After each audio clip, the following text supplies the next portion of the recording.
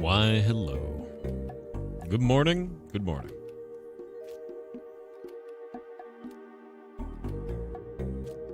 Oh, is that Christopher Yee? Rating in the morning. What's up, dude?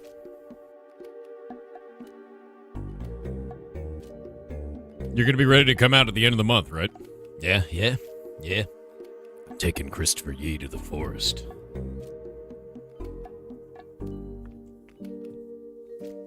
I'm stealing him.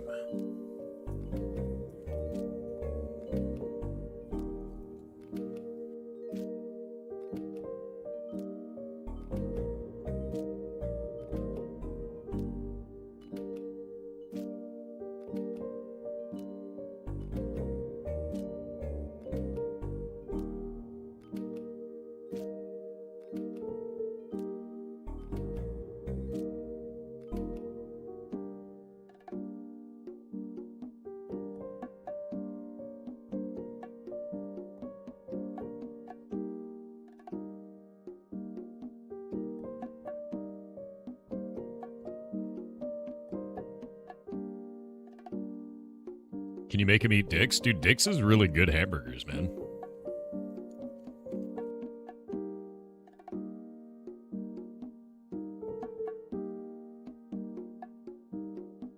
Like, we could totally go to Dick's, man.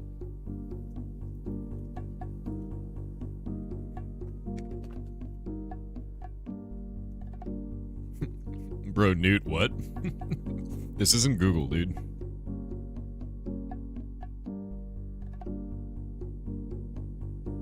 Did you sleep? Yeah.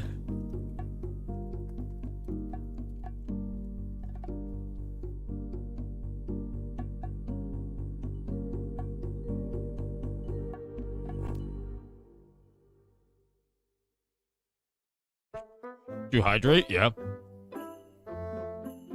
What are you doing today? Trying to make an underground ant farm in Hightail.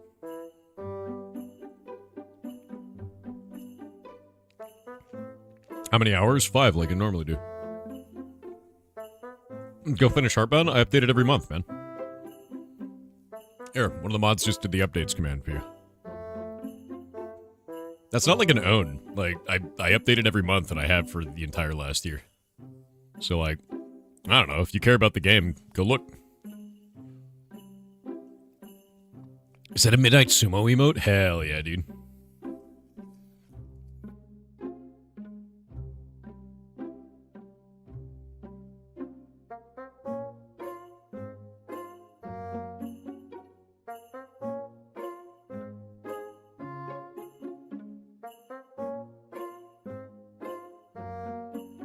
Can we see your face, or is this just a podcast? Dude, it's a podcast right now because I'm eating breakfast.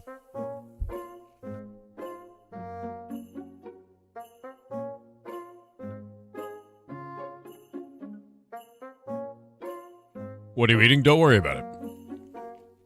Don't worry about it. You won't miss them.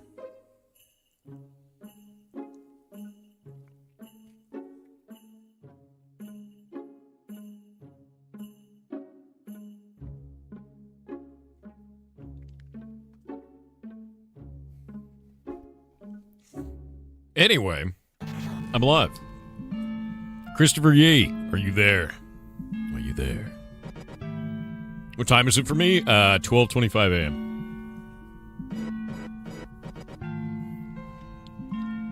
Oh, and it's freezing, dude. It's cold as shit. Way too goddamn cold, actually.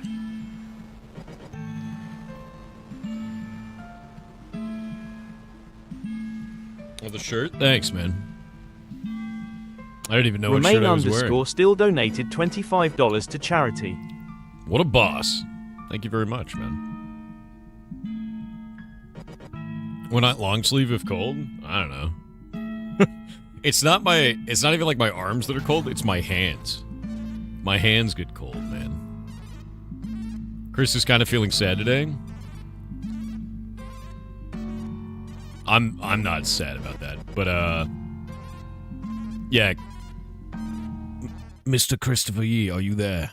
Are you there, Yee? Are you there? We're going to take you to the forest. You're going to see plants and animals. The healing power of a shitload of ferrets.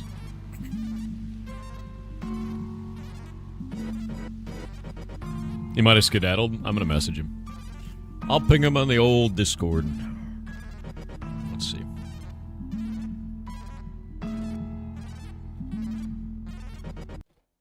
Yee.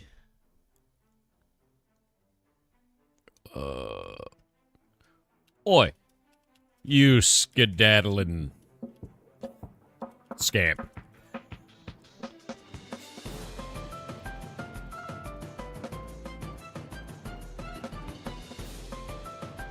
I called him a scamp, dude. He's a scamp now.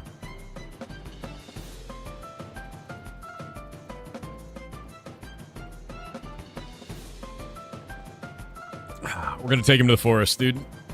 Yeah, basically the way that this end of this month is gonna work is Christopher Yee and Wanky are both gonna come out here, and then I'm gonna make them go to the forest because Christopher Yee needs to get the hell out of his house. And he needs to have an adventure, so I'm going to give them an adventure, which means I'm going to take them in the middle of the forest and leave them in the middle of the forest. And definitely not watch them from afar as they try to survive. Definitely not. No. That couldn't be it at all. It's definitely not a found footage film. Nope. Adventure.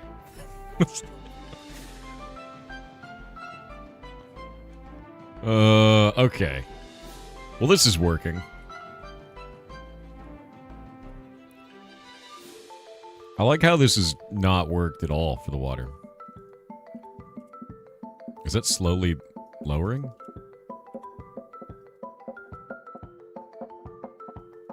Huh. Can we not place blocks outside of this? Oh, that's weird. I guess because I have the viewport set, it won't let me do it. That's weird.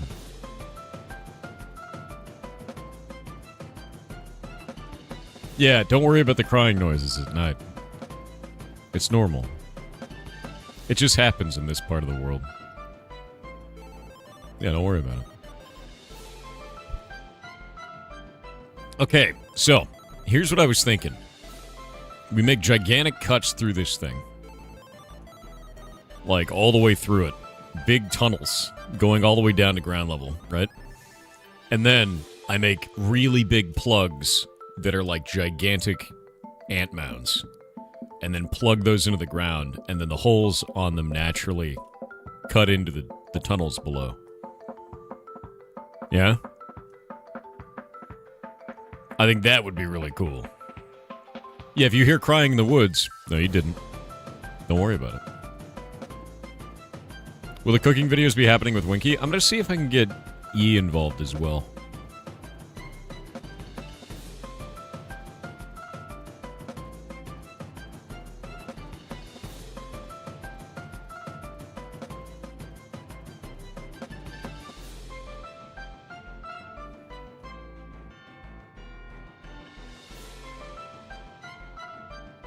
So I'm going to do that.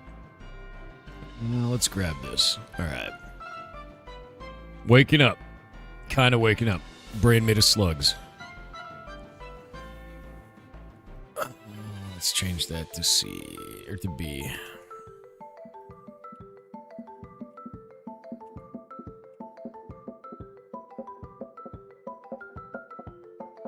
There we go.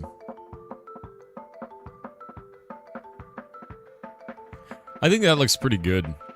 We have like a really thick layer of sand, and then sandy gravel, and then sandstone underneath, and then we could just cut through the sandstone and do all kinds of stuff in there. Yeah, thank you guys very much for supporting Humane World for Animals. That is freaking awesome. But yeah, they used to be known as the Humane Society of the United States. They rebranded, and for whatever reason, their thing now says formerly known as HSUS, which is quite funny. I think they should just cut clean and just do it. Switch over to Humane World for Animals. I think they're doing a really good job. HSUS, I know, right?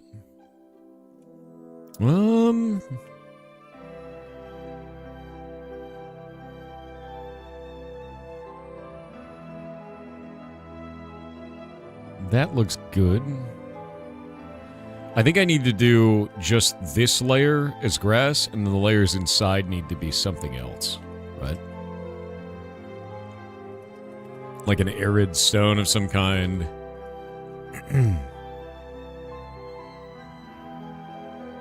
Sublime_K donated $15 to charity. That's kind of cool. Thank you for the $15 to charity. That is amazing. You are awesome. What is a sand sapling? Grows a sand tree. The hell's a sand tree? What does that look like? Sand thorn. Okay. Plant bramble dry sandthorn. Right now we just have this becoming brambles and only brambles. And I'm wondering if I can do, instead of constant material provider for this, I'm going to do a weighted material provider.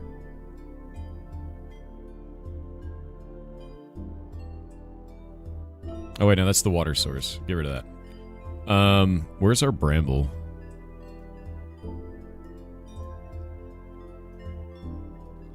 There we go. Because this right here is turning into a straight up just a material, and that's a box prop. I feel like there's a better way to do this. Right? Because this is making an assignment, and that assignment's a box prop, but I feel like plants can probably be generated in a better way than building them as props. This feels incorrect. This feels like there's a better way. Yeah. Because, like, this is creating... Like, I feel like trees should be made this way, but individual plants should probably be made in some other way. Where we can do, like, a weighted distribution. Yeah. How would you do it if it's not props? Well, they're technically just blocks, right? They're not technically a prop. So, like, if I can do this as not a prop... Because props only allow one material type, just material. And I want to do a weighted distribution of materials. So maybe there's a different type of prop.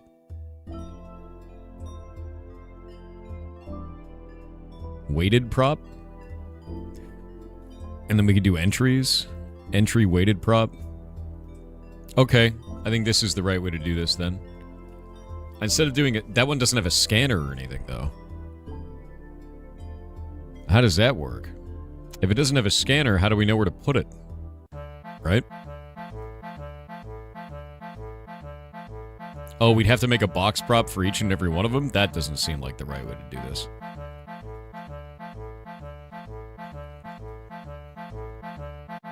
Cluster prop.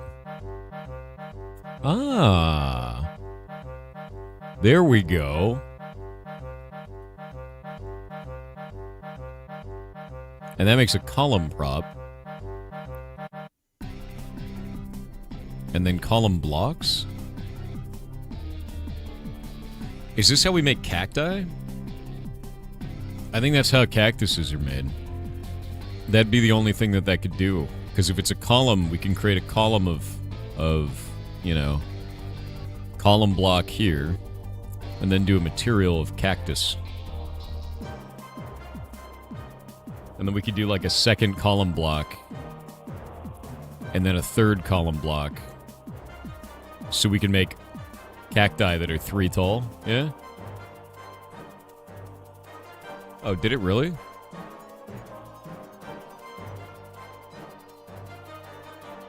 I don't know how that could possibly fail. Restarting it now. Ham.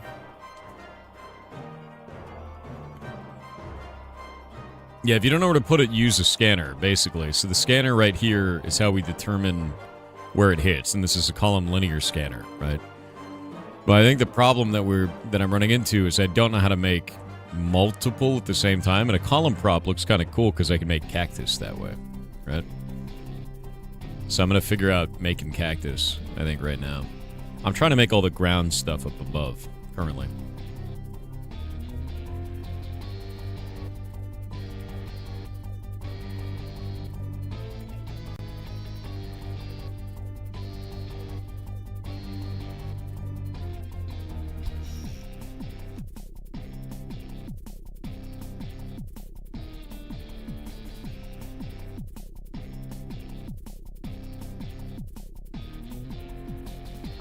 Well, that's bad.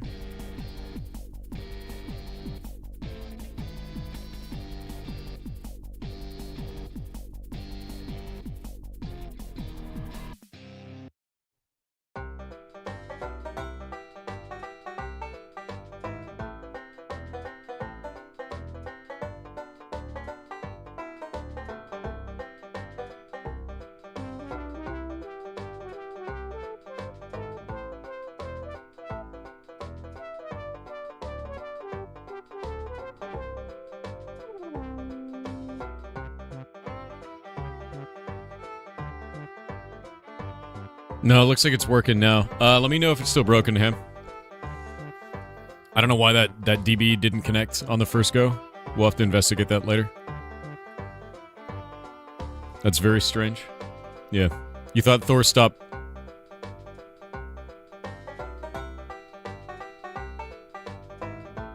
breathing? Never stop breathing. Directionality. Static directionality. Pattern. Block type pattern. Block set pattern?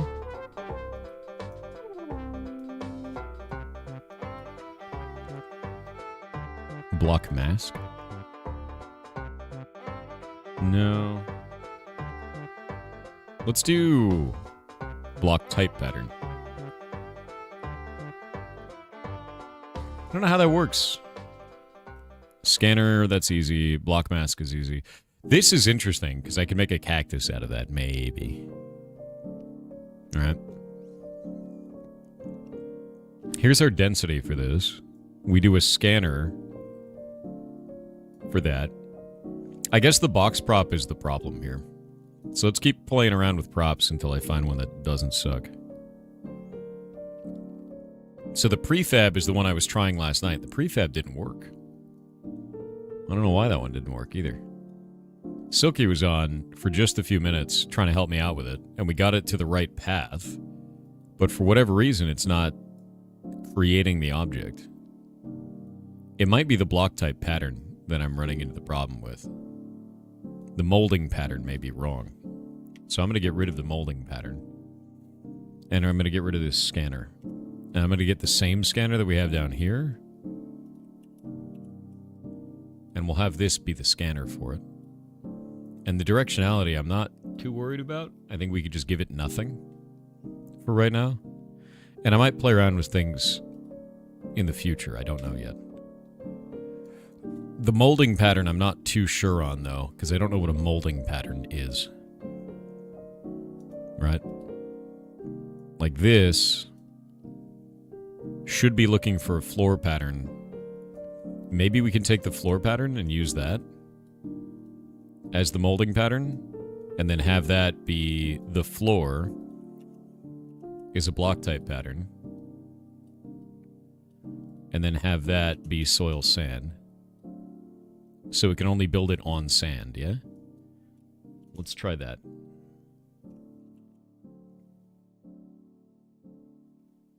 Nope, it is not making that. There's got to be another way to build this. I think what I'm going to do is I'm going to look at another implementation of like Oasis or something like that. Because I think there's a thing with that of opening it up for like volcanic jungle. I'm going to go open volcanic jungle and we'll look at the trees. Grass, jungle water, clay. Where did it make trees? Trees. Here we go. Did a runtime imported assignments. Well, that's not helpful. Volcanic one, jungle, trees, jungles. Okay.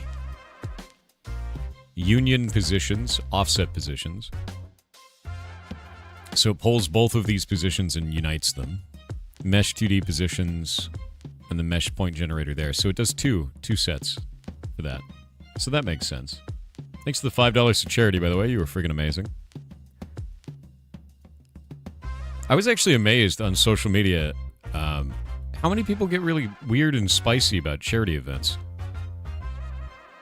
I'm always constantly surprised by that. It seems like the internet at large is much more interested in like negative everything now. I just don't think that's necessary. Did find an interesting rabbit hole with it, though. Everyone wants to be mad right now? It's true. I could agree with that. Yeah. Way easier to not be mad. If you're feeling mad, try not to be mad instead. It's emotionally draining. I did find a really interesting thing, though. Let me show you something wild.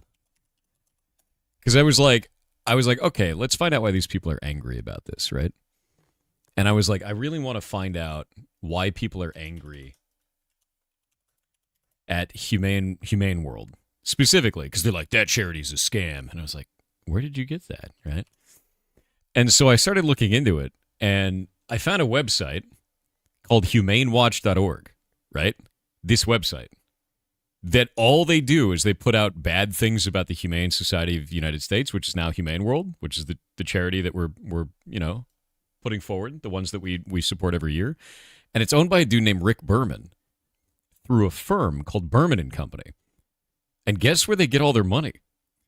From the restaurant, food, and beverage industry. You know, the ones directly impacted by animal welfare.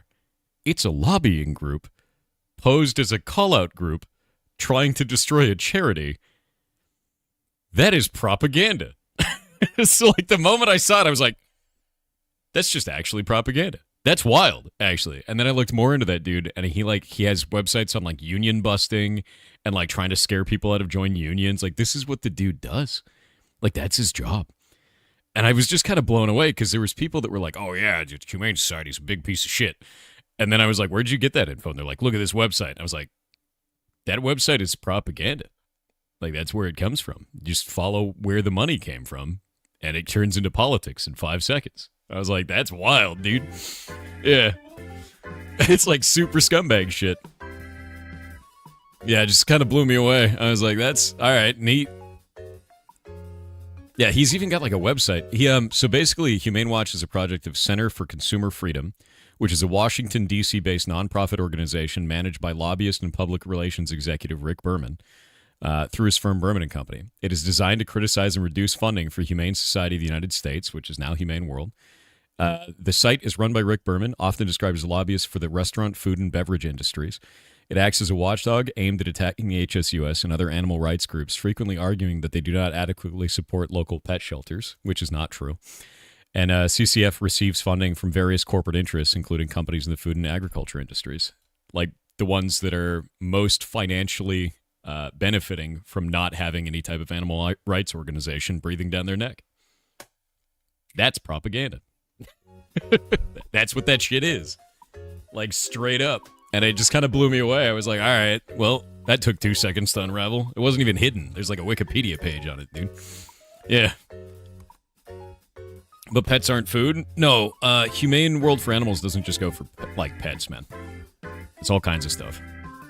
Yeah, it's not a pet thing. It's animal rights. Just kind of blew me away. Mostly because it was just so... I guess most of the time when I see that stuff, it's usually, like, harder to unravel, but that one was, like, right on the surface. It was like, yeah, we're not even hiding it. It's like, all right, okay. Very cool, I guess. You know?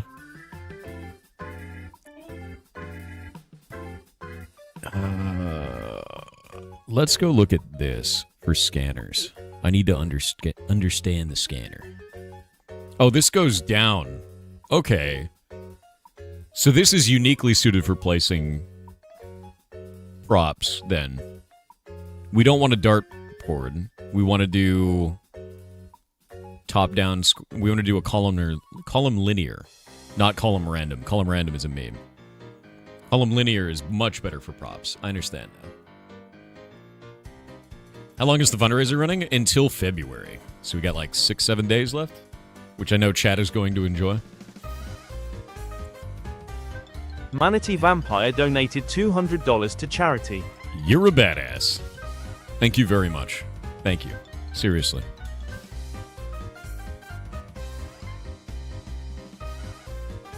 That is very, very nice of you.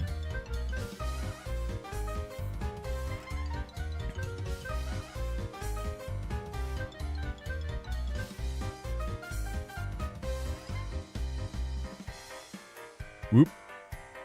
Oh, Predictus, that's pretty good. Like, $200 is wild, man. That's incredibly nice of you. The ferret stream is frozen? Ooh, I can go and check that, I think. Yeah, I can go and check that. Give me just a minute and I'll go look at it, find out what's going on. What are you mad about?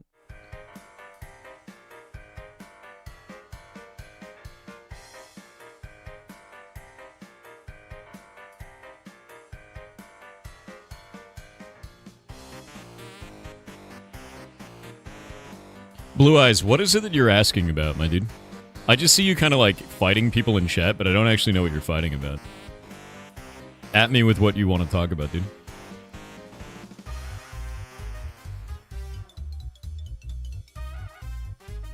Yeah, because I went to look through your chat history and I can't find shit. Morning, have a nice weekend, y'all. You have a... Wait, is it a weekend? Oh shit, it's Saturday. Hell yeah. Yeah, the cam is frozen. I'll check it in a moment.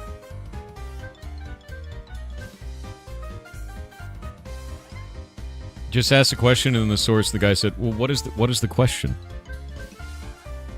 Blue Eyes, what is your question? You said you have a question. What is it? Reveal it! Elucidate! Outrageous, dude. Sinful, what do you think we do here, man?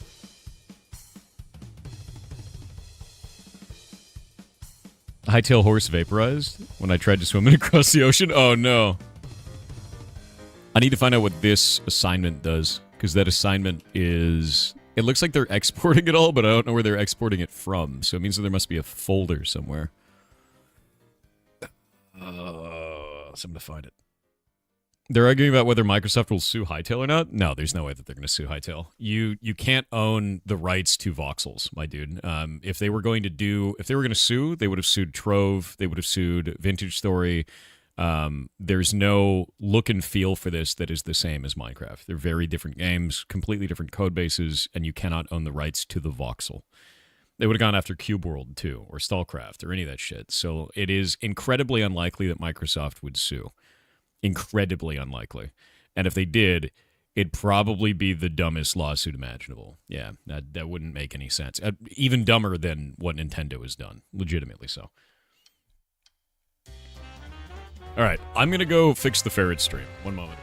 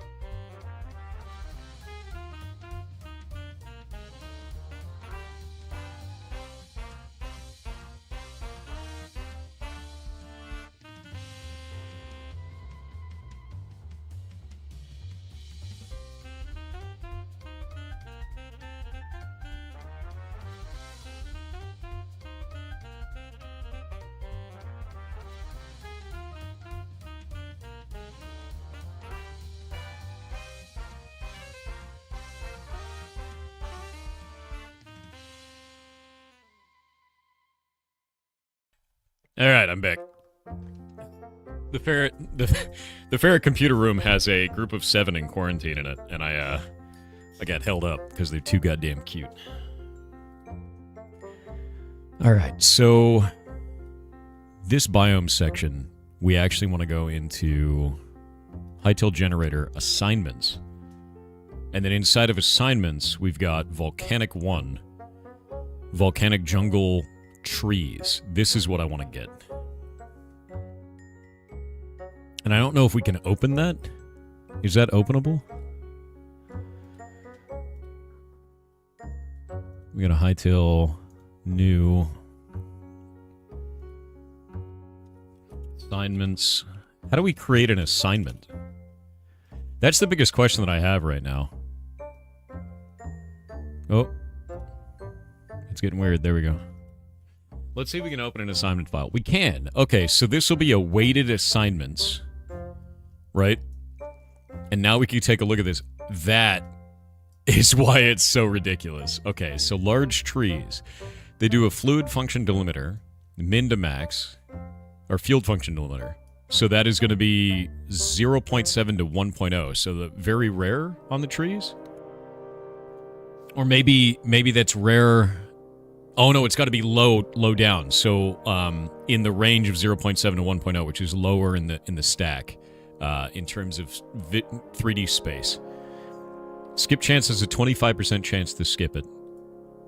And then weight is 50 for volcanic swamp bush. So 50% of the time it does a bush. And then another 50% of the time it does a union prop with a prefab and a cluster.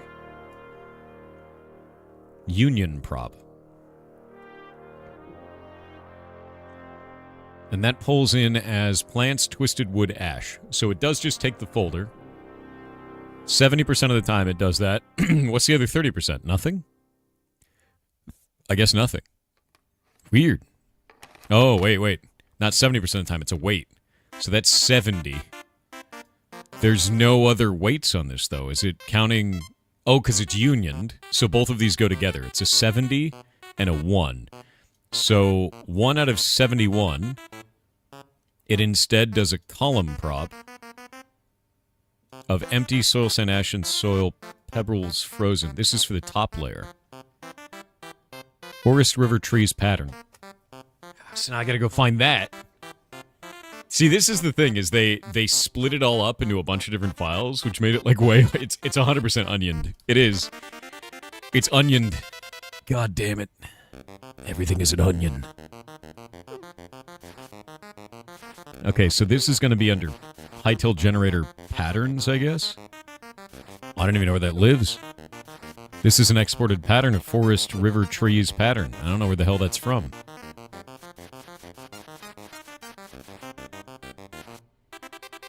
You know, I think I can learn enough from this, though. Weighted assignments. And they do the prefab prop. And we're going to grab that. And we'll just go from there. And that's doing a floor pattern, random directionality, floor pattern, block set pattern, empty, sand, soil, sand, ashen, and soil pebbles. Block set pattern, block set mask. That one's different. Okay. Column linear scanner. We're doing the exact same thing. Cool. Alright. Let's go open up ours. Hightail generator, biomes, basic. And now we'll go down to our grass. And we're going to say that this is using... Oh, that's weird. Why did I put all this shit up here? Bro, what is happening? Ew. What has it done, dude? Alright, well, that's all weird garbage now. What the hell is this? What are you?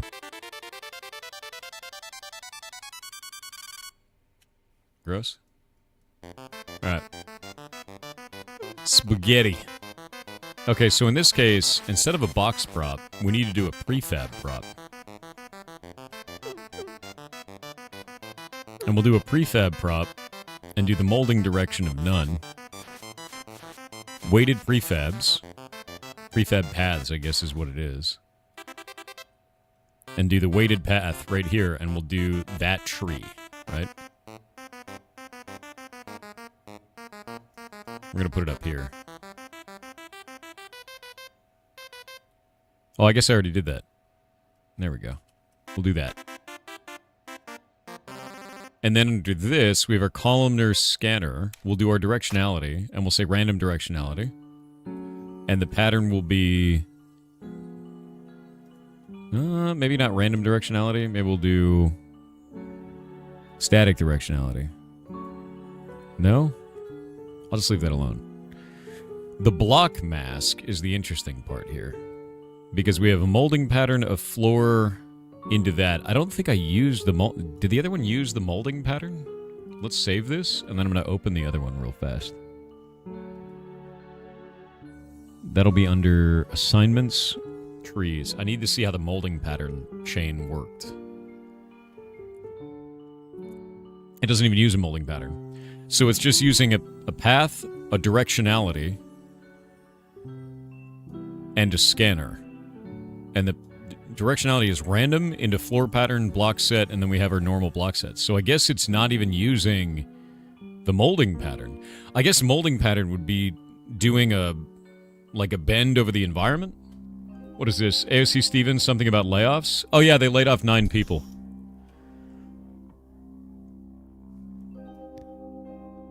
Yeah. Thread about Intrepid Studios has gotten a lot of, layoffs at Intrepid has gotten a lot of traction on Reddit. Creative director Stephen Sharif jumps into the comments to add additional context and assuage fears.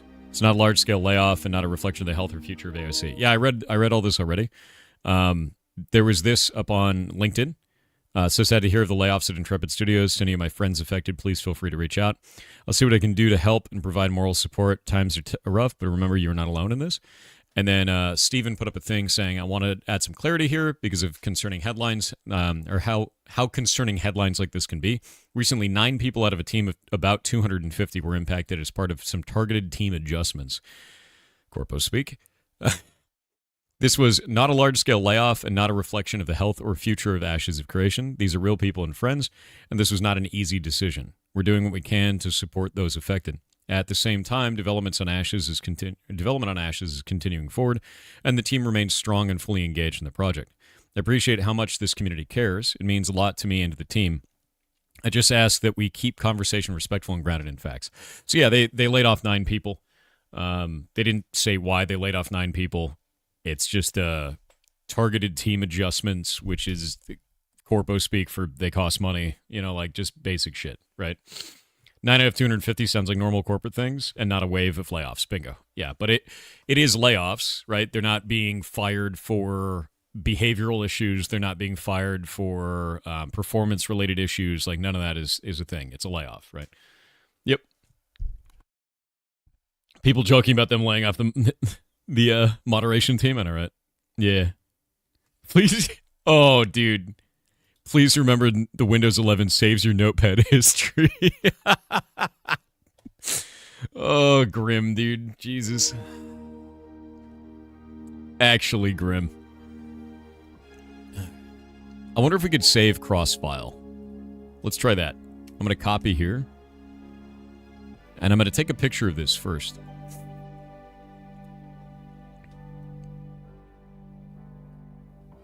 I'm going to go pop that over there.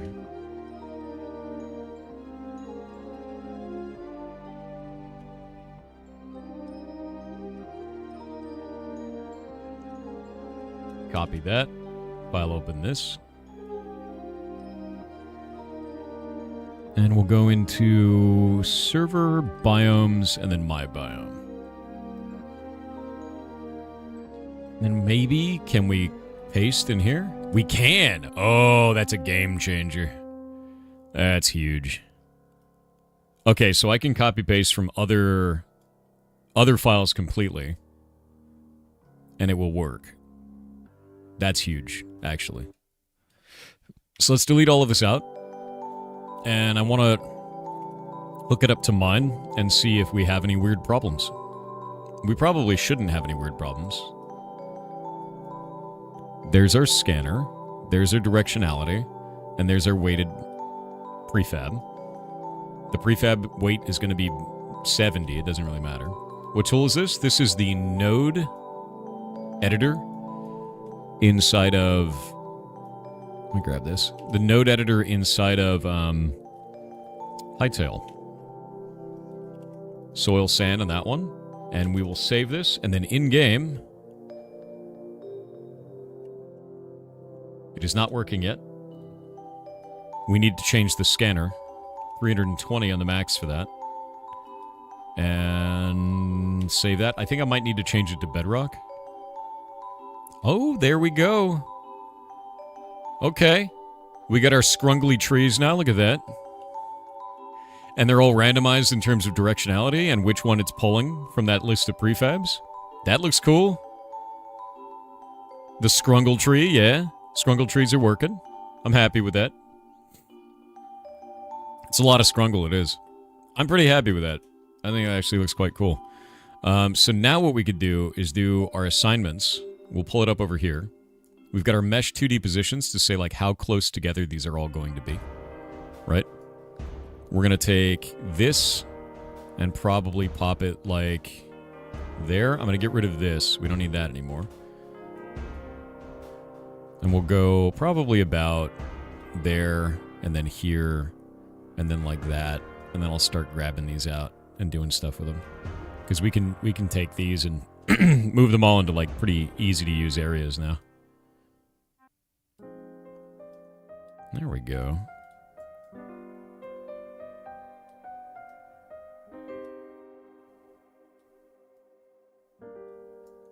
I wonder if I can do... Because this is set to empty, you know? I wonder if I could set that to nothing. Can I set that to nothing? Let me try Xing that out and see if we can reduce the complexity here. Nope, we cannot. And I want to understand why that's the case before we go forward. Is the origin of this supposed to be empty? Does that mean that it needs to start in the sky at an empty position and then scan downwards? I could probably increase optimization here too. Let me go into this. We're not going to use that as base anymore. I'm pretty sure we do that as something else. Let me look. We do it as bedrock. Bedrock. And we'll do max Y of about 220 and then minimum Y of about 180. That way it's not scanning over the entirety of the system. Because this right here should be about, let's see where it's at, 190. And all the way down here is about 180. So we could do about 200 to 180. And I think that will increase the performance of this pretty dramatically. So if we want to do something on the surface, we do it 200 to 180. And then this one here, we can do 200 to 180 on that as well. Because that'll be our plants for that. Save that out. And then do that again. And it's still good. Nice. That's really good. Nice. Almost every chat is a reply. Yeah, dude, people are replying all over the place. Aren't they going to update World Gen? This is the updated World Gen. This is V2. So V2 allows you to do all kinds of crazy shit, and that's kind of what I'm setting up right now, of trying to get that to work. Yeah. And I'm going to play around with the underground part. Looks like you got prefabs working? I did. Yeah, I finally got them working just now. I had to go and look at another iteration of them, like another implementation, rather, on a different file, and that's it. It's available in pre-release. It's available in pre-release and also in the one before that. You can actually use it in both. Yeah. Yeah, air blocks. So that's empty is what's up here. And then, like, this is the pattern. So you see the ground pattern, right? I can actually go into here, and I can change the overall ground pattern that I've made, which is our base ground pattern here. And we can go and be like, I want that one to be 105 for the curve point. And then we can go back into here and watch how it changes the entirety of the land, right? Oh, it breaks it completely. Very nice. That's funny. Oh, because it made it so, never mind. Here, let me do this one as 152. That's why. I made the lower part higher than the higher part, which caused it to explode. There we go. So we can make even larger kind of terrain like this. If I wanted to make like crazy sand dunes, basically. Isn't that neat? So if I want to make it like insane sand dunes, I can make it insane sand dunes, which I think I kind of want to, you know? I think the idea of like really big sand dunes is sort of sort of cool and interesting. Yeah. The Cheese Mountains? You're a Cheese Mountain, dude. You're Cheese Mountain entirely. I kind of want that to fall instead of destroy. You know what I mean? It's a bit weird. Welcome, Wally. Yep. I like this. Like, do you see this feature here? Like, the way that that looks? I actually really like that. You know? I think it actually looks really cool to carve it in that way. I think I might leave it like this and then start building from here. What do you guys think? Big sand dunes like this look cooler? Yeah? Alright.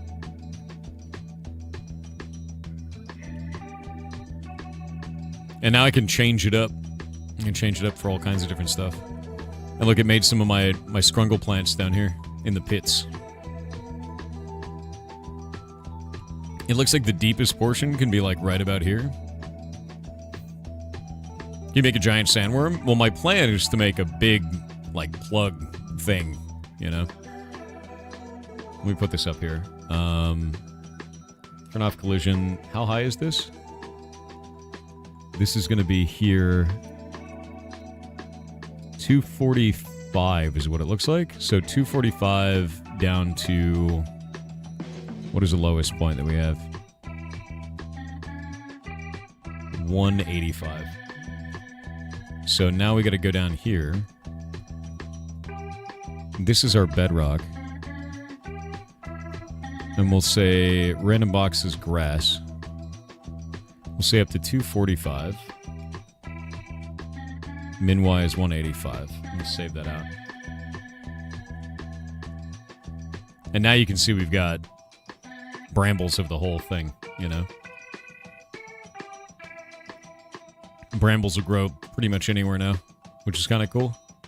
And I'll be switching those brambles out, because I'm not quite sold on them yet, but I just want to make sure that I can create props anywhere that I need to. It looks like it won't make them on the very top up there. Maybe I could bring that to 290. Or 250, rather. Let's try that. There we go. Yep. Bro, what? Humongous? I'm a dude with long hair, man.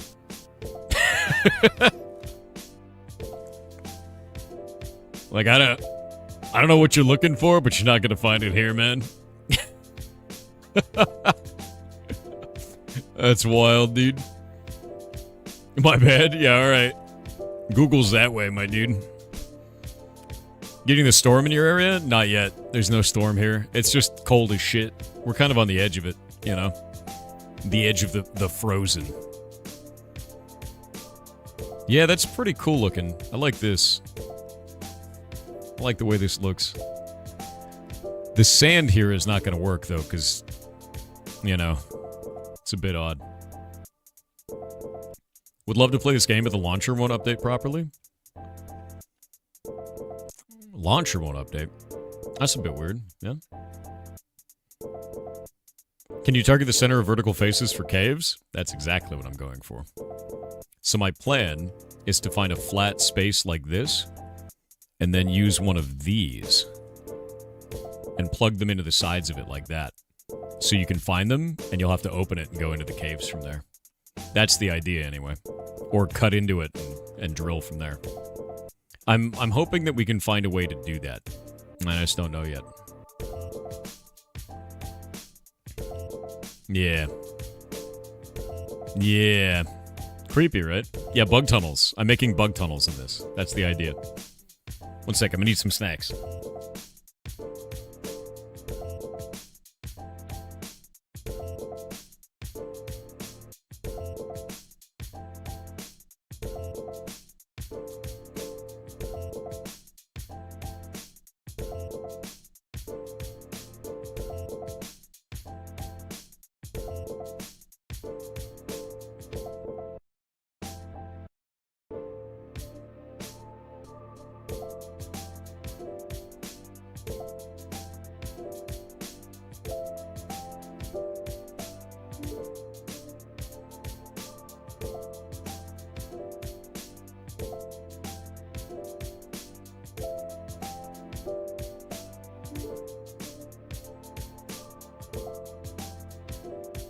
The snackies, dude.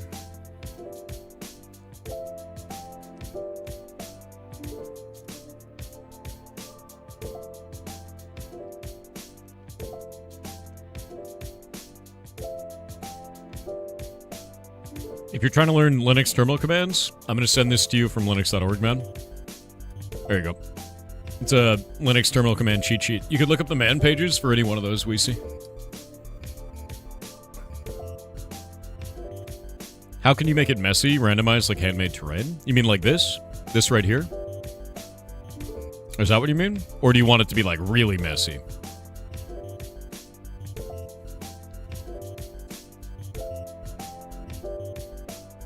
Do you want to be like messy or?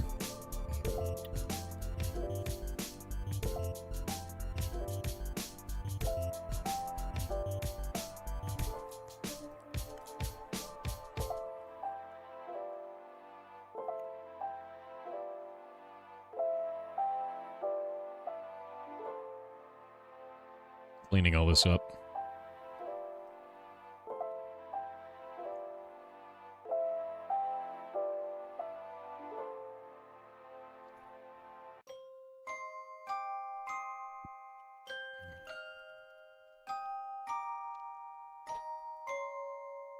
Linux mentioned, happy day. I think I only want the trees to be on the top ends of these. We're going to do 250 to about 220, right? And now we can have the trees up towards the tops, which might be kind of cool. And they won't form down in the pits.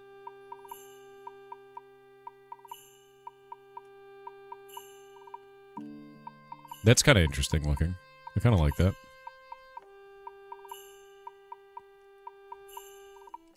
It's too neat, like perfect ovals at the moment. Well, I mean, it's sand, right? That's kind of the idea. The underside is going to be very messy and weird. But if you want it to be scrungly, right? We want it to go like full scrungle mode. We can go up here and we can change the octaves to 11. Or to 10, rather. And maybe change the lacunarity on this, too. And then we can save that. And that should really scrungle it up, right? So I can make it like that.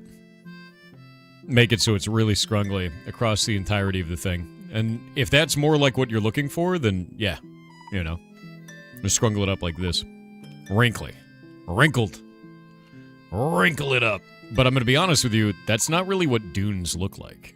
Like sand dunes tend to not do this, you know. They tend to make it like, it's more smooth for everything. Yeah. This is more like wet sand, yeah. So I don't think this looks right for what I'm trying to build. But that's how you would do it. Let's see it without the lacunarity. Looks like the lacunarity is really what changes that.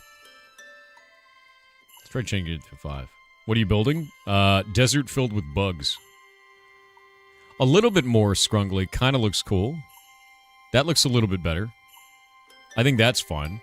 Especially because I'm going to be adding trees and stuff into it. This is less scrungle, but more than we had it originally. I think that's kind of okay. Let's try down to 4 and see what that looks like.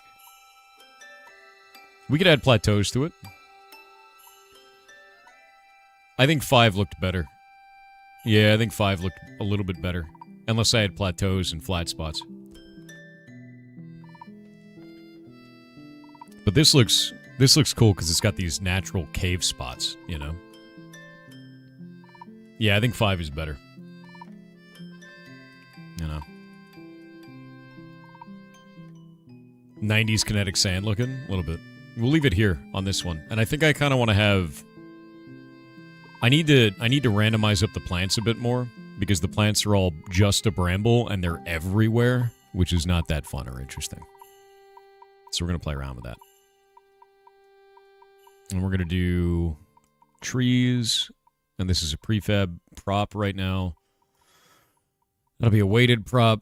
I think what I might do... Yeah, we just got weighted path for that.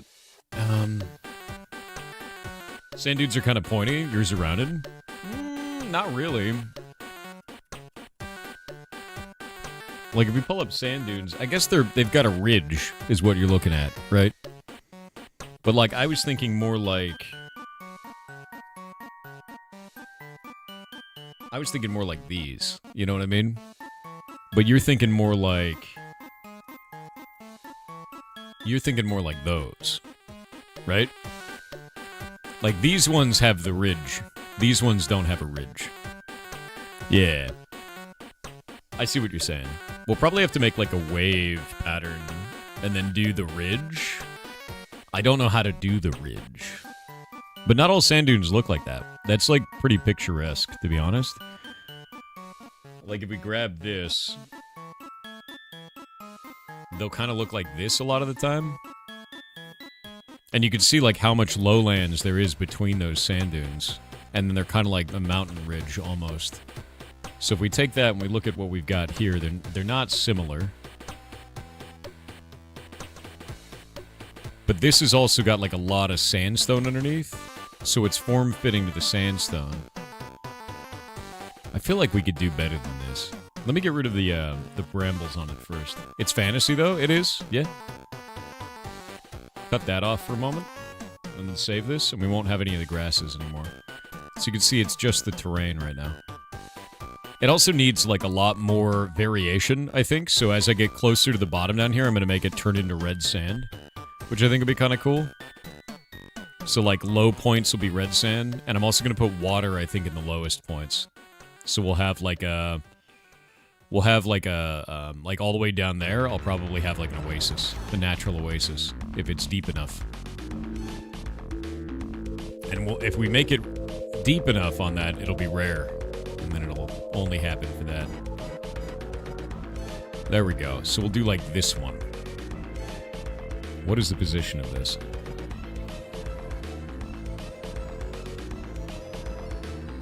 $192.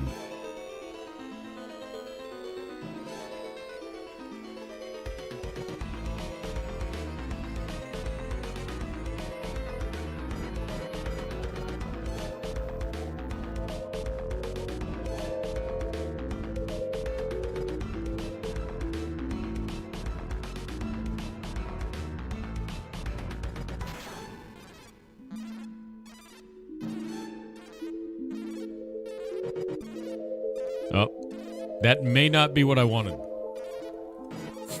It's quite funny.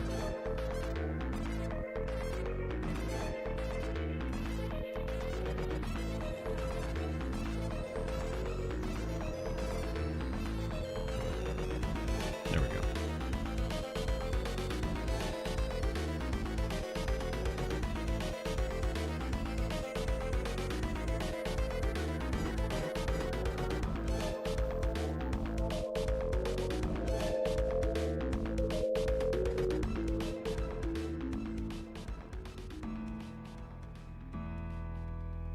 That may actually be the only spot that it grows. Oh, nope, there's another one over here.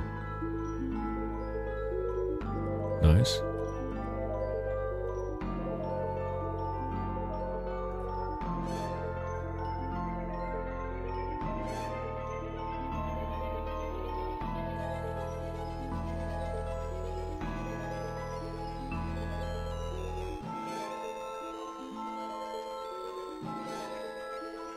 You migrating Blockgame? Yes. Yes, I am. I'm playing with creating a custom biome right.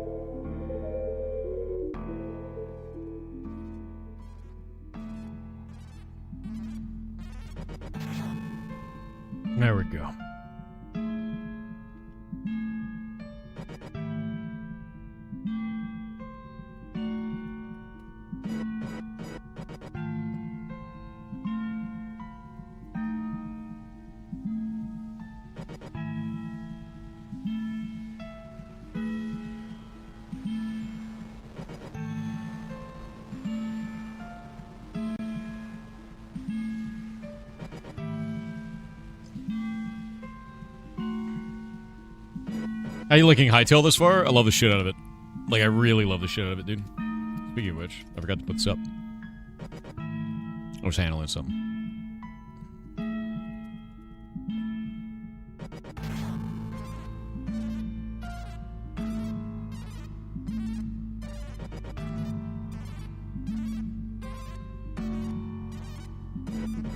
The legless government lizard man? I'm not legless. How dare you? I don't even have 20 years. Elbear2021_H with 500 bits said I send this very short video to you to curse your eyes with teeth. Teethman, https://www.u. Bro, what? I will watch this, but I am already horrified. Let me think here. I feel like we could do 150 on this. Make them more common.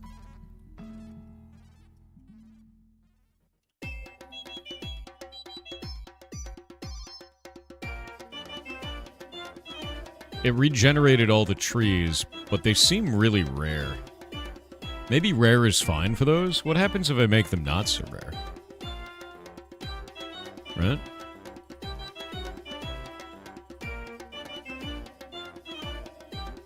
So that's the full pattern for every one of those. It looks like it's creating a stripe, which is a little bit weird. But these are all the valid locations for all of these scrungle trees. I need to find out why that's doing a stripe.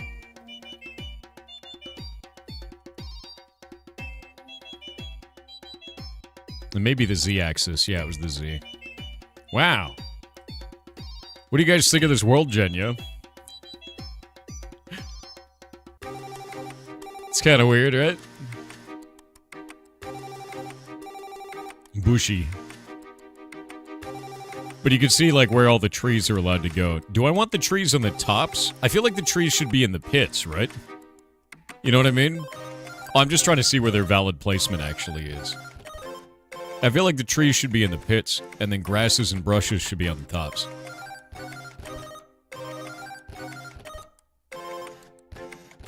You know?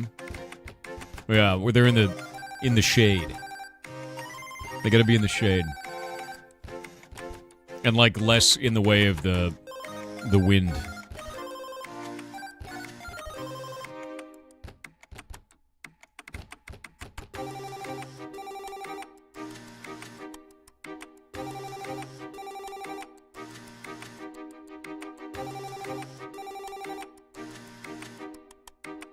Yeah, like that.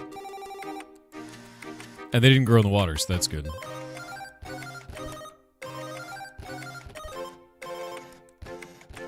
Yeah, more like that, yeah.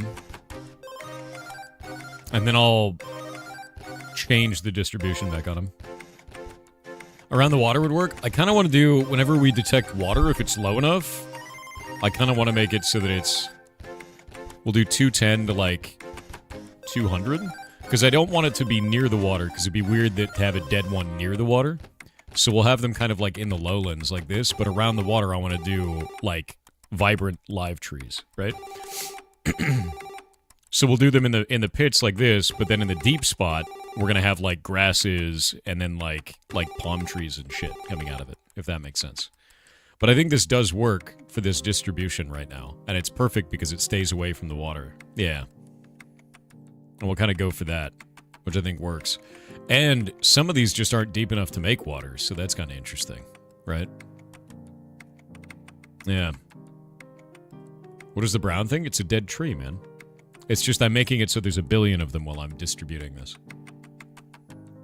And now we can go in here and set up the distribution and make it so it's like scale of 10 and 10 and 10. And do like this and save it. And now you can see we'll have less of them. But there's still a lot of them. I think that's too many. So I'll probably do 20, 20, and 20. Change the distribution up quite a bit. And now they're more sparse, see? And I think that kind of works. I think that's quite cool. Where it's like, these were all failed tree areas, if that makes sense. I think that's quite cool. And then we can go from there, and I want to work on this. Hightail thing? What is this? What do they get? What's going on?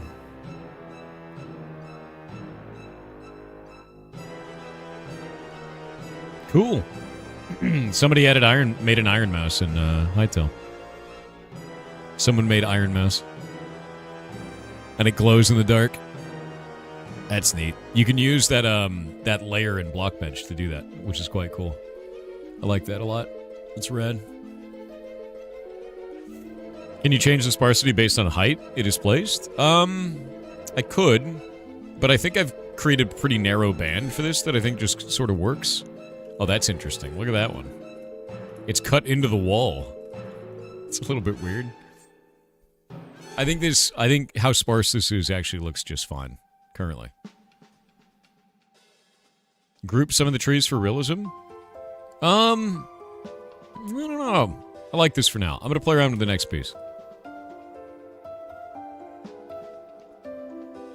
Okay, let's see for water.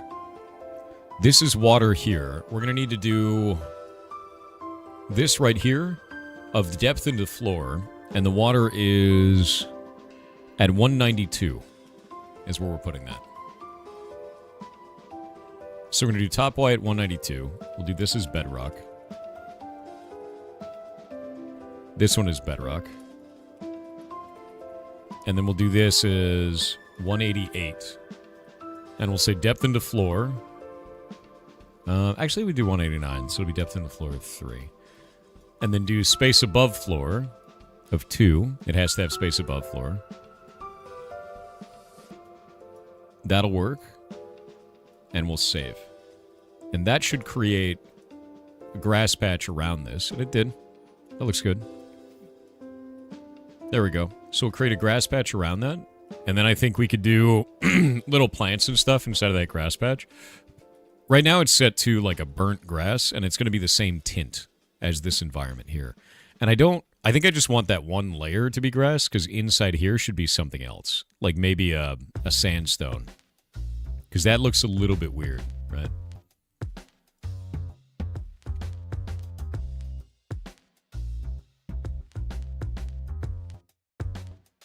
It didn't cut that one. It should. This should be set. 192. 188, maybe? Let's try that. What it's missing is a ER face. You're ER face, dude. Alright, there we go. So now we'll do that layer. We're going to make this one 192 to 188. And then this range max, we'll do multiple layers, right? We're going to do a range thickness layer. This one is going to be a constant thickness layer. So we can get rid of that. And make this one a constant thickness to there. The next one's going to be a range of 1 to 3. Constant thickness of 1. There we go. And that'll be soul grass burnt. Oh, wait. That's going to go over the entirety of the thing, isn't it? No, it's not going to work. I have to do 2 different simple horizontal material providers. One of them is going to be the grass layer. And then the other one is going to be... Yeah, this is not going to work this way. Let me think. Is color coding a thing? Not really. Not for this. We do actually need this to be like this. It's going to be 192 to 192. And then I can save it. And that should just be this one layer if I do it correctly. Nope, it's not even done correctly. Let's do 191 to 192. I think that fixes this problem. There we go. Okay, so now the layers underneath this, I need to go and figure that out. So we'll do the exact same thing as this. Copy pasta. And then grab another cue up here. What is this one? Sand and gravel. We move that down a little bit. And we'll do this as 188. 188 to 191. Depth into floor of 3. And we'll change this into rock. What is it? Rock stone. Save that and see if it'll make a basin for us. Which it did. There we go. So we make little basins like this. And then cut through it. And I think that works. so it looks like it should do that. Rock and stone. Yeah, see what that's doing, though? Look how neat that is. So we can make these little, like, water pockets, basically, whenever we need to. It looks like it's still creating that. I need to find a way to detect liquid. Where I'm going to place liquid. If there's no liquid placed, then it shouldn't be changing it out. Because, like, if you look at this one is flat on the, you know, the depth that it would have a liquid, but if there's no liquid, it shouldn't do that. So I wonder if I need to do that with a prefab. I wonder if the right way to do this isn't this way, it's to make a prefab. But that would look weird, right? Yeah. Surely Minecraft can sue for copyright? Nope, because that's not how copyright works, man. They would have to be using any of the assets, any of the programming, any of the art, any of the textures, any of the models, any of that of Minecraft, which they don't. You cannot copyright the voxel, which is a block. Otherwise, they'd have to go after Trove, they'd have to go after Cube World, they'd have to go after Vintage Story, and all the others that have used voxels for, you know, hundreds of different games. There's no thing in here that is copyrightable at all. Yeah. That is not how it works. There's also no patent that is applied to specifically voxels, and they're doing World Gen in a completely different way than Minecraft. Which is why we're able to do this. Because this, right here, this gigantic, ridiculous thing that I'm building, is how we're making this world. Isn't that cool? Yep. Alright. I don't know if I want to use that rock stone. Maybe we can use a different one. What can we use? Aqua brick. The hell is that? That's cool looking. I like that.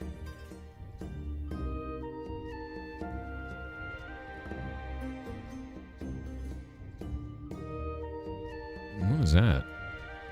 Concrete roof? That looks really weird. It's broken too. We could use Scarak related stuff and make it kind of like a prefab. Scarak.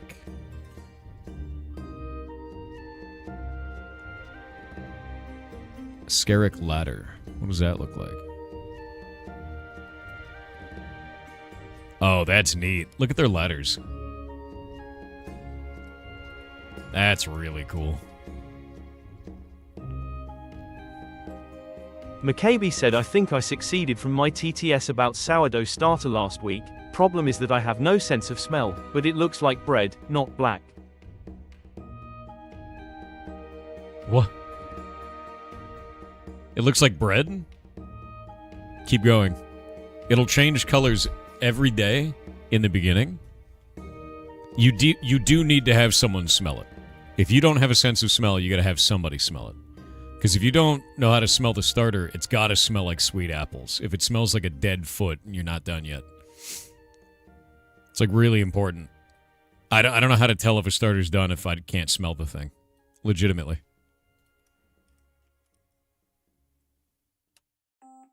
Alright. Burnt grass is cool. I kind of want to have like a dark soil underneath. Maybe ashen? Corrupted hive brick.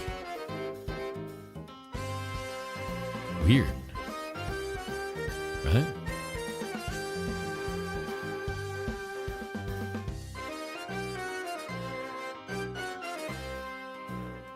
Soil hive brick. What if we did a soil, like a hive soil, right?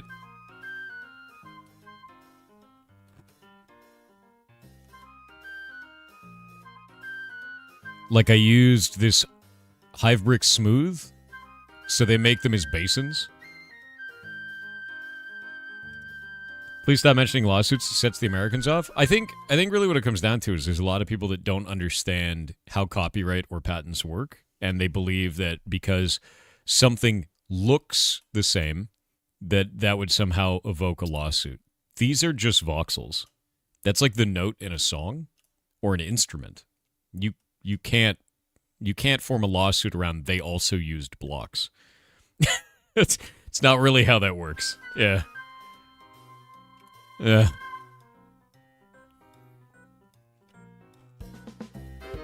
Soil Hive brick smooth.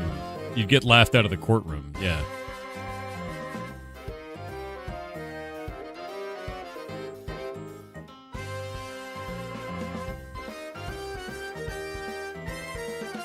Sure Nintendo would give it a go? Yeah, and look how well that went for them. No, that looks weird. It's got, like, stripes on it. I don't like the stripes. You know?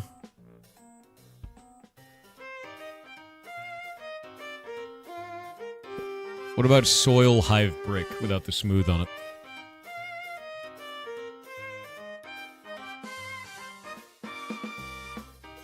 That looks better. I like that. It kind of blends into the burnt grass. Yeah, I think that looks really good. Look at that. Let's go look at the other one.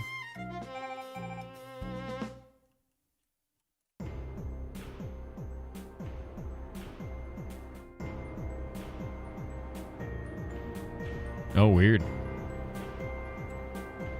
I feel like I should be able to expand out from that one location and just do that, but I don't know. You know? What game is this? This is Hytale, and we're playing with World Gen right now. World Gen V2. So I'm creating pockets of water in this with, like, trees that go all around and, like, trying to figure out how I want this to work. Darker water is darker in color. I kind of like this, to be honest with you. I really do. I think this looks good. Deeper water? I mean, we could cause it to go even deeper in terms of pocketing. Like, if I go like this, and we take this, and we say the curve point for this goes down to 80 instead of 85, and save that out. We now have, like, a deeper pockets, which means larger pools, you know? So we could do a thing like that and make it so that the ground is, like, really, really scrungled out. And it'll make deeper pockets, but I'll have to change up the world gen to account for that. Oh, wow, look at this one. This one is, like, super deep comparatively. You know? Marbell Madness said, "Ahoy, Captain, Nautical. Today is my 36th birthday, and I am not sorry. For those who remember my last TTS, thank you for all of your encouraging messages. For that one person who went above and beyond to reach out, thank you from the bottom of my heart. I turned 36 today, and I don't plan on stopping. Yar love, yar love, yar love." I'm glad you're doing okay, man. If you ever need anything, let me know. 185 to 188.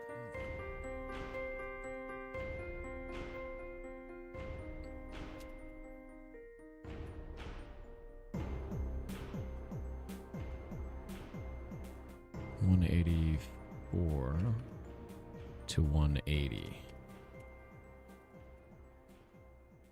Oh, make that 4.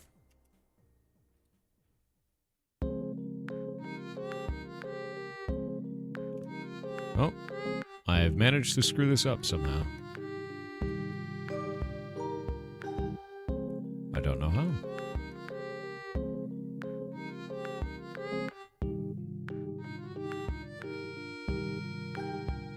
I made it so that the water is deeper. Like, it has to go deeper into the pit. So we really only have like 1 or 2 of these, but it looks like I screwed up the layering somehow. Yeah. We'll make this a little bit deeper. So it's got to go up 1, 2, 3 blocks for that one. So 187, and that can be up to 7 in depth. Greater than condition. Space above floor is going to be 2. I don't even think we need a condition on that. I think it just works. Make it a thing, yeah. And we'll do this one at 188 to 187. Depth into floor 1. There we go. So that should now work. And then on these, see how that's sand right there? I don't think that's good. I think there's got to be a better way than doing that. So if I remove that space above floor and we do this, right? we make it so that it cuts in at a thickness of 2.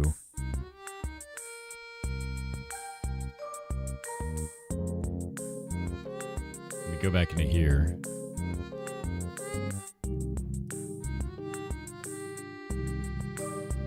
That'll fix all of that. And then we can say back to this. Save that back in. There we go. So now it fills in all the gaps for that. Look at that. Isn't that awesome? I think that looks really good. It fills that all up. And then it makes like randomly generated other ones as well. And it fills in all the gaps in all this. What do you guys think? Yeah? Yeah? Yeah? Yeah? So whenever it gets deep enough, there will be a water pool there.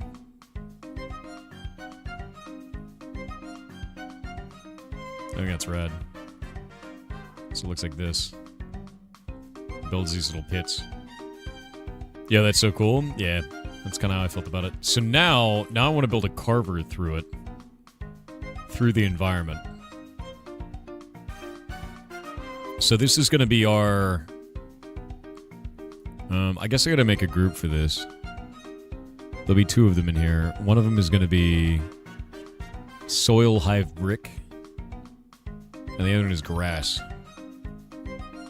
So we'll do a add group. Grass oasis. Take our bedrock, put it all the way up here. Actually, yeah, we'll just call it oasis. Oasis. And that's cool, because I made that without a prefab now, right? You know? And now we've got our oasis block, like that. So that's our oasis. And having those 2 separate ones is kind of neat.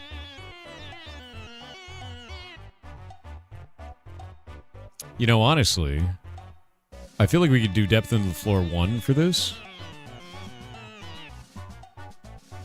Let me think about this. Yeah, I think this works. I think this works just fine. Soil hive brick. And go from there. Sand and gravel. Adding palm trees to the oasis? That's the next piece, yeah. Because we've got our sand and gravel, right? And then we've got our trees, our normal basic trees. We're going to have this one be dead trees. We've got our dead ash trees over the entire environment, right? But they're only in, like, the Midlands areas. So now what I want to do is I want to make some that are kind of clustered around this. Sort of clustered around this area, right? And there's only, like, a thin band of grasses there. So what I need to do is I need to find the ones on this layer that are open and have been set to that grass. And then I'll take that and I'll build palm trees and stuff on it. So we need to find, like, an oasis tree. And I'll go look in the files real quick to see if we can find those. Because this is in our assets.zip, right? So we'll look at assignments. We'll go into... probably... I don't even know what it would be, right? Forest? No, we don't want river trees. We want, like, an oasis tree. Maybe under desert? Desert oasis? Trees. Boab? Let me try some stuff. I'm going to go into here. Under basic. I think I want to change this. We have plants, twisted wood, ash right now. And I think it might be cool to do something else. So let me go into generator. And then we'll go into... not assignments. Is it world structures? No, it's not world structures. Where the hell does this live? I don't remember.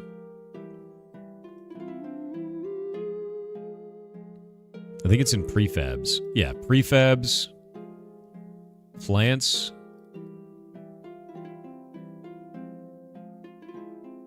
Twisted wood is the name of that one. So instead, I think I want to go into trees. And then into...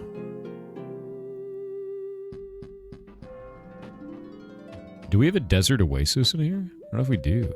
I don't know if we have that.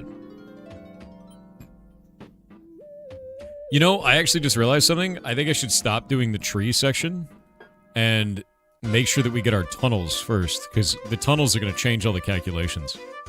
The more that I think about this, the more that I'm like, wait a minute, it's gonna cause problems. You know what I mean? We're gonna leave them for later. This desert is very different. It's more horrifying. I don't even know if we need min density on this, do we?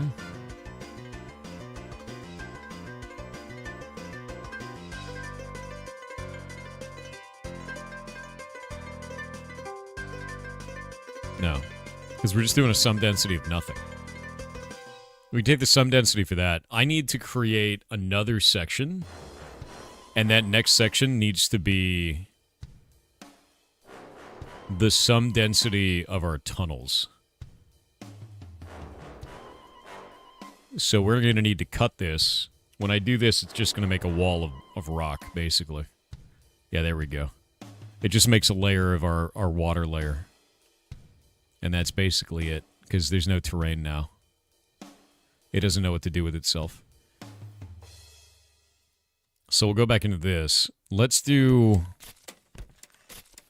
I think we have to do a sum density here. I don't actually know how this quite works yet. So we'll grab that. And we're going to take that one there, and we'll plug that one in there. This will be our first density layer. That's good. That worked. I'm gonna wait on the ads. Yeah, digging Darkmaster0693 with 500 bits said good evening Thor. Good evening. I have a ferret question. Ooh. Is it true that when a ferret has babies, they will bring him to their owner cause they consider you as head of the family? That's the word's kind of out on that in terms of ferret behavior. They do like to show each other things. They're incredibly social animals, so there's an argument for that. But a lot of the times where I've seen that, it's been really anecdotal, and I've never had an interaction with them directly, and I haven't seen any studies on this. They will, however, try to steal your fingers and bring your fingers back to where all their babies are, because they might actually think that your fingers are babies. Because they look like pinkies. So, like, they're also kind of dumb. There is that too. So it's, like I said, it's kind of a behavioral thing that we should probably know more about. Yeah, they're not super smart. They're smart in some situations, but they're very social animals, and they may not be able to discern. They're like, I need to bring small pink thing back to the pile of small pink things. Right? Yeah. One sec.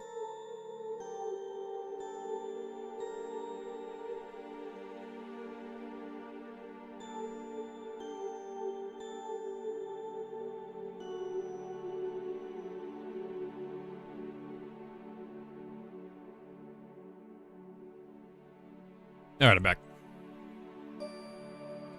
Also, another thing with ferrets is that sometimes the mom will clean her babies too hard, and she will accidentally eat their tail, which is what happened to Frog. Which is why Frog doesn't have a tail. His mom ate it. Yeah, and the babies are too young to know. Like, they're too small, so they don't even know. Yeah, Cash is the same way. That's why they don't have any tails, because their mom ate them. Yep. Weird, right? They're like, I'm going to clean my baby. Delicious. Whoops. Yep. Sheep will do that too. Is that a thing? How are the ferrets? It's been a while. Good. We actually just got in, this last week we got in a group of 7, which chat will really enjoy. And they were from a domestic abuse case, and they came in through another rescue. So we worked in tandem with another local rescue. And then all 7 of them went to them and then came to us. And we're renaming them all the 7 sages from Ocarina of Time. It's kind of cool. Yeah. What an absolutely wild thing to do on accident. I never would have imagined. Yeah, it's super weird, but like, there you go. It's ferrets, man. They're weird. Okay, this is going to be a simplex noise 3D density, I think. And this one is going to be probably a lacunarity of 4. The scale is going to be 30 on this. The octaves will be 10. And I kind of want to play with that. We may curve map it too. There we go. That's going to make some weird shit. That's going to make it super weird and put stuff in the air, which is not really what I want. I need it to be under the ground only, so I think what I'll do is I'll do min density to these two instead of sum.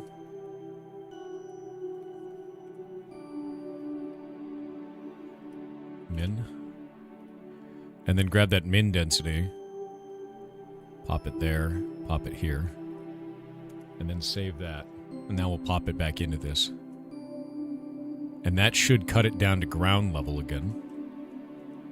It's still going to have that chunky appearance, so I got to figure out how to get rid of that.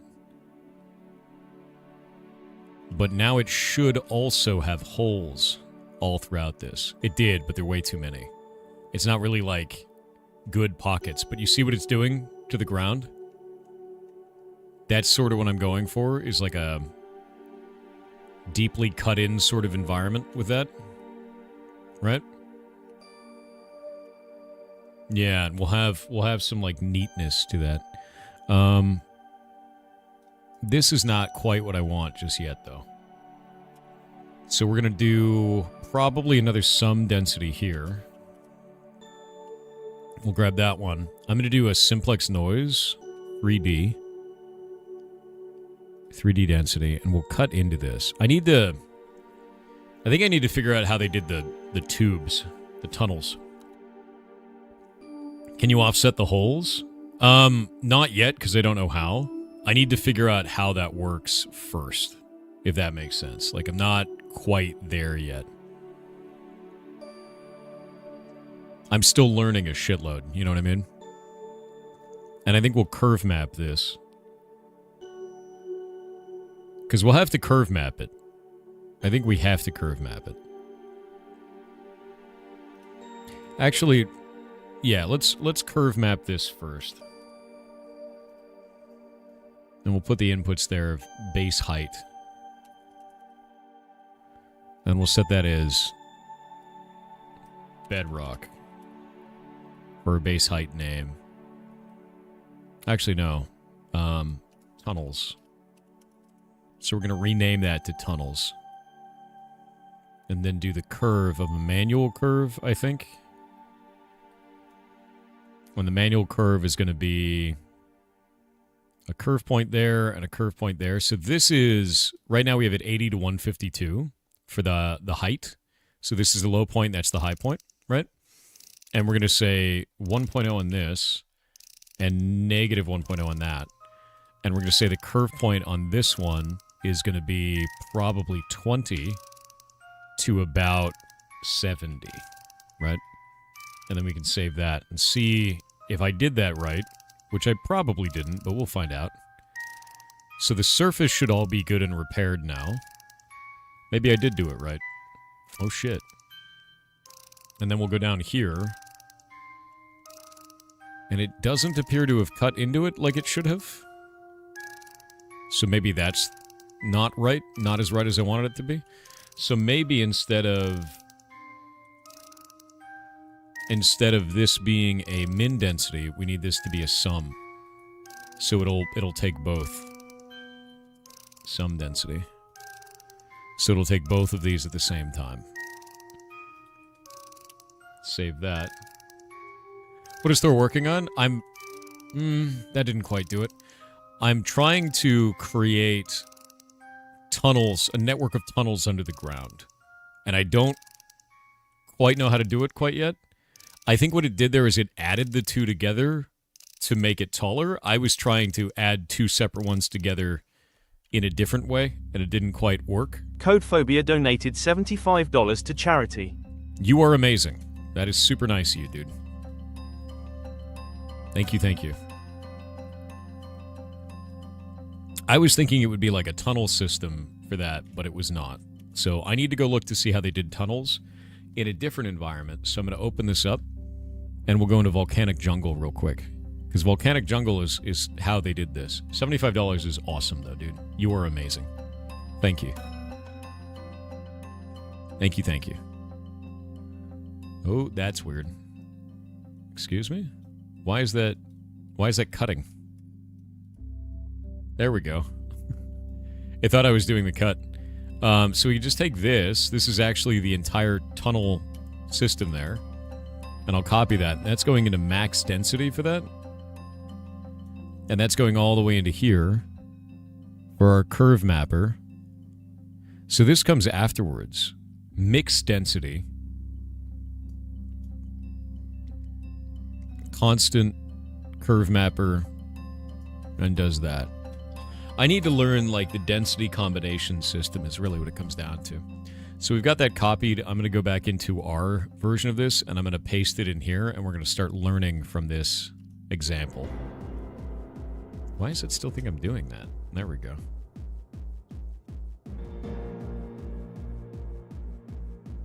We'll grab that there. And cut this off. We'll take base and, like, put it all the way up, I think is the right way to do this. Up here. And then I think what I'll do is just cut this off for a minute and have it drop into this. And then save that. And I'd like to understand what it's doing. Okay, so that doesn't look like it's really doing much. It's doing it down here. So these are those tubes. See how it's making volcanic tubes through this? That's pretty cool. And that's really kind of what I'm going for, is the volcanic tube sort of feel. And it looks like there's cuts in it here and there. And I think that's what I'm after, you know? This sort of a behavior throughout this. And we'll fill those tunnels with ants. We'll fill them with ants. Let me go into this, and we're going to cut off our water real quick.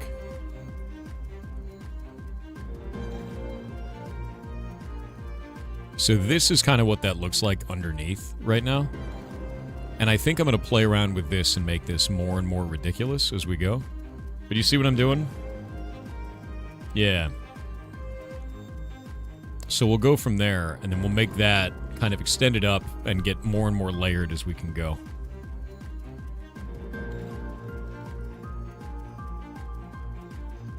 Okay. Lots of holes in that. That's fine. And it's made it all out of sand along the edges. So we're going to need to change the patterning for that, which I will do. And I just haven't done it yet.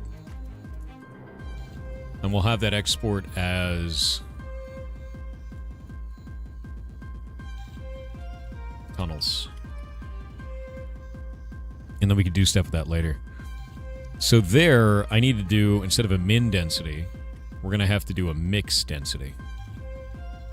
Mix density. And we'll have to plug in, I guess, both of these inputs. And now we get to see what this looks like when we do a mix, because I've never done a mix, and I don't know how that works. Ooh. The Salt Sorcerer donated $15 to charity. $15? That's freaking boss, dude. You guys are awesome. Thank you for doing that. Thank you very much. We're now at $6,012.23 to the Humane World for Animals. You are amazing. So with a mixed density on this, that doesn't quite work. I'm going to go back over to that other file, and I'd like to understand the volcanic, like what they did with this. Because they've got optimizations over here. They've got a max density. This is the ledges. This is the ceilings. This is the base for that. The bottom gaps and the gaps. I think I actually want to get rid of the bottom gaps and the gaps on those. I think. You donate $1 for every inch of Thor's hair? There's a lot of hair. There's a lot of hair. The ledges and the ceilings. Let's take a look at this. It's pulling a seed for this. That's like a named seed. This one is the base. So the base is kind of that wiggle that we have over the whole thing.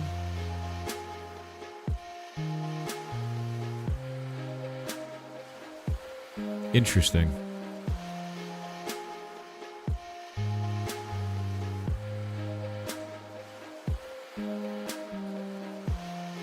Yeah, this doesn't quite do what I wanted. So min density and max density.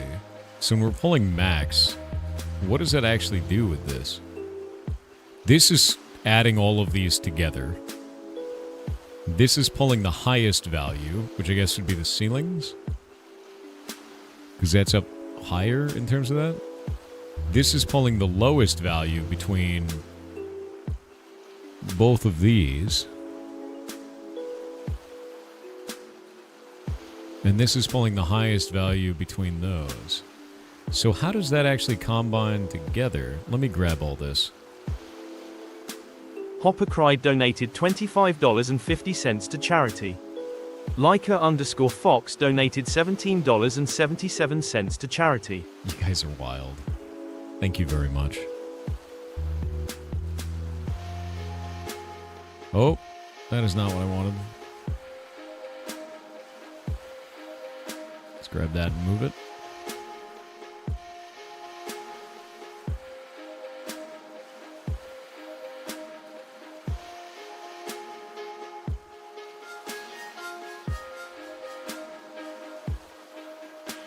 You guys are absolutely wild, man.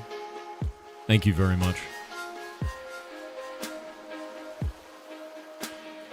So here's that whole thing, right? We can grab that, and I can just do this for right now.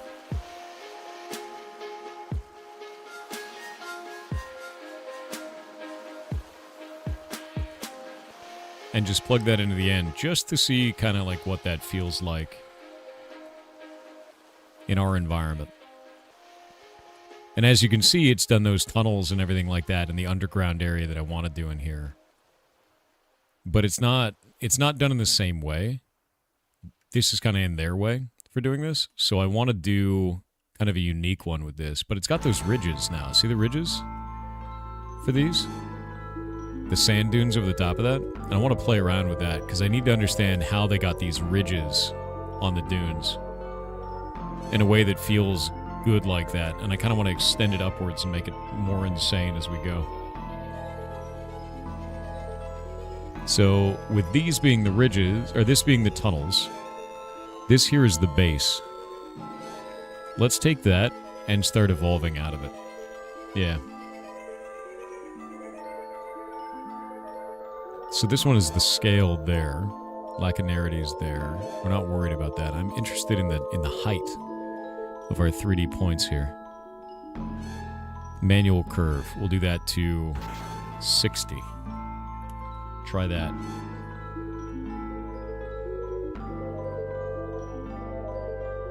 It's starting to go up a little bit higher. We'll want to bury those tunnels, basically. 20.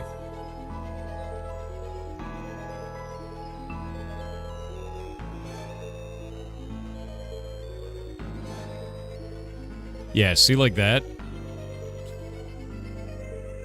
That's kind of a cool way to do that, right?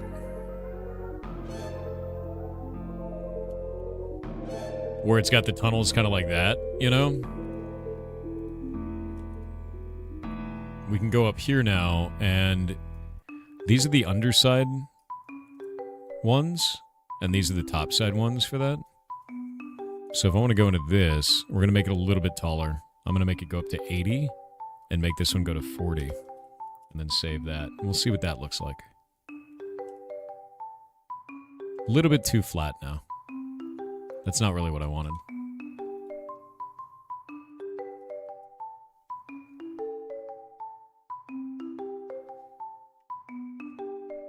There we go. And I kind of want these to be a little bit more... Like, see how they're starting to form ridges and kind of plateaus? I could do plateaus made out of stone up here, and we can extend that stone downwards. And then we can do ridges made out of sand like that, so they do look like those sand dunes like you guys were talking about. And then we could just have holes like this, and whenever there's a hole, we could fill those gaps with that, with the ants, with the Scarak. Like, these are the Scarak tunnels going down into the tunnel world, you know? Into the big the big horrors underneath. So if I go set this to full bright, like that, you can see kind of how that works throughout this. So we have a big open area down there, which is where the hive lives. Right? And then we could have these tunnels that lead down into the hive world. Like that.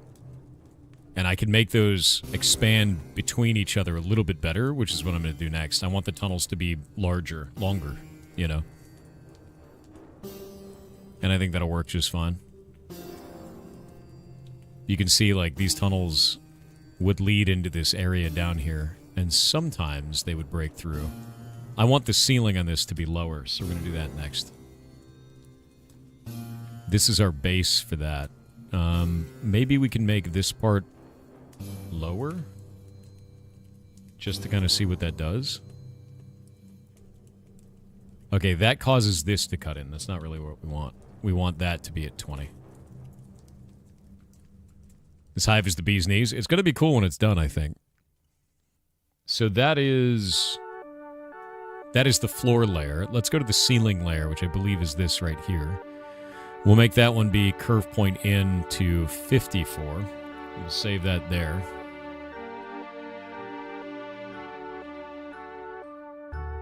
Is that not what I thought it was? Am I wrong about that? PC Tech 53 donated $15 to charity. That is amazing. Thank you very much. Thank you very much, PC Tech. So I guess that isn't doing what I thought it was. Ah, maybe it's this. Because that's at 130. Okay, so we can make this much deeper down here, which is kind of what I want to do. So we'll get this down to about 50.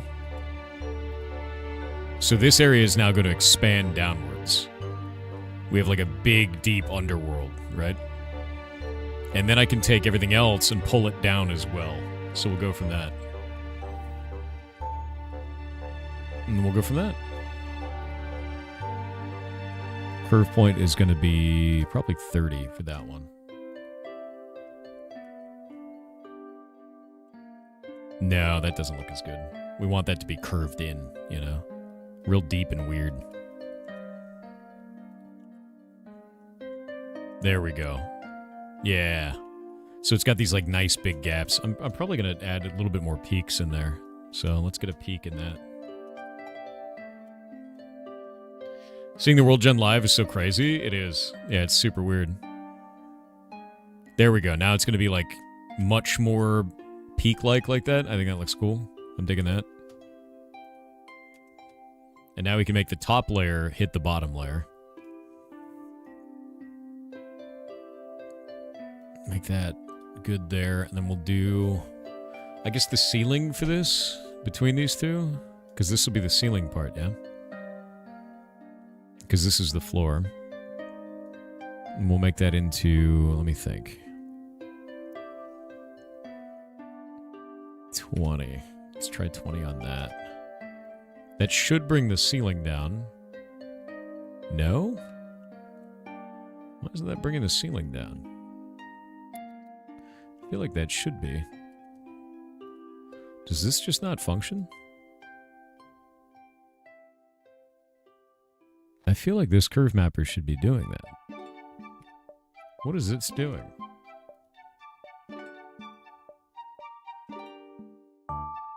Is that just not working? Okay, that curve mapper may just not be working. Which is kind of funny. If we cut off all of these right here, does this still work?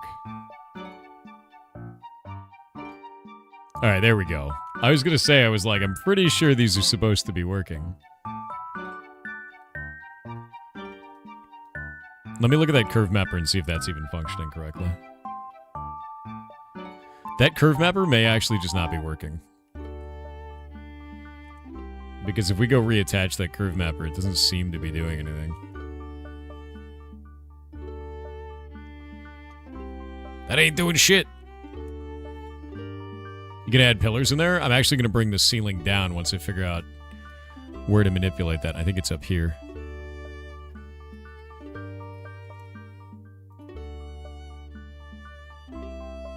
There we go. So we'll start bringing the ceiling down and making it kind of like spike-like is what I'm hoping for. And we got to bring the lower layer on this to like 20. I think will make it go up a little bit. Yeah, that'll make it go up. So I want it to go down. We'll make this thicker. We're going to say negative 100. And we'll make this one about negative 20.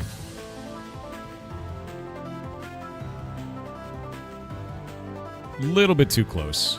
I want it to be a little bit up from there. But you're getting the idea now. So what I'll do is inside of this area, I'm going to be changing the ceiling to have like stuff all over it, like hanging cocoons and shit, you know? And then we'll make these tunnels go down further than where they're at right now, and those tunnels will dig all the way down into these areas, you know? And then we'll cover it in cocoons and bug material and all kinds of shit. Disgusting, I love it? Yeah, exactly.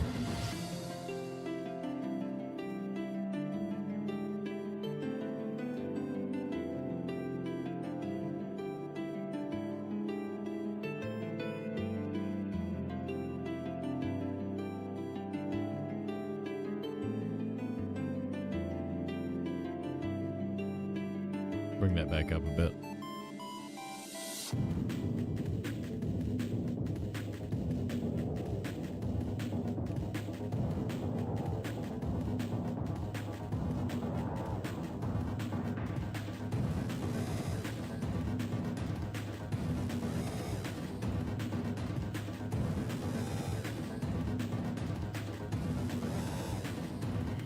There we go. I kind of wanted it to make like basins like this, which currently is working. We do like a basin, and then the ceiling kind of comes down to meet it, but I think the ceiling is curving a little bit too much into it. So we're going to change that. This we can just kill off. That's not necessary or relevant.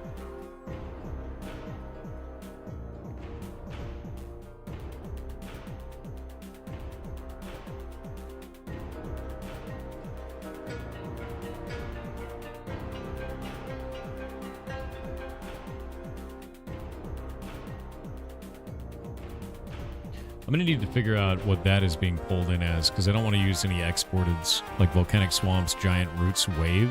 I need to know what that is. So we'll pull it from somewhere else, wherever the hell that lives.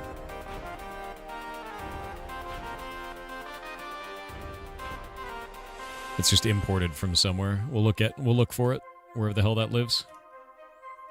Because that was there built in, and I want to know, like, where does that come from, you know?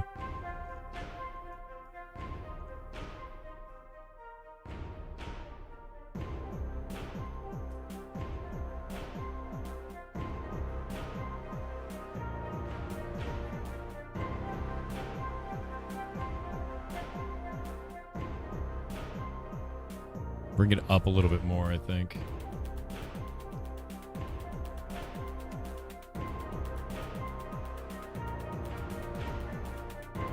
Grab that.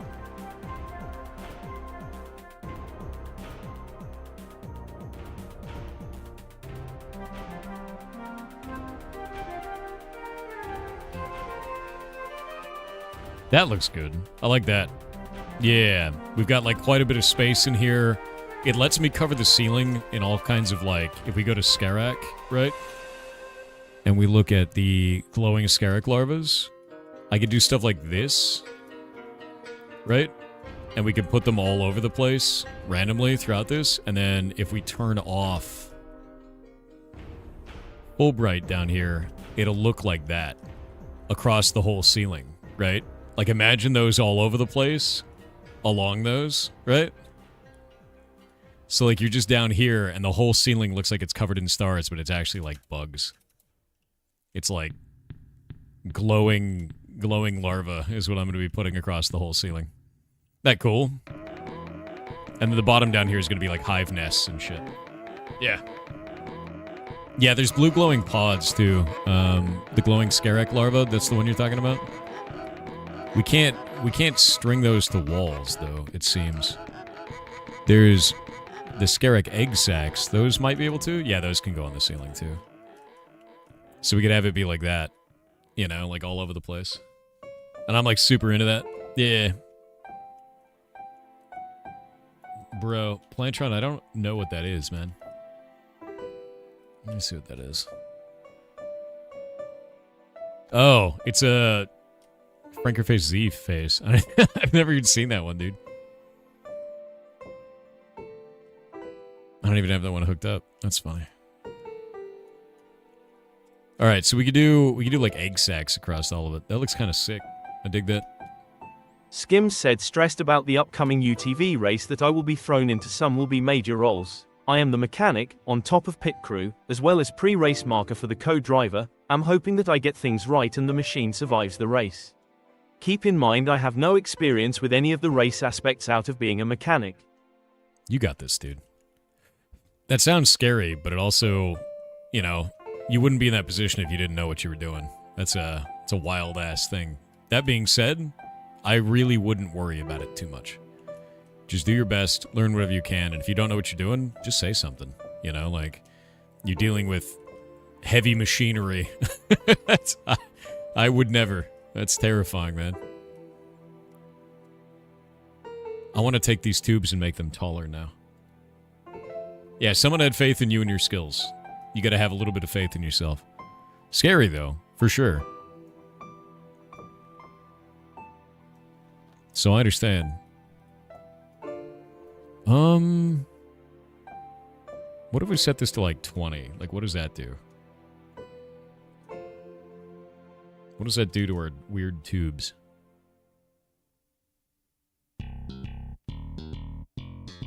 Nothing?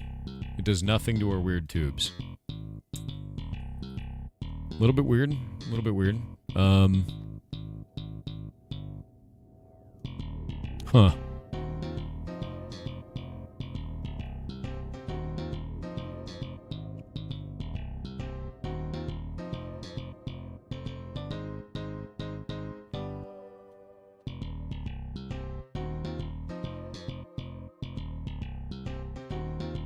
Bit weird.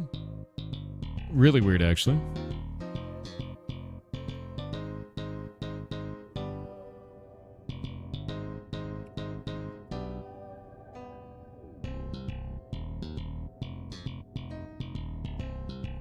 How the shit is this working if that's not being used?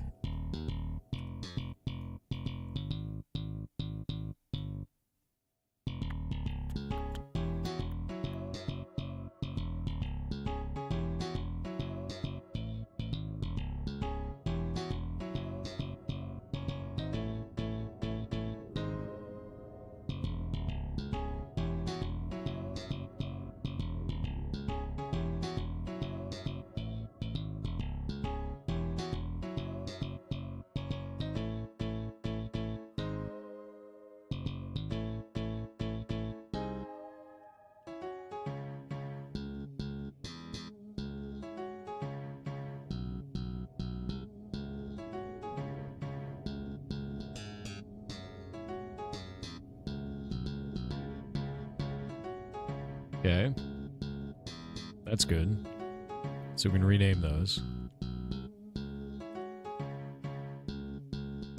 I wonder...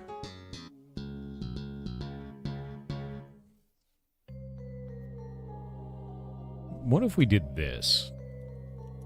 Is this defined by the ceilings? This doesn't appear to be defined by that. What the hell is this defined by? What defines this?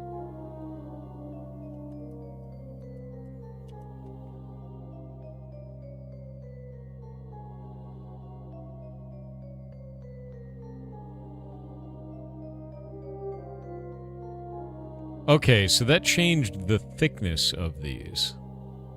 Oh, wait. I understand.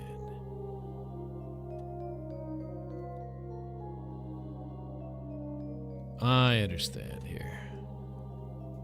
So this right here, this manual curve causes the wiggle to change completely. I need to go look at the imported density here of volcanic caves terrain, volcanic 1 caves terrain.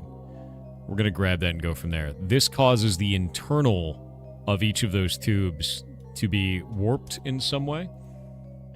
So it shrinks the tubes up, as you can see. and makes them kind of like thin in weird wiggling ways, which I think is cool. I think it's actually really neat. It adds a lot to it.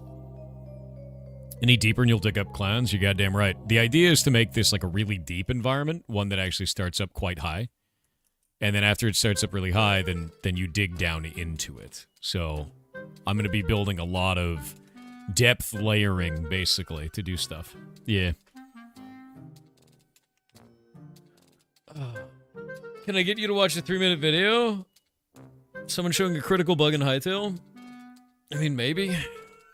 I mean, just show it to the devs, man. Yeah. How did you start learning the node editor? Oh, I guess you asked the other day. Yeah, I just started learning the node editor by playing with it, man. That's it. It's one big sandpit. It is. And I'm going to play around with it a lot. So, there's a lot to do. Oh, it's going to be dark in there. I have it set to full bright right now so we can actually see the environment. So it doesn't actually look like this. Yeah.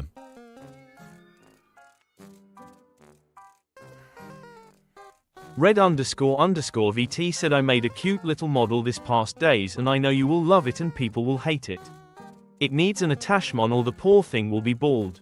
Included screenshot on the folder where it goes, just in case. Once you have it set up, I suggest watching it at night. Link in 3.2. 1. https://drive.google.com/drive/folders/50. Cute little model. Red, knowing you, it's horrifying. It's gonna be horrific. My man building AQ40? Kinda, yeah. I mean, like, I like the Scarak. I think they're neat, and I think they're kind of underappreciated. So building, like, the Scarak Hive. Because, like, there's a creature in here that a lot of people have not really seen in a spawned entity. And we go look up Scarak. And we could do the Broodmother. Like, this just isn't in the game. Right? Like, people just haven't put that anywhere. And it's kind of horrifying. Right? You know, like imagine a colony area for that thing. It is, yeah, but it's not like in a palace. You know what I mean? Do you know what I'm saying? Like, that's not in like a, like, I want it in a colony area. Like, I want, you know what I mean? The Broodmother has no AI, yeah. But, like, this is the stuff I'm looking at of, like, I want, like, I'm gonna make, like, a dungeon for this. Because there's defenders, there's patrollers, there's fighters, right? And the idea would be get down in here, and then I'm going to make this into a bunch of pockets. AQ40 was a blast with good memories. Hell yeah. Louses and seekers and all kinds of shit. And I want to do, like, if we look at these up here, these tunnels, I want to add a bunch of pockets in here, and I want to make this deeper. So the ceiling's going to come up, the tunnels are going to be longer visually, and then we'll go from there. So I gotta go look this up first. This is Volcanic 1 Caves Terrain as an imported density. So we gotta go look at this. How are they importing this density and where is it coming from? I guess it'd be under Hightail Generator. Density. Volcanic 1 Caves Terrain. So we're gonna take that, we'll put it over in our densities. Volcanic 1 Caves Terrain. And then I guess we'll do this, open. Go to Hightail Generator, and then Density. Volcanic 1 Caves Terrain. That was weird. Did that open? What's it doing? Oh, it's pissed. Where'd you get these assets from? These are all part of the game. Like, I'm digging through other files and, like, learning from them. If you're talking about the terrain editor, or you mean the in-game asset, that's just part of Hightail, man. Like that model, that's part of Hightail. Yeah. Is this not working? Let's grab that. Then we'll pop it back into this. So this is the Volcanic 1 Caves Terrain. Okay, so we'll need to make like a thing for this. I'm just gonna grab this. We're gonna copy that out. And then open up ours.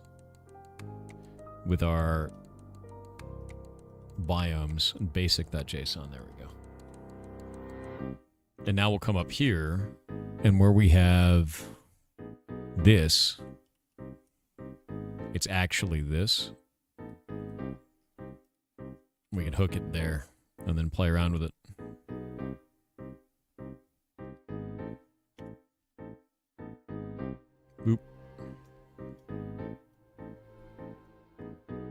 Larger. Larger still. Okay, so now we can really play with the depth of these tunnels. First, we're going to save this and make sure that it is working correctly. It is not working correctly.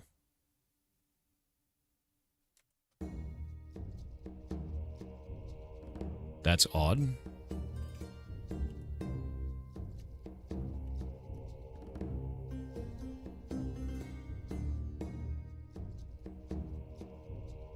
Because all this is doing is that.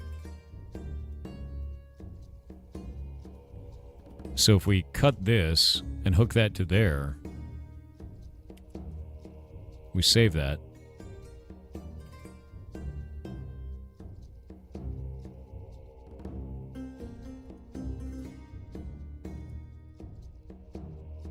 Why does the act of exporting this even matter?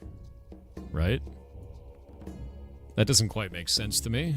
Because if we save this now...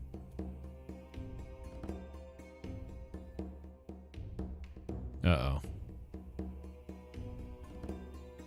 Something very wrong has happened.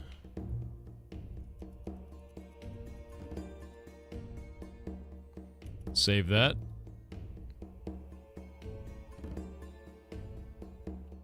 What? That doesn't make any sense. Like, why is that busted now? Is it because it's in our folder?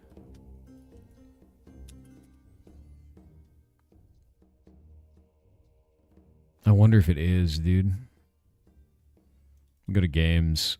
We'll go to Hightail. User data. Mods. Where the hell's our mod folder?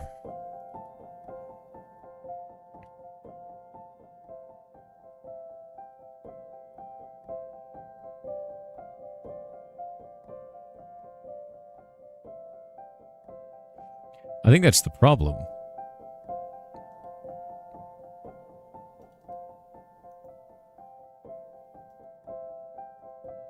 Am I pulling from the wrong folder? Hold up.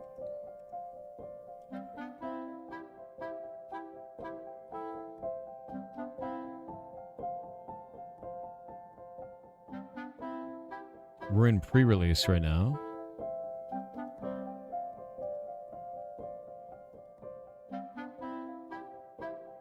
Ah, that's why. It was in the wrong folder.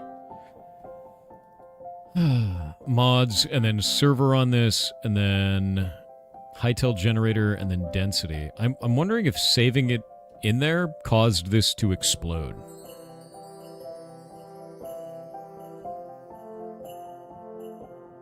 Right?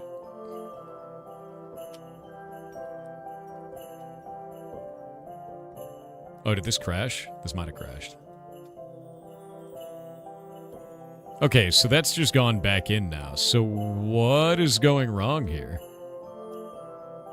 Is the pre-release version somehow different? It shouldn't be.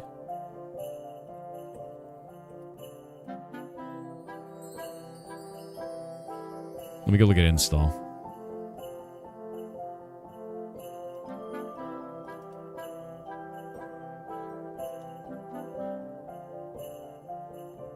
Hightail install. Pre-release package. Game, latest server. No, client. No. Server. What?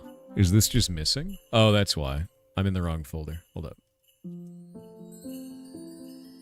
Open this up. Scroll that down. Grab this.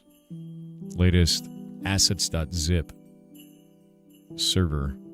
Hightail generator. Density.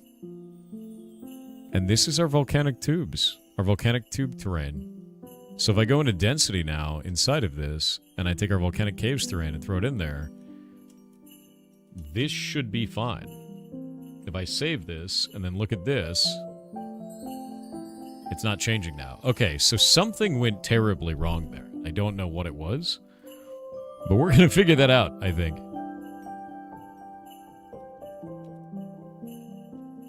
We'll go to our density now and pull up the caves terrain. Yeah, because this should just work. I don't know why it wouldn't. Because that is what is being imported. So go back to our basic biome, like this one that we're building. Go all the way up here, where this is being imported to, right? So we look at this. This is being imported. This is what's being imported. Volcanic 1 caves terrain, volcanic 1 caves terrain. We slice this off so it stops importing it. We slice that off so it stops exporting it. And then we take this and dump it to there. So now it should just be a direct path. And if I save this, it kills it. So why does the act of exporting a terrain work? Why does that do that? Because if we're just directly linking it, it shouldn't do this, right? And then the act of plugging it up there and then saving that makes it go back to working again.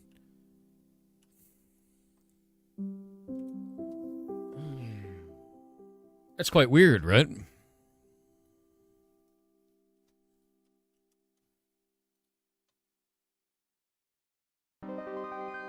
Is the export ignoring... Maybe you create the connecting box yourself instead of pasting it? I mean, creating the connecting box myself doesn't really matter there. This is an imported density. This is an export. Maybe it's the cached. That might be the reason. Hold up. Let's try this. Like that. Maybe because it's cached is the problem. Nope. I got nothing. I got absolutely nothing. Why would importing it change its behavior? Why does importing it change the behavior? Oh, it's super weird. There we go.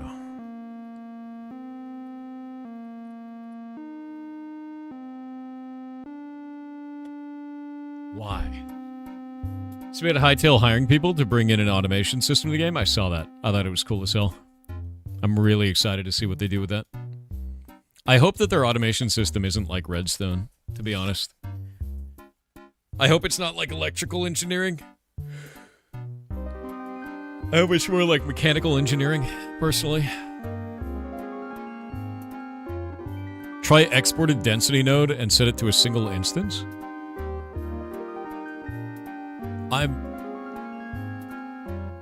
I'm not interested in trying a different way of exporting. What I'm trying to understand,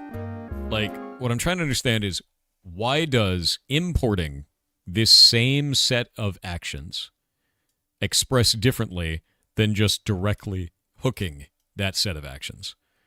Why is this different? And I do not know the answer to that.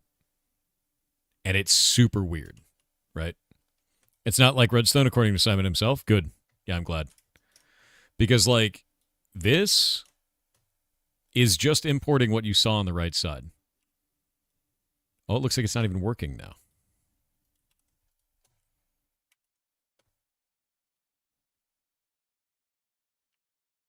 Yeah, I got no idea.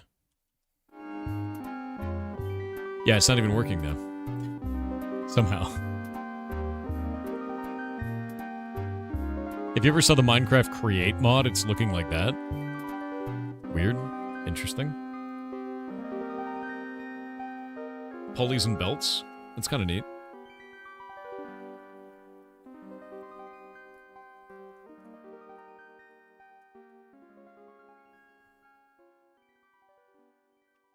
Why is this suddenly not functioning? I feel like there's a bug here.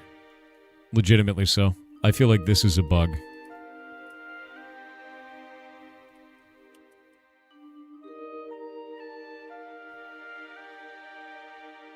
Yeah, there's something wrong here. Because it's sometimes, even when it's importing, it's sometimes deleting all of our tunnels as well. And I don't kind of understand why that's happening.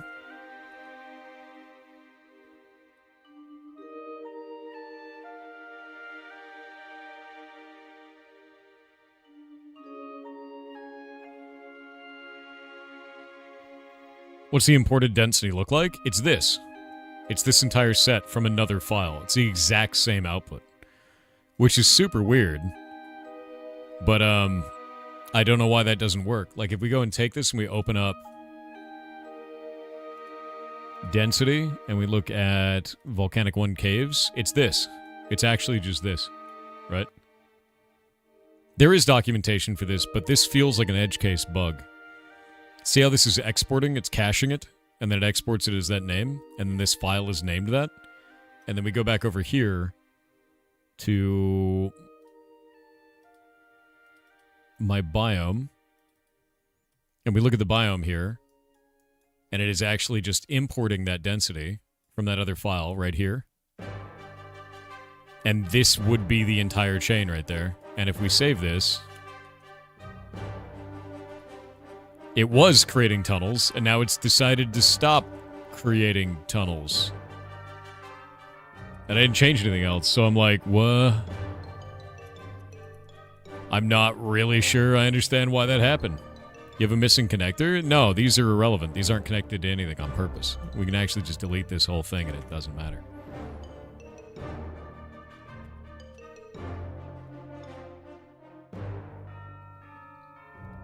Yeah, see, it's not even building the tunnels anymore. I don't even know why it's not building the tunnels now. Yeah. The cache files on Hytale are buggy, and my testing, sometimes things will work, and sometimes things won't when changing things in a mod. That's what it feels like to me. It feels like the caching is wrong, man. So I think there is a bug in there somewhere where caching just isn't taking place sometimes. Let me go see on my files where caching lives. Does that actually exist on here somewhere?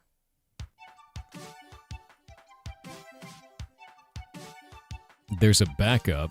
Do we know where the cache lives for this?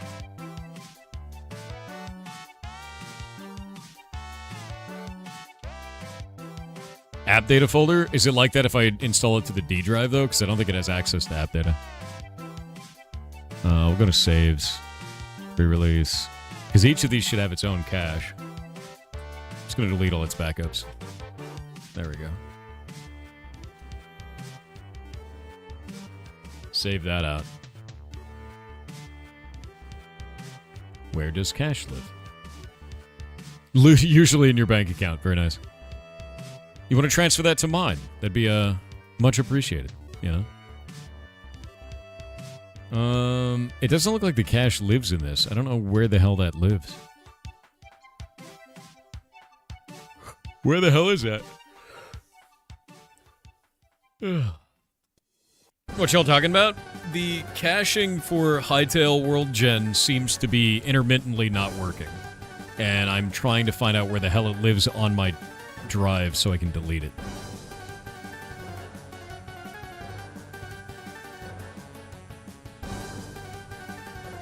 Prefab cache. I'm going to delete all these caches. There's a couple of different caches, and I don't know where this one lived, so... No, that's not it.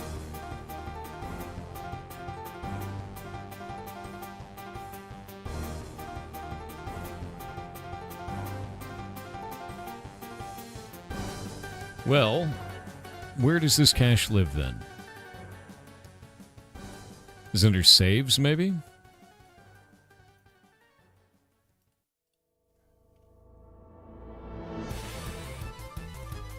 Nope. This is really weird, man. Huh.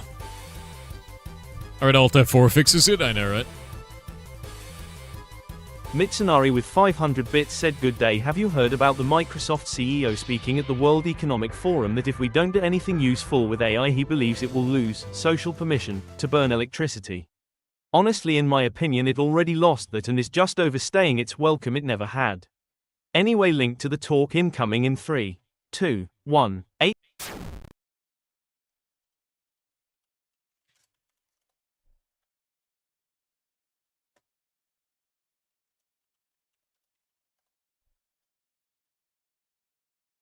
There's a meme for this.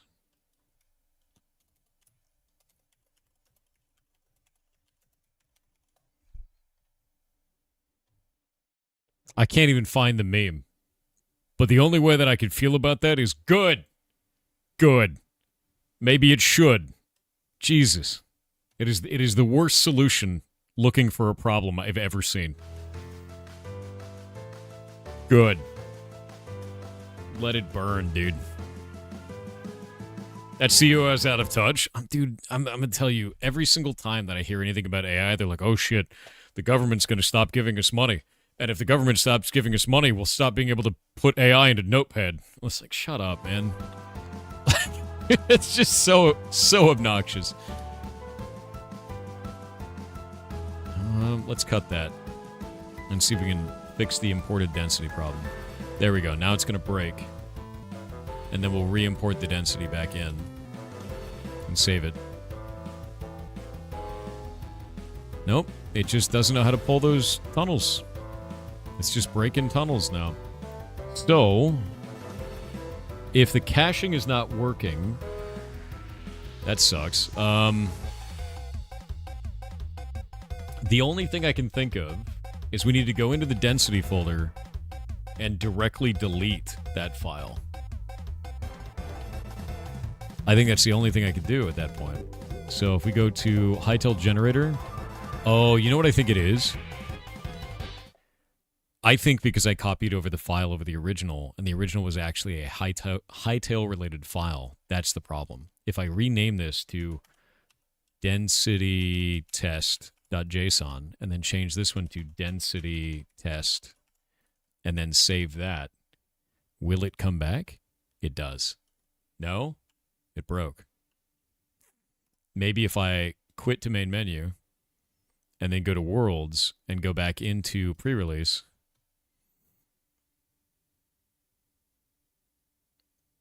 and then it's taking 10,000 years. Whoa. And then we go back into here. We go into this. We go to File, Open. And we'll go into our densities. Grab this one. Rename that as Density Test. Save that. Go back into here. Open. Go back into Generator. And then into Biomes, Basic. And then grab that. Save this. What? Why are you bringing up like a save as, man?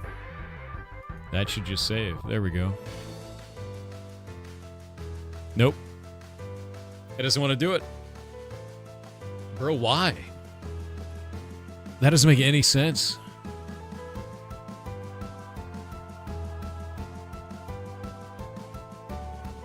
It seems like... Basically what it seems like is it seems like caching and export just don't work. That is what it feels like overall to me. Caching and export don't seem to work cross-file correctly.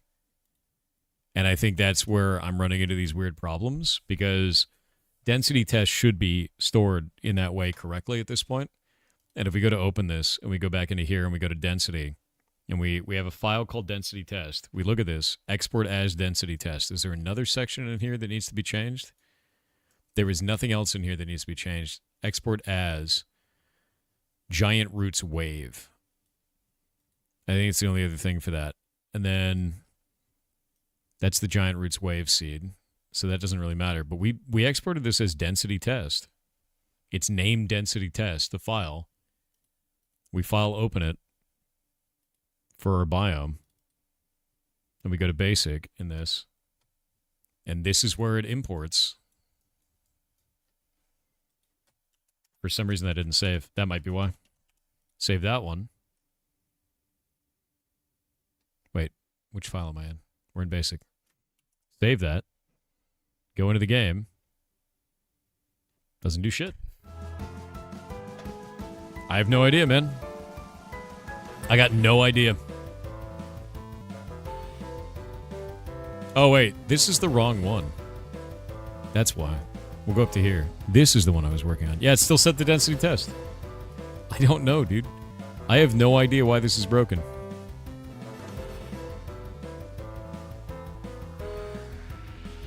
I have actually no clue why this is busted.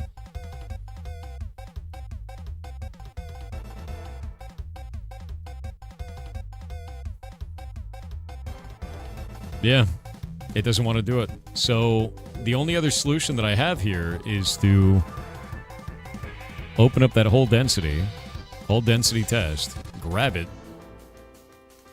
copy it, and then open up our original biome and figure out what the hell is going on here, because this is stupid.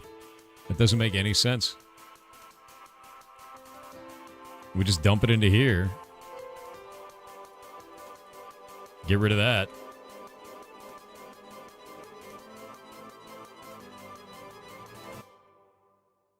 Yeah, that doesn't make any sense. Then we'll save this. Nope. It does not want to do it. Well, what was the name of that thing originally? I'm going to delete density test and we're going to go find it. This volcanic 1 caves terrain, I believe. Yeah.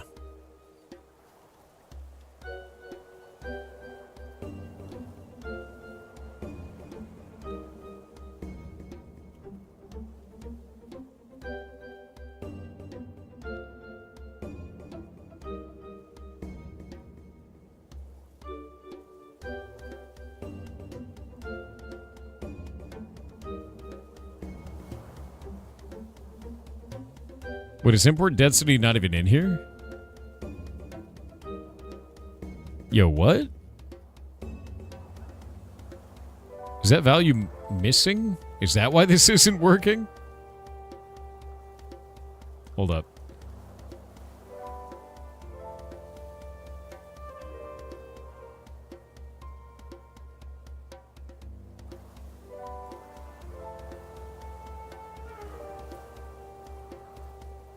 Imported density.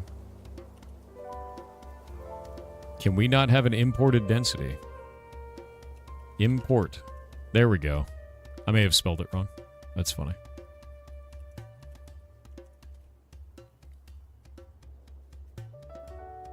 Nope.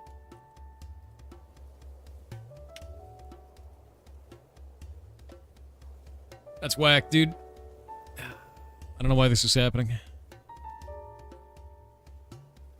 Pray for you moving to an AI team at work. I'm sorry. That sucks, dude.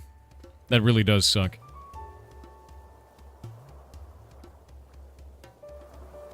I think you need to remove the 2 cache density nodes. You're talking about this one right here? Well, it's not even using. So, like, this, when it's not connected, it doesn't mean it's doing anything. It's not actually functional. Right? So, like, this over here is basically just notation. If they're not hooked to the primary node, then they don't execute. Does that make sense? So there's our primary node. This links all the way up to this. These are all executing. This one is doing nothing. That's the reason that I could do things like rip this off and not have to care about it. Does that make sense?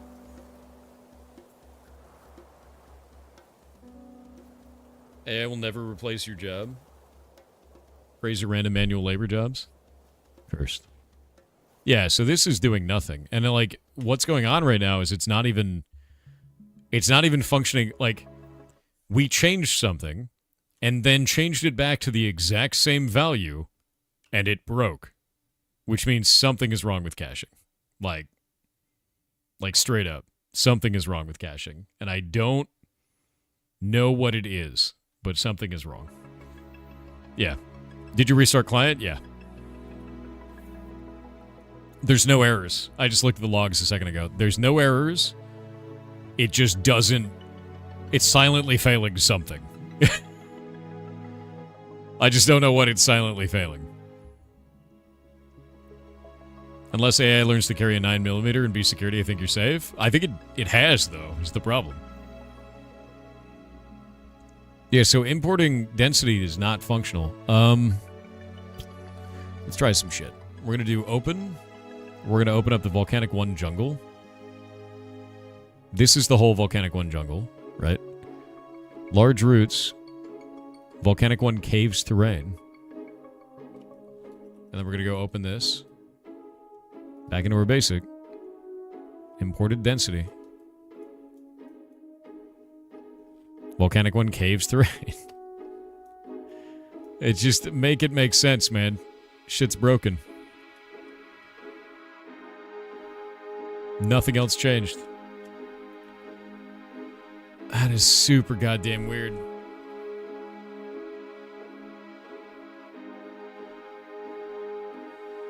When it's hooked up, aren't you writing to the file with root cache density? No? I mean, it's not hooked up. I don't know where cache density is. Like, I don't know where that lives. But if we go here and we look at cache density right there, this is the root one. Maybe we should get rid of that, right? We'll get rid of that one. Maybe because it's root, it counts as functioning? Because it thinks it's a root node, and a root node is supposed to execute? That might be it. You might be right. Let's try that out. Nope. I got nothing, man. Maybe I corrupted this tree because we put another root node on it. Could that have done it? We may have just corrupted the tree entirely. That may be the problem. Let me save this, and then I'm going to open it up in Notepad.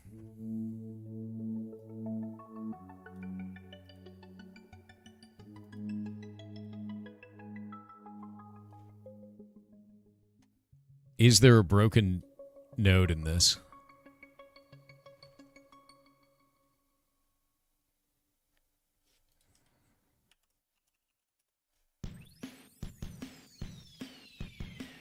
We only have a root biome. There doesn't seem to be another root in this. Yep. So that didn't break it. I don't know. The only thing you think of is that the cache broke it, man. That's it. That's all I can think of. Shit. Maybe restart Hightail? I think I'm going to. I'm going to fully restart it. One sec. Boop. Boop. Is this crashing? What are you doing? Jesus. Quit the desktop. There you go. I'm going to restart Hightail fully. Oh, it updated. Yeah, it's doing some kind of update thing. What did you do? It's all broken now? I got no idea. You are currently offline and Hightail is not installed. I'm going to say that's not true. Ah, it needs to update. There we go. It's updating. Yeah, it's very angry. There, it's patching it up. I don't know what they added in terms of patching, but something changed. Yeah, there we go.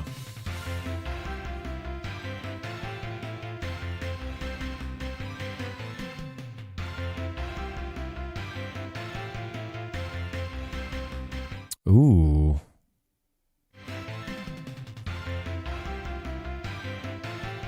Okay.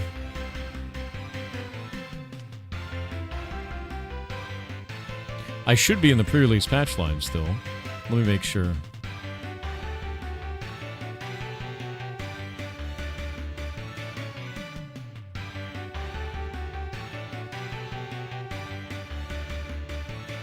That may have been the problem, my dude. What the hell? Stop it. Creative tools, node editor. Give me the node editor. Yeah, it may have been that I was on the wrong version. That may have been the main problem. We're going to go from here and figure it out.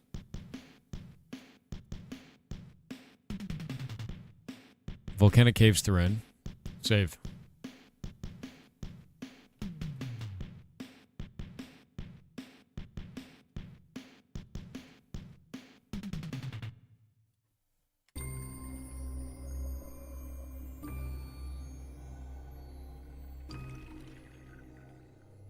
Whoopsie, something's wrong. Alright, I'm going to exit this. We're going to quit the main menu. Go into my worlds. Pre-release release. What the hell version am I on? What is going on with this shit? Did it switch my version back? I think it did. It did. God damn it. That's why it was busted. I was like, what's going on, man? Go back to the pre-release version. Never told you to change, man. Have they canceled Beyond Good and Evil 2? I don't know. I don't think that was on the list, was it? We know that they canceled 6 games, but only 5 of them were listed. But I think I know what the 6th is. Pretty sure I do, and it was a mobile game. Unless it was a mobile game under the rest of the games. Yes, now I'm running the pre-release patch line. Worlds. Pre-release. Yeah, techie. It was not good. It's gonna be beloved Splinter Cell? I mean, I guess. Delete it. Alright. This is pissed. Asset node editor. Grib. What I may just do is just build it off of the volcanic and just go from there, man. Because if this is just going to be broken for no reason at this point, like...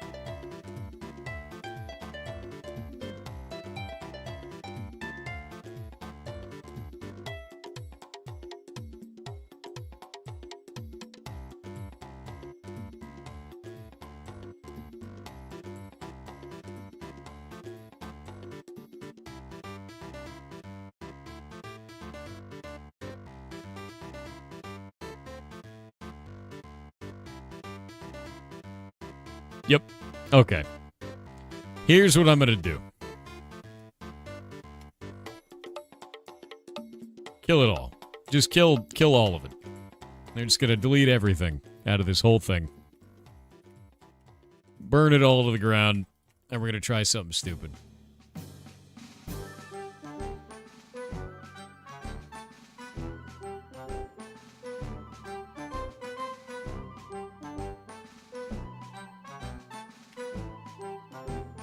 Get rid of basic. Go into here. Go to biomes. Close this out. Rename this one to basic. Then go into basic. Oh, this is like broken. Like it's not even doing this.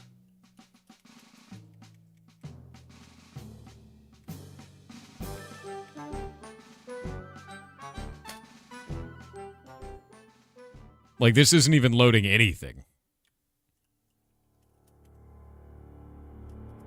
Okay, here's what we're gonna do.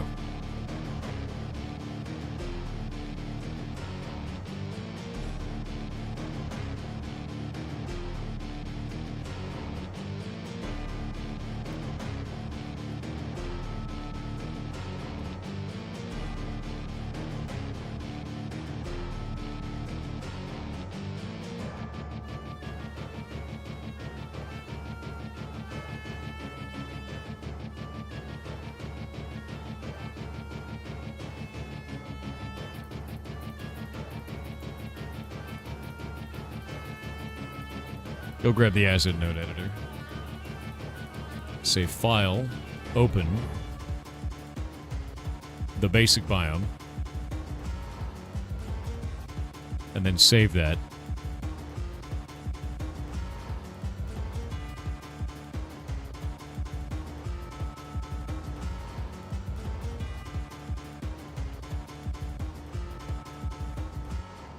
Why is this not even working? I know, literally cut a branch off the world tree. I'm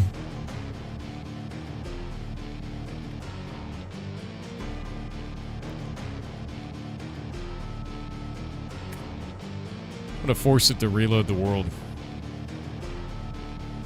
Oh?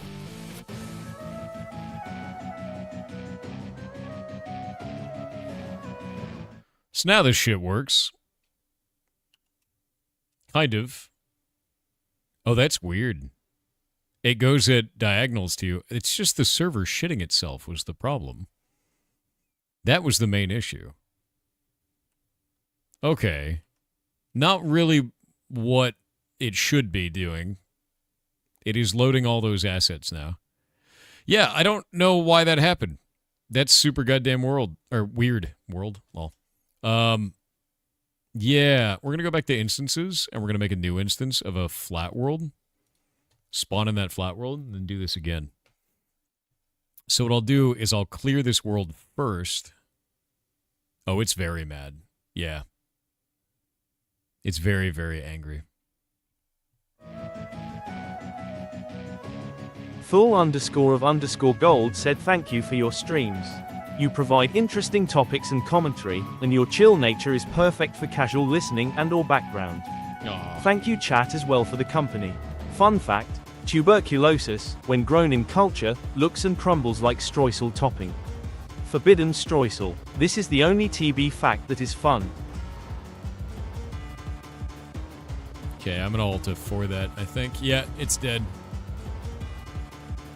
Why is this running like shit today? This is local. This is not the server itself. This is my actual machine. And it's running very badly for some reason, so I'm trying to find out what the hell is going on. Forbidden streusel. Can you put it on cheesecake? Always. The answer is always true. Actually, do you want to know something horrifying? Did you know that they sell no-bake cheesecakes at the store?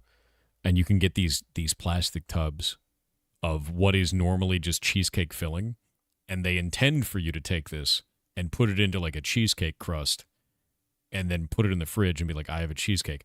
But you can just eat it with a spoon. And it's literally just cheesecake filling. You don't even need a crust. You can just eat it. You can just eat the cheesecake filling. It's just a whole container of it. It's a whole container. It's amazing. You would do this? I have done this. You're gaining weight hearing this? There's no but. There's no but. It's perfect. You can just eat it. Yeah, why is this running like shit? Okay, we're going to delete this world. We're going to delete that world. Delete all that. Delete this one. Delete that one. We're going to create a new world.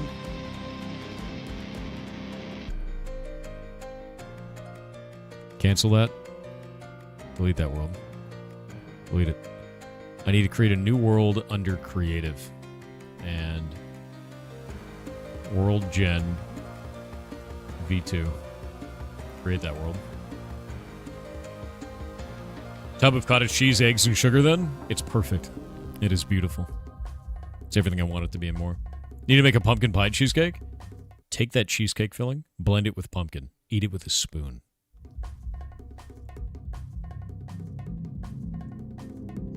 Done. Your life will be bettered.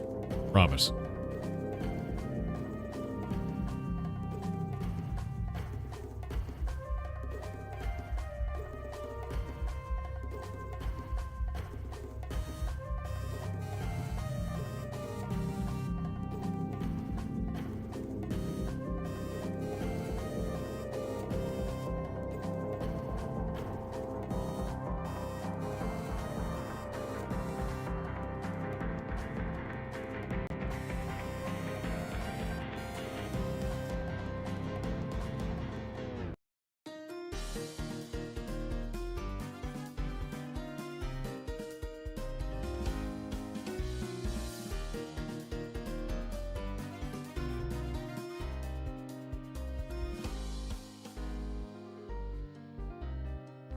What the hell?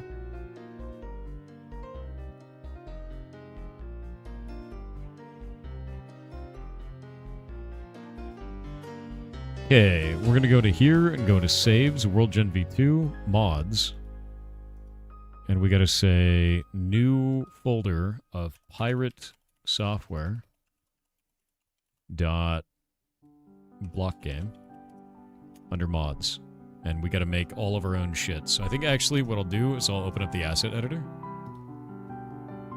Delete this one. And be like, add pack. Pirate software dot Blockgame. And be like, pack group. Actually, the name is going to be Blockgame. This will be Pirate Software. We'll save it like that. That should make a folder in here, piratsoftware.blockgame. It has its manifest already. We can now close this out. And we could say new folder of Hightail Generator. There we go. And then under Hightail Generator, actually it's got to be server first. New folder of server. And then Hightail Generator. Yeah. Server, Hightail Generator, and then we got to go into Biomes. And grab Volcanic.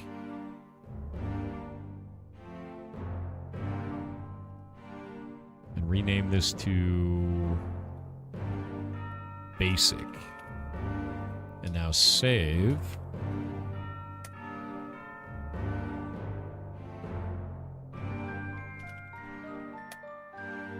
And then we can go into here and go to Creative Tools and say World, Asset Node Editor. And have our Asset Node Editor file open. And of course it doesn't know how to open to the correct folder. Put it in there, put it in Basic. There we go. And now we can hit Save on this. And that should auto-conform onto the server. But it didn't. So we have to fully restart the server. Go back into Worlds. Go to World Gen V2.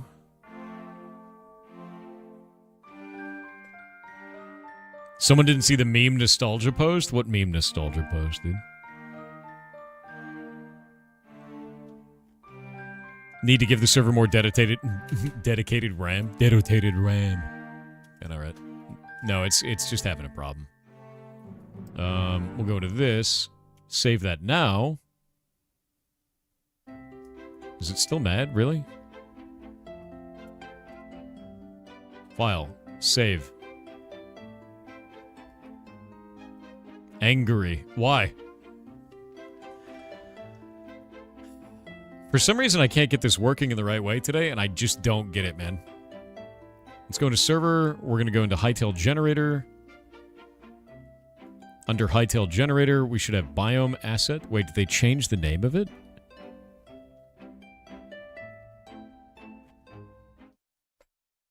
Is that what happened? Hold up. It's called Biome Asset now, instead of Biomes. Is that what's wrong here? I don't think it was called that the other day. I'm pretty sure that was called Biomes. Am I wrong about that?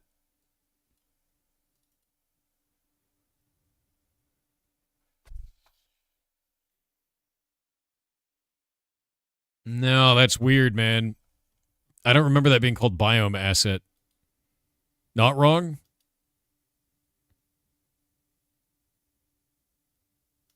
That's weird, dude. No, that's weird, dude.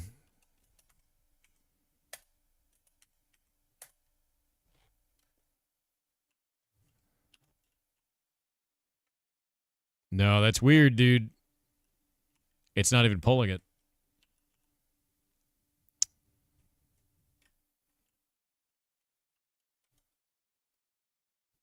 It's weird. It is mad, and I don't know why it's mad. So we're going to restart it. No, that's super weird. World Gen V2. We'll restart the server completely. Wait, no. I'm not AI. Don't listen to them. God damn it. You guys are going to actually convince people I am. That shit's getting too real, man.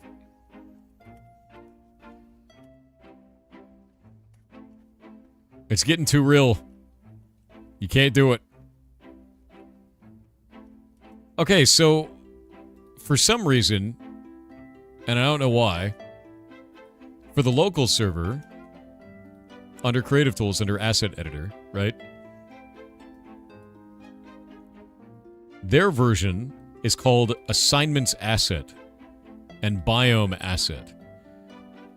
But on the server itself, it's Hightail Generator Biomes. which is very weird, right? That's why I'm super confused, because it's server hightail generator biomes, but on here, it's server hightail generator biome asset. It's not the same. Not even close. And the names of the files are exactly the same. So that's really weird, man. You can actually change this yourself, by the way. You can make it, like, listed out like this, or overwrite it in JSON directly.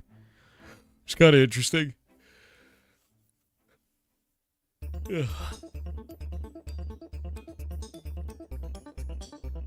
Yeah, basic is the one that I overwrote. Oh, so it is. So on the server it's biomes, but inside of the asset editor it's biome asset. That's only a little bit weird. It's fine.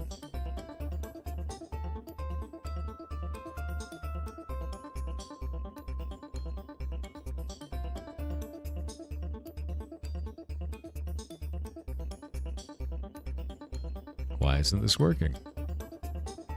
Why you no work?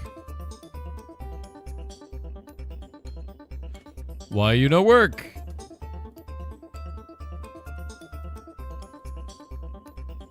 If I save this, it is not showing up as reloading.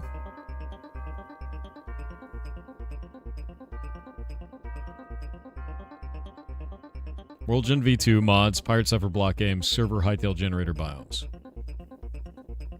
Creative tools, asset node editor, file open.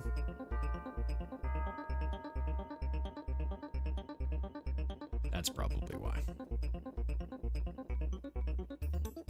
Save this one. Loads up into the server. It is not functional. So, we need to go and grab the other ones. I need to grab assignments and density and world structures and settings. And I think that's it. And then we save it.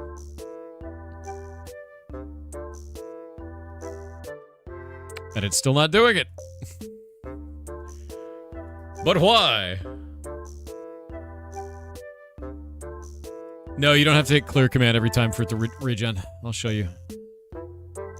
We were doing this the other day, and we were doing it earlier today too. I just had to create a new world.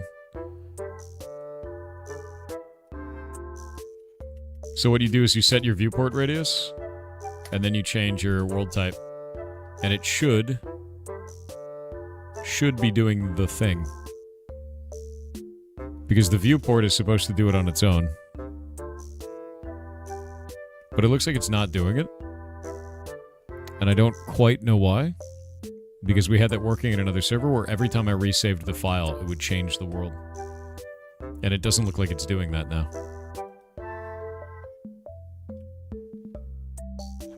Don't know. That's really weird. And if we fully clear this world, it's going to change everything in a massive radius. Like, it's not really what we want. Like, if we do this, you know what I think we might have to do? We might have to delete all chunks and then do it. Because otherwise it's going to do this, which is not what I want at all. Oh, it's not even pulling the data right. What the hell? Did they change functionally how this shit works? Last night? Because this doesn't seem to be doing what it was before. Like at all.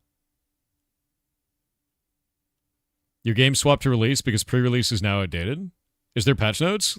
If you got a link to them, I'd love to see them. It may be that pre-release is broken. Because I was using pre-release last night. And it updated today. So that may be why we're having all these weird problems. What is this one? Oh, wait a minute. No, this is all new shit, isn't it? When did this launch? What the hell, man? Okay. Okay, that's why this is all busted. Okay. Yeah, there's our bug. Bug fixed. Hell yeah. What else do we have? Rail cards, major server stability, validation. So it looks like all of our shit broke. And that means I need to pull a new assets folder. So everything is different. I need to go play with it some more. Yeah, new default flat and default void templates have been added using World Gen v2. Creative Hub portal now spawns with World Gen v2 flat World Gen. Okay. Yeah, that's the problem. Where I was like, oh, yeah, because I didn't get the update yesterday. I was using the update from before that. This is January 24th. Today's January 24th. So this launched in the last 3 hours. That's why I was sitting there. It's like, what is going on? Like, I reloaded and everything broke. And I'm like, what the hell is happening right now? We're going to switch off the pre-release version. We'll go back to release. There we go. And we can launch release version. Then I got to change all these files out because everything is broken now. And I'm taking World Gen from before. Let me go out of pre-release package. We'll go to install. And I got to go into this. And we're going to delete this server out of here. Yeah, we're just going to kill that server off. That's the problem. I was sitting there, I was like, dude, there's got to be a reason this is happening. There has to be a reason. Yeah, during this stream, they pushed a patch, my client updated, and it broke it all. Which is super funny. Oh, it's fine. It's whatever, man. We'll get it fixed. Seems legit. Yeah, exactly. It's very funny. I didn't break it. They broke it, which is funny. That's why I was like, why is this so, like, this doesn't make any sense. Why is it broken now? That's why it was broken now. That was the reason.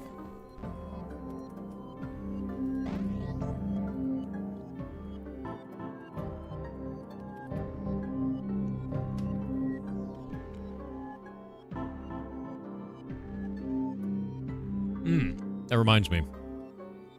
That means we need to go back into our Hytale server and switch that over to pre-release, back to release. Yeah, we're changing version back to release.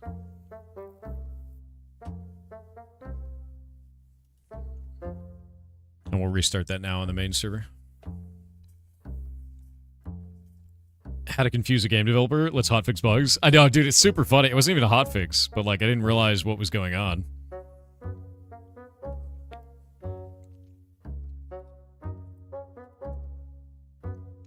Okay, with that, Creative Tools, Asset Editor,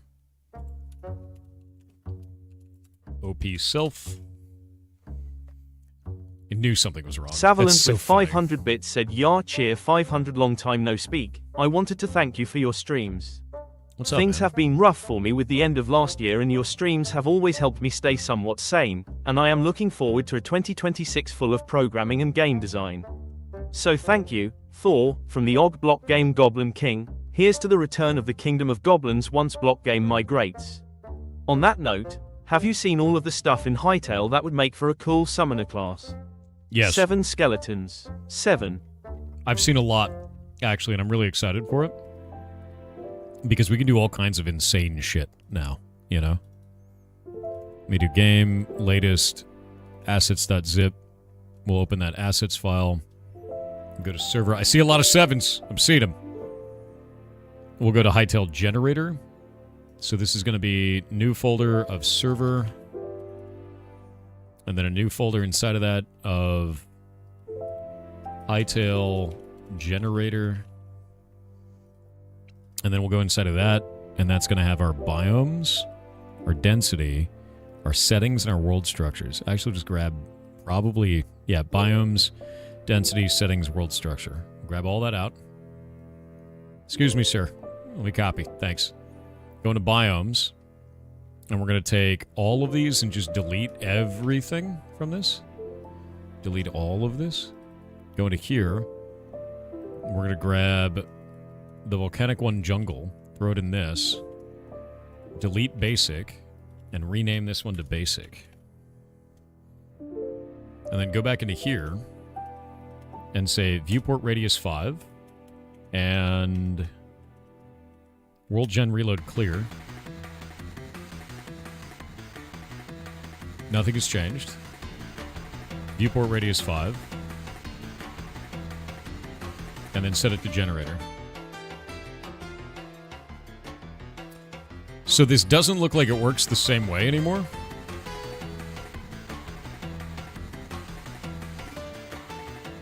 Which is a little bit weird. Let me try something.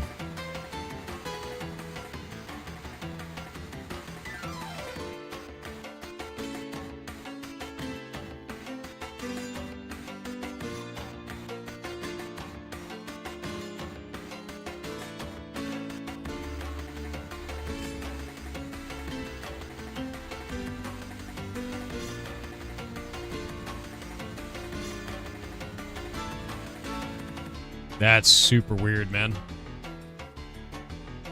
That is super, super weird. No, it's not working. And this is using its default flat as the world. No, don't keep that in generator. Like, this is the default flat world that they have in here.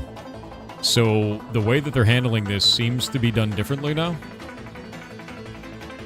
Because we set world gen type to set Hightail generator. And if I grab that, and I go into here, into Creative Tools, and do our Asset Node Editor, I grab this. This is the folder we're going into. We open that folder.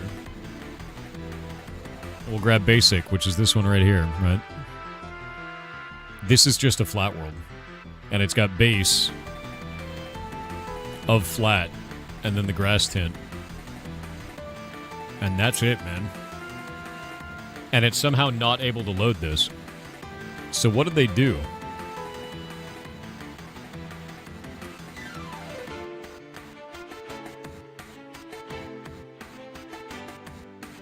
World gen type in world flat world to Hightail generator was Hightail generator. And then we can do...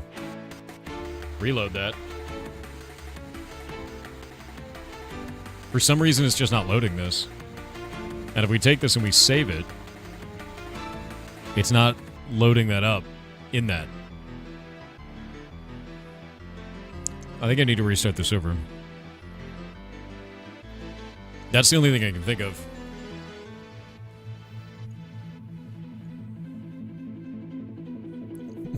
This world is flat and based. Yes. You figured it out. It's loading something. It's loading the default error. So when there's a default error, it just makes a big tower of blocks, right?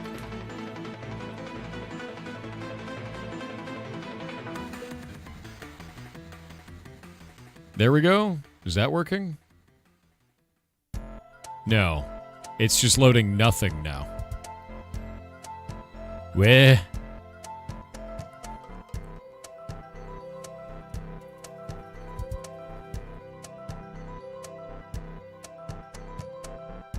Okay. Well, that's freaking weird.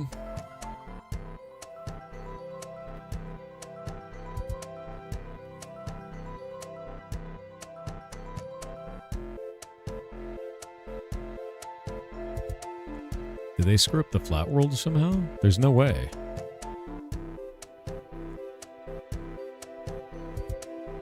Soil grass, soil dirt, soil rock, save.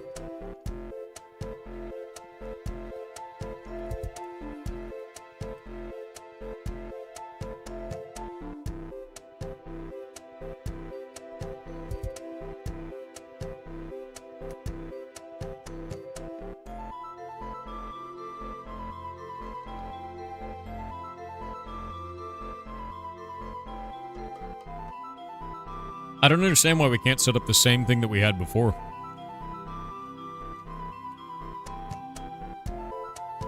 When solid value is empty, that's when it is empty.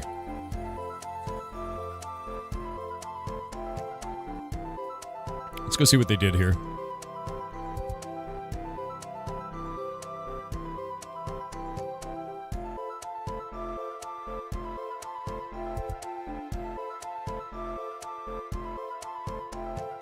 Wait, did they not actually set up a density for this?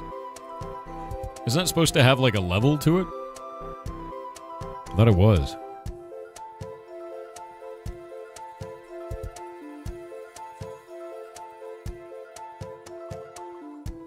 Is this mod or a base game feature? This is base game feature to mod the game. There's our thickness of 1 and 3. And then underneath that, it's supposed to do a layer of stone. Why is this busted? Huh.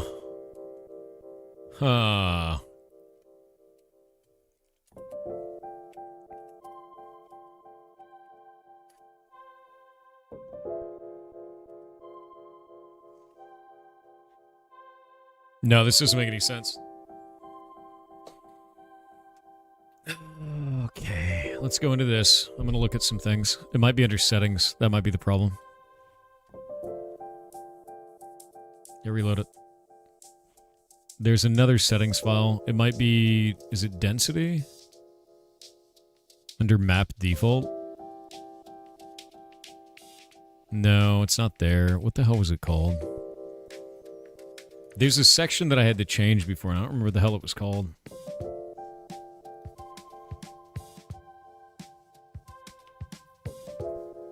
It's under Hightail Generator. Settings, graphs, world structures. Let's go look in the documentation real fast. Because I had this set up perfectly, and I don't remember how it got broken.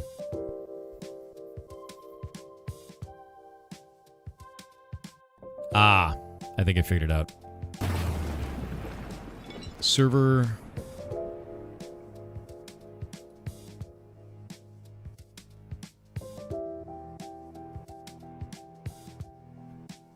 This will be under server instances. The generation assets define a set of generators, but their own world cannot visit these. Currently, you require a world instance config.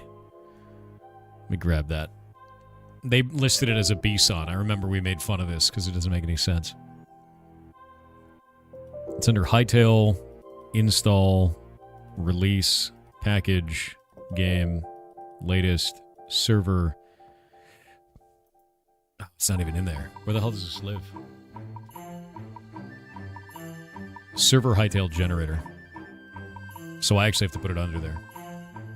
Blockgame server, Hightail Generator, and then we have to make another one called server instances. Instances.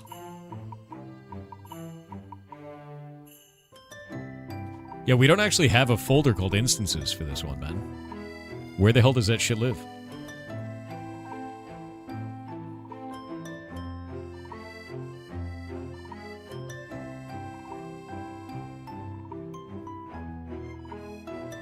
Let me print these.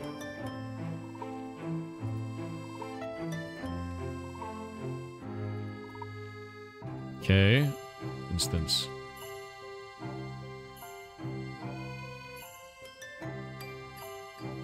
We'll go make a new flat world.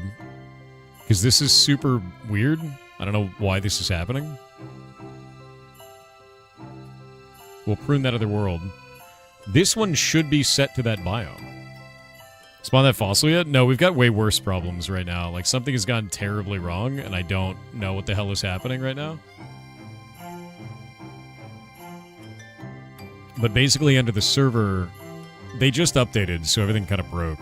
But if we go into here into biomes, we can delete that one out, and then rename this one to basic. And basic is now set to the volcanic world, right? Yeah, reloaded assets for biome assets. So it's working. But the problem that I'm running into is it's not using that basic biome for whatever reason. And I don't really know why.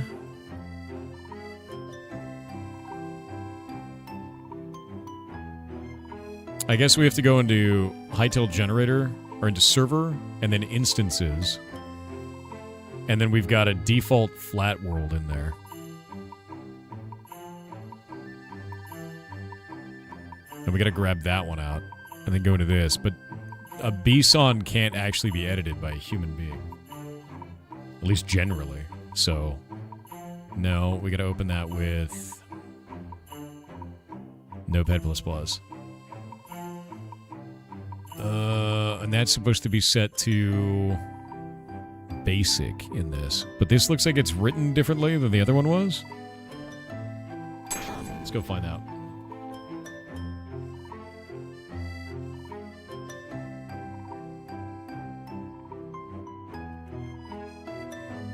Where's the section that says World Gen in this? I don't think it does. It's just got that one, but it's got default flat for Hytale generators, so we gotta change this to basic. And then save that. I don't think I had to do this part last time. I might be wrong.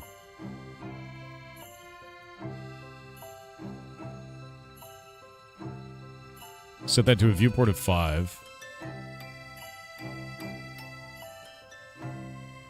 Set that to World Gen type Hytale generator. Nope, it's still not doing it. We didn't have to clear this last time. Nope, it's shitting itself again. Look at that. Why, man? No. No, that doesn't make any sense, man. The third picture for your game on Steam looks like a big purple well. My man, if you're seeing dicks everywhere, I think that says more about you than it says about anybody else.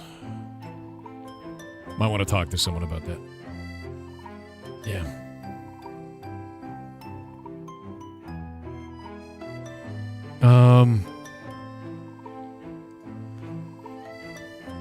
No, ChatGPT can't help shit right now. It doesn't... There's no LLM that knows how Hytale works currently, so it starts feeding you bad data. It starts feeding you information from, the hell's it called? From Minecraft, which is wrong.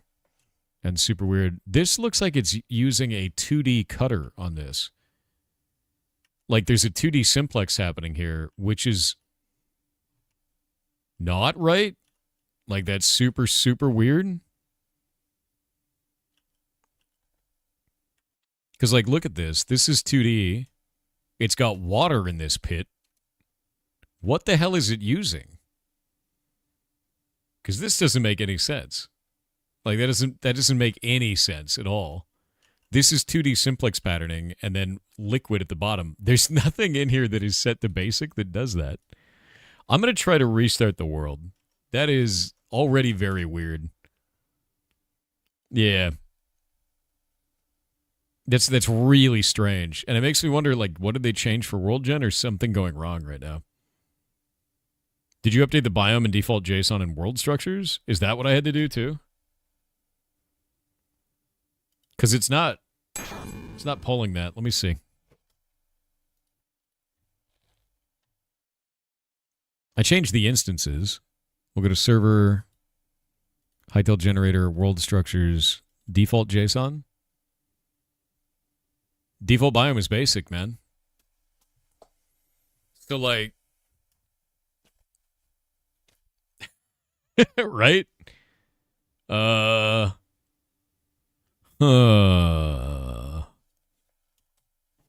Like, that's set to basic. This is set to basic. What do? Right? Reload clear? Maybe it's... No, it's just shitting itself. Like, why is this broken now? This wasn't broken last build. You need to set your content fields. Use full sentences. What the hell do you mean by that? Because when we go look at this, the only thing that it has in here is we've got default.json. Default.json is set to basic for default biome. We're doing default basic.json for the biome itself. We'll reload that. It's whatever. And that's doing its thing. And then instance.bson is also set to world structure basic. So, like, should this one be default? Is that what's happening there? That might be what's happening.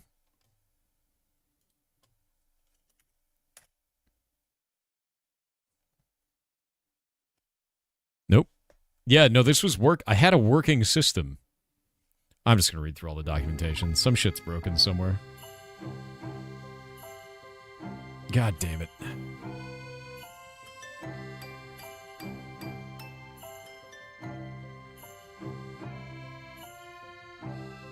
Okay. Let's just clear this shit up. I'm going to clear up all of this shit, because something is very wrong. This is the release package. We're in the correct area.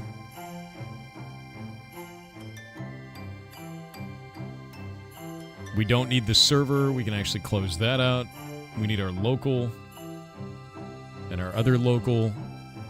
We're going to go into Hightail Generator. I'm just going to delete everything inside of this. We're going to go back in here. We're going to go to mods. We're going to go back up to saves. World Gen V2. Mods. Blockgame. Server. We've got Hightail Generator and instances. So inside of this, we have server Hightail Generator. And server instances. Yeah?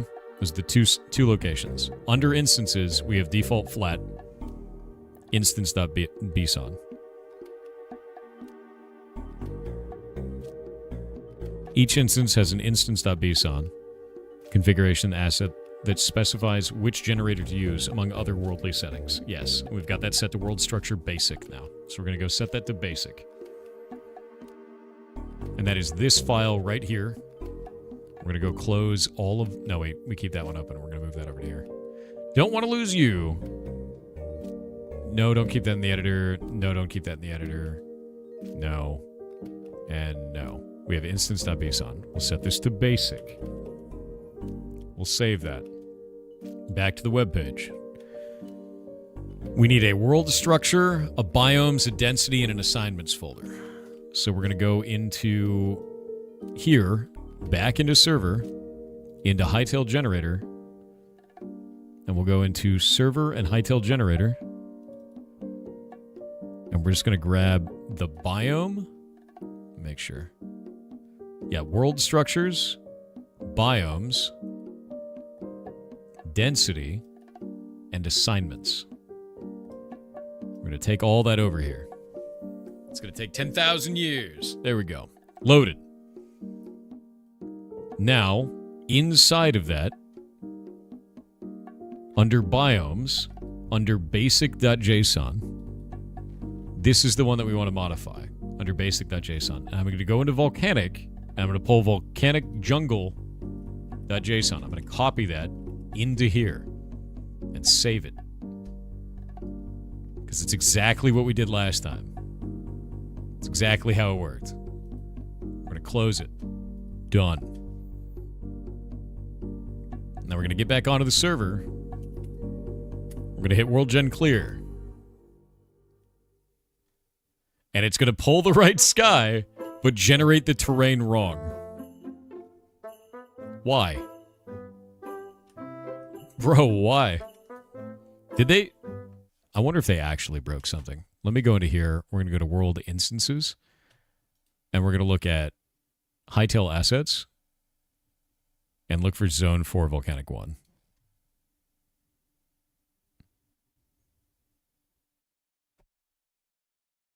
Uh-oh. Uh-oh. Why are you guys saying why randomly? Oh, you're giving me why? Thank you. I think that I'm wondering if they actually broke it. What's a BSON? It's generally a not human readable binary version of a JSON file. Yeah.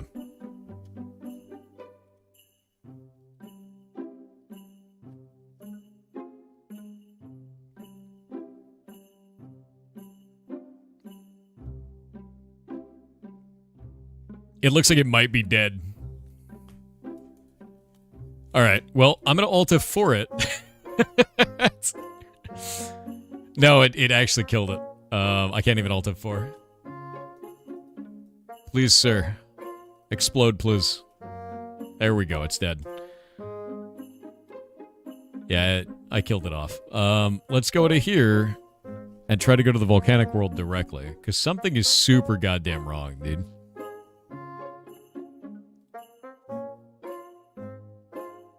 What the hell, man?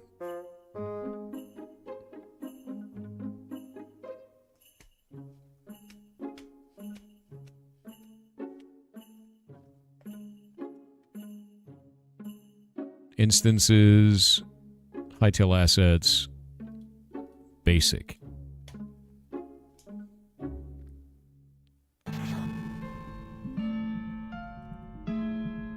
Okay, so when we go into another environment where it's set to basic, it works perfectly fine. But when I try to do it inside of a default flat world, it shits itself violently. Why? Also, they did break something, because look, it's coming through the floor now. So they changed something with the way that World Gen is working. Otherwise, these trees wouldn't be doing that. Yeah, they modified something, man. I just don't know what. Somebody was tuning this. Yeah, super weird, right? So if we go into Creative Tools and then Instances, Hightail Assets, and Zone 4 Volcanic 1, does that just break the client? I think they did something weird. I just don't know what yet. So when it's set as a basic, it works wrong. When it's set as Volcanic 1, it works fine. But that's the same world file. That's really weird, dude. Why? I don't actually understand what's gone wrong there. Legitimately. Morning, Thor in chat. Good morning. I'm finding weird shit. There's weird stuff that's just wrong right now, and I don't understand what's going on there. Green water is fine. That's a tinting system. Thank you, chat, for sending me wise.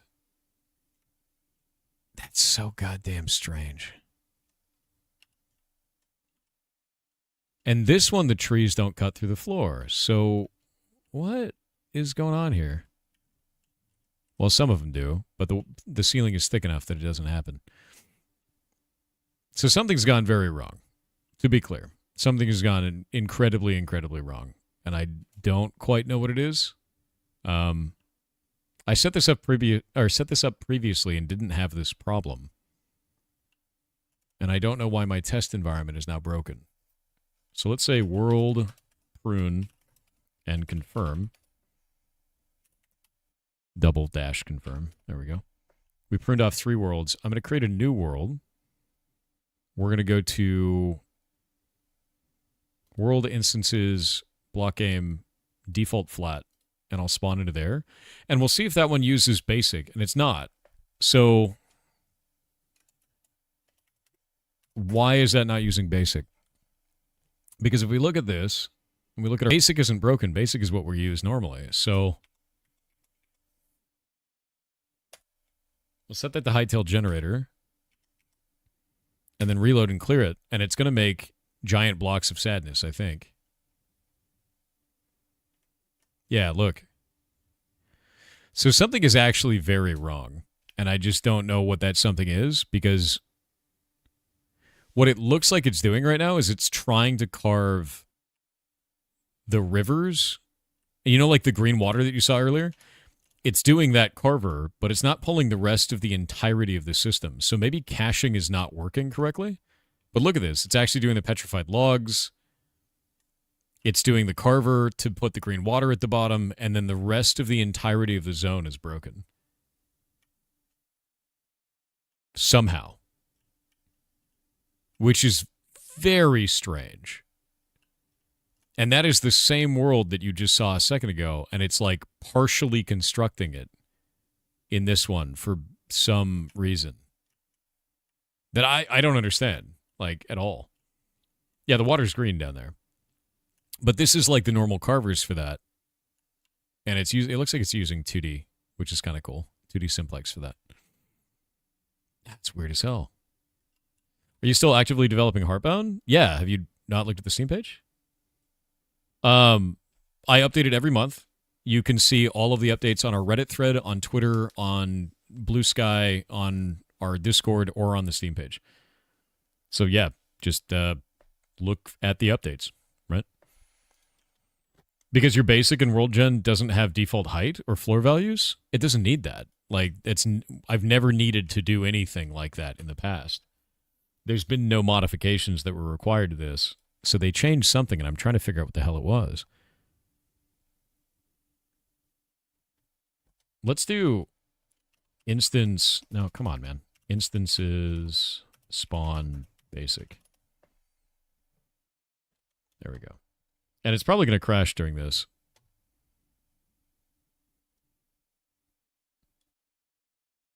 Yeah. Did they publish a changelog? They published patch notes, but this doesn't seem to be doing what it was before, and now I'm confused. Either I'm missing something that I did previously, or this is broken now, and I don't know which one it is. I'm on latest, Karawazy. The default branch updated this morning, and I can't get it to work.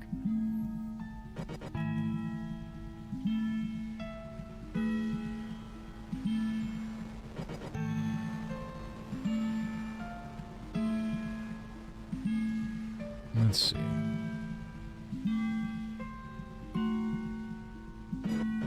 Yeah, it's kind of weird, right? The update itself has issues. It seems like it, because like I'm crashing now too when I try to like change instances from one of these broken worlds, but like I don't know what the hell is going on. It's just weird, man. Is Hightail open source? No. Which is fine. Where do you see the patch notes? On their website. And they released World Gen V2 in this patch note, but I can't get it to work, so I don't know what the hell's going on.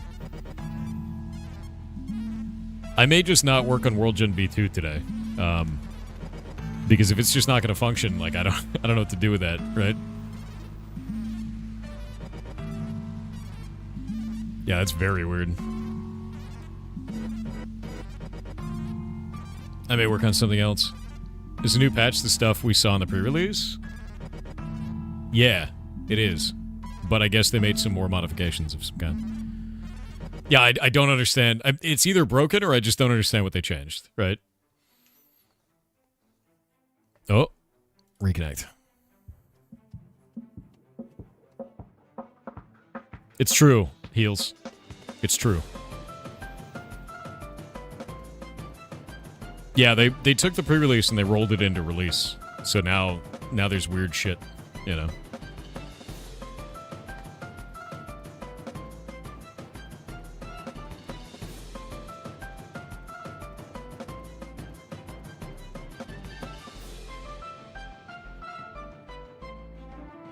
Could be a mix of broken and don't know. Yeah, look, it like actually functions here, but look at this. It's creating the world slightly wrong too. Like, it's creating trees in the wrong locations. There's got to be something that they've changed. I just don't know what it is. Like, something is different now. The ceiling is too thin here. Like, what is going on, man? Yeah, no, something weird changed. Something really weird has changed.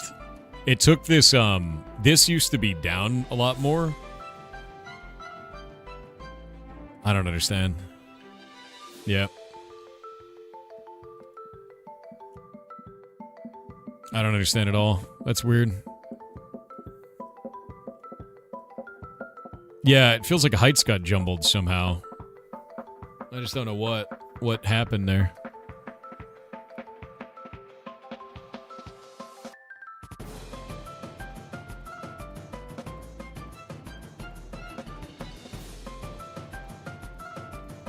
Well, shit.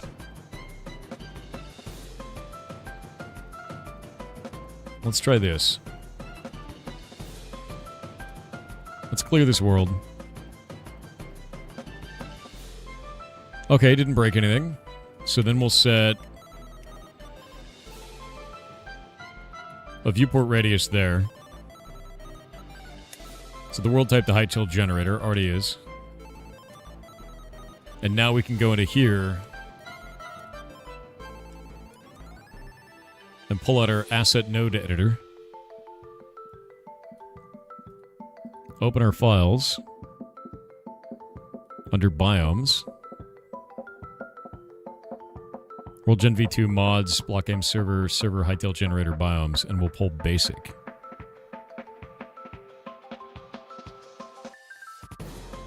And let's see if we can actually modify this real fast. Not that one.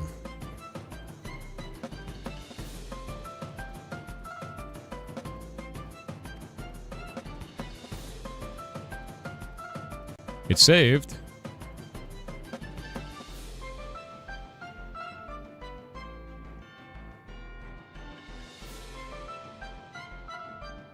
It doesn't appear to be reloading, though. Yeah, it's not reloading like it should have.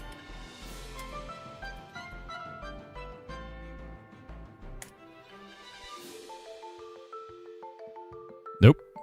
Yeah, no idea. Is the hunger hydration aspect going to be added to the game? I don't know. It's on our server, though. We've modified stamina to be removed, and we've replaced it with hunger and hydration. Yeah, I don't know. I don't know what the hell happened. We even had this working this morning, like earlier. This is weird, man. That kind of sucks. I don't know what's going on. I may be doing something wrong, but I literally have no clue, man. Negative 60 on this one. Let's try that. Like, it's almost like the viewport isn't functional anymore. Like, the viewport system was causing it to reload automatically within 5 chunks, and that doesn't seem to be working now. So when I set this to, like, 40, right, and then we save that. Oh, is it reloading now? It is. It was just shitting itself. So it's just wildly less efficient than it was. Wait. What is that? Oh, God, no. The horrors are arriving. Yeah, dude, this is busted. I can't work on this. I don't know what's wrong with it. It's definitely wrong. Yeah, it is something is definitely wrong. I don't know what it is.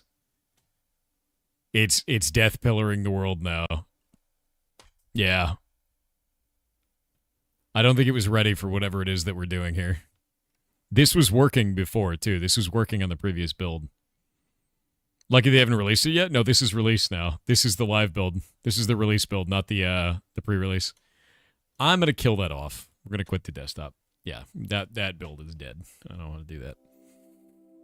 I don't know what the hell happened, but it self-destructed and is not functional now. So, neat. I'm going to go hop into the actual server, and we're going to work on items. Because I got a shitload of items to make. So, I'm fine with that. Let's go look in here. We'll look at Blockgame, server, and it looks like Blockgame common, server, items, everything is still in here, so that's cool. We'll go and test everything. Yeah, I don't know what they changed, but it seems upsetting. It seems to not be working. Understand, I may just be using it wrong, but I'm using it the exact same way that we did all day yesterday, and it doesn't seem to be working in the same way, which is, like, weird. So, yeah.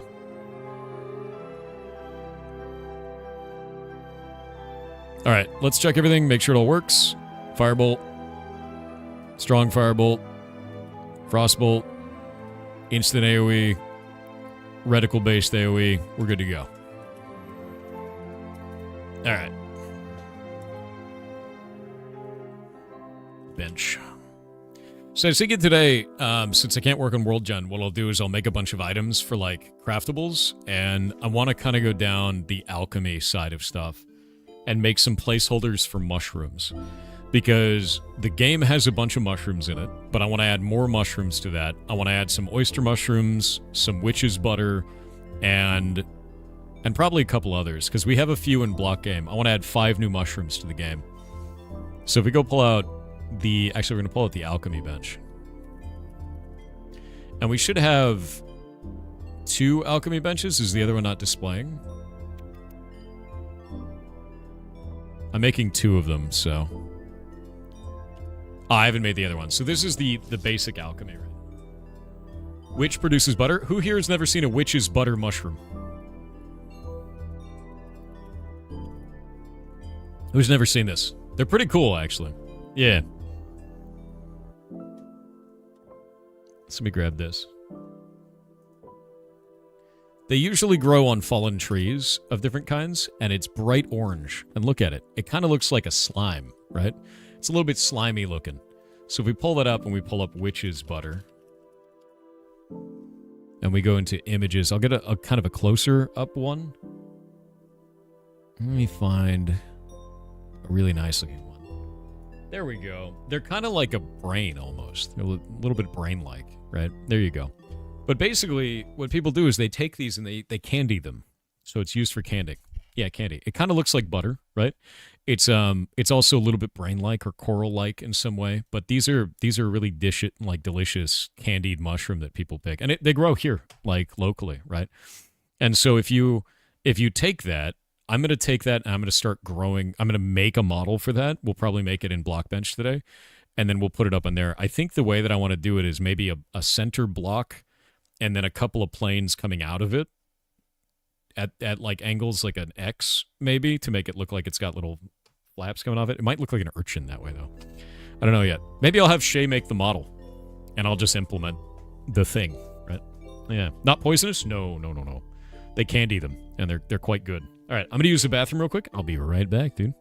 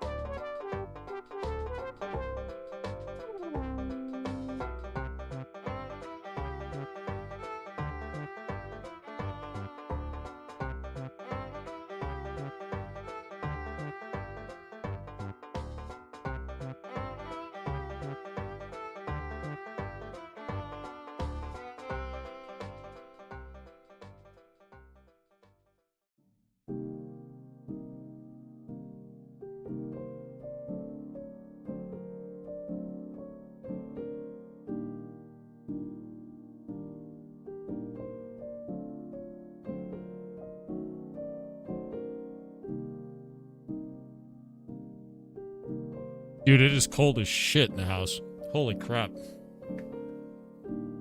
Ooh.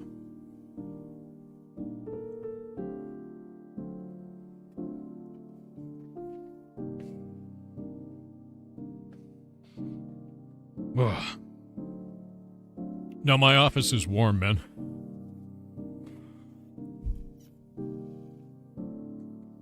Noodles are fine. It's 55 in their room.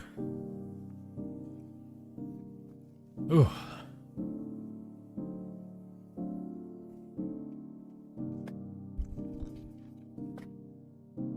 It's cold.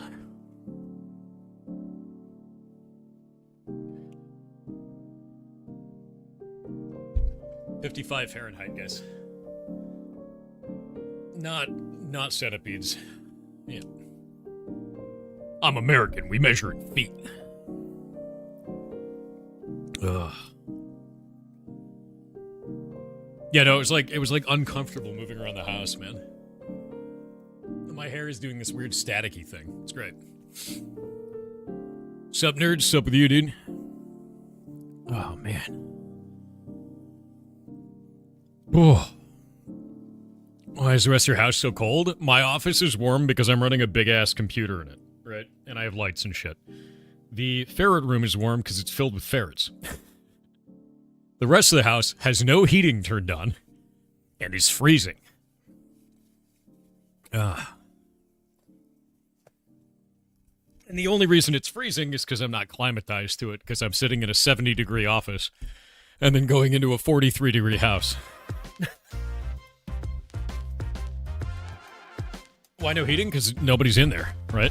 I don't need to heat something that nobody's in. I only heat the rooms that matter, right? Ugh. It's just cold as shit out there. Open the windows to let the cold out? My dude. It is 31 degrees outside. We can let the cold out. It's colder out there. You like mold? What are you talking about? You like mold, dude? What? It's freezing. There's no mold.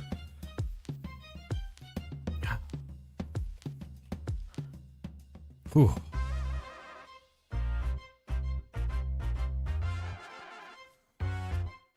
How much is 32 in correct measurements? Oh, you want me to transport 31 degrees in feet to centipedes? Is that what you want? Not heating your house is a real good way to get mold? No, it ain't, dude. It's literally below freezing. What is wrong with you?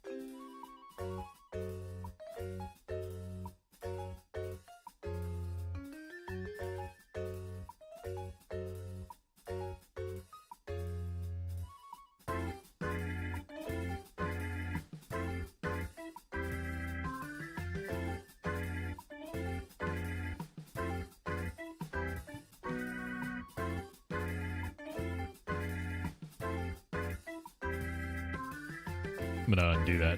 There we go.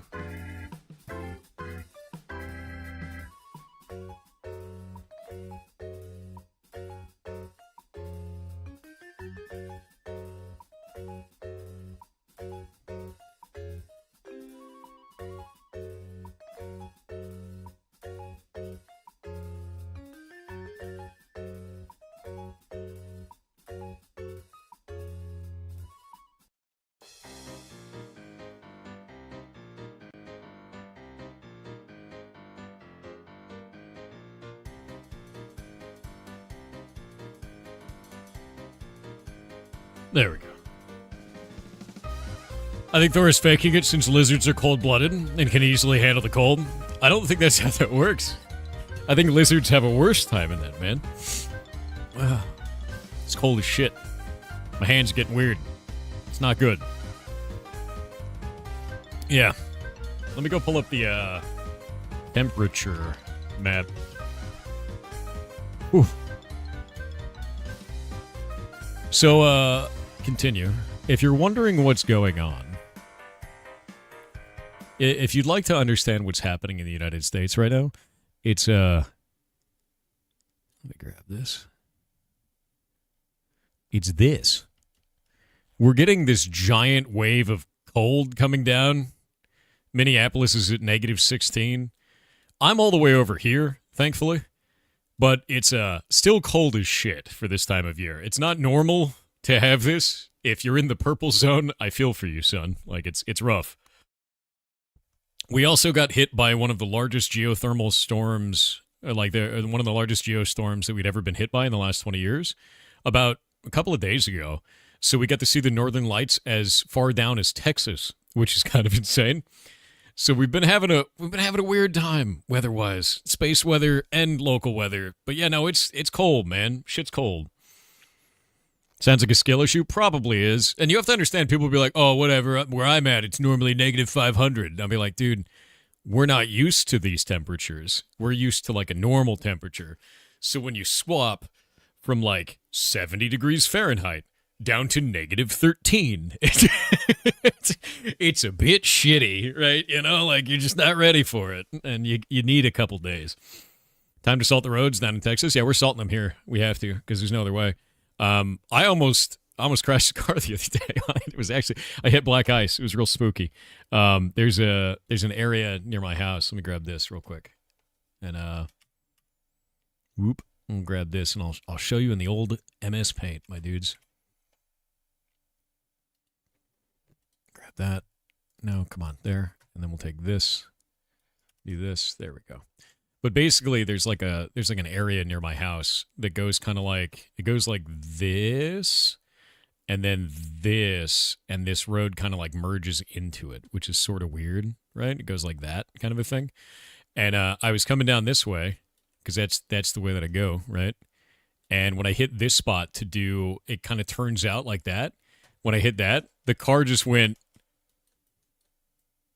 this way, sideways, and I was like, huh, tapped my brakes, didn't catch, and I was like, huh, and then it caught before I hit this sidewall, and I just got going forward. And I was like, that's cool. I was like, I'm facing this way, but the screen is going this way. I was like, that's not, I'm like, and then it caught, and I was like, we're fine. And Shay's like, what? And I was like, the car just did a thing. Don't worry about it. It's fine. Because, like, Shay doesn't drive and couldn't tell that anything was wrong. Yeah, I passed the quick time event and didn't hit a wall, right? That being said, if it was a little bit more ice, if the ice had extended a little bit more, we would have hit the wall. There'd be nothing I could do about it. So, because I was tapping the brake, doing what you do where you're supposed to, like, tap it a little bit to try and see if you can catch the ice, and it just, nothing happened. And I was like, all right, well, here we go, right? You know. Yeah, irony, Thor takes out a power pole. Thankfully, there's no power pole there. But those people who hit the power poles did it in clear weather or in rain. No excuse. Ridiculous. What do you want, ZX Lauren? What is this? What, dude? You trying to talk about Netanyahu? I don't talk about politics on here. There's a lot of other streamers on this platform if you'd like to talk about political things or geopolitical figures.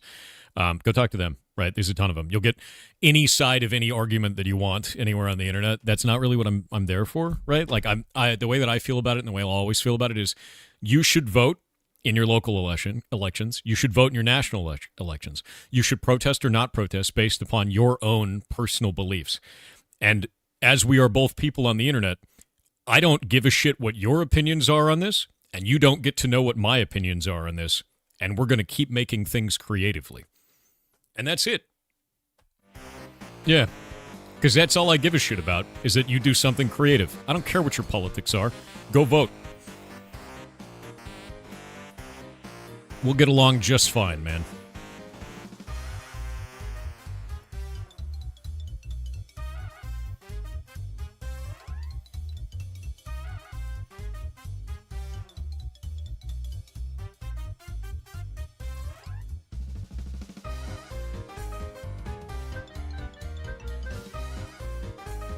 Actually, there is one political opinion I'll release. It's Skyrim belongs to the Nords. Yeah. That's it. But you know that one's true anyway, so it's fun.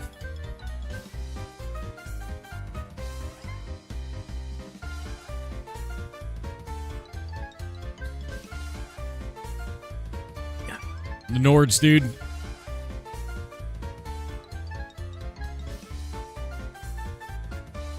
Skyrim politics, best politics. Okay, so we've got a cauldron that's actually in the game right now, and I'm wondering if I could just make... Oh, this doesn't animate, does it? Can we do it? You know, I wonder if we can make an animation in this. I think I can make an animation where these are like spinning or doing something, because this is not animated. And I think it'd be kind of cool to animate it. You know what I mean? Yeah. Like maybe bubbles coming up. Like I haven't learned how to do animation inside of Blockbench, but I feel like it'd be really cool to do that. It also looks like, is that the one that's used for the chef table? I don't know if it is. Oh, it totally is. It's the exact same model, but it doesn't have legs, or does it? Does it have legs in there? Did they hide them? No, they just didn't give it legs. Weird. Weird. Very weird. I feel like this could be done differently. Yeah. I feel like we could change this. Also, it looks like I can't change the color on that. So maybe, because what I want to do is I want to set up our magic system. The magic system in Blockgame, the way that it works is it's based on the elemental powers that you have inside of a cauldron. And we were doing it in Minecraft with a lava cauldron and a water cauldron. Lava cauldron and a snow cauldron, powdered snow. So the idea of producing a cauldron that can handle different types of magics is the interesting part with this, where we can have different ways of doing that. Although I may not end up doing it as a cauldron. I may do it as something else, and I just don't know what. Maybe we can refine an essence, right? Maybe that's what I can do with it. Maybe we can take, because we can do a... yeah, I think I might do that. I want to have 2 different alchemy workbenches. We're going to have a basics workbench. Like, we'll have 2 different alchemy workbenches. I'll have one that is an alchemy workbench that is handling probably material production, and that's our basics, right? And then we'll have one that does, like, more advanced mechanics. And I think we'll do that with each one of the benches. So the bench that is the basics is the one you can build at home, is how we'll do that. So let's kind of write this out. No, don't reload that. We'll get rid of it. Get rid of that one. Take this and move it.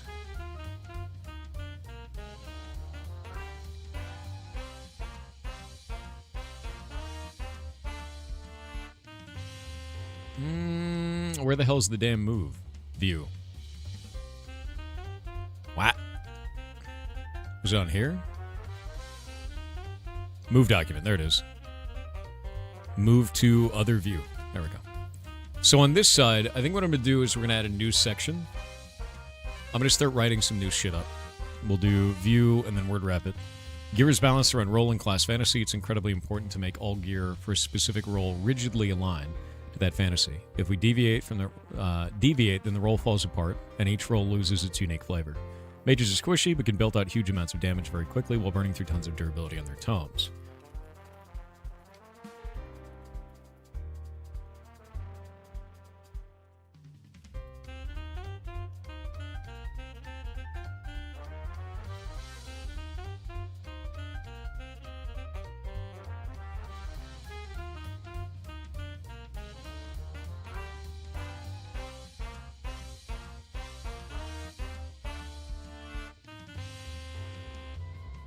There we go. Ah.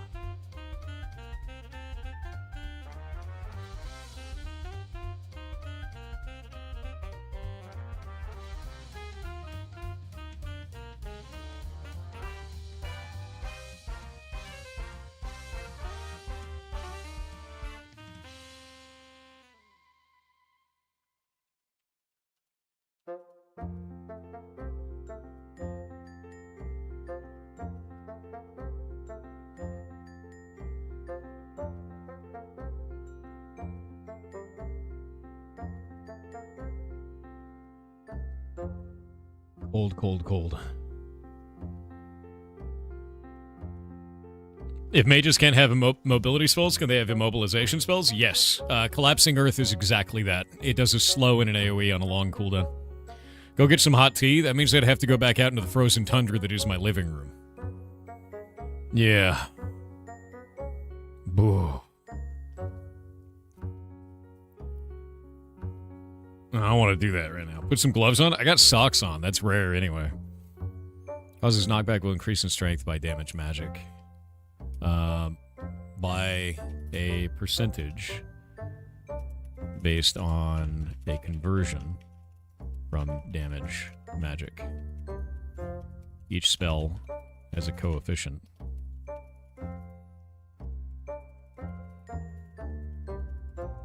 Conversion. Different. There we go. All right.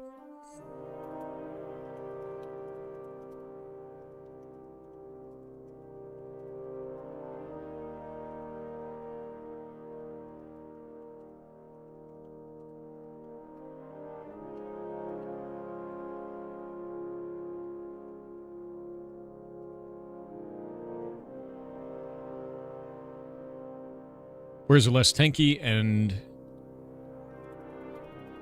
their gear is less durable than Guardians.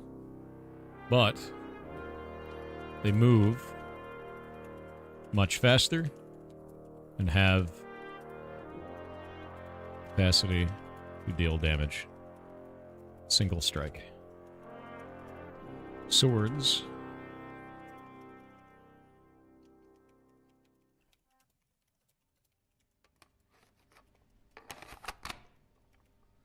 What is up? You don't really code to read me? Oh no, this is design, dude. So what we're doing right now is I'm writing out the gear balance for each of the classes based on what we have inside a Blockgame. So that way we have a game design document that kind of sits with what we're trying to do. Yeah, we read the patch notes and then I tried to get back into World Gen 2 and it didn't work. So the things that I was doing yesterday were causing a corrupted world and I don't really know why. So I need to really dig into it and play around with it because something was super wrong, dude. Like, really, really wrong, and I'm just not sure what it was. Whereas they're less tanky and their gear is less durable than Guardians, but they move much faster and have a greater capacity to deal damage in a single strike. Whereas they have an innate ability that lets them jump a distance based on their damage weapon. Oh, actually...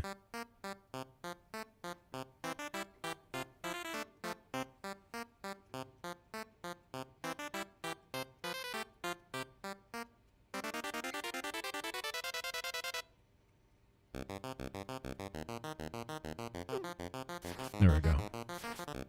Grab this.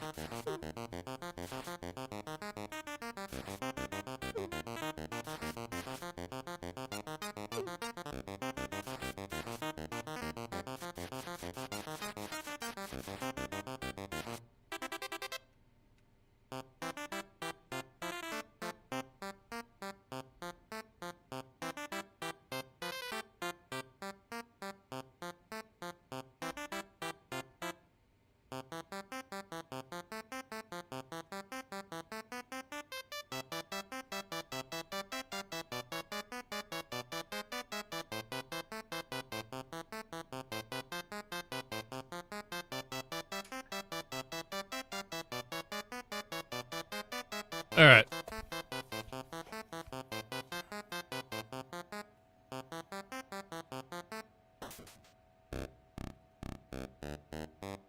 So basically what I'm doing is inside a Blockgame we have 5 different classes. Each of those classes is scaling with a different ability.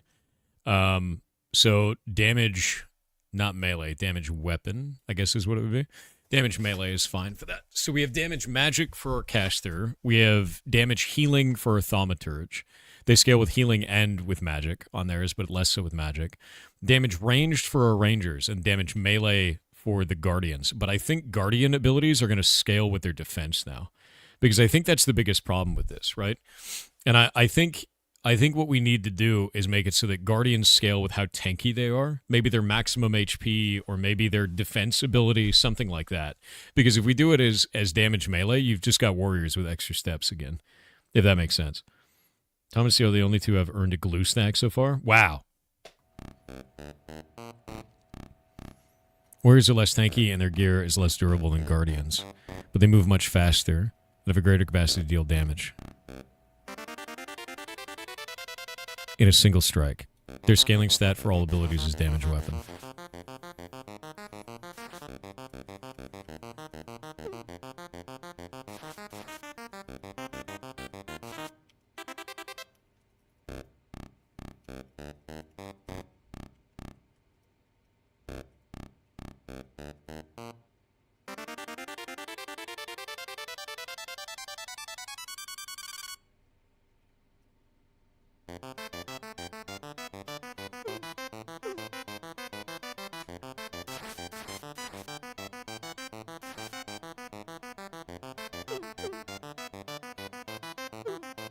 I don't know if I want it to be damage weapon or damage melee.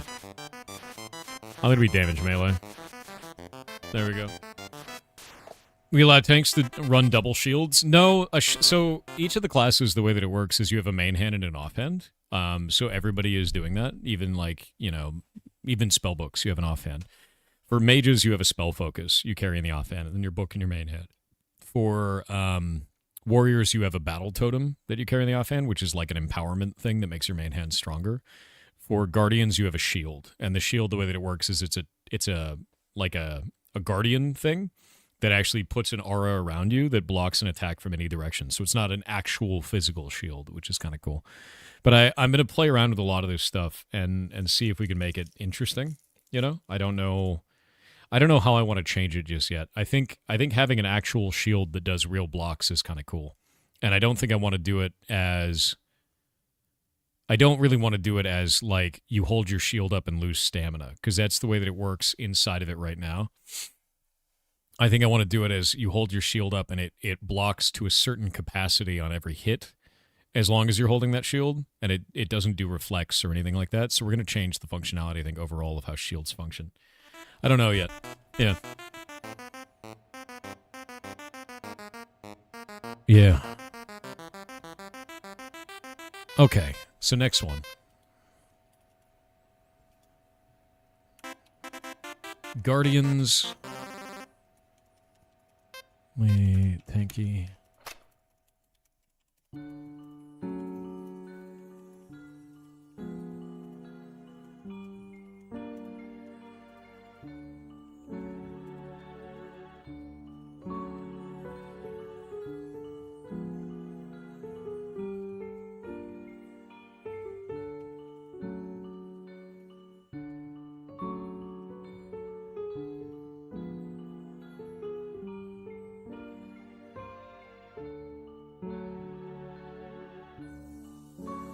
Let me pull up innate health regen effects.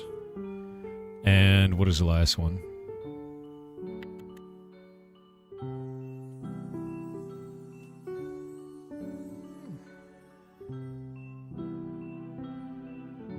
It was health regen. They don't use just health regen. I wonder if I forgot that stat. I don't know if I did. Resist bleed, burn, chill, blah, blah, blah, blah, blah.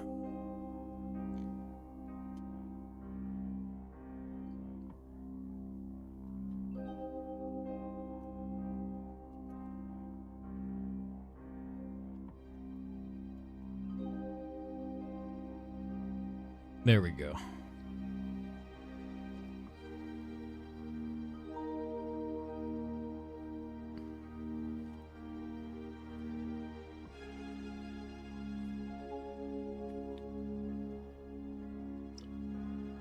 Do people know Update 2 is out? Yeah, we know. Yeah, 100%.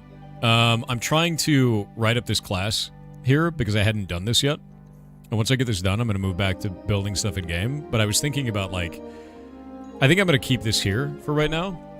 Because I need to think about how I'm going to be doing professions. And if we go like alchemy, right? Alchemy needs to be based on salt, mercury, and sulfur. And then from there, I want to change how we do alchemy entirely. We'll have herb components. Here's a good question. Do we want to split up herbalism and mycology? Do we want that to be two different things, or should that all just be herbalism? Because I want to put a lot of mushrooms in the game. All herbalism, keep it all the same, one thing. Here's the problem. Do we want to have herbalism and farming be two different things?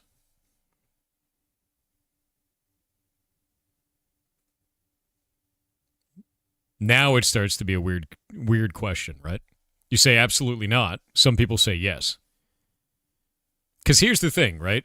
If I make herbalism also farming, what ends up happening is you just sit in a town and farm wheat, right? To get farming stats up. If I make herbalism separate, that means like foraging. So maybe instead of herbalism, we do foraging and farming. Does that make sense? And then foraging works for both plants and for mushrooms. Is mining a type of farming? No. Mining would be its own thing. Sounds good? Do you like that? Yeah, because that's the thing I've been stuck on. Is like right now in Blockgame we just have herbalism, you know? And I think that's it. I think that just herbalism doesn't really make sense. Is fishing a type of mining? Yes. How I mine for fish.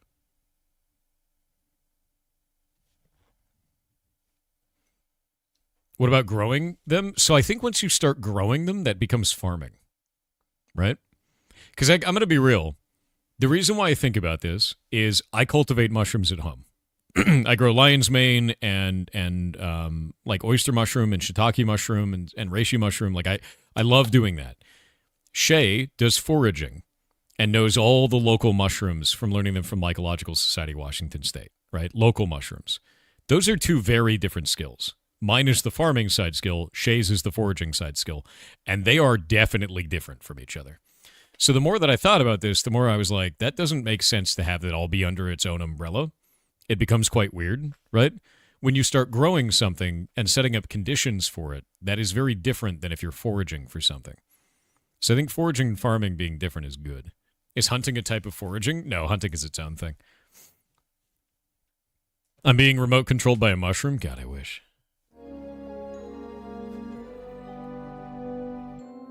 Yeah.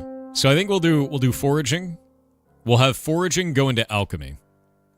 Like foraging, mining, and wood cutting. Right? Foraging, mining, and logging, really. There we go. Because if we make it so that alchemy uses foraging, mining, and logging, that works together. It'd have to use all of those things. And then farming is its own thing. We'll get rid of that, right? But I think this works really well, you know? Farming is plantables, seeds by crops of the player. Foraging is collection of wild plants, fungi, or seeds. Correct. That is correct, Mirror. And that's the thing is, what I want to kind of do is if you have a farming skill, maybe that's how you get the eternal seeds, is once you get a high enough farming skill, you can trade in basic seeds for eternals. And I think that would work really, really well. Or seeds that have a higher capacity of dropping the golden or sentient variants of the different plants. Like farming goes down the route of I live at home and I build a farm, right? How would a foraging skill be implemented? How would high foraging skill help? So the way that it works inside of Blockgame right now is the higher your skill, the higher capacity you have for rare drops. That's all it is. So like more skill, more rare drop. More chance of a rare drop. It's like luck, right? But only for that one thing. Foraging also allows you to identify things. In this case, it wouldn't really be that. It'd be like identifying, I guess, an oyster mushroom's an oyster mushroom, right? But maybe you find the variant oyster mushroom because you have a higher foraging skill and you know that it's slightly different. Stuff like that, right? Would farming be purely for cooking? I think right now, yeah. I can't think of another way we could use that sort of a thing. Foraging would be used for cooking and alchemy. Farming would be used for... Actually, foraging would be used for cooking, alchemy, and farming, because you need to get the wild type of something before you can make the farmable type of it, if that makes sense. So I think that would be separate. Yeah. Never played it, that's your problem. You have no comparison. Fair. Yeah, no, if you haven't played it, then that makes sense. So I think we could go that direction. you know? I think we could do that. Hunting a type of foraging, though. No, we'll do that separately.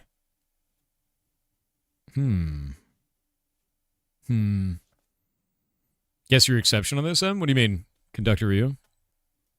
Let me see what you got. What did you say? Farming feels like it'd be useless on its own, though. I feel like the problem that I'm running into is that, like, if I just call it herbalism and be like, all plants are the same thing, right?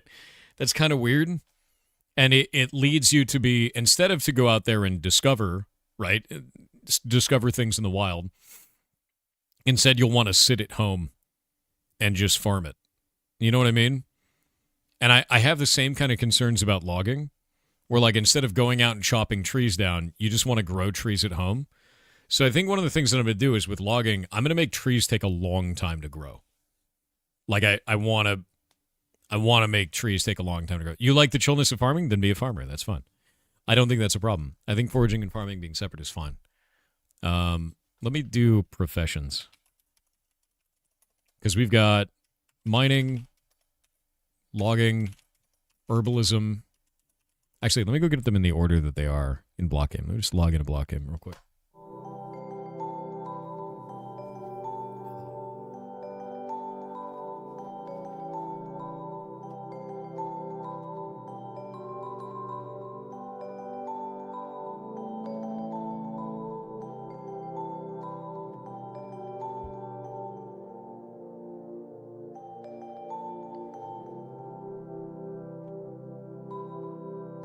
No, you didn't like it in Blockgame, but we really need an ability to farm at home in Hightail. I know. I need to find a way to make that fun, where you're not just wheat maxing. Because wheat maxing was a problem, Sev, because there was zero risk to completely destroy the food market. Does that make sense? Like, it was a huge problem for the game. There has to be some way that we do this where it feels correct. You know? Yeah. I was there, I know. Yeah. Because, like, I don't know, man. Like, the people would just build a single cube upwards infinitely to the skybox limit of just wheat, and that was stupid as hell. Remember the hidden wheat farms, the ones where they hid them all over the place because they knew they weren't supposed to be doing it? Maybe have farming require something outside of home. You can't just make yourself. Well, I've tried a couple of iterations, right? Like, these are the iterations that I've tried throughout the years with this. Of one, I just let people grow wheat. This was a problem. It just created a gigantic, huge tower of wheat, of like 1 million layers of wheat going up into the sky. And I was like, Jesus Christ. So we got rid of that one. That we don't want to have the big tower of wheat. So wheat tower is wrong. Wheat tower. We don't want that, right? And it was just like this, going all the way up. Stupid. The next thing that I tried was, we're going to leave you with the wheat tower, but now in that wheat tower is, a plant doesn't always give seeds back. So seeds, 50%, and you had to go find them. Everyone hated this. This was a problem. This sucked ass. Nobody liked that. So that was one that I tried. I was like, well, just make it so they have to go get more seeds. And it's like, you don't want to have a giant wheat tower. You want to have as many as you can. Is there a way to implement, we called it the Monsanto patch, actually. Is there a way to implement diseases for plants if you have large monocrops in one area? Could be. We could try diseases. Diseases could work. That gets a little bit into the territory of like over-engineering it, right? Because a player isn't going to know about the disease, you know. Weeds could be a thing. Weeds could be a thing. Monsanto patch is not what we're going to do again. We're not going to do seeds 50%. The last one that I did, and this is what we have right now, is you just can't get items at home. So items only drop in what is called Murkheim. And Murkheim is a weekly resetting world that has PvP enabled. So you have to go there, you have to dig down to a secret base, form that secret base, have intel, kind of keep a perimeter on it so people don't know you're there, and then farm underground, which has worked really well. Like, people have actually done this, and it's allowed there to be risk and reward, right? And usually they set up a portal network to go back to home and then farm into there and seal it off, which is kind of cool. Like, it actually makes it so that you actively have to go do something and stops it from being a problem, right? And like, I think this works, but it doesn't feel ideal. It's just kind of like a best fit right now. So if we want to change this for Hightail, have wheat require natural light, we could do that. We could make it have natural light. But then I know what you guys would do is you'd find a way to do like windows on every single one of these, and it would count as natural light, even though it wouldn't be. It'd just be like a giant, weird, elongated tower with breakpoints for light to come in. Like, I can already see the bullshit, right? Yeah. Wonder if Hightail could allow for something like only allow 10 plowed tiles per chunk. I mean, we could code that. We just build it in Java. Like, that's not a really big deal for that. It's more like, I don't know, diseases I don't think is the right way. Diseases could have a visual indication. I can make it have particles. You know, we just do that. I'm a Blockgame bullshit expert. Dude, I've been making it for you guys for like 4.5 years. So like, yeah. Like I'm used to the bullshit. I'm used to you guys bullshitting your way around it. And like finding dumb ways to like do stupid things in the game. Limit home height area? No, because then that limits people's cool creativity shit, right? So like if we go into profile real quick and we pull this up, these are all the professions right now. So you got mining, logging, archaeology, fishing. Let me go grab those. Mining, logging, archaeology, fishing, and then what was it after that? Herbalism, hunting, cooking. I remember when we added cooking. That was cool. Herbalism, hunting, cooking. And then we've got rune carving and alchemy as the last two. And I kind of want to fix this up. Rune carving is cool. Alchemy is cool. All of these feel fine right now. The ground needs a rest period? No. There's got to be a better way. Cooking would be dope. It's already in the game. Like, we already have a really extensive cooking system. I think there's like 500 cookable items. Crop blight, if it's just constantly the same crop, with increasing chances, the longer the crop grows in the same area, that's kind of cool. Might you suggest engineering? That's not something I want to release at first. But eventually I want to do artificing, specifically. Can't you make wheat non-stackable? Dude, the idea of making wheat non-stackable would be a nightmare. Let me explain what people were doing when they were wheat maxing, all right? When they were doing this, they weren't getting the items. They were having the character farm all of the wheat and then dumping all the items down into like a water trough that would go down to a chest and automatically destroy it with a funnel. They were throwing all of it away to gain experience for herbalism. That's all they were doing. Nothing else. Literally nothing else. So the way that it works right now is special items only drop in Murkheim, and the base plant drops in Midgard. And that's it. Why not sell the wheat? Nobody wants it. Because you can just make infinite. It doesn't matter. Yeah. Basic crops are 99% useless. Everybody was using the special items, the special drops, because you can drop like golden wheat and sentient wheat off of that stuff. The way that I have it set up right now is if we go into here, into Hightail, and we look at this, and we look at the chef table, and dump that one right here, and you look at this, is you can actually build, oh, that's the wrong one. What is it called? Cook. There it is. Bench cooking. Bench cooking simple. That's the one. Boop. There we go. I made my own bench. So with this one, you'll be able to take wheat and turn it into wheat flour, and then turn that wheat flour into dough, and then turn that into bread, right? And that's sort of the idea with that, is that there will be a route for that. But I need to do a couple of things on this. We need to tie it into our balance system on the top left, so you can use a currency to make things. I also need to make it so that there's like an essence of fire that drops off stuff like we have. It'll be fiery essence. We'll pull that up. Soil value, it gets so complicated so fast. I'm trying to basically one-to-one port what we have and then go from there. Yeah. Recipe mods can't learn. Yeah, recipe mods can't learn, exactly. But with this, we can at least do this and create it right now. And then here's how we create the water, is we filter it out. Because the old way of doing it inside of Blockgame is that you have a potion bottle in your hand. We'll go grab a...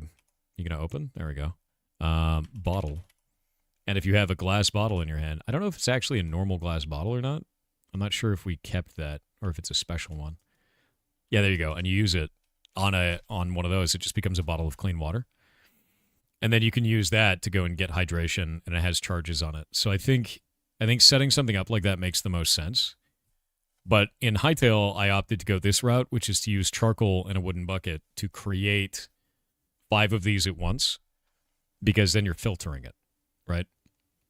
And I kind of like that idea. Is like you can filter water with alchemy and then like do that, you know?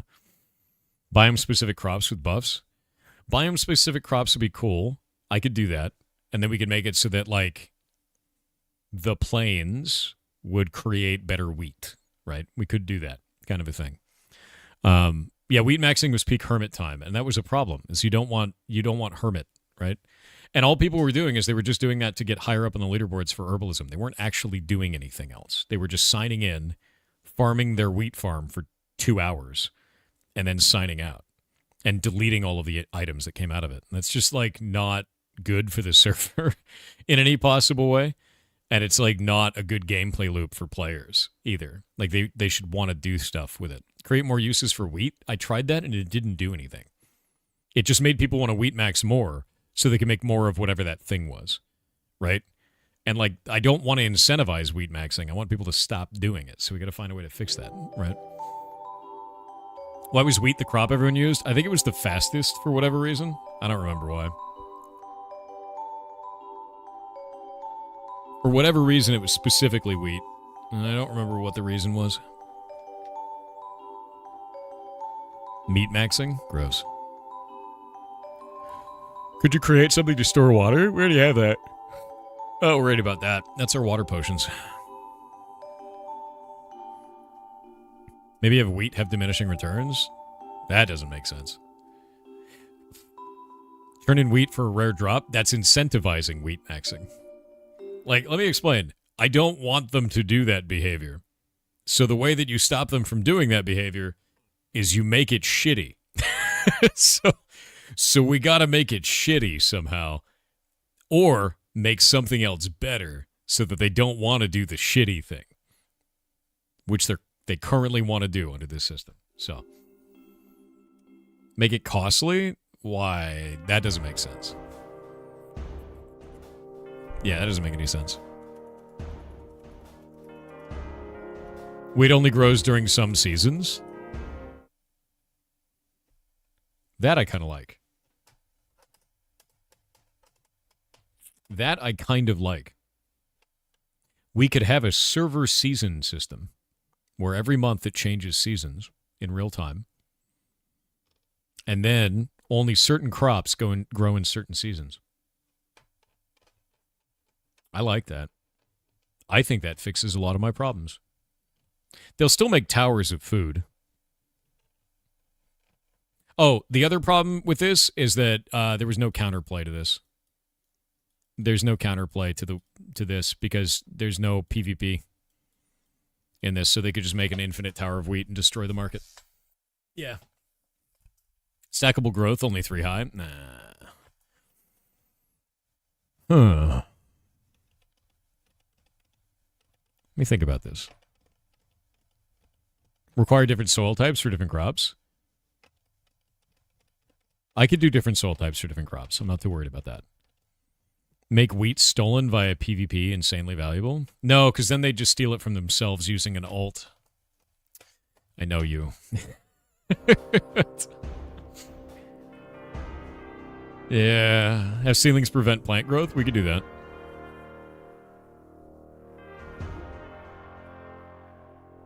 Make random fire elementals spawn from time to time. Okay. How about you actually try hightail farming first? I already have off stream. I really like the hightail farming system, to be honest with you. I think it's quite good, but it's still going to lead to wheat maxing behavior is the problem. That's the issue that I'm running into with it.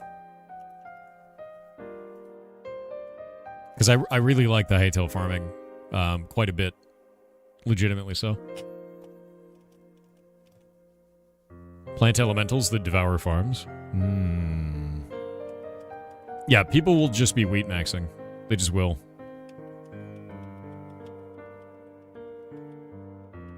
If we do seasons, just make the wheat grow slower during that season. I think we could do that. Yeah.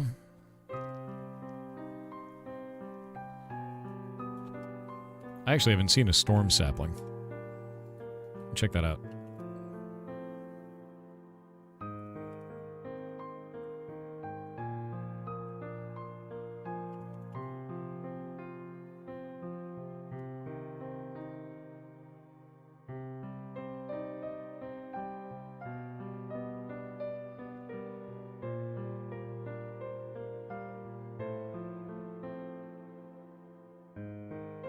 Yeah, I've not actually seen a storm sapling at all. Only one wheat plant per column. The Great Locust Plague. Wheat genocide causes aggressive elementals in revenge. I mean, maybe, but that's not fun for the player. For the creator code, Nomo. Yeah, it's for the creator code, man. Thank you for using that, by the way. Make raidable bosses. That'll be the, the end solution. Raidable bosses would be kind of cool. Boop, boop, boop, ba-doop. Great Locust. I mean, that could bring the Scarak, right? Something like that. I do like the idea. I love duckweed. Duckweed is cool. Duckweed is great. Look at that. Duckweed. Duckweed. Duckweed is cool. All right, so with this in mind, you basically just throw the crop onto there and grow it. I don't know the rate of these different ones, so I'm going to kind of grab that real fast. The Storm Sapling Seeds, plant crop stamina 3 block. That's weird. That's a weird name for that. I'm going to go pull this up and kind of take a look at this. Plant, because I think stamina 3 block. I think that these might actually be stored in terms of their timers on these. Block type, block model textures. Does this have an interaction? There we go. Interaction, primary, secondary, block, primary. Definition, stage 1, stage 2. So that starts as that, and then goes to the second stage. It needs a light level, or does it produce light? It looks like it might be producing light. Let me grab this real quick. We'll go into here. And then do Fulbright off. No? Maybe it's not producing light. Weird. That's very weird, right? Oh, maybe it produces light after it's fully grown. I think that's the problem. Yeah. Because I think at first it starts off as a seed. And then it changes states into a plant. Plant full, and I think the other one is plant medium, yeah? Plant medium, there we go. So it changes based on these. So how does the actual code for this determine the length of time before it does this? Let's look at farming. Default. This is the block state. Grow stage complete. Stamina. This is plant crop stamina 3. So we're at plant crop stamina 3 block right now. And then it'll change into a plant next, yeah? But how long does that take? Oh. It needs a light level? Boop. Where does it define the light level required? Is the big question that I have.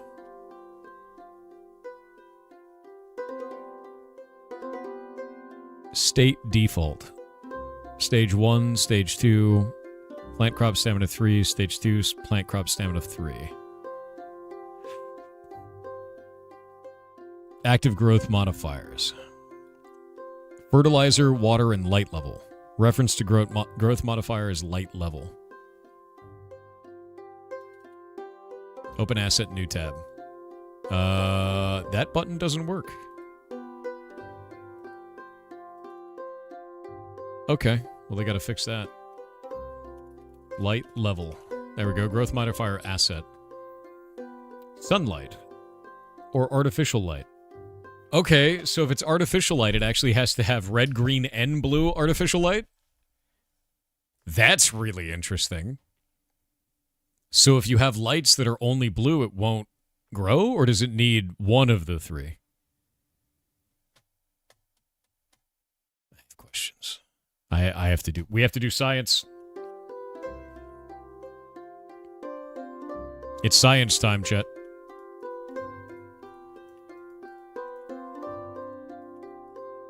Actually, let's go higher up. And we'll do stone. Because this looks weird.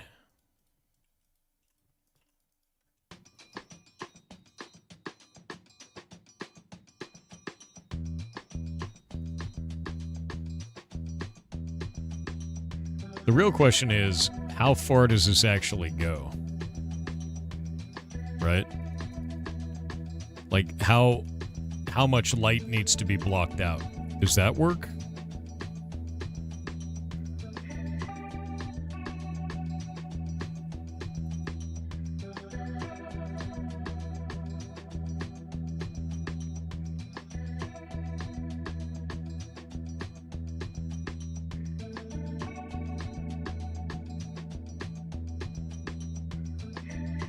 And the answer is I have no idea. So, let's do that.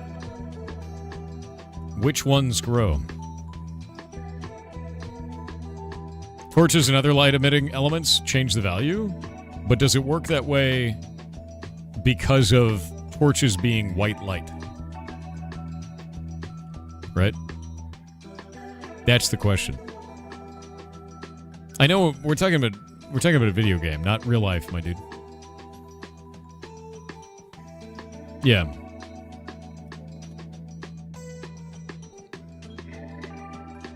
So, like, if you look at this, it's got it set to artificial light of red, green, and blue, or sunlight as its own value for the modifier for that. Which is interesting. And it looks like it's got a timer of some kind, but what is the timer tied to? And that's the thing I don't understand. It's like an internal... Oh! That one grew first? Why did that one grow first? That's weird, right? Right? Isn't that weird?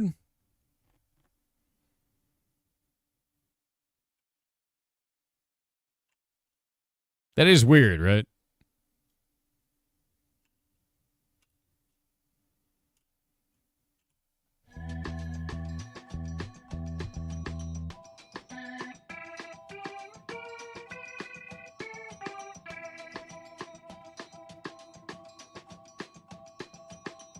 Now that was weird. I said time noon, and it just made all of them explode. So when you set time noon, it looks like it sets time forward rather than anything else, which is a little bit weird. So when I set that, I can say time noon, and it grows instantly. So setting time causes growth stages to go through instantly. It's not storing the growth stage on itself in a way that seems sane. Little bit weird. Just a little bit weird. Can we auto water crops? I was doing it with the watering can before, but I don't think you can. No, that's weird. Yeah, you can't auto water them. This guy, I want to make like a sprinkler and do it that way. Yeah, I want to do like a sprinkler thing. This makes me wonder, like, how much darkness do we need? Like, can we just do this kind of a thing and it's like very clearly encapsulated? And does this still grow? If I do this, right? Like, there's no light in here and I change it to noon, it still grows. That seems like a bug. Right? Like that, does that seem like a bug? That seems a little bit weird, man. Let me look at the growth modifier system. Okay, so if we go into this plant, it has a growth modifier of fertilizer, water, and light level. Oh, it can grow anyway. Even without light, it can grow. It's not a bug, it's how they designed this. These are modifiers. So if it doesn't have this, it doesn't get a ×2 modifier. If we look at fertilizer, growth modifier, ×2 modifier. If we look at water, where's our growth? Growth modifier, that's a ×2.5. This can be applied by weather and also by fluids. Okay. No, that's weird. So if it doesn't have these three things, it will still grow. And when I'm hitting time noon, what's happening is it's setting the time forward.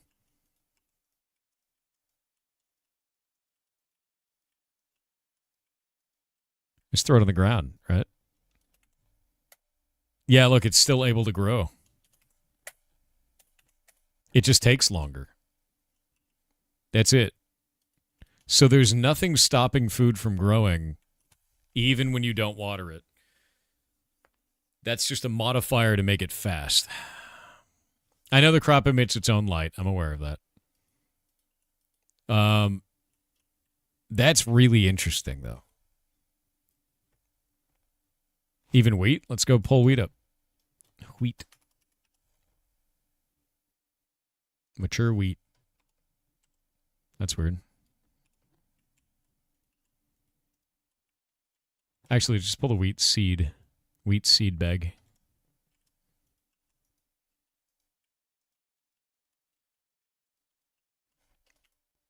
Yep, even wheat. Yep, even wheat. Still does it. So that means that even without light, even without fertilizer, this is still functional. That seems bad. Yeah, it's a little bit weird, right? That's a little weird to me. I feel like if it doesn't have one of those, it should fail. Right? Does that make sense? This is called plant crop wheat block. Plant crop wheat block. And if we grab that, we go into here and we look at it, its lighting system, like its fertilization system on this is different, or its fertilizer system? Where is it? What is it called? It's a growth pattern or some shit. Farming, there it is. Stages, harvested. Is it under that? No. Hello, Thor? Hello. We're learning a thing. Active growth modifiers. Here we go. So these growth modifiers just modify the base growth. So, like, where do we find out the base growth for this? Right?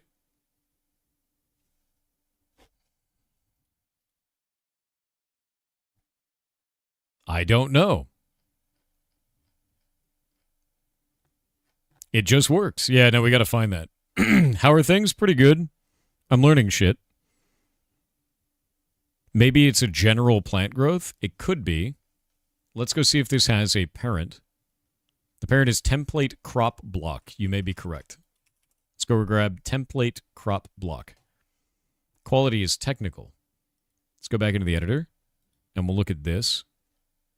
So this will need to have a growth mechanic on it. Interactions, support, farming, and there's our active growth modifiers. So this also has fertilizer, water, and light level as the 3. It's got flags on it for is stackable. Farming stages. Default and harvested. There we go. Minimum and maximum on that. Does this one also have that?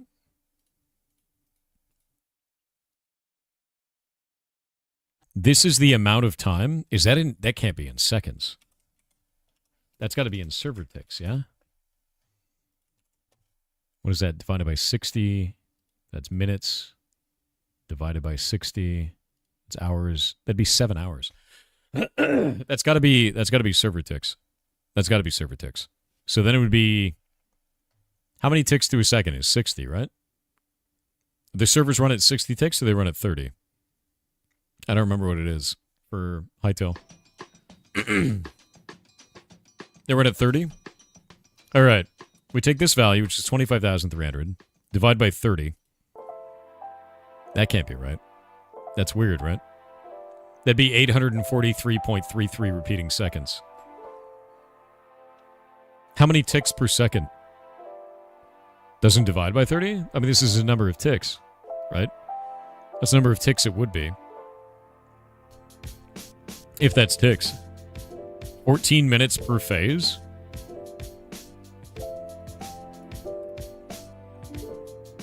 If it's 14 minutes per phase, then you've got each minute is 60 seconds times 14 times 30. Close. Almost 14 minutes per phase. Okay. So this is divided by 30 divided by 60. 14.05 minutes. There we go. Slightly over. Slightly over. So that is the number of ticks, and it's 30 ticks per second. Neat. Weird, but neat. So that's 14 minutes per. I think that works. And then you've got these different growth stages, right? So these growth stages, each growth stage is 14 minutes. But if you have a light level, it cuts that in half, so that's 7. If you have fertilizer, that's 3.5. And if you have water, what is 3.5? Because that'd be another 2.5 times. So yeah, that's ridiculous, actually. You basically take your 30, your starting 30, and you multiply that by this value. Each time it goes up. That's ridiculously fast. So we'll take 30 times 2 times 2 times 2.5, and you get 300. So it's 10 times the speed. So with all of it, you would grow it in 1.4 seconds, or 1.4 minutes instead of 14 minutes. Yeah. Like that's basically what's happening here is if you have your light level, you have your fertilizer, and you have your water, it's 1.4 minutes. That's wild, dude.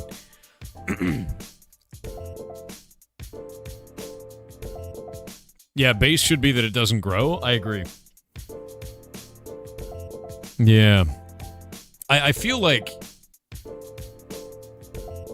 it shouldn't grow without one of those things. Like the initial should be 0. But that's not the way that this system works. Maybe have the modifiers? I could do that, yeah.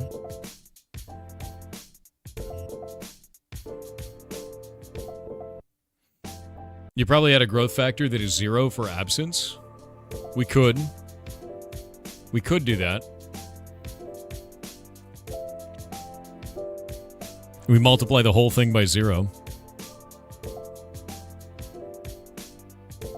Maybe 10x the modifiers and 10x the default growth time? Why would I want to do that? What? I guess that kind of works, right? Like, basically what I could do is I could set the growth time to 0 without it, you know, and then we'd have a 14-minute growth time is fine. I'd have to increase the block state time for this. Yeah, that's weird. That's a weird system. It looks like one of these doesn't even grow fast. Look at this. It doesn't grow anymore. So this goes up the stages that way. So it's actually longer. It is longer than 14 minutes. Look at this. That's just at one stage, right? Do we know if this resets per stage? Does that reset per stage? Because I think it does. It's not 14 minutes. It'd be 14 minutes per stage. It's not 14 minutes from start to complete, is it? Do you guys know if it is? Let's go pull this up. It's per phase. So farming just takes a shitload of time, because when I farmed, I just left and came back and it was done. I didn't realize it was that long. So it's like an hour, man. It's like a full hour. Yeah? Like it's got to be at that point. Because you've got, at the minimum end, it's actually got a maximum end too. Farming isn't fast. You know, maybe wheat maxing is fine. With it lasting this long, maybe wheat maxing is fine. Because you have to put a lot into it. But the way that I feel about it is and this is, tell me if I'm wrong here, the way that the player's going to interact with this is they, instead of signing on and just running up and down the stairs and going wheat, going all the way up and down this, maybe what they'll do is they'll sign in, they'll harvest all of their wheat, they'll replant all of their wheat, and then they'll go do something else while it grows, right? Because the manual effort of this and then the wait timer is a long time. That's what you do, yeah? Okay. Sign on, harvest, replant, log off. If someone signs on, harvest, replants, and logs off, they're not engaging with the rest of the system and they're not damaging the in-game economy. Right?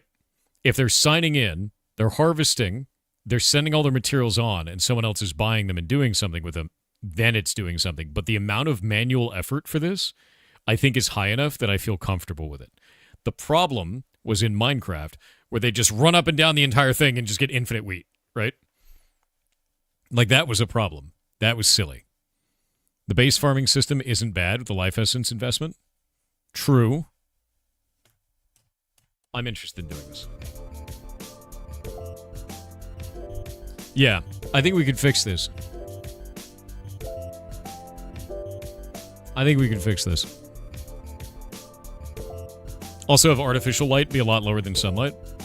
Well, it counts the same right now. Let me go grab this. Go to here. Like, if we go into light level, they're the same. It's just if you have one or the other, you get this. If one of these is met, you're good, you know. What is Blockgame currency? Coins. I need to get something to eat while I'm thinking about this. Give me just a minute. I will be right back.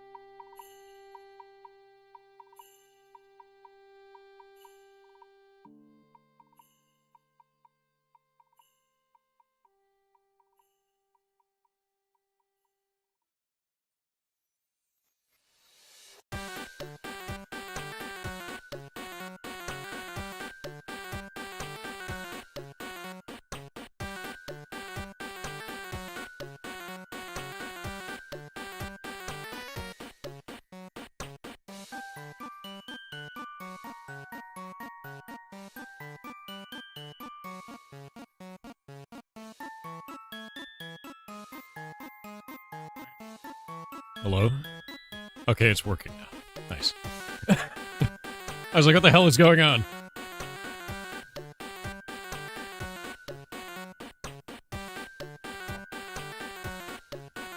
That was weird. Anyway, so here's my plan. And tell me if this sounds weird, right? I kind of don't like that these grow right now without water. Or without water, without like light, without any of that stuff, right? So I think what I might do is I might make it so that not only is there a growth modifier, but I might make it produce less material if you don't tend to the plant. Because we can track that on each one of these. If we go look into these crops, there's a state that it grows through, but then I could probably change the drop quantity based on this. What is it? They remove blocks this update that can stop your world from loading? I don't understand. Which blocks?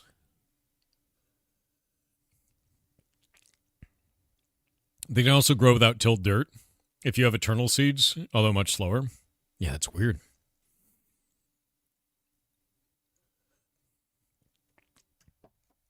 Yeah, it's really weird. Yeah, hell yeah, chalky milk. So, like, these are some of the ideas that I have in my head. Like, maybe we make it so it doesn't grow without one of those things, right? Maybe if you grow a plant in complete darkness, it becomes a different variant. Like white asparagus, right? Like you create a crop that is pure white. Like, yeah, that might be really interesting because you grew it in a cave. It's like a cave variant, right? Yeah. Maybe if you grew it on a corrupted block, it grows different. It grows into a corrupted one. Or adamantite stone is one that affected yours. Weird. Yeah, I don't have that issue. Yeah, cave variants for those albino crops. Yeah. Albino cave wheat might be really interesting. We just call it cave wheat, cave beetroot, whatever it's going to be, cave aubergine, you know. But I think that actually works really well. I just need to figure out if we can do that natively or if I have to write a mod for it. My guess is I'll have to write a mod because if we look at this and we look at gathering, it's only got one set of drop list for this. Where like it drops plant crop carrot block. So let's go look at drops plant crop wheat block. Oh, that's interesting. There's wheat burnt too. Wheat eternal on each of these stages. Can we change that per stage? Let me actually close out of the template real quick. Go back to the wheat block. It changes the state for that. Let's look at the state definitions for this. Does this change? It changes the block model texture per state. Okay. It changes the block model there. What is the effect? Wind attached. Okay, so it blows in the wind. That's cool. I like that. Gathering, soft, drop list. It changes the drop list per tier. So if we can do that, we might be able to change the state of it based on where it is growing, right? Does that make sense? Like, there could be a chance we can change that when it is placed and be like, the light level is too low here. You're making cave wheat. And then if you raise the light level, it won't change it back. Because it's at time of placement. That might be really interesting. I wonder if you could do that. Your suggestion of 30 times growth time and increased modifiers was a soft requirement. It'll go super slow instead of not at all, but like your current idea. Yeah, I mean, like, I like the idea of the amount of time that it's taking right now. But I'd rather it do something with the environment. Like, there should be... Like, if you grow it in a cave with no light, it should be lesser somehow or different in some way. Like, there should be a reason that you want to build an environment that is... Because, like, what I don't want, dude, is I don't want someone to make a dark cave where they don't have to give a shit about any of these factors and just throw it on the soil and then leave for 5 hours and come back from work or whatever. Like, leave for 8 hours, come back from work, and have, like, a full crop. And that's what they're going to do. And I just don't think that that's beneficial, if that makes sense. Like, I want there to be, yeah, Minecraft farm towers. I'm trying to avoid the Minecraft farm tower issue, is what I'm looking at, right? And, like, when you're doing farming in this, like, there are, time, noon, time, stop. There we go. And, like, when we're doing that, like, when we're doing, like, the farm, we've got the farmer's workbench, right? And we pull that out, and we take a look at this. Farmer's workbench is kind of cool. And you're making a feed bag. Like, you can make stuff like this. You can build all these types of things out, like for your watering cans and everything like that. But then you also have your seeds, and you have to use Essence of Life to make those. So, like, Essence of Life comes from farming, and then you use that to go back into making seeds. So you can turn any seeds into any other seed. So the way that this is going to work, I guarantee this, is that people are going to make the most common crop, the cheapest one, and then try to generate stuff out of it, and we'll have to balance the shit out. How would you add a +1 yield per condition present? Ooh, that would be interesting. That would be really interesting. Yeah, this is the eternal one. So let me ask something about the eternal ones. When you make an eternal crop, does it replant itself when you harvest it? Is that what it does?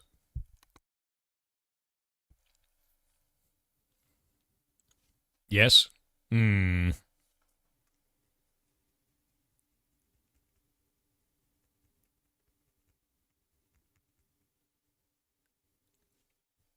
If that's the case, I'm a little bit worried about it. Because that would even more so incentivize. I guess it'd be a shitload of farming to get it, right? It'd be a shitload of farming to do that. Eternal crops can't give XP. You mean like when we have herbalism or farming, right? They're very expensive. I'm thinking long term, right? Can you pick up an eternal crop? Once you place it, it's permanent. You can pick them up? Okay.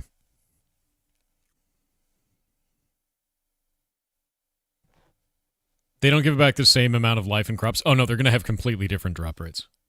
Yeah. What a first-time chat from a dude named Big Pharma. All right, bud. Yeah, so if we look at Eternal Stage Final Harvest, right, and it's a container that has 2 containers in it of items of this, and it's got quantity min, quantity max for ingredient life, essence, and that. So if we do wheat normal,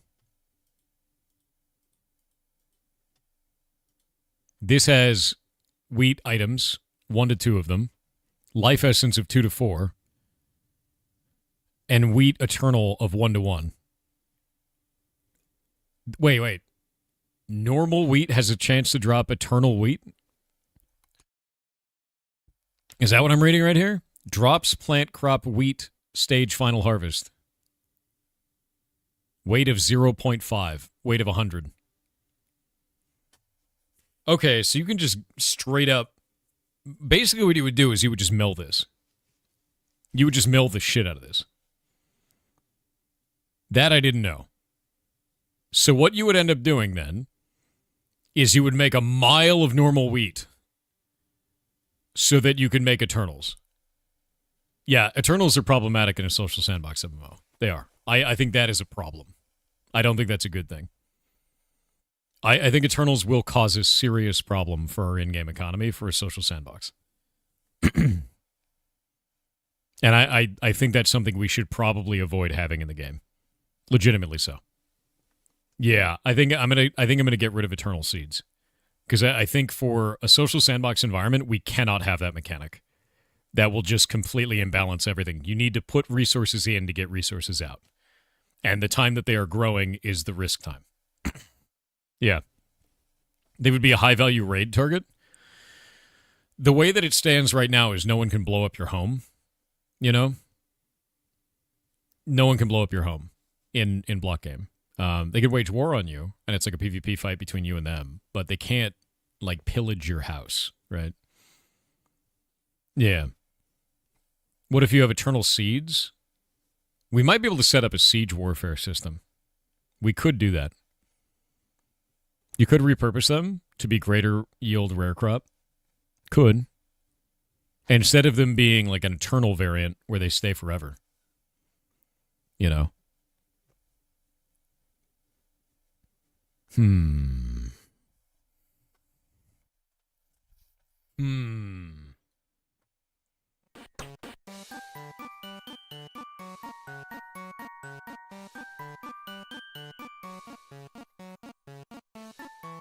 So I guess here comes the difficult question.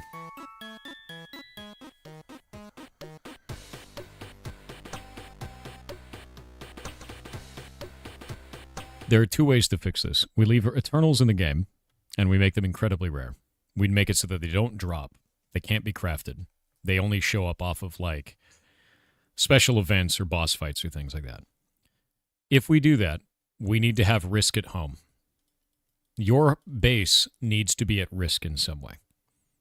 In fact, if we allow farming at home, we need to have risk involved in some way in order to make this work.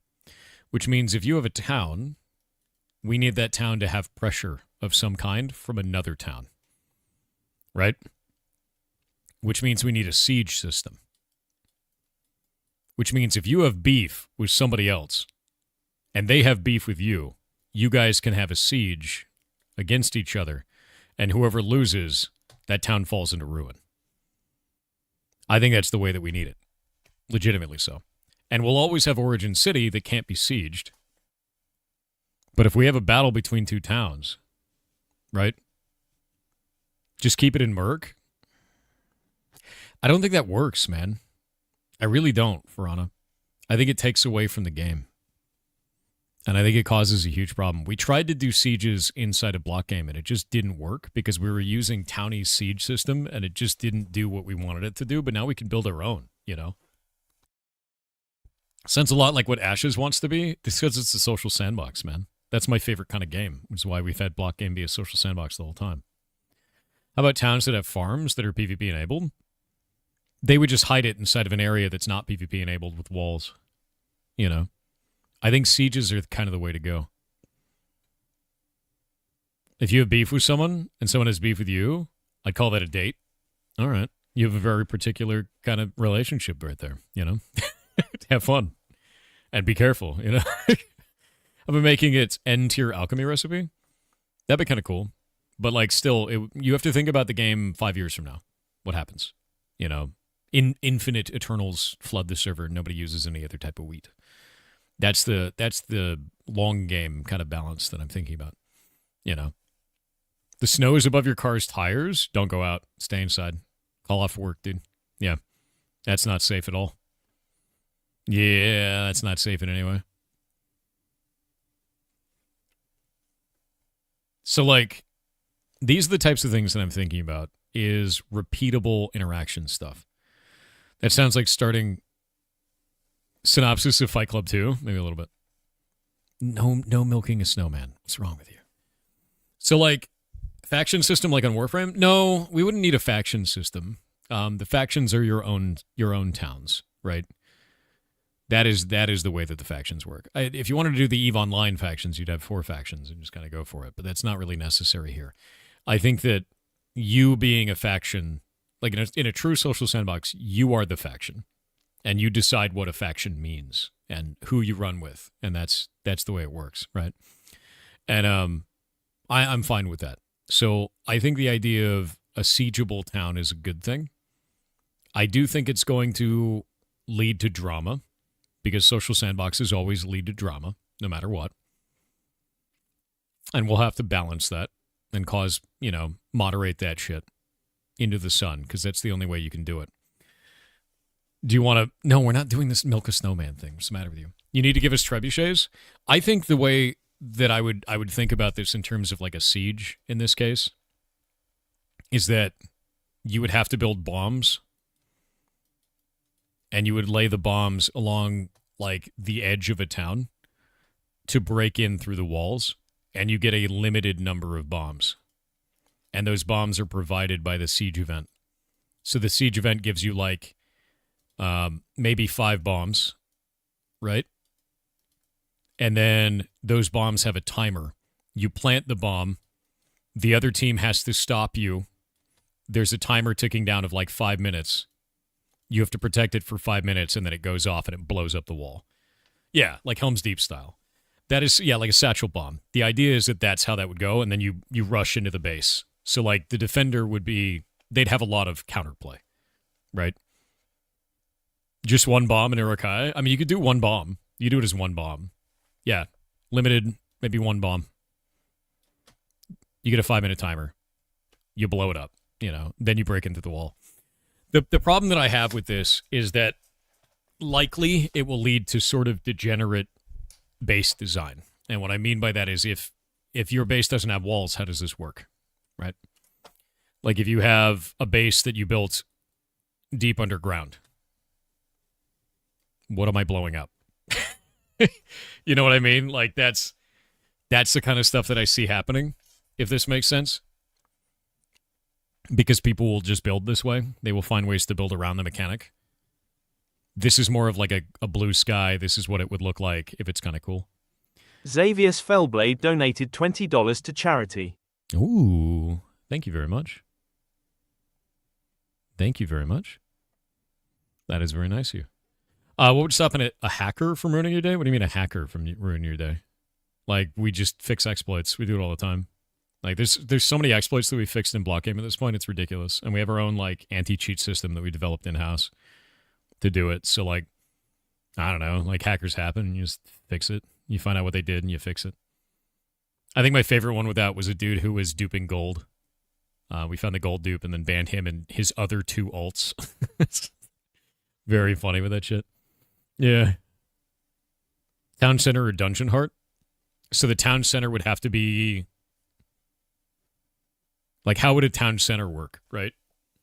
Maybe you place a town and it creates a town center that fills up a whole chunk. And it needs to have light. It needs to be able to see the light, right? Open air above it. Okay, let's say that you do that and it makes a town center in this spot. What's stopping me from then building full chunk block thick walls around it? Right? So now we got to design around that. Like, we're going to go through each mechanic of like how to build a town, and I'm going to tell you how I would cheat at that to give it memes. You can move above chunk limits. What do you mean you can move above chunk limits? I just build this up to skybox then. Make bombs bigger, I do another block. Like, like this is, it's like, oh man, the devs made the bombs bigger? Okay, we're going to make the walls bigger. Like, if this is the walls, right, I'll just be like, all right, well, this another chunk of wall. Farm should be on the outside, must have sky view, and outside wouldn't be editable. Okay. There's built-in height limits. So what we can do, this would actually be kind of interesting. We can make chunk assignments. So chunk assignments is kind of the interesting way to do this. This one is the town center, right? And maybe a farm has a placement style where you can only place the farm outside of the town, outside of the walls, right? Does that make sense? Yeah, chunks and hightail are cubes. That's true. We can make them columns if we want to, though. So I think we could do that. That might be really interesting. Absolute noob question. Couldn't you make a city zone and it kills all the walls in said zone? Make the city a zone and it kills all the walls in said zone. I don't understand what you're asking. Waiting for it to make sense. Yeah, with this, we could do chunk assignments for all this. Like, you have to build the town in a particular way. But here's the problem. Once we start doing chunk assignments, that means you don't have any control over the design of your home, right? Your town no longer has a design control, right? That becomes a problem very rapidly. If you kill all walls, you have building problems? True. If chunks are cubes, do you just not have an underground assigned to the town? True. We could do that. It'd have to be on the surface. Having that be on the surface makes sense, right? If you can give everyone 1 or 2 farmable chunk claims, wouldn't that work? Maybe. Maybe we have different sizes of homes, right? Maybe we start this off differently. Let's get rid of this. Let's think about, if we're going to build this, we do a town center. And the town center is where you begin. But it doesn't start off as a town center. It starts off as a claim. And that claim is 1 block. And you show up there. And then when you get a second one, it becomes a farmstead. Right? And that's how you upgrade it. Yeah, you get 2 blocks. That's a farmstead. Yeah, you get a single block at first. It's a claim and then a farmstead. And then you have, like, you can set this one to be a farm and this one to be the core or whatever it's going to be. And then we do that. Are you actually helping to develop Hightail? No, I'm moving our MMO from Minecraft over to Hightail. And that's it. Yeah. So with this, if we do a claim and then a farmstead and we expand it out, how does this allow a player to design this where they protect it? Naturally, you're going to build walls around this because you have a limited amount of claim space. Problem, though. What happens if we build up into the sky? What if we do a claim and then a farmstead and then we delete the one on the ground and we just have this up here and we put our claim up there? I would have to find a way to detect and prioritize that claim always stays on the ground and is always there. And you wouldn't be able to truly protect it. Like if we're talking like here and this is like a top-down view, you wouldn't be able to truly protect it until you had a full 3x3 in every direction. It wouldn't work any other way. Right?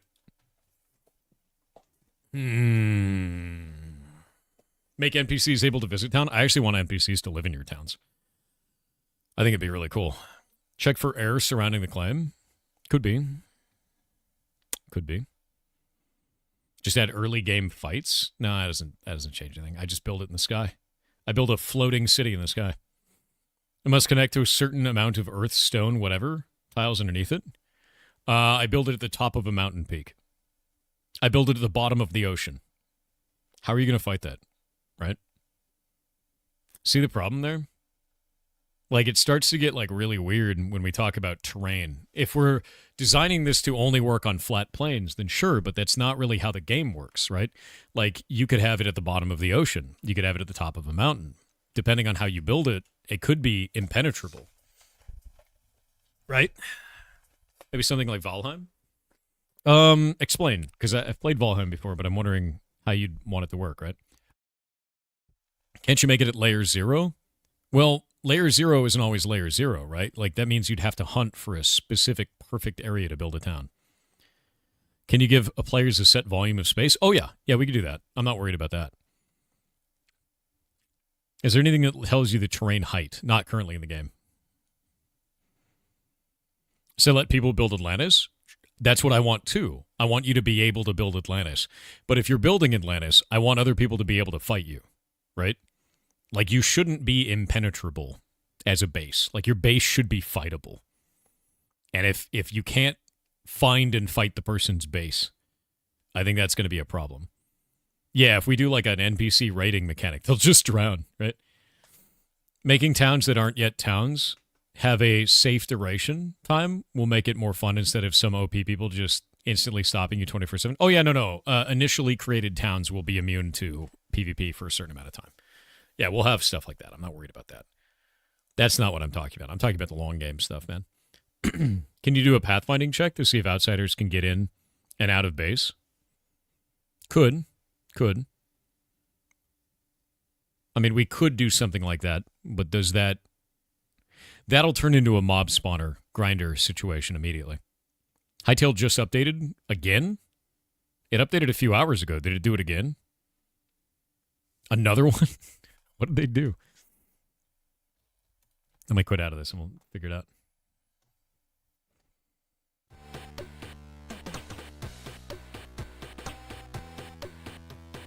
It was just the Discord ping? Maybe they did break something? I'm pretty sure they did from earlier. They just pinged the Discord saying the update's live. Okay, one sec. Let me restart the server on this.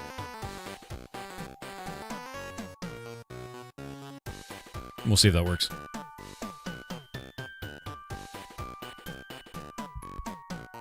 Towns are flat nodes you have to find to build on.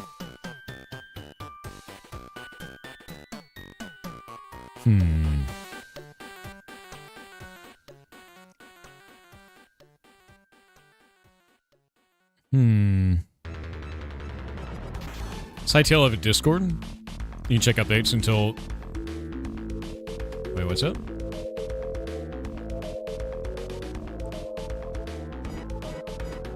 When it's light sensitive to play? I don't understand what you mean. Yeah, there's a Necromancy Grimoire to kind of play around with summonable mechanics.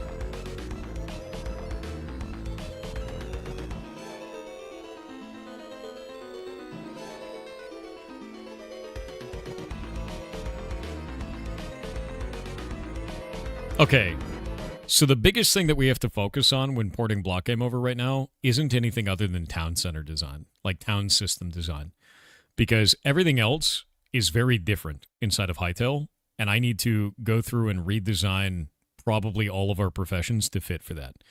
From the simplest things, such as chopping down trees. That's going to be completely different, entirely so. So we'll have to figure this out.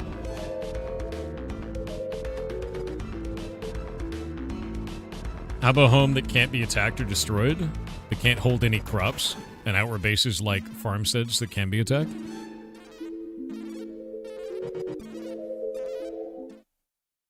What if your town has a class system? Like you make a town and it's like a military base. Or a farming village. So you have a certain number of blocks that can be a certain type of block. Right? Like a certain number of chunks can be built, like in a farming town, a certain number of chunks are farming spots. In a military base, they don't have any farming spots. Is there downsides to soloing? I mean, it's social sandbox, so generally, yeah. You can still do stuff solo, though. You'll have personal storage inside of Origin City, but it'll be limited. There is an update to farming? What update did they do to farming? Exactly. Make NPC handle your farming. So you need an NPC to access the town. Between pathable roads. Did you see they added Hightail update notes to World Gen 2 that has been prepared for public documentation to help modders? Yeah, I was using World Gen 2 yesterday and this morning, and then they did the update, and it broke everything that I was doing, and I don't know why. So I'm going to start from scratch probably tomorrow and, like, figure out what the hell was going on. But, like, this morning I was like, wow, nothing is working now. It's like, I don't know why. Yeah. Yeah, I saw the Hightail patch notes update too. We looked at them this morning. Bupe.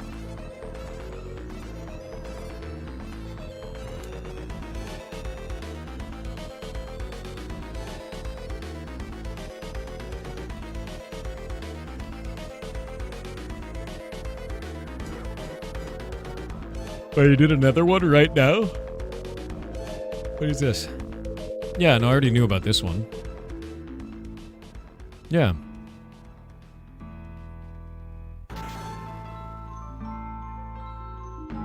Yeah, no, we saw this one.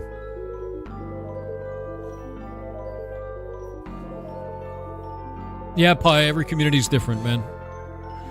A lot of people like to co-work and chill here. It's not every stream is like Kai Cenat with spamming emotes. Although you have activated the goblins, and now when I say 7, they're gonna go wild. 7!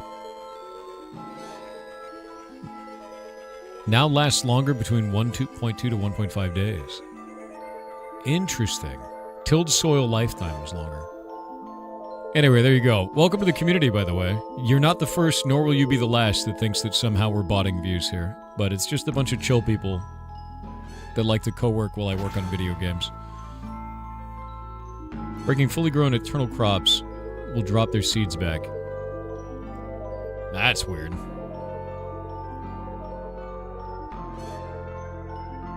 Harvested grubs can now be placed on the ground when crouching. Neat. Recipe requirement costs have been adjusted for hoes. Okay, so they're building out farming first. That's kind of cool. Yeah. I know, right? P. Hugan. Okay. So I think... Let me think about this. Yeah, we have more hoes. Hose. Wait, ho.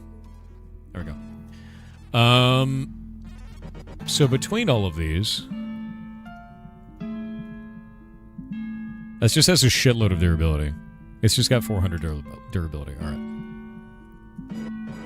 So the way that hoes work in Blockgame is they give you statistics. So the higher stat your hoe has, the more it gives you. But these, in Hytale, you press F to harvest something. I'm going to remove that, to be clear. I think that the interaction distance like this far is way too long. Like, it's absurdly long, and it removes the ability for your profession to have a profession tool that buffs your stats. So I'm going to remove that, and we're going to make it so you use a hoe to actually harvest it down, or a scythe, or something like that. It'll likely be a scythe. So you go through and you actually harvest it like this, and it will harvest all of those items, and then those will give you, it'll give you bonus stats when you're wearing the scythe. Because like the interaction range is boosted by creative mode, but interaction range also, again, removes the bonus of wearing a tool in your hand.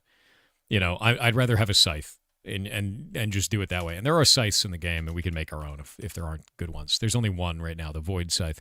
But the idea of, like, having no tool to do that is a bit weird. Oh, that's kind of cool. It spins. He spins it with a flourish and then cuts slowly.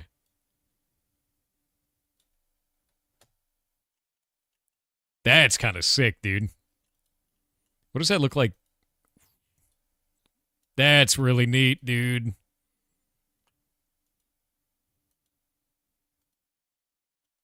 That's rad. What's its ult? I don't know. It's got a block, too.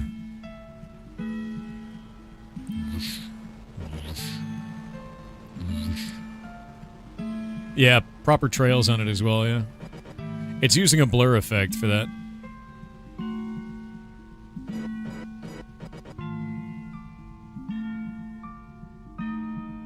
Waiting on the ads. Is a lamppost an unsharpened scythe? Yes. Those crops don't stand a chance. You're goddamn right.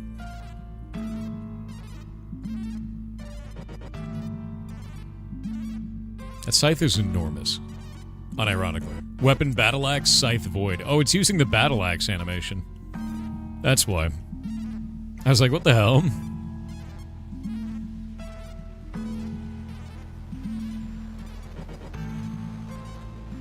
Is your skin something anyone can get? Yeah, I'm actually just using default mechanics that they have. Like default cosmetics. Waiting on ads.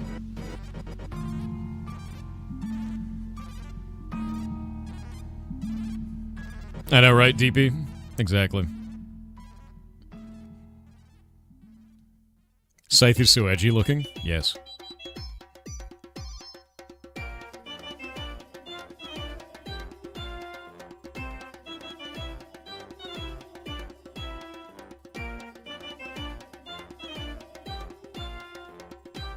Is there a sickle in the game? Yeah.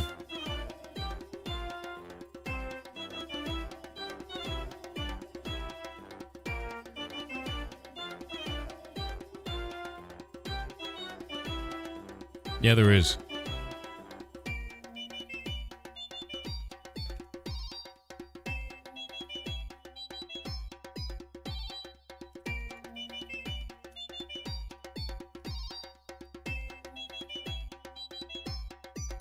Okay.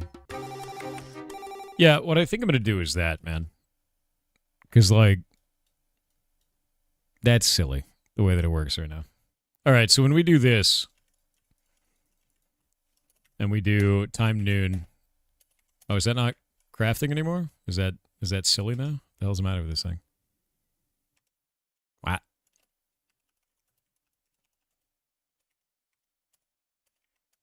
That was working before.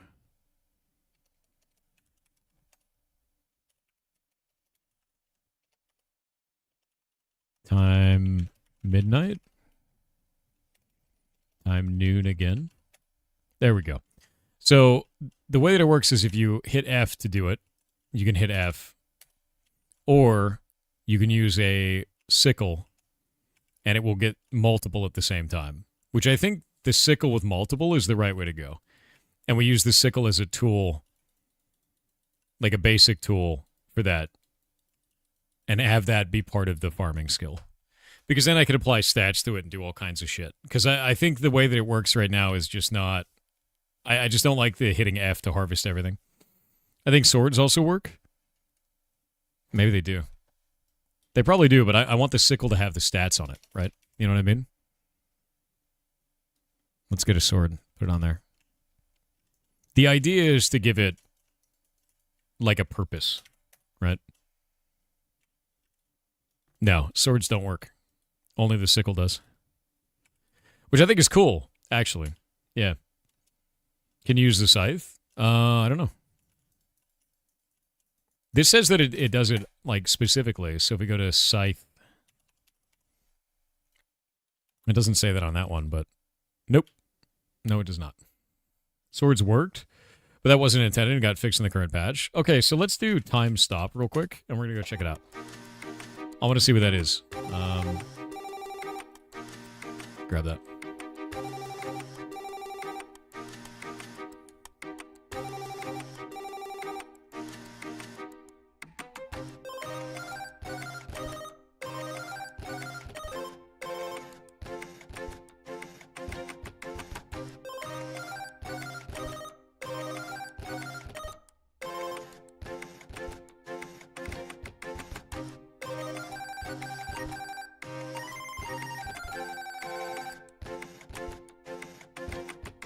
What? Oh, that's a root interaction, that's why.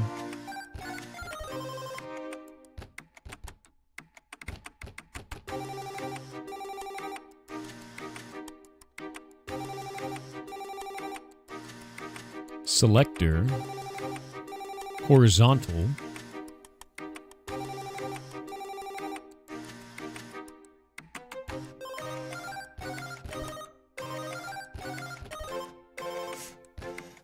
So they added a flag to this selector, and basically the flag is doing a horizontal selector to check to see if there are crops in front of you, stuff that is set to harvest. And so that is what's doing it. However, they have a right click and then a left click and then a right click and then a left click, because I think they set this up wrong. If you hold down right click, it does both actions, left and right. If you hold down left click, it does both, but if you swing it, it doesn't. Oh, the other one wasn't chaining. This one is chaining. The other one isn't. Did they forget to hook it up for the crude sickle? Oh, no, that one's doing it now. Weird. Never mind. No, it works.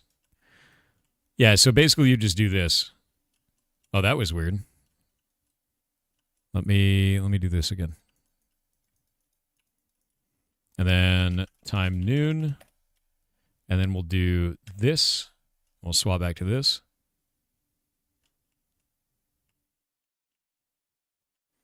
After it chops that, it stops the chaining effect. Do you see that? So there's a bug in there. Let me do time noon again. Time stop. Time noon. There we go. So when it's doing this, see how it's not moving forward now? And now it is? But now it's failing? It's because the detector is hitting a block. And when the detector hits a block and finds out it's the wrong block, it cancels the animation action. And when I face the sky, the selector is no longer detecting a block, so it does the left and right animation. It's a bug. One we can fix. But yeah, that's what's happening there. Is update 2 out? Yeah, it is.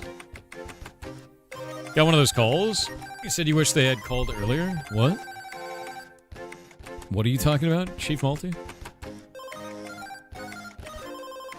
When you said you were importing Minecraft into Hytale. No, I'm not importing Minecraft into Hytale. No. I am bringing our MMO from Minecraft into Hytale. We are porting it. And that is a very different thing. I don't want all the jank from Minecraft brought over. No.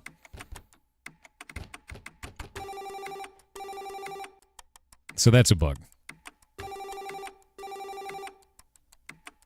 Yeah, it's doing type replace. That's why.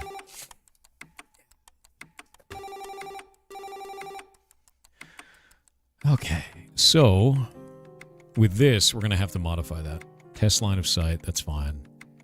I think I'm just gonna use sickles for that though. Yeah, the point is to get away from Minecraft. Yeah. But I'm thinking about how we want to build this out. Okay, so basically the way that it's gonna work for farming. You plant the crop, like this would be the first thing. You plant it. We want it to have water, light, and it can't be planted unless it's in tilled soil. So tilled soil. The way that tilled soil works is when it's done growing, you have to till the soil again. Is farming still going to be herbalism? It'll be its own thing. Snappy. There's going to be farming and there's going to be foraging as a separate thing now.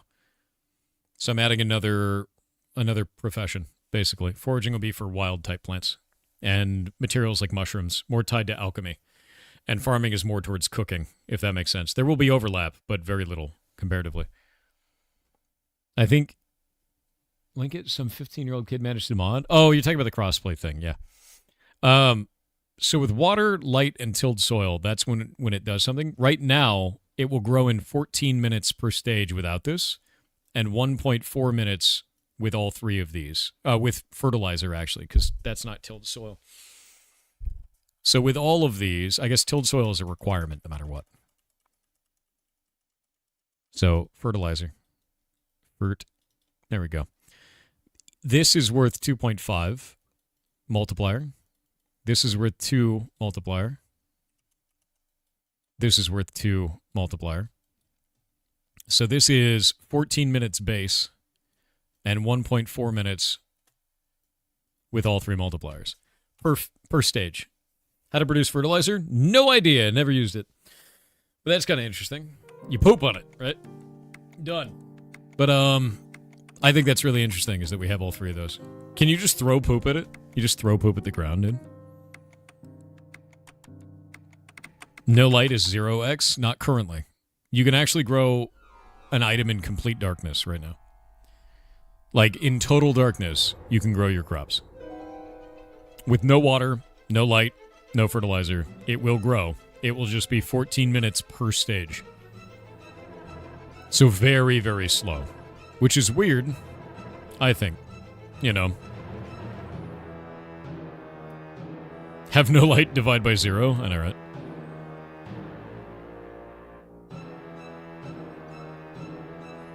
You need a ton of poop. It's way too expensive. Poop is rarer than any rare material and mineral in Hytale. Is it really? Is it just too expensive to make? How do you make fertilizer?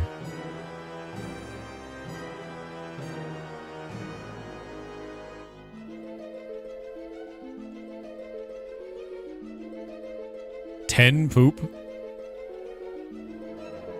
Jesus. Jesus. Poop is hard to get, depending on cattle mobs around. Yeah, fair. You need a massive animal farm for it? For poop? Ton of pigs, cows, boars.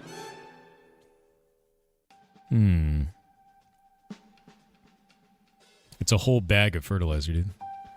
That's just a bag of shit. Yeah. That's just a big old bag of shit, dude.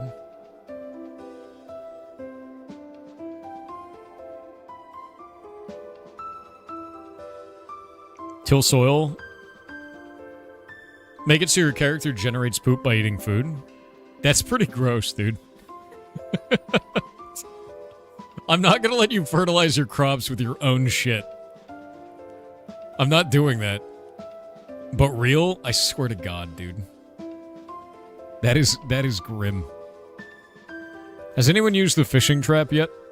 I haven't seen this used yet.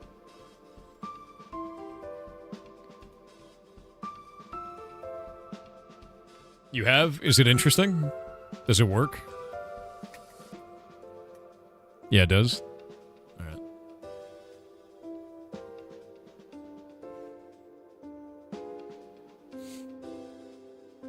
I'm trying to think of how we integrate with the systems that they have to create Blockgame 2 effectively. Because the Minecraft version of Blockgame is fun, but I think that we can do better here. And I'm thinking about all the ways that they have stuff set up, and how do we retain the core Hightail experience while creating progression on top of it, if that makes sense. You know what I mean? Like, Essence of Life becomes really stupid really fast in this, I feel. You know? Like, it's just really common. I only have 9 wheat, and breaking that gives a ton. Like, if we pull this off, I got 28 Essence of Life from that. There's a lot. If we go back to this, and you want to turn that into a seeds, right? For wheat seeds, I got 9 wheat, and I also got 14 wheat seeds back, basically. And that also means that I would then be able to get corn out of that, or lettuce, and just, like, trade it around for any crop that I wanted to. Which I don't know if that's a good thing or a bad thing, right? Like, is that fun that way?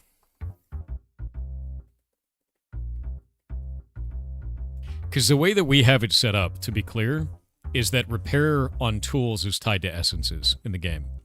So, like, you get essence for farming, you get essence for doing all kinds of stuff. Like, let me go over here and do this. And if we go into this, you can see that these take essences.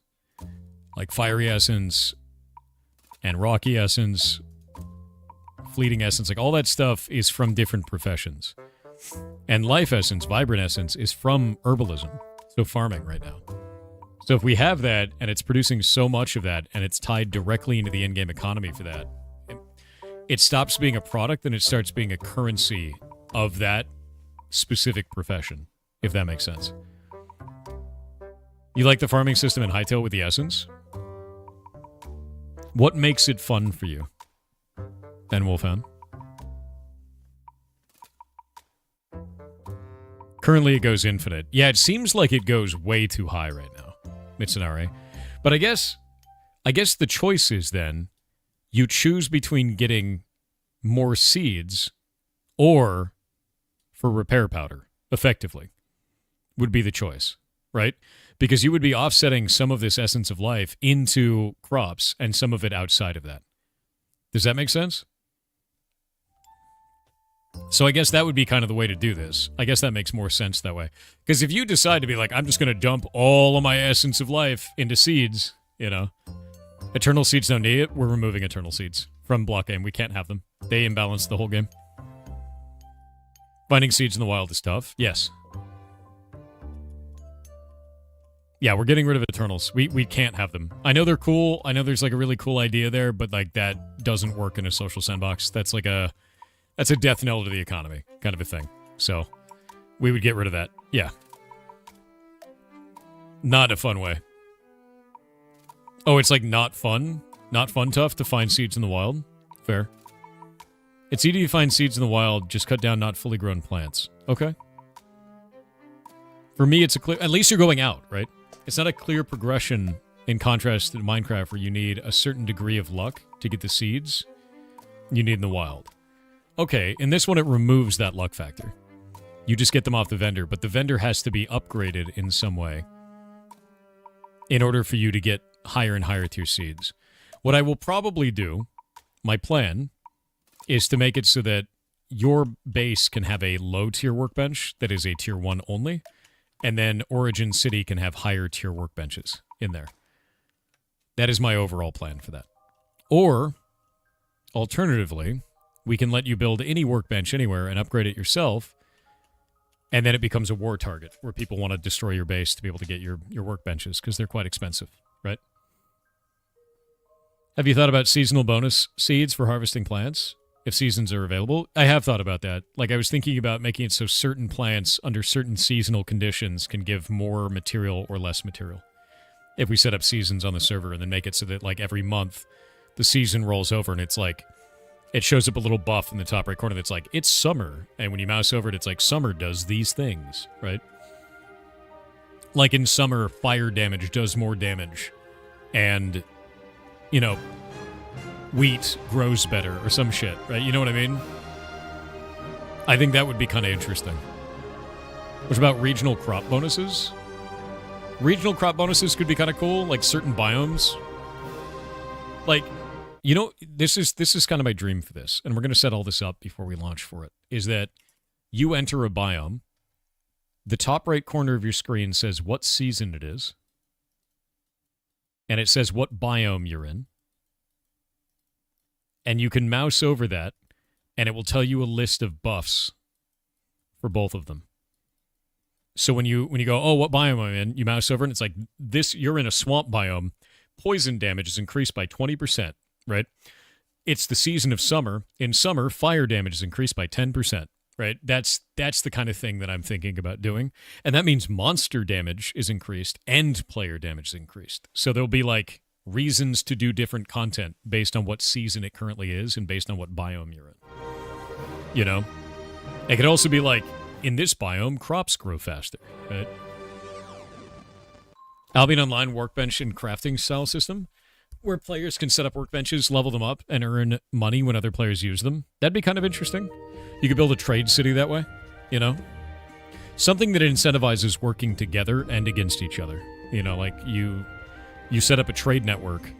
People using your benches is a good thing. Why, rather than BG coin, why not use essence instead? So, Blockgame actually has an essence-based economy right now. It is, you have coins, but coins are kind of secondary and don't really matter. Most of the economy is based on barter for essences. The only reason we have coin is so that you can use the auction house and buy other items off other players. That's really what it's for. It's for interplayer trade and its ease of interplayer trade instead of making everything based off of only barter. Because barter gets kind of weird sometimes, right? Yeah. Have you any in-game info on how and where to find materials? I don't know how to get witch's butter in BG. Yes, it'll be listed on the item in Hytale. That is the point for it. Gita 4-4 and Blockgame win. Exactly. Exactly. Did you watch the RLMC movie? No, I didn't care about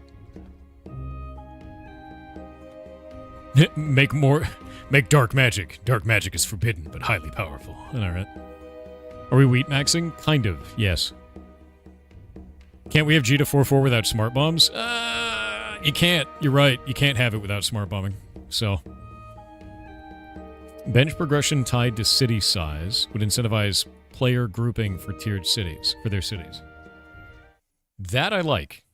Your city has to be a certain size to get a certain bench size. However, we would need to check it in the other direction too, which is if your city decreases in size, it should then de-level or break the benches in some way. Like the bench cannot be used unless it's placed inside of a city of a certain size. Does that make sense? Because I think that's how that would have to go. Solo players would hate that, though. It's a social sandbox MMO. I'm not only catering to the solo player. A solo player wouldn't live in a city anyway. They would travel to other players' cities. Make city size tied to NPC population? I wasn't having an NPC population as a stat, because that'd be kind of weird. People just lure your NPCs away and kill them. Why do you even want farming in towns and not in Merc only? Because I'm going to make it so that sieges actually work, Janappy. The reason why farming is in Merc in Blockgame is because the siege system just never worked correctly, and I want people to be able to siege each other's towns. There just has to be counterplay in some way, and this would allow for counterplay, is the idea. And Merc only farming sucks. It does. It's not fun for them. Yeah.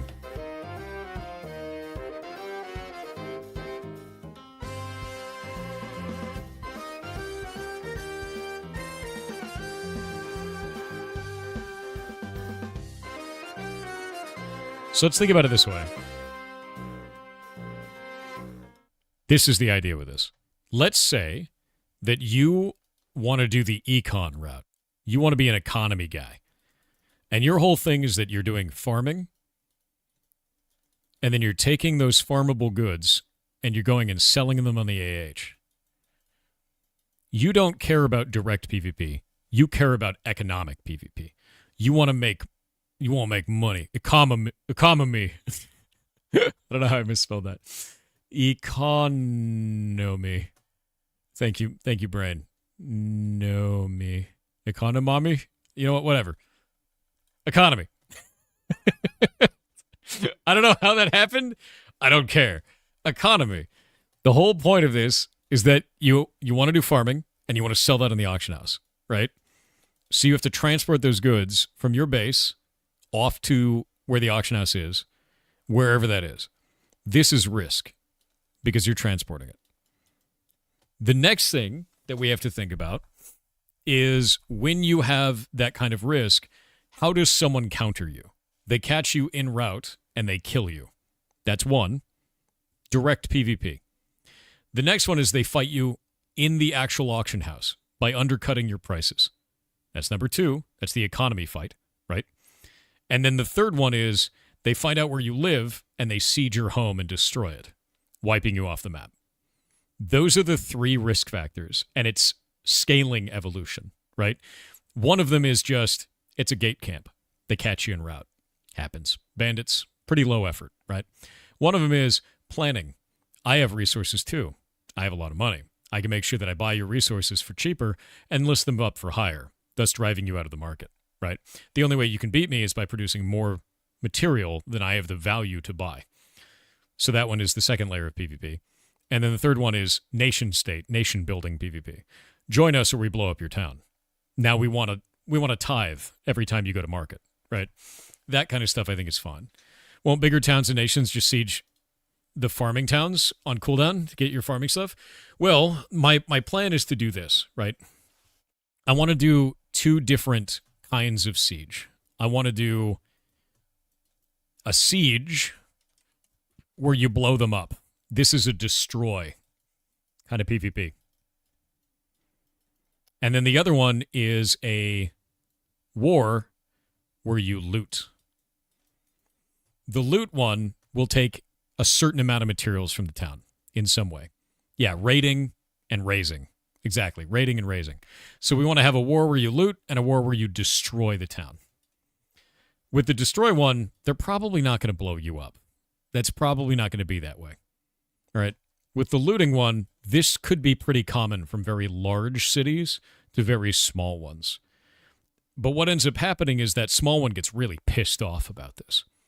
And then they band together with other people on the server, and then they fight back. And then it's two big ones fighting each other. And then eventually they blow up the one that was causing all the problems. Or that one becomes a big villain on the server, and it takes them a lot longer to fight it. The idea of social sandboxes is that you kind of write your own destiny. And distance ends up being a really big factor in this. So let's say that there's a big city here and you're like right there. They're probably going to farm you all the time. But let's say you built your town like way the hell out here and they have to travel that whole distance to go and cause a problem for you. Why would they do that? There's another guy right there. Right? Like that's the biggest thing with this is like, okay, we got to get the hell out of here. big guys moved in next door. Let's see if we can move our town. That's the thing that I'm interested in, of like, you know, distance and you know, maybe even the terrain matters a lot for that kind of a thing. Siege and ballistics change the entire game. Those words make everything rush to either offense or defense. I mean, in a game like this, you need to have offense have the advantage for the map to keep changing. You do have to give a little bit of advantage to the offense. So when the defense pulls it off, it actually staying the same generally is bad for the game, usually. So if you have a big, nasty enemy and you have people attack them in a siege, it is more likely that they will lose, and they have to be very effective to win, to keep that city alive. Time for siege weapons? Yeah, siege weapons might be the real way to do it. And I'm thinking about how we do this. What value do the smaller cities have for the big one? Like, why would they raid the smaller ones? Free resources. We walk an hour and we take all your shit. That's cool, you know. Just make sieging expensive. Sieging would be expensive. It would be very expensive to do it, is the idea. And I think the way that I would handle a siege is, and I know we can do this, is let's say that your town is like, I don't know, let's say it's like this big. We can grab that and the surrounding area and then duplicate that out to an instance and then have you fight in it like it's a battle arena on an instance map. Or we could just have you fight in the actual area and people can third party it. I don't know which way I'd want to do that. That's more of a balance thing, and I'm not sure I have an answer for that quite yet. I'm not sure. Siege is always expensive. That's part of it. Yeah, sieging should be expensive. But this is a really deep system, and I have to solve this before we start building it, because if I don't solve this and we start building it, we're just wasting time. Can't place windows horizontally, and it upsets you deeply. Yeah, there's a lot of shit you can't place horizontally. It's kind of weird, right? Yeah. Ladders and towers, so you can get over walls. Can't destroy the player-made walls. Only farms and core. Maybe. I think the biggest problem that I have right now, what happens if they build underground, dude? All this sounds good, but it has a ton of issues. Bingo. Like, there's no clear way to do this quite yet. What's the connection between hackers and Minecraft? What, dude? I have no idea what you're talking about. All right. I'm going to be right back. I'm going to use the bathroom real quick, and I'm going to think about this. One sec.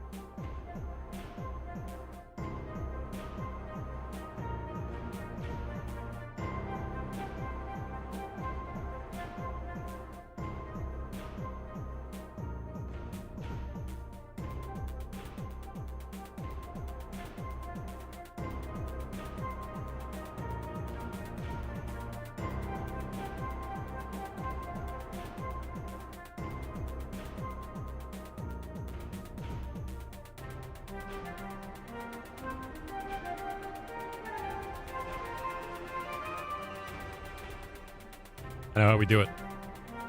I know how we do it. I understand.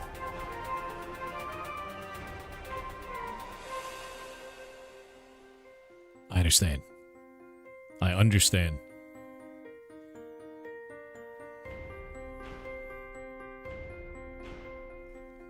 I'm waiting on the ads.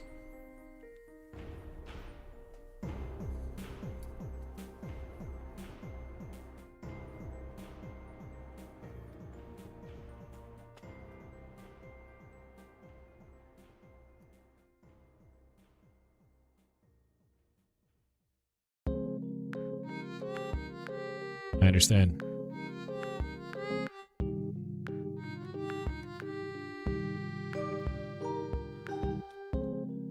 All right. All right. I went to the bathroom and I know what I want to do now. So, we're going to do a 3x3 grid as your first starting zone, your first town. On this grid, one of these squares must be a gate. The gate will upgrade based on it will have a certain amount of health. You will have a type of block that you have to place. It will be a gate block. You can craft different kinds of gates. These gates have certain amounts of HP in PvP engagements when a siege starts. This must be placed above ground. And wherever the placement of the ground is, the natural placement, it must be within a certain range of the natural placement of the ground, within 3 blocks. So when you place this, it needs to be accessible, right? Up and down, within 3 blocks. Because of this, when a PvP engagement for a siege starts, their job is to break through that gate. People will naturally put this, you have to put it at the edge of your town, wherever the edge is, and people will naturally make walls around this because it just makes sense to do so. This is incentivizing gameplay that actually functions. I think that works really well. Yeah, I think that actually works really, really well with that. So that's what we're going to do. Yep, just make a door and give the player the ability to do it and turn it into a craftable thing so higher tier of crafters can make stronger and stronger gates. Yeah. Increase gate count with bigger town. We could do that. If it's a 5x5, you need 2 gates. I think that'll work. Yeah. I think it works really well.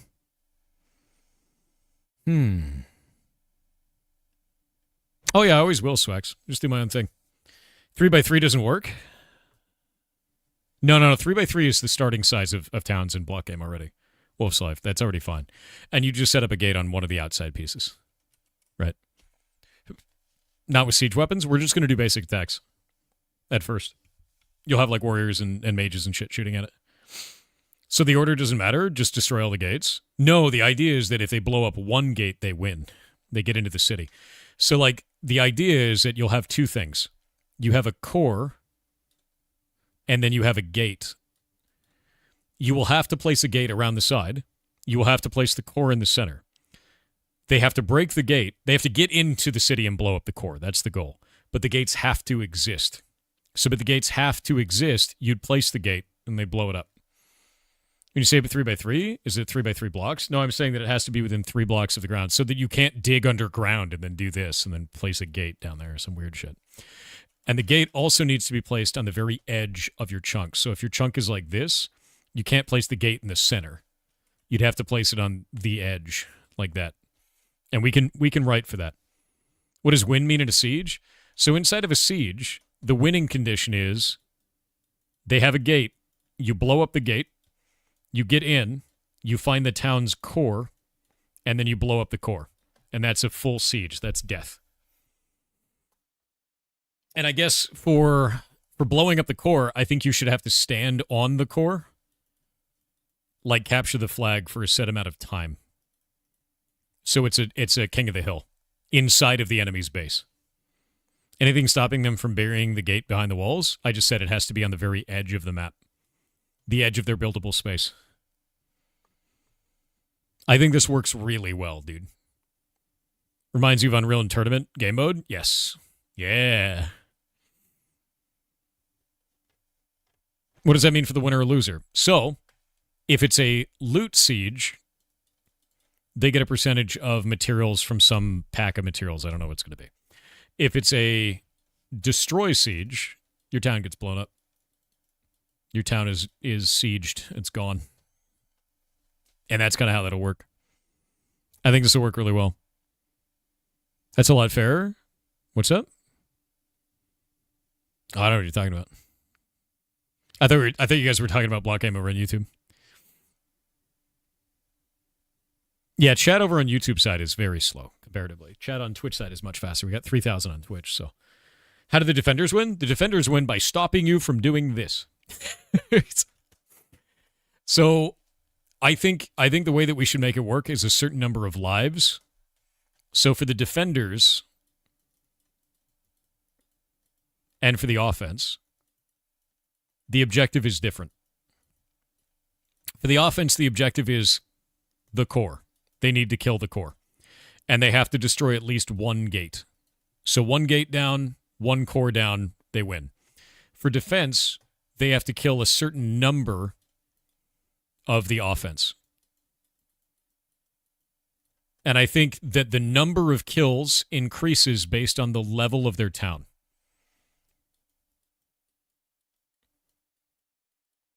So larger towns require more kills to win, or a time. You can also time out. So you have a certain amount of time and a certain number of kills, and then or a certain number of kills, whichever comes first. Unreal Tournament domination mode, sick. Isn't this super limiting for town building and the sandbox of combat? I think it makes you think about your building as a structure within a social sandbox game rather than just a pretty statue. And I think one of the things that we have on the Blockgame server is people build with the intention of making a museum rather than build with the intention of surviving siege warfare. Does that make sense? And I think that with a siege system, I want to incentivize a certain style of build for your defensive systems, and then a certain style of build internally can be whatever you want it to be. What is the verticality of the 3x3? Oh, that I think in chunks in Hightail are cubes. I don't think they extend vertically infinitely. Kills wouldn't be a great metric, because if you had a ton of weak people that could get kills easily, don't send weak people to siege the enemy town. Right? Like, why would you do that? That sounds like an offensive, like, that sounds like the attacker's problem, right? Like, why are you doing that? That's dumb. Don't send the fodder to the front, right? How big is a chunk in a Hightail? 32 by 32. So it's 4 times as big as Minecraft, which is 16 by 16. Can someone build a town next to a mountain and put a gate against the mountain face? That would be one of the problems. So that's something that I think we'd have to figure out a way to fix it so that there's no weird shit like that, you know? Maybe the fodder can work out how strong they are, though. Maybe.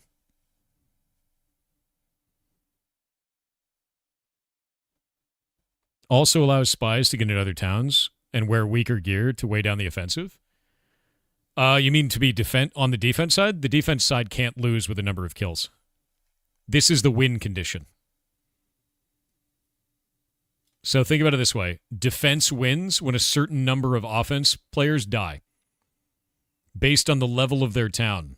So if you're like a level 5 town, you need 500 kills, whatever it's going to be, whatever number we choose. Or if a certain amount of time passes and offense doesn't win. If offense wants to win, they have to kill the core and a gate. And I think we're good. Yeah. Alternatively, the other way we could do this is that I teleport both parties to an instanced version of a battleground, and we set up a city that they can siege, and then we do all of it there, which is kind of whatever. I don't know if that feels as good, because I think that you're not building your defenses there. That's not as fun, right? What if you don't actually need to loot their chests so they can place them anywhere? But if you destroy the core, you get remote access to them through the core? Like it dumps all of the chests into the core, Snappy? Is that what you're saying? Yeah, it removes the agency if we do that. How about an instance of the town? No, that'd be weird. Yeah, I don't like the instancing. Hytale is going to be P2P? What do you mean P2P? Like peer-to-peer or pay-to-play? I hate acronyms for this reason. Yeah, I don't want to do instancing. I don't want to do an instance for it. Yeah. Pay-to-play? You mean like a monthly sub or a buy it? You just buy it. Like Minecraft. I think I'm just going to do it this way, man. I think this is going to work just fine. Legitimately so. The only edge case that I have here is someone finding a way to place a gate in a stupid-ass position that is unable to be reached. Right? That is the only way that I can think about this actually being a problem.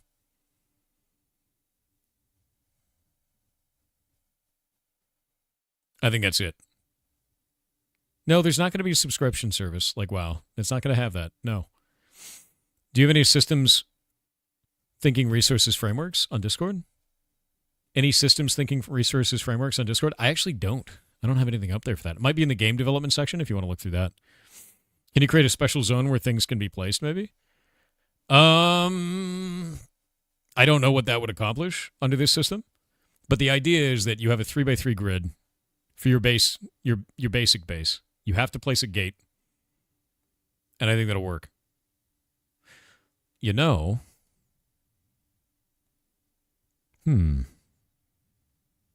is the core going to be a crazy crystal? You're goddamn right. You're goddamn right. I don't like the idea of just building a town like we have in Blockgame where you just like pay gold and you just get it. I think that kind of sucks. I like the idea of like crafting a core.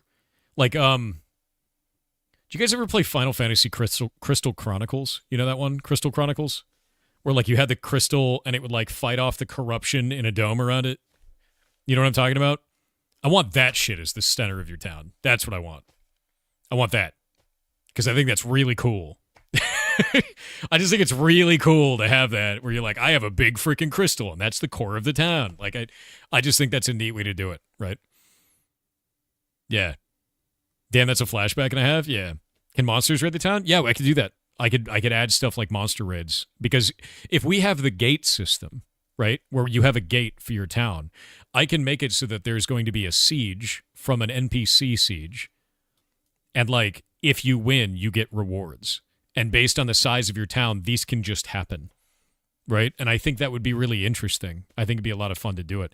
And also, I think your gate should be immune to all damage unless somebody wants to form a siege. And the way that they form a siege is that they attack your gate or they declare a flag or something, right? So your gate can only be attacked during those sieges. It's immune otherwise. What do defenders get from winning? They get to keep their shit. Welcome to defense, right? You get to keep your stuff. Congratulations. Right? You did it. You still have a home. Right? How do you prevent players from blocking the gate from inside? So even if it's destroyed, enemies cannot enter. We'll probably create some kind of a pathing system for that, Snappy. There needs to be a path from the gate to the core or some shit like that. Maybe the gate needs to have line of sight with the core. Like we'll put say the gate is like this, and then like this is the centerpiece of the gate. We'll have it so that the center of the gate block has to have line of sight to wherever the core is. Like if the core is all the way over there, it needs to see it. I think that works because it stops people from building bullshit infinite mazes and all that kind of stuff. Because otherwise, I know you guys, you'll just build an infinite maze full of bullshit. Like I get it, you know. What's the ETA on this? There is no ETA on this. We're theory crafting a way to make this good, and then I'm going to sit down and start talking about building it. Need a big empty space in front of gate. Yeah. The way that it works is, let's say that this is a chunk, right? And that's the chunk that you build your gate on. It has to be on the edge facing out of your town. It has to be in the outermost edge. And we can make gates that do that. We were well and truly going to make an infinite maze for that. I know. I'm aware. I can already see the bullshit that you're doing internally, right? We could steal the caravans idea as a mobile PvP zone. I mean, yeah, we could do that eventually. I don't see why not. Like, I really liked some of the stuff in this. I just don't think that, I don't know. I like the way that not sovereignty, but like blowing up citadels works, like player-based citadels in EVE Online. I think that's quite cool. Where like it sets a raid time, everyone shows up at that time, you have to defend it, they have to stand there and blow it up, and like it's like a whole thing, you know. An invisible tunnel where you place the blocks all the way to the center. What? No, there's no maze building. Make a node plug that is 5x5, but the town is 3x3. We could do node plugs that gets placed when you format a town, right? As a solo, you only need one chunk. And to prevent spam solo bases, the crystal might take up an entire chunk. Well, yeah, no, that's the idea. Is the core is one chunk, right? When you build a town, it'll start as a 3x3. And that's kind of the way that works, you know. It will start as a 3x3 and probably create a wooden fence around the entirety of it, if that makes sense. So, like, when you place it, I want it to build the wooden fence in all directions around it on the ground. And that will define, like, your starting position. Oh. There's server-side and push out any assets needed to the clients. Yeah, no, it's full server-side, man. You thought 3x3 was blocks, not chunks. No, it's chunks, man. So, like, does anyone know the button combination to see chunks in Hightail? I don't think you can. They're 32x32, though. Like, they're massive. So we've got, like, 1, 2, 3, 4, 5, 6, 7.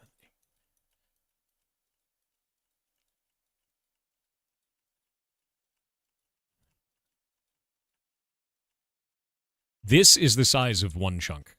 It's that long. So imagine that 3 that way and then 3 that way. And, like, they're big, dude. Yeah, they're big. So, like, imagine a gate being the size of one of these. Like, chunks are not thin, you goblin. I swear to God. This is the length of a chunk. It goes that way 32 as well, man. Why are you like this? I swear to God. Goblins, man. Goblins. How huge is Midgard going to be? Big. Big.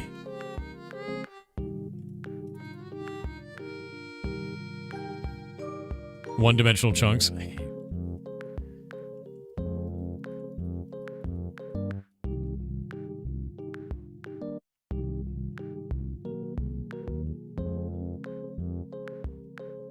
There we go. So it's this. This is the size. This is the size of it. That's enormous. One chunk of that, right? You have a ruler in creative mode? Do I actually? I don't think I've used the ruler. Boop. Boop. Boop. Measurement point here. Did I get 32? Oh, it's 31, technically. And then we go to 31. There we go. Because it was counting the first block. So it's 31 in distance. But yeah, it's enormous. It's like actually huge. But this would be the entire thing. With that. And like, that's not small, dude. Like, that's a lot of space. Layer brush tool. Sculpt brush tool. Selection tool.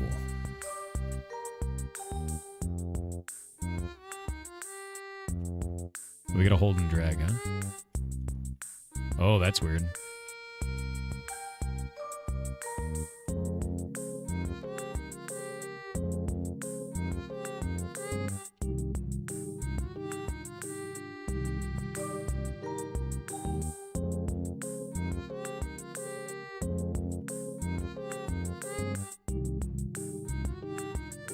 So that doesn't actually delete, it clears. That's interesting. I haven't played around with these tools quite yet.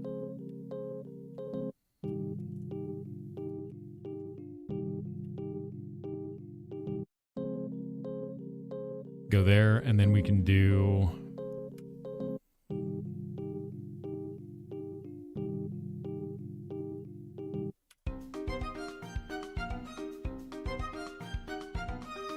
Clears all blocks in the selection.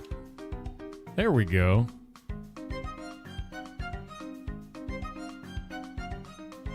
Shouldn't this be one more? So it's 32 by 32?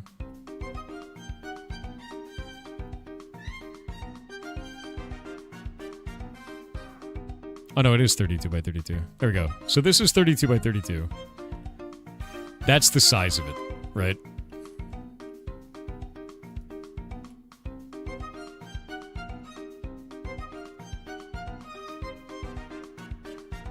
Wait, how do we delete these?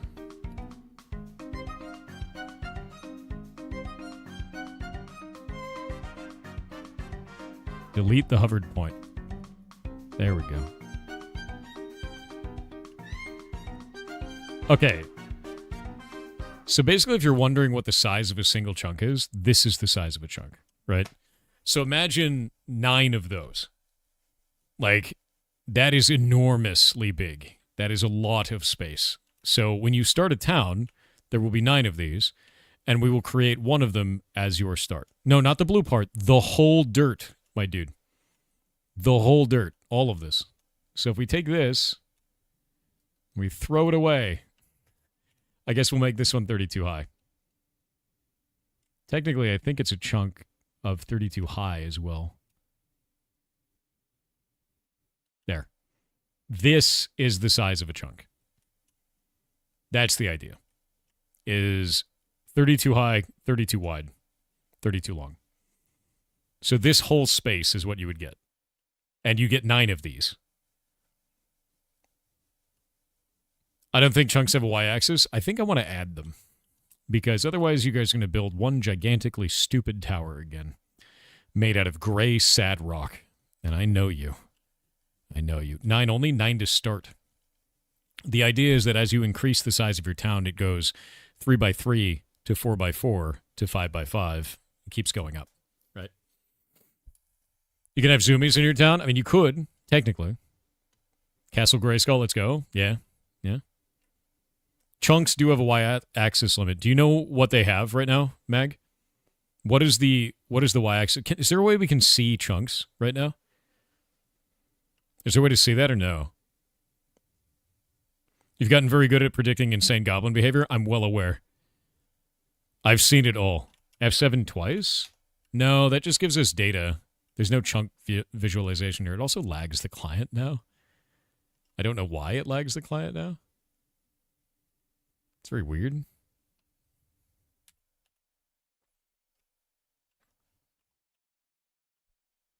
No, F3G in Minecraft is not what we want. It's in this. F7 once for chords. I didn't want chords. I wanted the chunk. Like the actual... Can we visualize chunks or no? Does that technically work? Because I can see which chunk I'm in up there.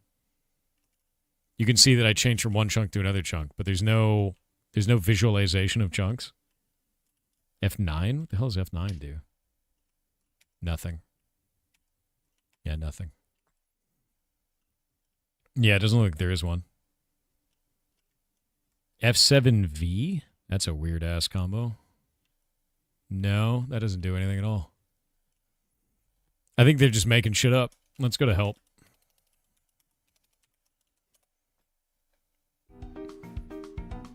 Chunk.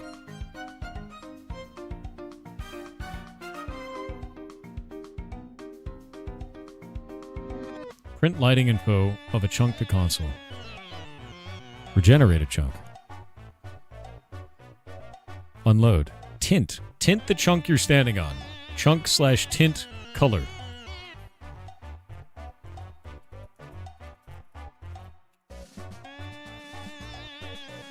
Oh.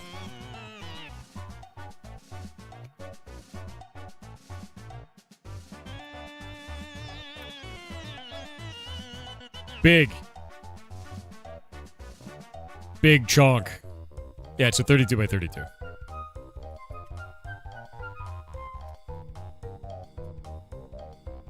Oh, that's even more ridiculous.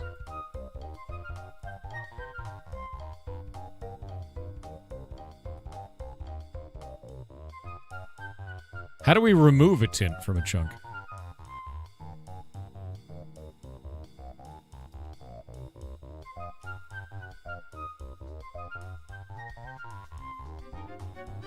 How do we remove it?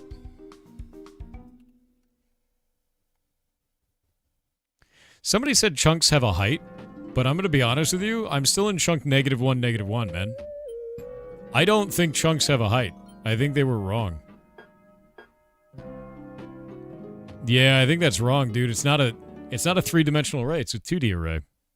Yeah, chunks don't have a height. That was incorrect.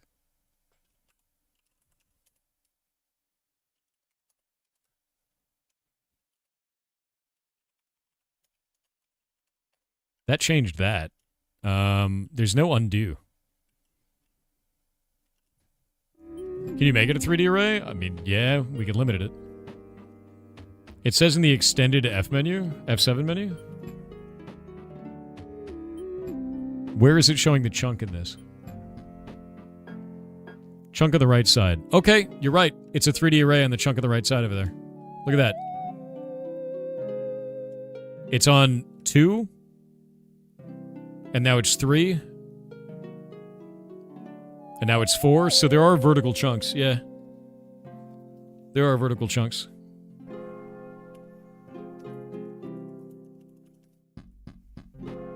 You said world chunk? World minus chunk? Mag, that's not a command, man. What are you trying to say? Oh, you mean over on the F7 menu? I'm trying to get rid of the tint on this. Chunk, tint.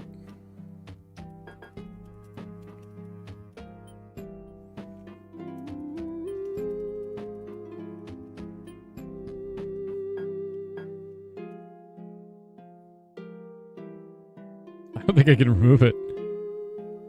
Is there a reset? Ah, shit.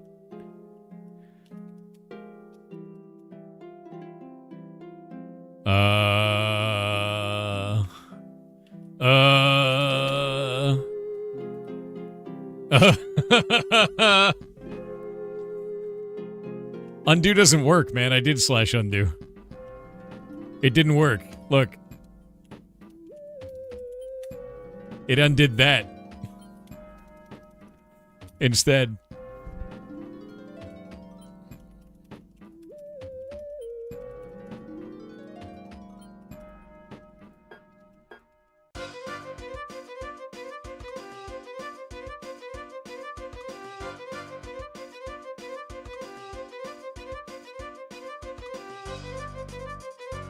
Bro.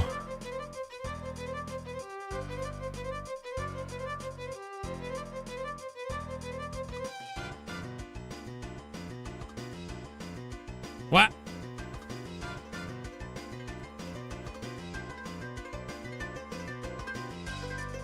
All right. Okay.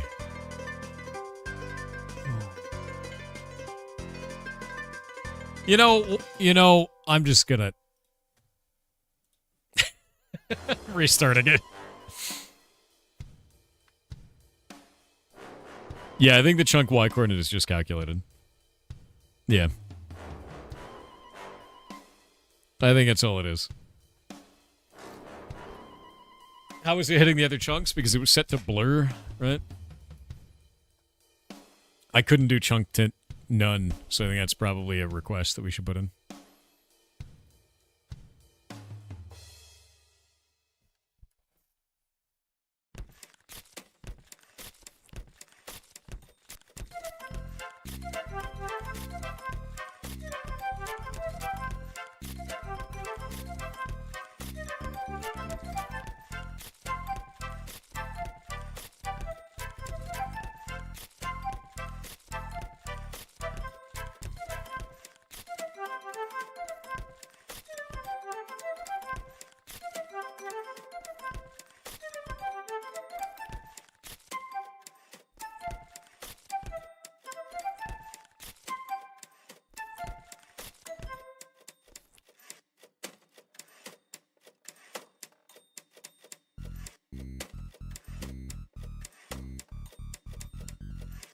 When will you make a block game? Dude, that's what our MMO is.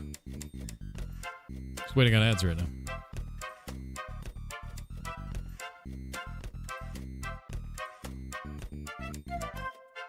Oh, no. God damn it.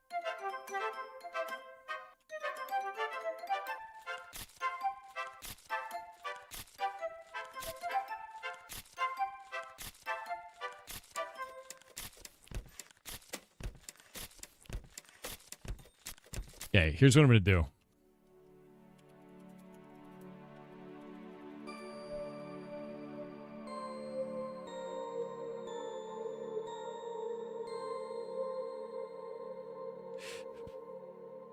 Have you seen the movie Willow? I love Willow. Willow is a phenomenal movie. Yeah. Very, very good. And I did not like the TV show. It was full of sadness.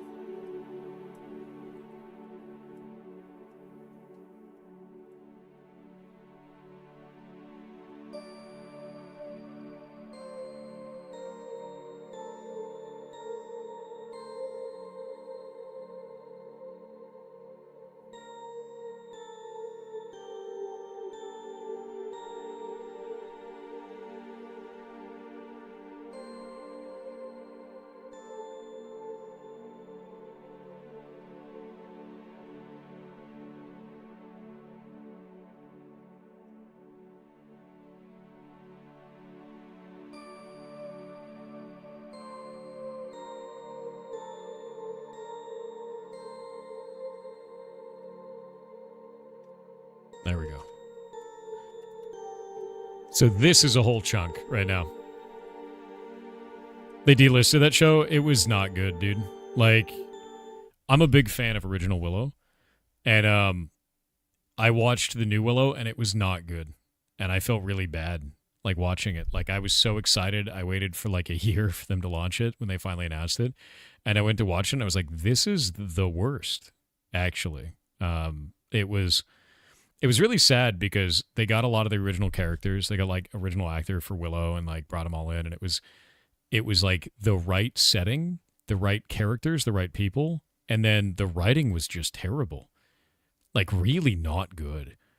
And I was very surprised by that because there was actually a scene that bothered the living shit out of me where they had a character and she was about to go into, like, an exposition. Or no, it was another character about to go into exposition about themselves. And he was talking, and he's, like, about to go into the exposition, and the other character was like, I don't care. And just, like, ended the conversation. And I was like, I care. That's why I'm watching this. And they did that, like, 4 times until I got so frustrated that I refused to watch it anymore. I was like, they're just cutting off every time that I get invested in the world or I'm about to get invested in the world. They just cut it off. I was like, what the hell are you doing, man? Like, why are you doing that? Like, this is Willow. The point of it is find out about the world. Psycho_Chimp donated $25 to charity. Thank you very much for the charity donation. You're amazing, dude. And it just blew me away. It just blew me away. Yeah. Like, it made no sense. It made absolutely no sense. Is this a survival server? No, not the same. Not the same at all. The DM that doesn't care about your character, it's their story kind of vibes. But it wasn't even their story. It was the lack of story. It was like you took a bratty teenage girl from current day, early 2000s era from a mall and put them into a fantasy world, and they were mad that they didn't have a cell phone. That's what it felt like. It felt like an obnoxious child as the main character in the show. And I was like, I hate this. I don't want to watch this anymore. This is not like a fantasy setting. This is like a bratty kid that is ruining the fantasy setting. Take them home so we can play D&D. And I was like, dude, I just can't. That's how it felt to me the whole time I was watching it. And it sucked because I loved Willow, man. Like, Willow was one of my favorite freaking movies. And, like, I don't know, dude, that just sucked. It felt so bad. What show was this? Willow. It was the remake of Willow. Or at least the TV show extension of Willow. And it was ass, man. I couldn't get behind it at all. Let me grab this. How deep does this go? Oh, we have to do the other F7 chunk.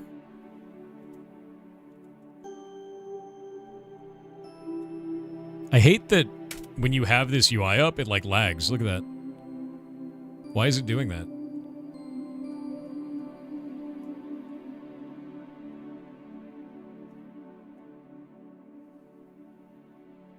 Intentionally lost media. I'd lose it for fun. I agree with that.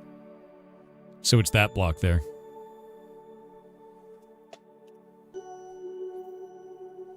What's Willow? An amazing movie.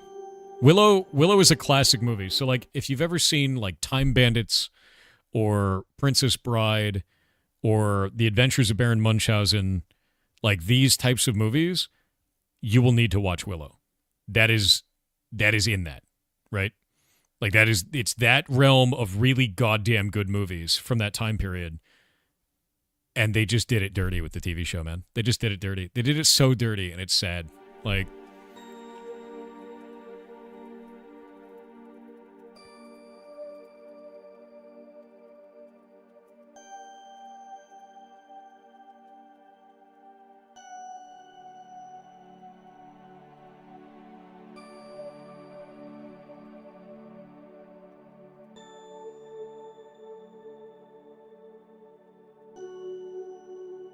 You love The Princess Bride? If you loved The Princess Bride, you would love this.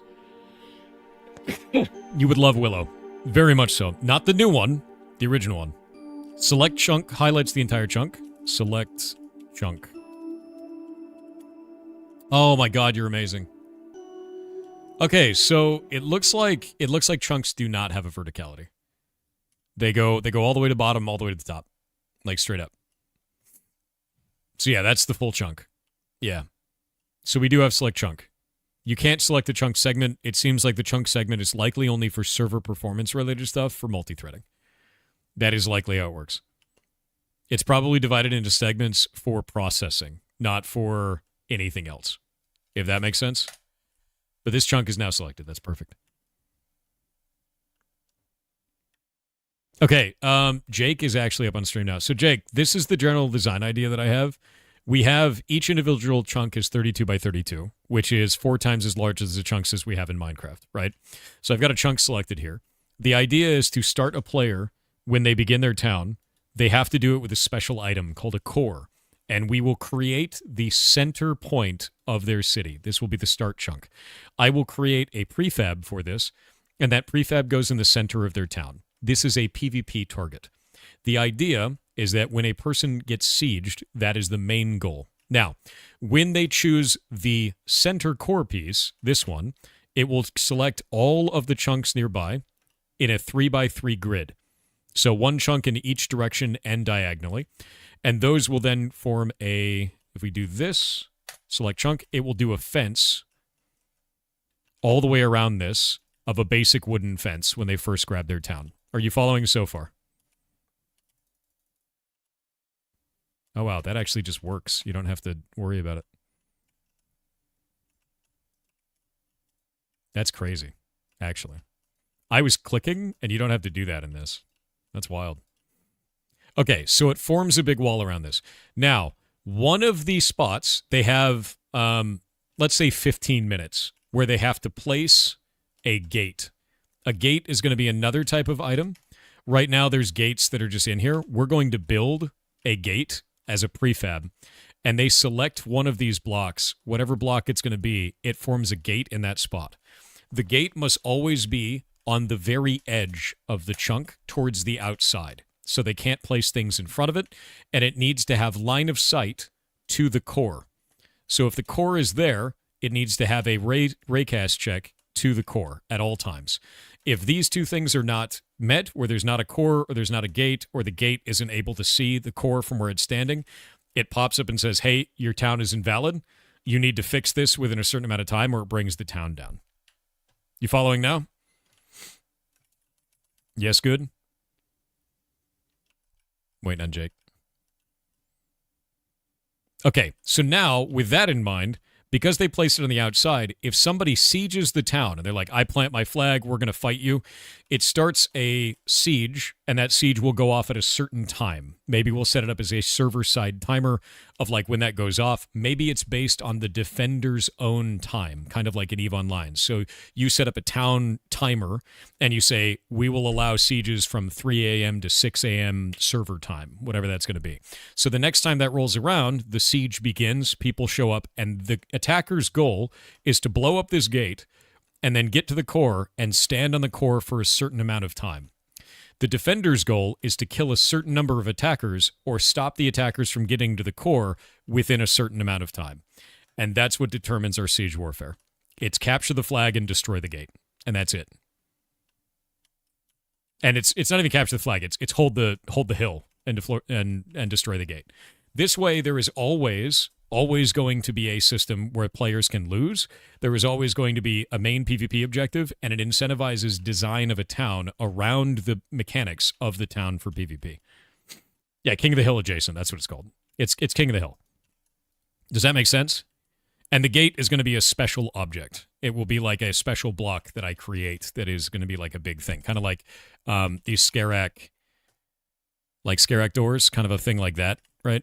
Where this is like a special block. It'll be something like that, where it's like, you must destroy this gate, and then when it breaks, you can go through it.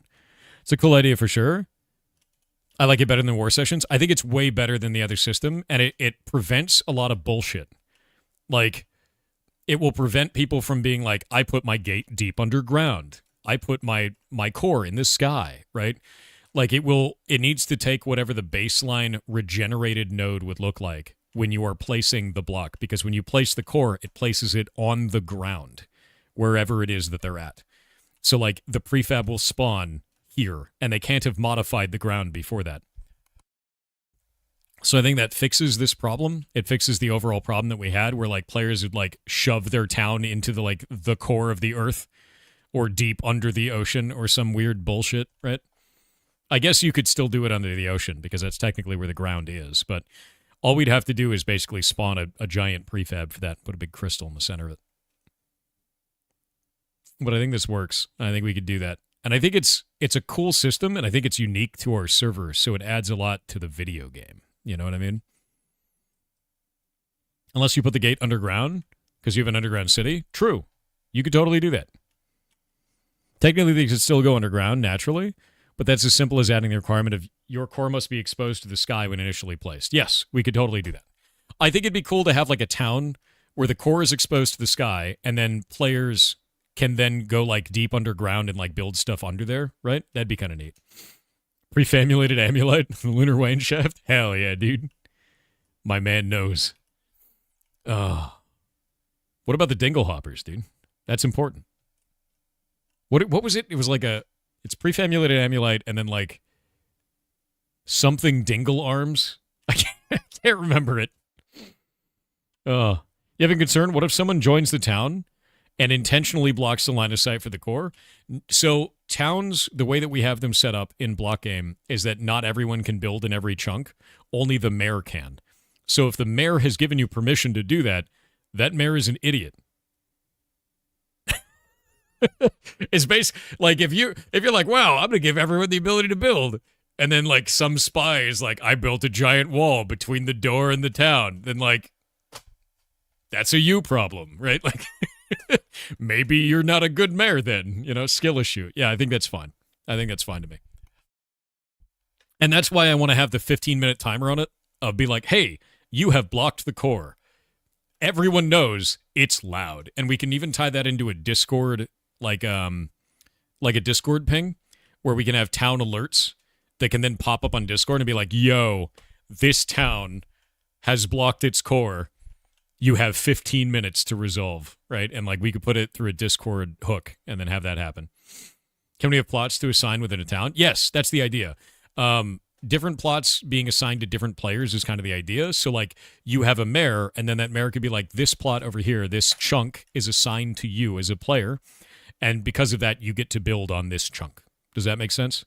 And they could even rent them out. That's how we had it set up with Townie in the past. And we could do the same kind of thing in this. So like you pay a certain amount of money every week or whatever it is to the town, however that's going to go. Is this broken? I broke the UI.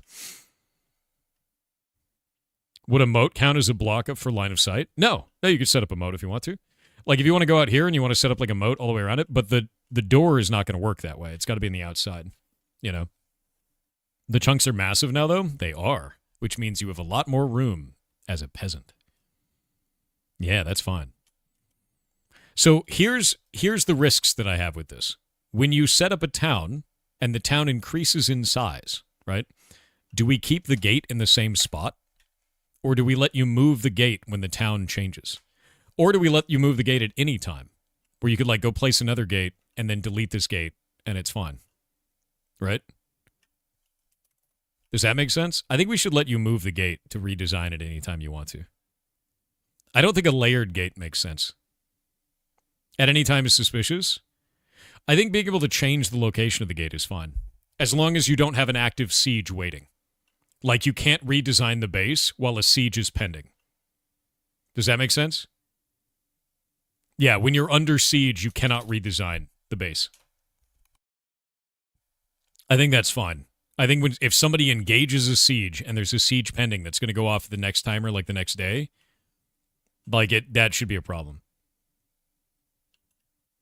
If so, it stays where you placed it. Yeah, if you try to, basically the town can't change when the siege is declared. Emergency redecorating? No emergency redecorating. No emergency redecorating. How about the gate is placed with an air tunnel? What do you mean an air tunnel, my dude? Like the gate is placed and then there's like a tunnel going up to it, so it places it kind of like back here, sort of a thing. Is that what you mean? Does that make sense? Is that what you're talking about?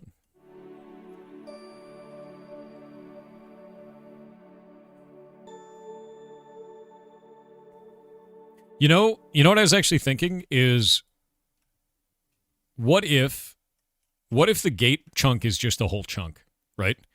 Like, when you place a town, effectively, let me grab this here. Wow, there we go. Let's grab that, and we'll go like, oh, that's weird. Boop, and we'll grab all the way back over to this. And then we'll grab, I love these tools, by the way. These tools are freaking awesome. And then we grab like that, and then we can do clear. So like when you start a town, it takes all of this space, because here's a chunk, right? It takes the centerpiece and it makes your core over here. This is going to be our core, right? And it makes this whole chunk into the core, and then it makes this whole chunk into the gate, right? That might be kind of cool. And then you can never change the gate. You get to choose, like, you'd be like, you place the core item and it creates the core, and then you place the gate item and it turns that chunk into a gate item. How much of a gate can we have? I mean, it'd be big, right? And then you can upgrade it from there. We can actually make it a station that upgrades. I mean, an air tunnel from core to gate? What do you mean an air tunnel? Like, what does that mean, dude? What is an air tunnel? Do you mean just open air? Why are you saying tunnel? Just an open path? Yeah, no, we said it had to have line of sight between the gate and there. Yeah, area where blocks cannot be placed. Yeah, I already said that. So the idea is that it needs to have line of sight from the gate to the core. Perfect line of sight from 1 to 1. Yeah. Yeah, you wouldn't be able, if you place something in the way, it should piss off and be like, no, you can't do that. Or like, you can't do this. It would block the core, right? You can't onion a core, correct. Yeah. To prevent moats, you can make moats. You can make moats if you want to. I guess that's fine, right? The idea is that this chunk is not modifiable. By the way, the core would not be modifiable. That is the whole idea, right? And if we make the core not modifiable and we make the gate not modifiable and they're right next to each other, I think that'd be fine. And then you can just do whatever the hell you want outside of that. The idea is that I don't want you cheesing this shit. So if I make it so you can't modify 2 of the chunks in your town, I think that's fine. Because otherwise you're going to create pits. You're going to make a lava moat that's 15 blocks wide. You're going to do some weird bullshit. I know you are. I'm on to you. Like, I'm on to you. So, like, we have to make it so that it doesn't happen in some way. And we can make it cool. We can make it look cool. Maybe you get different designs, right? Like, maybe we have a core. If you produce a core with stone, it'll make this whole centerpiece out of stone, right? Maybe we make a station where you put materials into it and it changes the design of the ground, right? So you can make it look like whatever you want. I'm not letting you make meet your maker. That's not going to happen. Yeah. That's not going to happen. How is it easy to destroy a core? Well, that's the idea, is the gate, depending on the level of the gate, right, based on what materials were used for it, it will have more or less HP. So starting towns have kind of a wooden one that's kind of shitty. And then when you level it up, you can get better and better gates, which is like a crafting project. It's like a town crafting project, is the idea. What do you mean gate fixation? What does that mean, dude? Why should the core have sky access? Because if you don't have sky access on the core, you're going to dig to the core of the earth and place it there. I know you will. I'm onto your bullshit. Yeah. Like, I'm super well aware of your goblinry. I know what you're gonna bury it at the core of the earth. But we want to live down there? Then what you do is you have your core up top, you have a wall all the way around, and then you have tunnels going down into the earth, and that's fine. There's nothing wrong with that. And you're good. As long as you have the gate and the core on the surface, you're cool. That's all you need. Sky raids? No one can fly. There's no flying. Can the core be destroyed? Even when the gate was not destroyed? No. No, it can't. So to win a siege, the offense needs to destroy at least one gate and needs to destroy or stand on and capture the hill on the core. So they'll have to stand on the core and they'll have to destroy the gate. They have to. No flying over the walls. No somehow blowing yourself up so you fly over the wall. No bullshit. Are there gliders? We're not putting gliders in it first. But I like entrances to be basically inaccessible. If you make an entrance that is inaccessible, _ donated $50 to charity. Thank you for the $50 to charity. That is incredibly nice of you. You're awesome, dude. Thank you. That is rad. Boss move. Can you have a mana pult? I guess, but it's not going to help you. Do you have to do it in order? Like capture the core and then destroy the gate? You have to destroy the gate first or the core is not vulnerable. The gate protects the core. If you launch all of your people over the walls somehow, and then you destroy the gate from the inside, that's fine, right? I don't know how you would do that, but to be real with you, this means that other people, if they build walls badly, if they build a fortress that is shitty, then you will be able to infiltrate it better. And it means that you have to design for defense. We're just building Total War to some degree. I mean, I guess this is just the town mechanic for wars. And I think that's fine. Full of traps. You can put traps all over the place. That's fine. You want to cover it in traps? You have fun, right? Yeah. You can fill it with traps. That's cool. You can put brambles all over the goddamn place. Whatever you want. That's fine. But during wartime, they will be destroyable. So do keep that in mind. Yep. Manapult. Okay, manapults. That's fine. So many lava traps. I swear to God. You guys are goblins. Traps are intended gameplay. That's correct. Bear traps, spike traps, all that's fine. That is totally fine. But the general idea is it's got a gate. The gate is there. Can you name the gate? What? God damn it, dude. Remember Double Dungeon? It's releasing soon. Oh. Anyway, Jake, does this make sense? Does this make sense to you of what I'm trying to do here?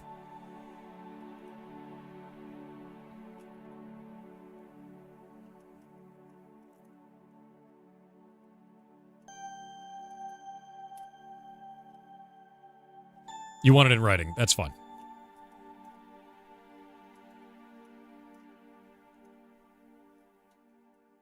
I was already planning on doing that, so that's cool.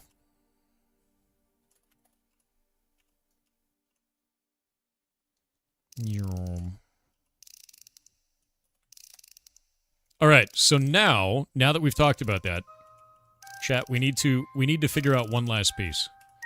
How do we handle when you upgrade the base from 3x3 to 4x4?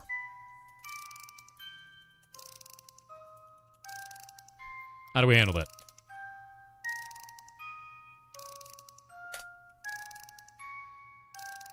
I don't mean by materials, right? Like, it should be material-based. By the way, there will be no restrictions based on total population of your town, because I don't want a solo player to be marked out from not being able, like, basically marked out and unable to engage with this mechanic. If you want to be a no-life solo player that somehow builds a gigantic city, you're going to be able to be a no-life solo player that can build a gigantic city.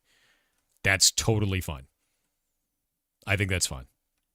There's no issue to me at all with that. So that'll be completely materials-based, not population-based. for the size of cities. This will start at this size. It will go up to 4x4 and then 5x5. And I think that'll be fine. Unless you get raided. Well, yeah, if you get raided and it gets blown up, then it gets blown up, right? Kind of harsh way to describe solo players. If you want to be like super sweaty and get the largest city on the map as a solo player, I think that's a pretty accurate way to describe that. Like, that's super hardcore no-lifing it, dude. Because the amount of resources you need is intended for a group of players, and you've done it solo. That's like giga sweat, dude. Like, that's like very sweaty behavior. Like, I think that's a fine way to describe that, and is not a problem. What if you did only odds? So like 3, 5, and 7? You just wanted me to say 7, didn't you? You see today's update? Yes. We're working on game mechanic design. It's like when you eat $100 worth of Chinese food, so like one thing of orange chicken is what you're telling me. Singular, right? Just make it at home. Just make it at home. 4x4 has no middle chunk, so core won't be centered. You're right. 3x3, 5x5, and 7x7. I think that works. I think that makes a lot of sense. Yeah. So this is the smallest town size. And 2 of the chunks are used for game mechanics. How will the chest looting work? So the idea is that the core itself, the crystal Schnappy, is a lootable object and will have some kind of reward in it. I don't know how that works quite yet. I don't know if it takes from their material stash. I don't know. I have no idea. I'm not sure how I want that to work, you know. I think there is likely going to be resources done in a different way inside of Blockgame. I think we might do volume-based resources to make it very different from the core game. Like wood is wood kind of a thing. And if you want to use special woods for construction, you use wood to buy construction materials from a vendor. That might be interesting. You know, you can balance the sieges by limiting the amount you can steal based on the cost of the siege. I could see that. Yeah. You know, I could totally see that. Volume-based is nice. I really like volume-based currencies. I really do. Like imagine you have currencies of like wood, right? And these are like basic materials. Oh, that's weird. That's a filter tree wood. That's funny. So if we have like a redwood log, right? Like this is a wood resource, whatever it's going to be, and then like a stone resource. And like you can go harvest the unique ones and get special drops off them, but you could just have basic wood and stone. What happens if there's 2 cities close and you try to expand? There's going to be a very large radius at which cities cannot be near each other. Very large radius. In Blockgame, that did happen, and it was a problem, and they were right up against each other. And I didn't like that. That was like a huge issue for the game. I want to do like a 20-block radius around a city as marked out. Like you can't have a city nearby. Does that make sense? Yeah. So no 2 mage towers shooting each other? No 2 mage towers shooting each other, Snappy. Yeah, it reserves an area for the city, bingo. I mean 20 chunk, dude. Yeah, like huge. When I say block, I mean chunk. Yeah. We're going to wait on the ads.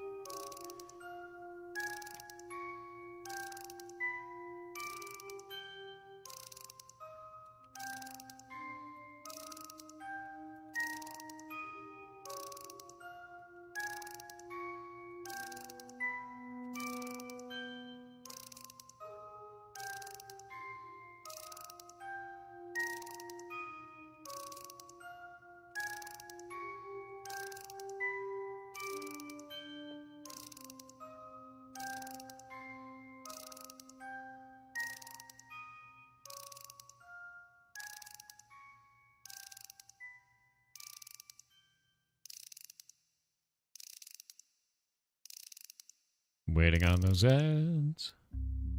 Not done yet. 13 seconds left.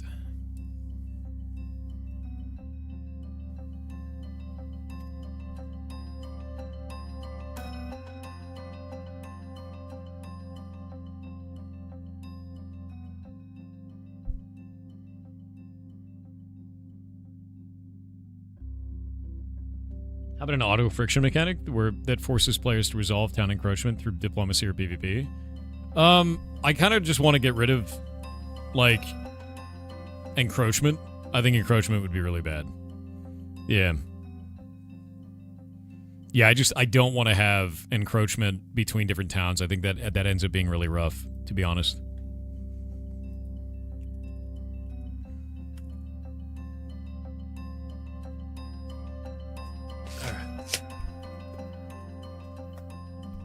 I'm glad that they actually have greater essences in here already as well. We do have that in Blockgame as well. If we go pull this up for the smith, there we go. We actually have like living fire and fiery essence and crumbling earth and rocky essence and whipping winds and fleeting essence. We already have this exact system. It's quite funny. We'll just have to make new ones. Is that Agent Smith? Pretty much, dude. All right, so let's think about it this way. I think that the way that we do this is we set up materials for the towns, right? And we have it be gold, stone, wood, and maybe we get other unique resources too. And the way that this works is when you siege a town and you blow it up, or maybe when you siege a town and you loot it, instead of blowing it up, you get a percentage of the amount of these that are stored in the town. And any stone block becomes stone as a resource of the town. You throw it into the crystal and it converts it into a volume-based currency, basically. And then that can turn into a volume-based currency that comes out, and a player will grab it, and then they can go and take it back to their own town.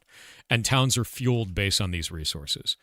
And maybe for different types of chunks, so like if you add like a farming chunk, it needs a certain amount of fertilizer each day. So we'll have like ingredient poop, where you have to like throw poop into it, right? Into the core, and it has to eat that per day, right? Stuff like that. Or maybe like a medical chunk, and the medical chunk does that. Stone block or cobble block? Any stone would be the idea. Have you seen this? What is this? Buh? Hiring automation and tinkering devs and designers for Hytale? Oh, that's sick. I'm looking forward to that. Nice. I honestly think that high energy, or Heinergy, or whatever the hell they called it, is the go-to for that. I don't know if you guys have seen that. It's a community modding team that is creating literally what they're talking about there, Heinergy. So that would be my one big vote, to be real. What's wrong, Zapharoth? Is what on your end? They've reached out to that post? Did they? Let me look. Oh, shit, it's the top comment. That's funny. Yeah, these guys, they're red. I would second that 100%. What are you talking about, Zapharoth? What's wrong, man? Simon said he's going to talk to the Heinergy people next week. Yeah, good. Because like I honestly think that they're the best for this. Let me pull them up real quick, just so you guys can see, because they've been working on this the whole time. Yeah, here we go. This is the stuff I was seeing even before Hytale came out, where like you use systems of mechanics and wind and gears to make things work. And they already started making it work in game, which is really cool. So they have like a windmill to craft and like all this stuff. And if this was part of the base game, that'd be rad as hell. Boop. So you can build all kinds of different mechanics in different ways. Does this one actually show the mechanic working? I don't think it does. I think it ends too early. Yeah, they haven't shown it yet. But that's the idea with this. Steadily moving forward in development. Stage 1 models are now being implemented. Yeah, there we go. So they were like, what if we created like a water mill and a windmill? And I was like, this is cool as shit, actually. The idea of doing that is just really neat. Yeah, water wheels. So if it was all mechanical energy rather than electrical energy like redstone is, which I think is neat. I think it's unique, right? What do we give for an industrial craft in Hytale? Add it. These guys have added this, you know? Yeah, I'd rather it be... I think the idea of mechanical energy is way cooler to me, you know? Create modern Minecraft?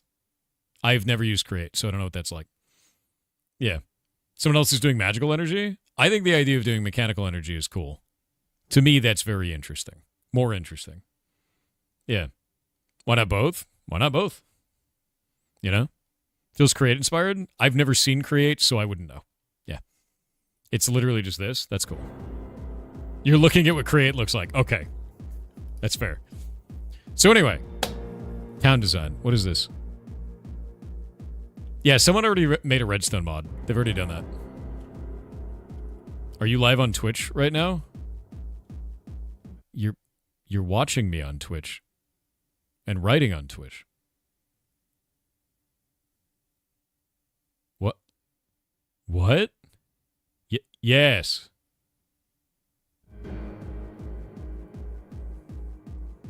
What is... That's the weirdest question I've ever received. This is live? Yes, you goblin ass. Why are you like this? God damn it, dude.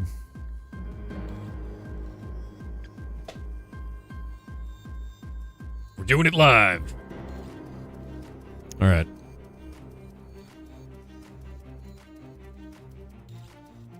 So I think what we can do with this is we can have a feed-in block that consumes them.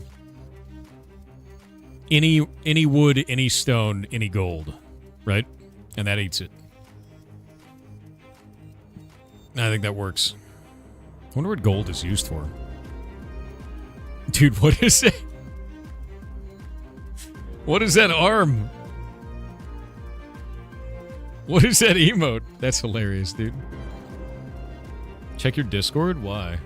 What, dude? What? What are you trying to say to me?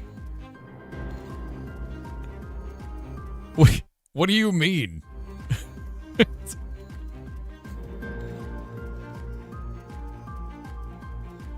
Yeah, it's Asmon with XQC arms, dude. That's weird as shit, dude. I'm gonna say weird. That's not what content is, man. Alright. Okay, so, let's think about resources. I'm thinking about Settlers of Catan, right? I'm thinking about... How many of you guys have never played Settlers of Catan before? Settlers of Catan.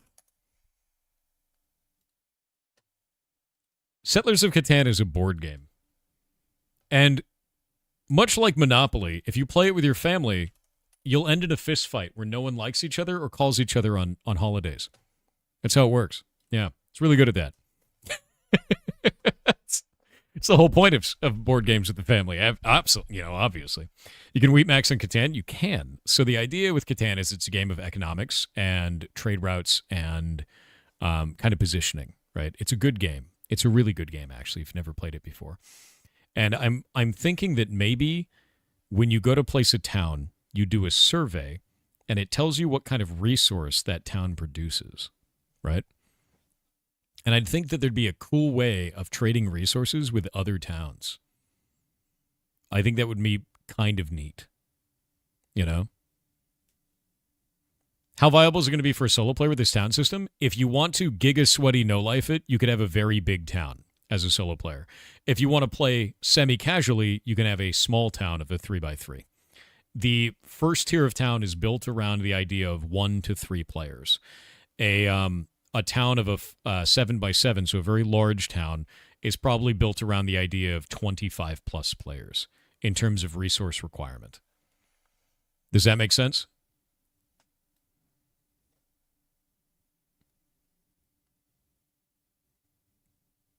Yeah.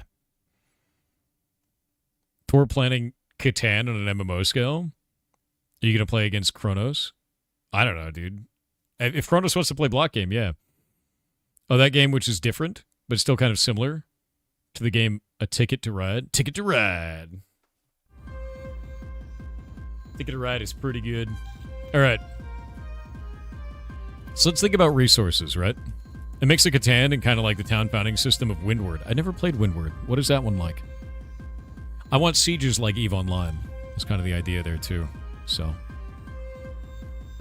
Have you seen Kenshi? I've heard so much about Kenshi, and Zaphiroth has told me 1,000 times to go play Kenshi. 1,000 times. I'm going to be honest with you. Zafroth has, like, really, really good game suggestions, so I should probably play Kenshi at some point. Like, it just needs to happen, right? Because every time Zafroth is like, play this video game, I got to play it, and it's incredible. So, like, yeah. Yeah, no matter what is going on, if he tells me to play a video game, I have to play it. Have you played Forbidden Island or Forbidden Desert? No, I don't know anything about those games. Slay the Princess I can't play. I'm not going to play it on stream. Not the kind of content I put on stream a lot of times. Grind the game, but you liked it? Grind the game? That just, look, all right, you've already sold me on it. You don't have to sell me more. Yeah, you're just selling me more by saying the game is full of grind. Just don't play Sea of Thieves? Okay, I'm going to tell you right now, and I know this is probably not very popular. I don't like the idea of Sea of Thieves because I like progression systems, and that progression system seems very shallow and mostly based on cosmetics. And it turned me off to the game. Even though the game is cool, even though the game is pirates, even though there's like a lot of roleplay potential and neat stuff in it, I like a deeper progression system. That's all. It's 100% cosmetics, yeah. Yeah. While scrapping, I just found out that the scrap mace gives a large pile of books when you scrap it. That's funny. That's really funny. Let me go look that up, actually. You said scrap mace?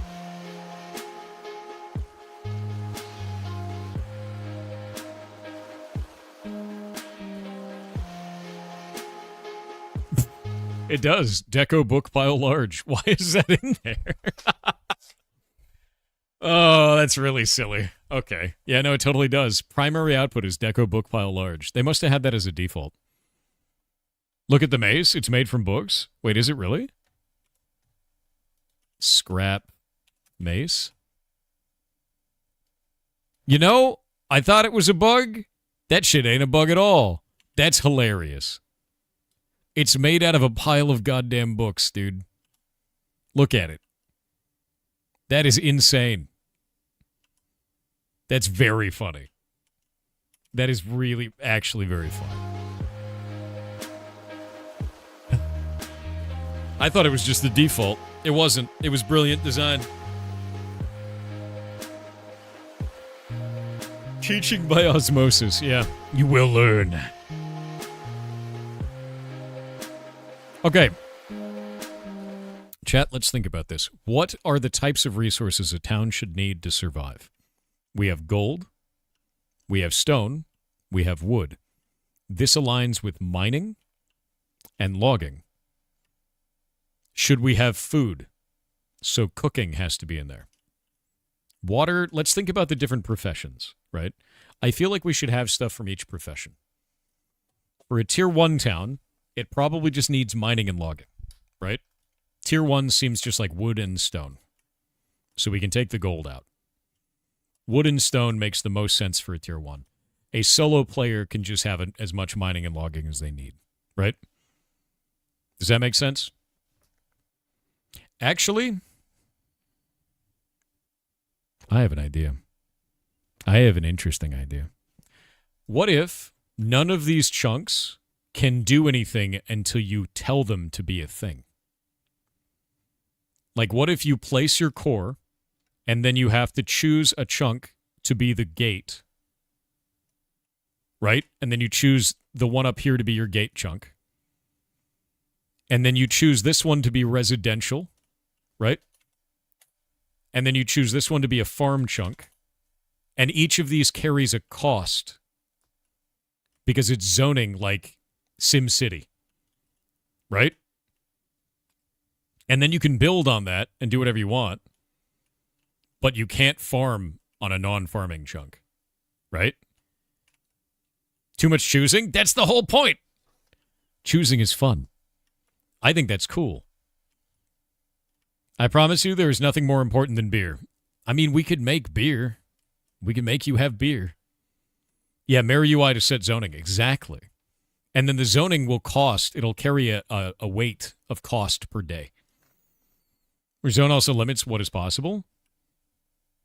Yes, exactly. The zone limits what is possible. So in a residential zone, you can't farm crops, right?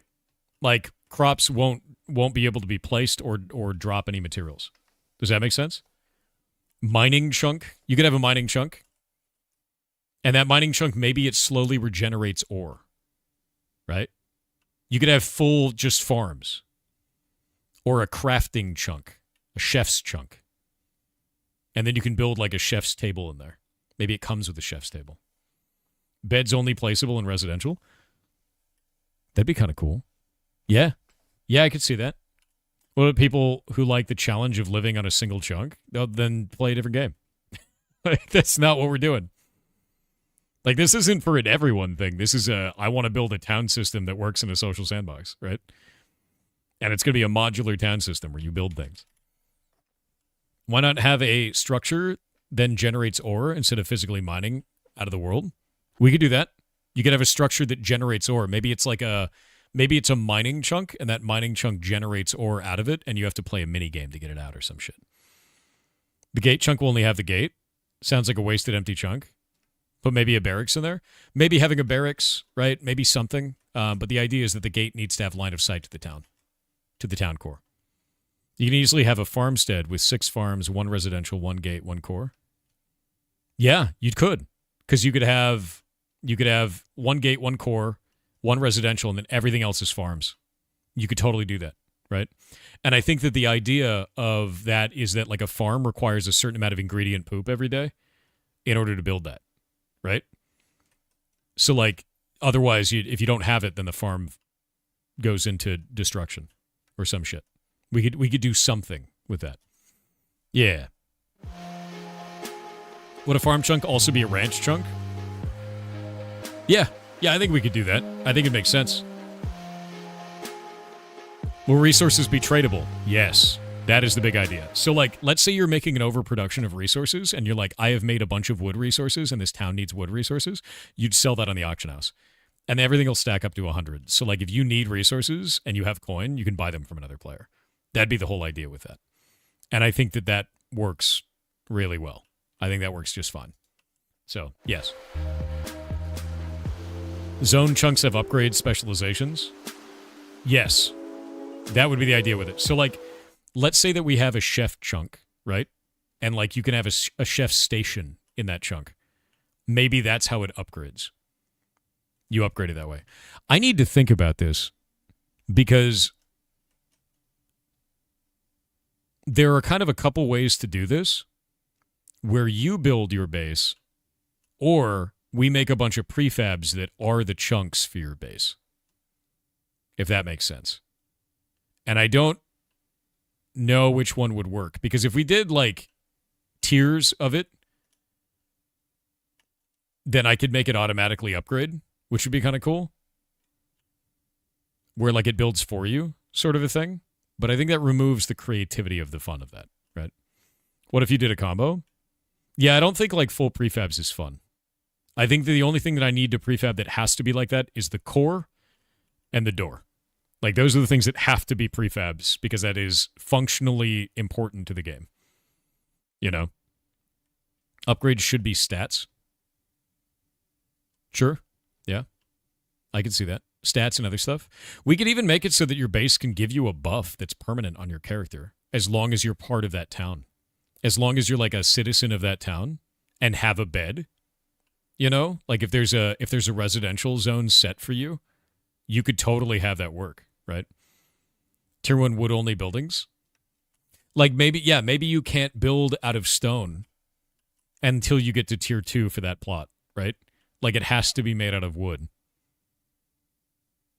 I think that would work, right? It allows more block types. So you guys can build whatever you want, but it's like tier 1, you can only make wood structures.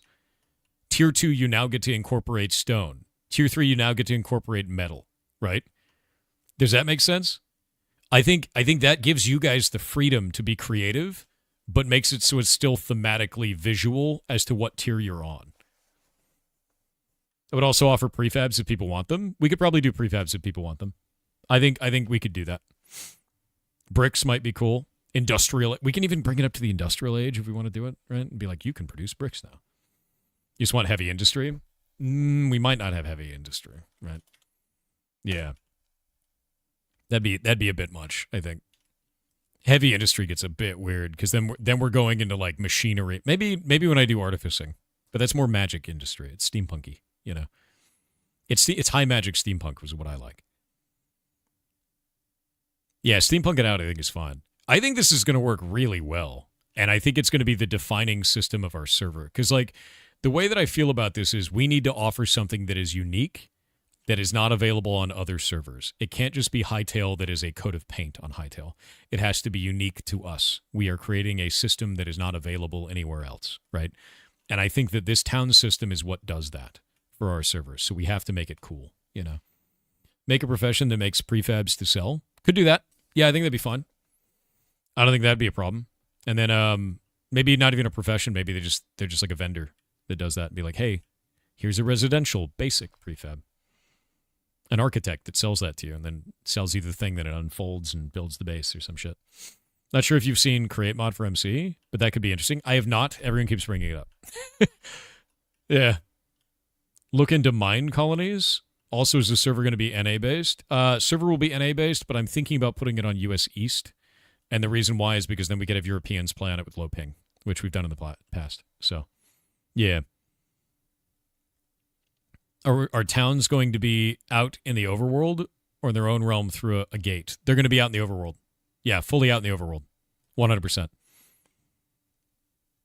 When can you get your in-game yacht? I know, right? Can you please give me Hightail? I don't have Hightail to give you.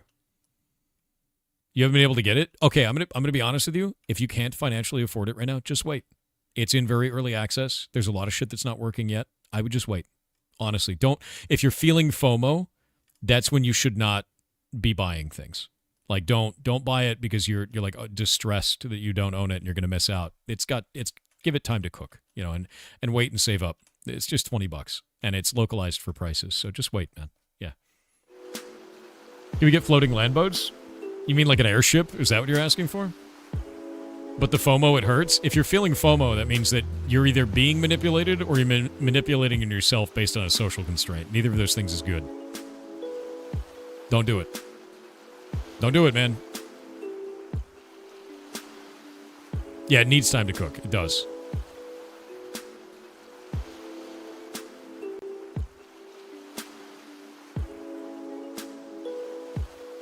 Okay, so trying to think about this. We got our three pieces there. Is there a way to unselect chunk?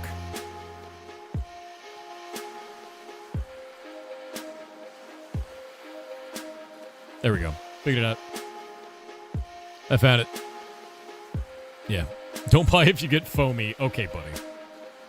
Merlin159 with 500 bits said, Thor, you need to wake up from this time loop. It's 2026 now, and if you don't wake up, FRP this time loop chat with give the mods bread and spam 7.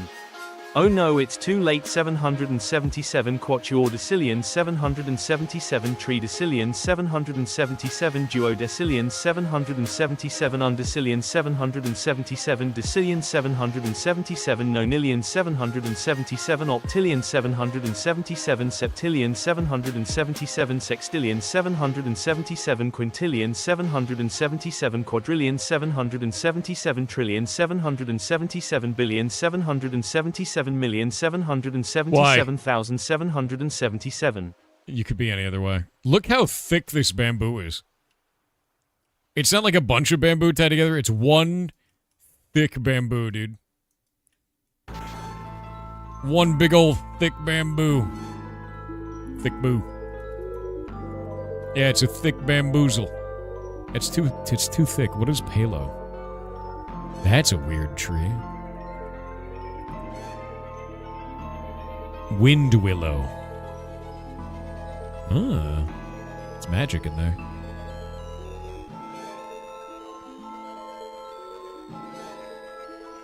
I think people have a fear of missing out on sevens. Good.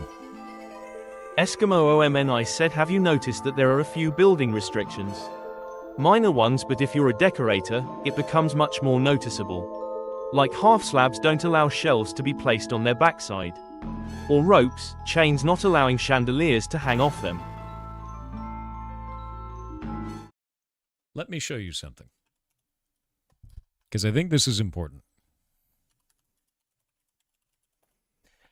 I think that that is only like that because you are not thinking in terms of Hightail. You're thinking in terms of Minecraft. And this is an example of what I mean by that. This person was trying to build using diagonal rope to add detail to their house. And then they went, wait, I'm playing Hightail. So they made diagonal beams. And now the diagonal beams are in the game. You can just do that in Hightail. You could just do that. You don't need to use the internal systems of Hightail. You can just do that. Just fix it. Now your server has diagonal beams. So if you're ever sitting there being like, man, I can't do that thing. Yes, you can. Chandeliers require a solid block above it. At core, needs modification. Do you want to know how to modify that? Let's go into the asset editor and I'll show you. We'll pull it up. What is a chandelier called? Just chandelier? Furniture, tavern, chandelier. These are the items. Go down here to support. See where this says support? Up. Delete that. You're done. That's it. That's all you have to do. That's all you have to do. Most people just want to play without modifying themselves. Totally understood. However, the brilliance of Hightail is that if it ever bothers you, you just change it. That's the point. You don't have to go through an entire course on learning how to mod the game. You don't need to go and open Java. You don't need to go and recompile anything and put it on the server. You don't need to make a client-side mod. You can just open it as the server owner and delete that section, and it no longer needs support. And that's it. Doesn't that help that doesn't help in exploration, though? Yes, it does. Because the moment that you do this, it changes every single instance of it across the entirety of the server. Permanently. Forever. Do you think Riot fumbled in canceling Hightail? Absolutely. 100%. So you just change it, and then you leave it alone. In fact, I'll show you how to change it. You just say override asset, create, and then delete this. And now in-game, the tavern chandelier, if I can type this. Oh, we got ads. Tavern chandelier no longer needs that, and you can just place it. I don't know how to place it, though. Oh, it's doing weird shit. Hold up. Collision enabled. How do we place these normally? Is that a placeable normally? What kind of a block is that? What is its interactions? Oh, it doesn't even have an interaction. How do you place these normally? Is that the wrong kind of chandelier? Read only. Let me look. Furniture tavern chandelier. Block type. Where's our interaction for this? Interactions. Dude, none of these have a freaking interaction? How does that shit work? Place from underneath something?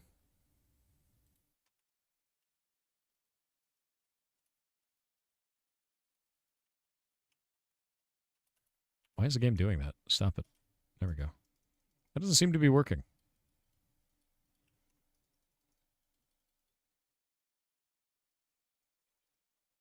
Nope, that is not functioning. That chandelier is 3 blocks wide.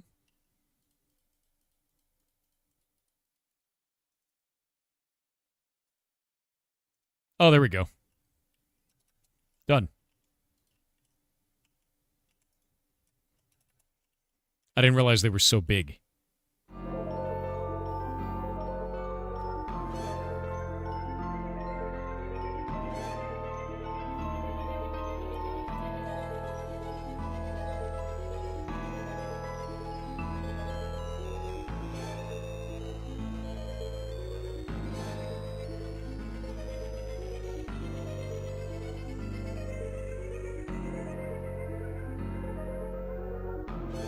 All right, we're back. So as you can see, I've removed support from this.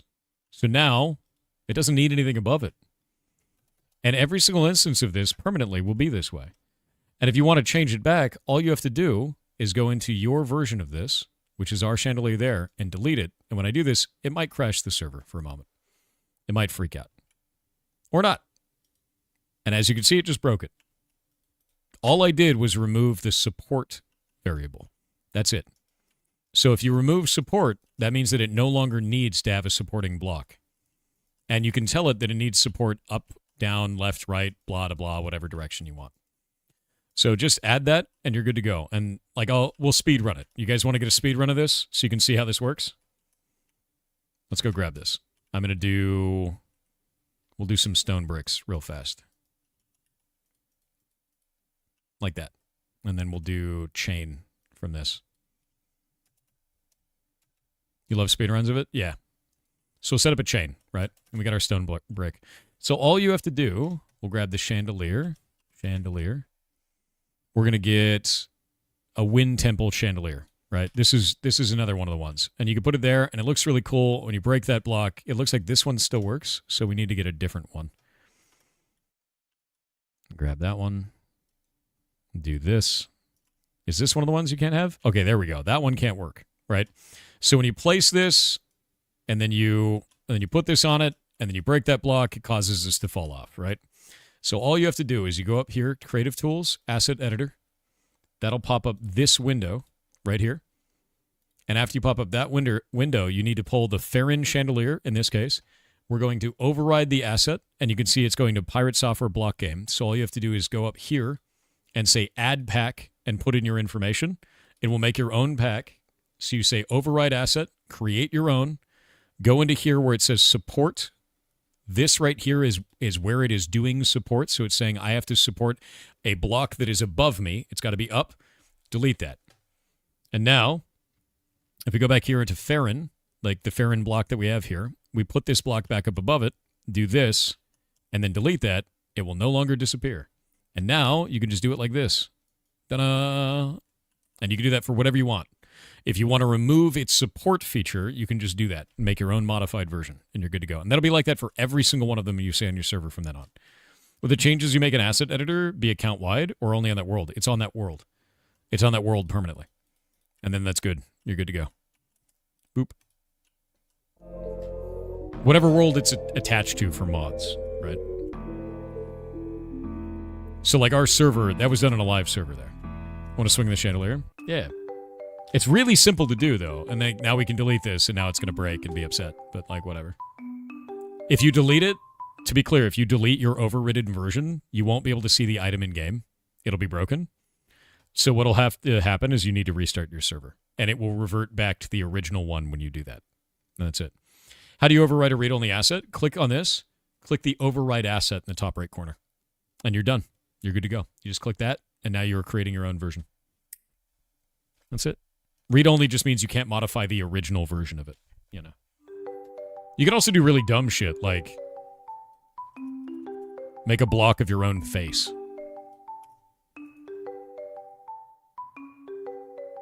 Or hide it in the ground. Or, like, make it sink into the grass. You know? You can just do that. How do you get the block in? All you do is you make a new block. You make an item. You make an item and you set its block properties. Like, watch this.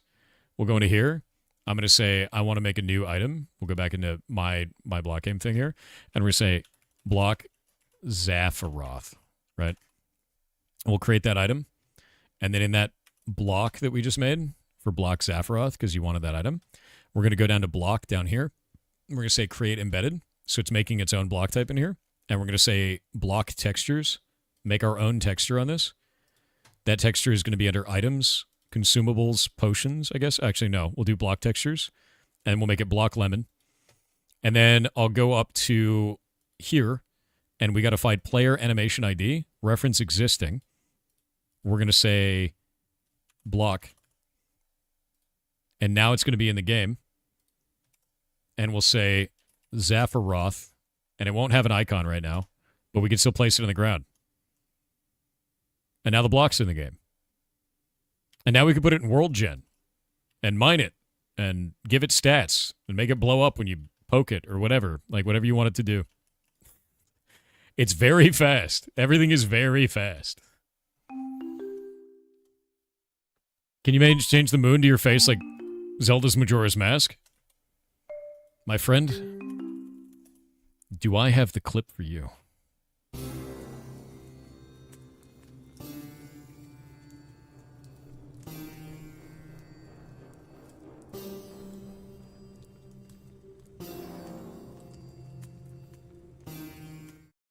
What I got into very deeply is the weather system.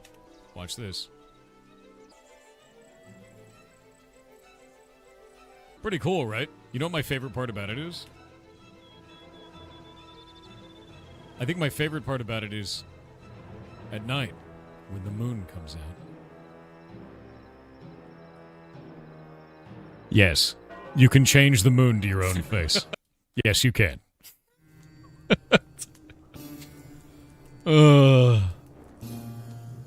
That's no moon? Exactly. Anyway, I have this short. I already did it. He's 10 steps ahead. You're goddamn right. Any good documentation on what it requires a server restart to refresh? No, it's mostly just kind of ham-fisted through it. Like, I figured out some stuff that just doesn't work until you do a restart. And I've been reporting that back to the devs to get them to fix it, because there's a lot of shit that just doesn't work very well. Yeah. Oh, speaking of shorts, I think I need to set up the short for the day. Because I haven't yet.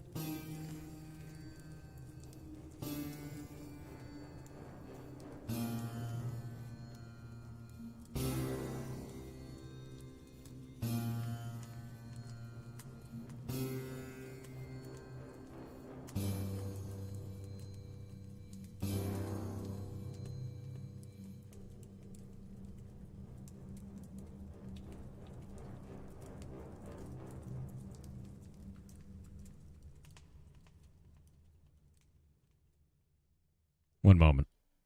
This short is too good.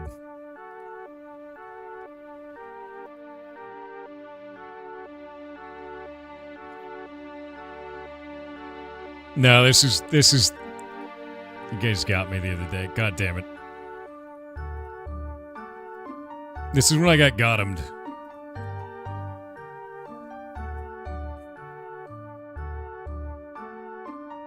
There we go. What is modding Hightail? What is this short?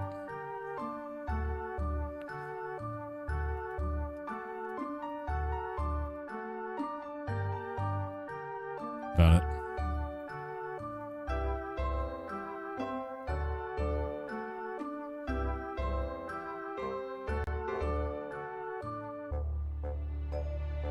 Got it. And then put this short out probably today, actually. We'll probably do the other one tomorrow. Put this out at noon. Schedule. I'm setting up the shorts, because I keep forgetting to do this. Modding Hightail comes out today. The other one comes out tomorrow. That way I can set up two right now, and I don't have to deal with it. Nice. Hightail. Save. But you know, it's really... I think a lot of people don't realize how fast this is to play with shit and like move stuff around. You know, I think that's very, very fast. What is this? That's a nice setting, but what if you don't run the server? Then you don't have the ability to do that. If you don't run the server, then you don't run the server. If you're running a local client, then you are the owner of the local client, and it counts as a local server, and you're good to go. But if you don't have control over the server, you don't get to make decisions over how the server works, and you'd have to request that from the server owner, which I think is good, because if you can just modify how the game works, that'd be really weird, right? Yeah. Yeah, that's how it should be, exactly. That'd be very strange otherwise. Oh, did I set up the video for the day? I did not set up the video for the day. Did I announce the video yesterday? Or was I dumb? Oh no, I didn't announce the video yesterday. I suck.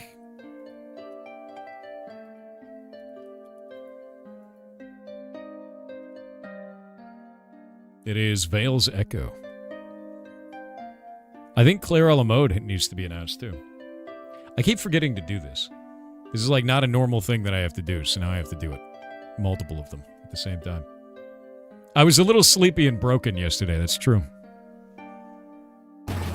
My brain was slug-moded.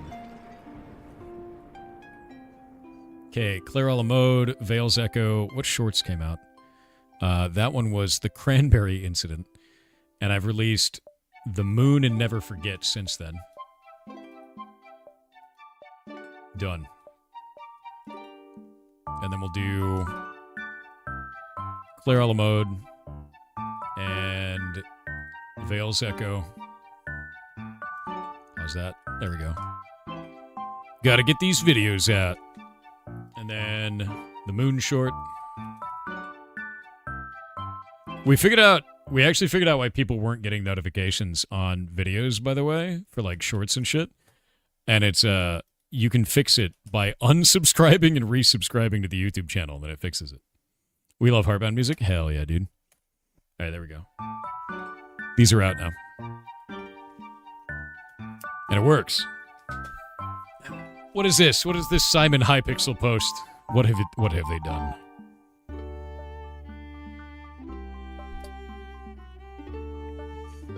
Let's see. Seeing artists learn and create with World Gen V2 is incredible. The vision from many years ago is becoming a reality. All this with no code, just a node editor that can be learned by anyone in just a few days. Yeah, no, it's really awesome, and I picked it up very quickly. I really enjoyed it so far. What you envision for Hytale's World Generation is to maintain that sense of wonder. Goof264 donated $25 to charity. Boss, thank you for the $25 to charity. You were amazing. Thank you very, very much, dude. Just a node editor that can be learned by anyone in just a few days. What I envision for Hytale's World Generation is to maintain that sense of wonder and exploration from start to finish. Wherever you go, it should feel handcrafted, mysterious, and yet infinitely generated. Never the same experience. Every time you play Hytale, it should feel like a new journey, refresh that sense of wonder and exploration. We're very different from any the other block games. We want you to push you to explore, and we'll give you the right tools to do it. Yes. Yes. Yes. Artists are now in control of the worlds being created, and I couldn't be more excited about the future. All this is a very high focus for our adventure mode. I'll be hiring 15 world designers in the coming months, starting salaries between 80K and 100K USD. This is long-term work. We're going to make more than Orbis. We're going to create many worlds in the years to come. We need hundreds of biomes, each with handcrafted prefabs and much more. This is very ambitious work, but rest assured, players will be able to visit some of what is in progress in the future updates via the gateways and other special events. Hundreds of biomes. Look at some of these wild-ass worlds, dude. And they just posted, like, that world that was made. Tried making a floating cliff beach biome. The only problem is the dark shadows that the floating islands cast. Not sure if there's a solution for that. That's cool as hell. That's really cool. I love that he posted this while showcasing a creator in the community. You know? Like, this is... Yeah, no, the World Gen V2 stuff is really cool. I was working on a desert biome that I wanted to have tunnels through it with, like, bugs. And then I was like, we really got to figure out our town system. You know? Like, that's really got to be the way that it works. The idea with hundreds of biomes. Who posted this? This is Simon Hypixel. He owns Hytale. So, yeah.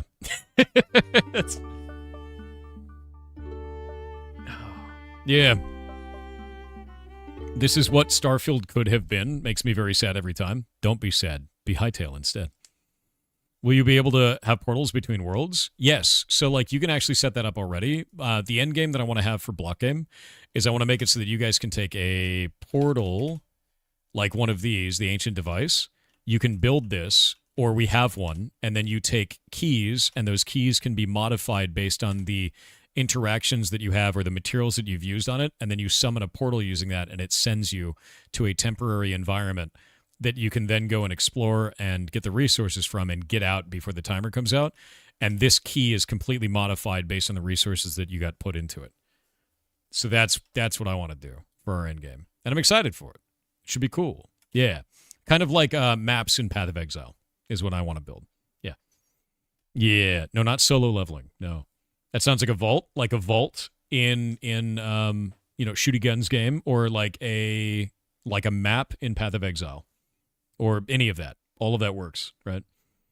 Yeah, sounds similar to Vault Hunters in Minecraft. I don't know what Vault Hunters in Minecraft is, so I'm thinking more like a Greater Rift in Diablo, or a map in Path of Exile, or a vault in Borderlands where there's like a boss in it. Like that's the kind of stuff that I'm thinking of. I don't know what Vault Hunters is. It's a dungeon crawler mod pack. Okay. Yeah, I don't know anything about that. I'm thinking of other more traditional games. I'm going to be honest with you, dude. As much as Jake and I work on the mod, like for Blockgame, as much as we do that, I don't know anything about the rest of the mods that exist in Minecraft because I've just been head down working on ours for years. I have stayed away from every other one that exists out there and just built what felt cool. Right? Like that's just kind of how that's gone. Sounds like it's based on vaults from Borderlands. Could be. Yeah, totally could be. Pretty much same except Create and Vault Hunters. Okay, fair. Yeah, I don't know anything about it. If you only know about Create and Vault Hunters, I don't know about Create or Vault Hunters. I know about Luck Perms. And that's about it, because the rest of it is stuff that we built mostly in-house, right?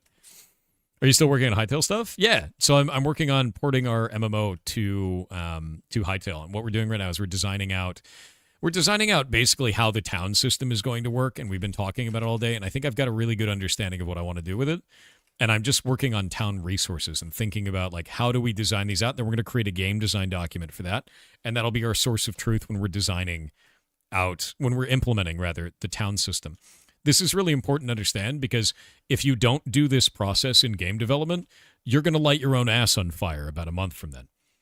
You sit down, you think about what works, you write it down on paper, you work out all the kinks that you can theorize from there, and then you build it. So this is the phase of, like, let's do that before we light ourselves on fire for no reason later on.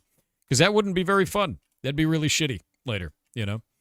I think that would suck, actually. Let's grab that dirt and put it there. Dun-da. The town system from AOC should be your go-to. It's so good. I disagree entirely. I think I want to do something totally different. Yeah. Love this community? Thanks, man. You're awesome. You're part of it. That's why it's so good. Your baby chicken didn't grow up, but one of your chickens did morph into a different biome chicken? What? Oh, did you have the baby chick grow up in, like, an undead zone and it turned into an undead chicken? Because that's really funny if so. That's, like, really funny. Can you find books and spells in Hytale Vanilla? I have no idea. I've just been making our own.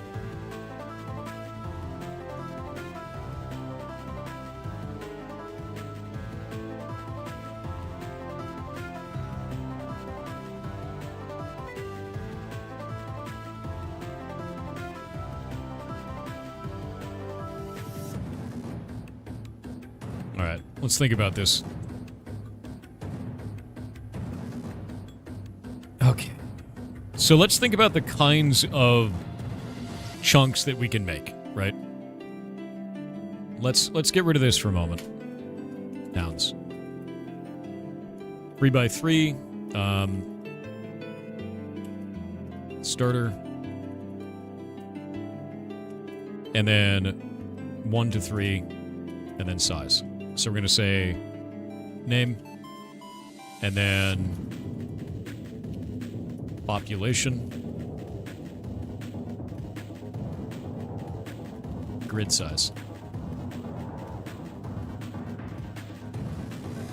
Right? So what is the name of an individual one? I guess it'd be homestead, right? What goes up from homestead? Village? Right? We're going to do towns for sizes first. Hamlet, I think, is bigger than a village. I think a hamlet is large. Yeah. Like a homestead, and then camp, I think, is like No, I don't think we should have that. Is a hamlet like a baby ham? No, like a hamlet. Here, let me pull this up. Hamlet. Town size. A hamlet is a very small, unincorporated settlement, generally smaller than a village, often with just a few homes and a few or no services like shops or a church. I guess we could do homestead and then hamlet. Right? It'll have a church. Hamlet is small. Homestead, hamlet, village, town, and then what?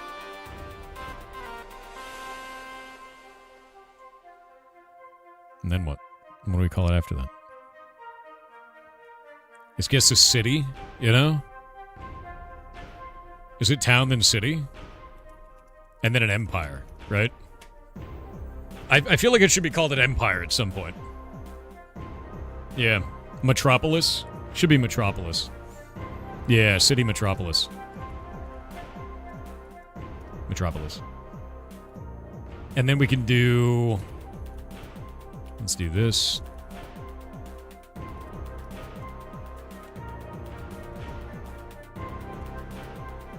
Oh, no. Okay, population of a hamlet. BJLIGHTNINGBOLT 213 donated $40 to charity. Boss. Actually boss, dude. Hell yeah, dude. Thank you for the $40 to charity. You were amazing. You're awesome, dude.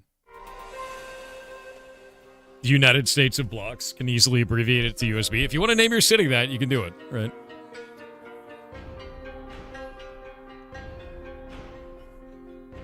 I gotta say, if the USA is so good, why did they invent USB?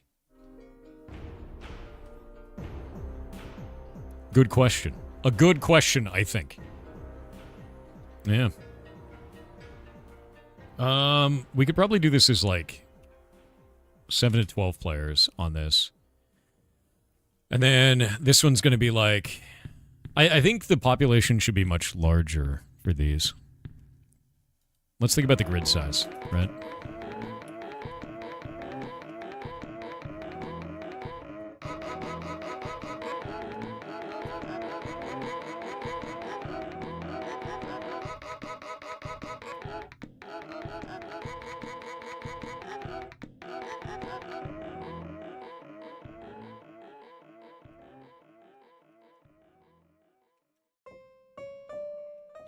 I think 13 by 13 is enormous. I think at a metropolis size, it's so big that you can't see from one side of the city to the other. And I think that's fine. Right? I feel like this should be like 100 plus players. I think it should be enormous. 11 by 11 is already enormous. This is already huge, right? If you have a 13 by 13, you get over 100 people in there. Exactly. It's got to be like 100 plus for a city like that size. And like that's a theoretical. It's not even a requirement kind of a thing. How large is a chunk? It's the size of this block that we're in. It's 32 by 32. Like, look at this. Select chunk. That's a chunk in Hytale.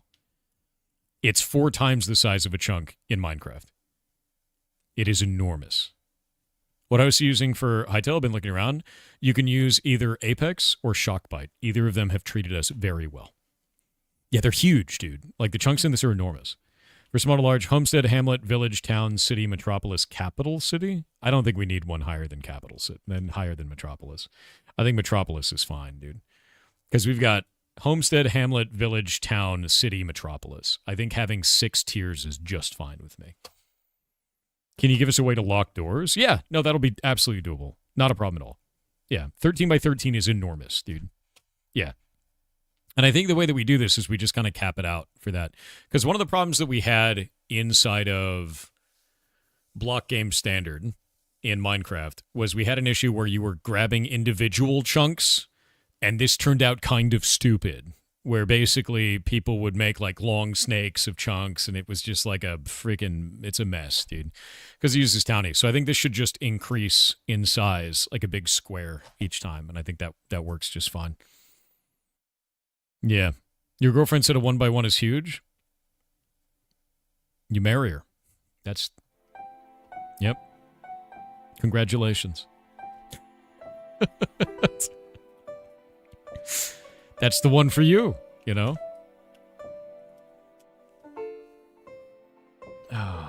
Because, like, if we're thinking about this in terms of size, when you go from a 3x3 to a 5x5, that is enormously larger.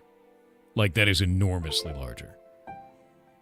Because you're going from, like, let's go an effective chunk size, right? We're going to put this out and say chunks, right? Something like that. And then go down to this and be like, this is 9 chunks. And then this one is a whopping 25 chunks, right? Like, that's enormous. That is absolutely huge, the size increase between these. Are we doubling each time? I think we're actually more than doubling each time. No, that might be too big.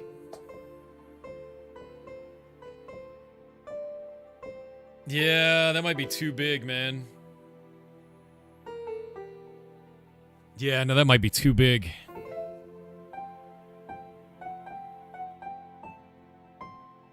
It's an area of 173,000 blocks. I think 100 players maintaining that is totally fine. You know? Yeah. 4x4 Hamlet seems fine. Yeah, but then you can't have a center block. The point of it is to keep it grid-sized where it's odd. Right? Okay, better idea. Better idea. If we have it as a 1x1, it's just a claim. And because of that, every town starts off as a claim, and you have to get the crystal to make it a homestead. Yeah. So then we have, and I know you're going to love this, 7 tiers. Right?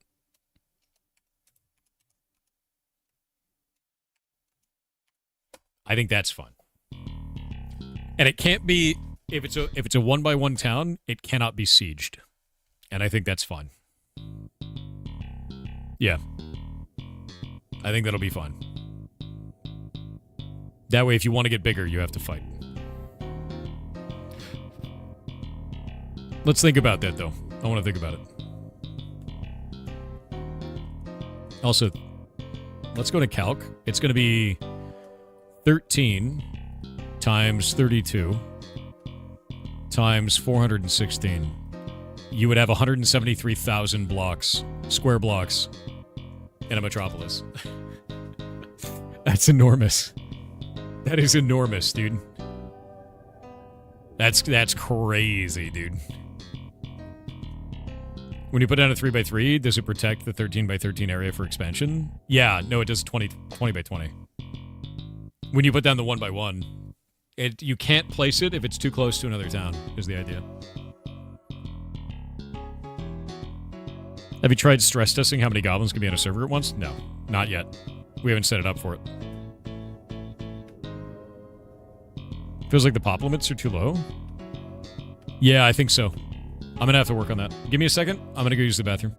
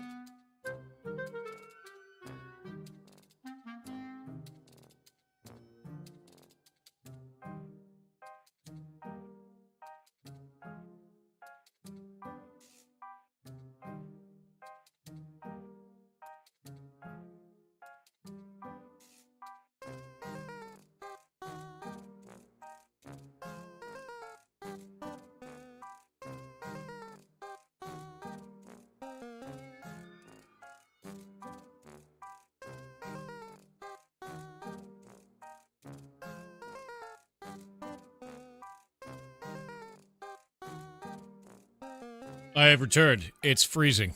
Jesus. It is 24 degrees outside. My yard is frozen.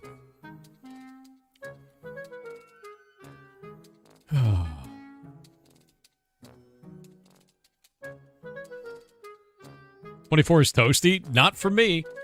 I came from California. My yard is frozen. It's bullshit.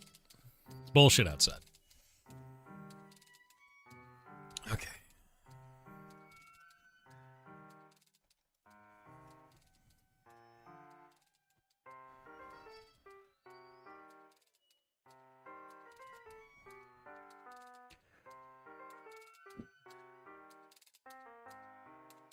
I'm using hamburger units. Yeah, I measure my temperature in feet.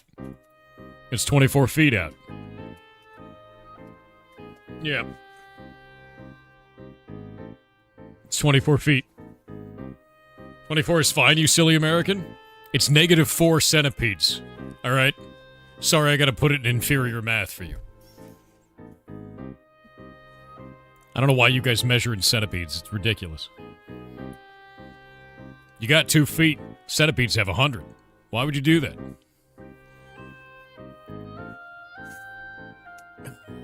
It's only 7 here and it feels like -3. It feels like I'm dying outside. Like, it's bad. The reason why it feels bad is there's fog out right now. It is foggy and only 24 degrees. So the moment you go outside, the fog sticks to you and then turns to ice. It feels very bad. Very bad. Yeah, no, it's not a fun feeling. Ugh.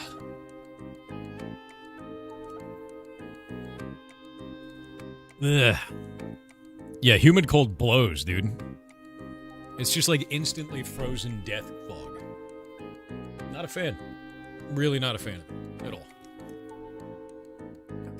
God damn it. It's like super weird feeling too, because inside it's very dry, so my hair is doing all this weird shit. You know what, whatever. It's just gonna be like that now. That's fine.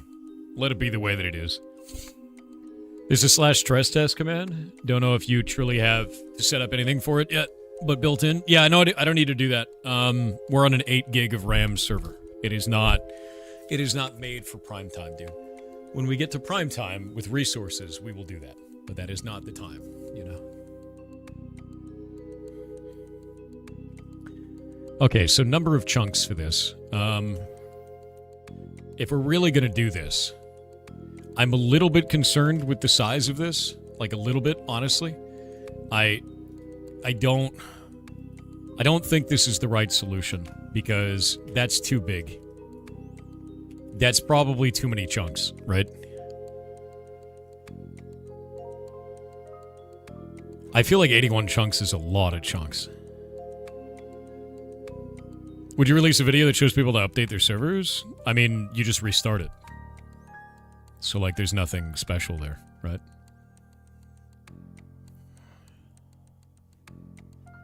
That might be too big, man. That might unironically be too many chunks. Draw the chunks out? I mean, in terms of size, you mean? Because, like... You know, actually, I feel like this is front-loaded. It is front-loaded, because we're just increasing it by 2 each time. So the biggest jump is from 9 to 25. I think the biggest jump is from 9 to 25. And I think that's fine, right? So this should be more like 2 to 6 people. This should be more like 10 plus. Right? This should be more like 30 plus. This one should be like 50 plus. Somewhere in there. You know. Does that make sense? I guess we just do it like this.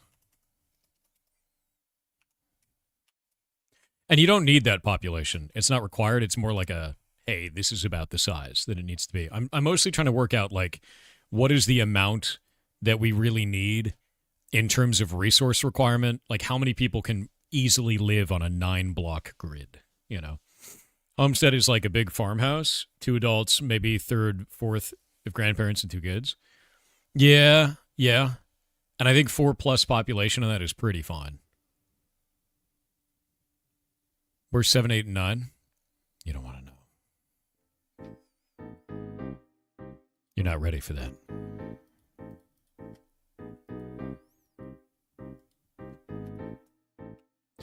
$169 is a lot, dude.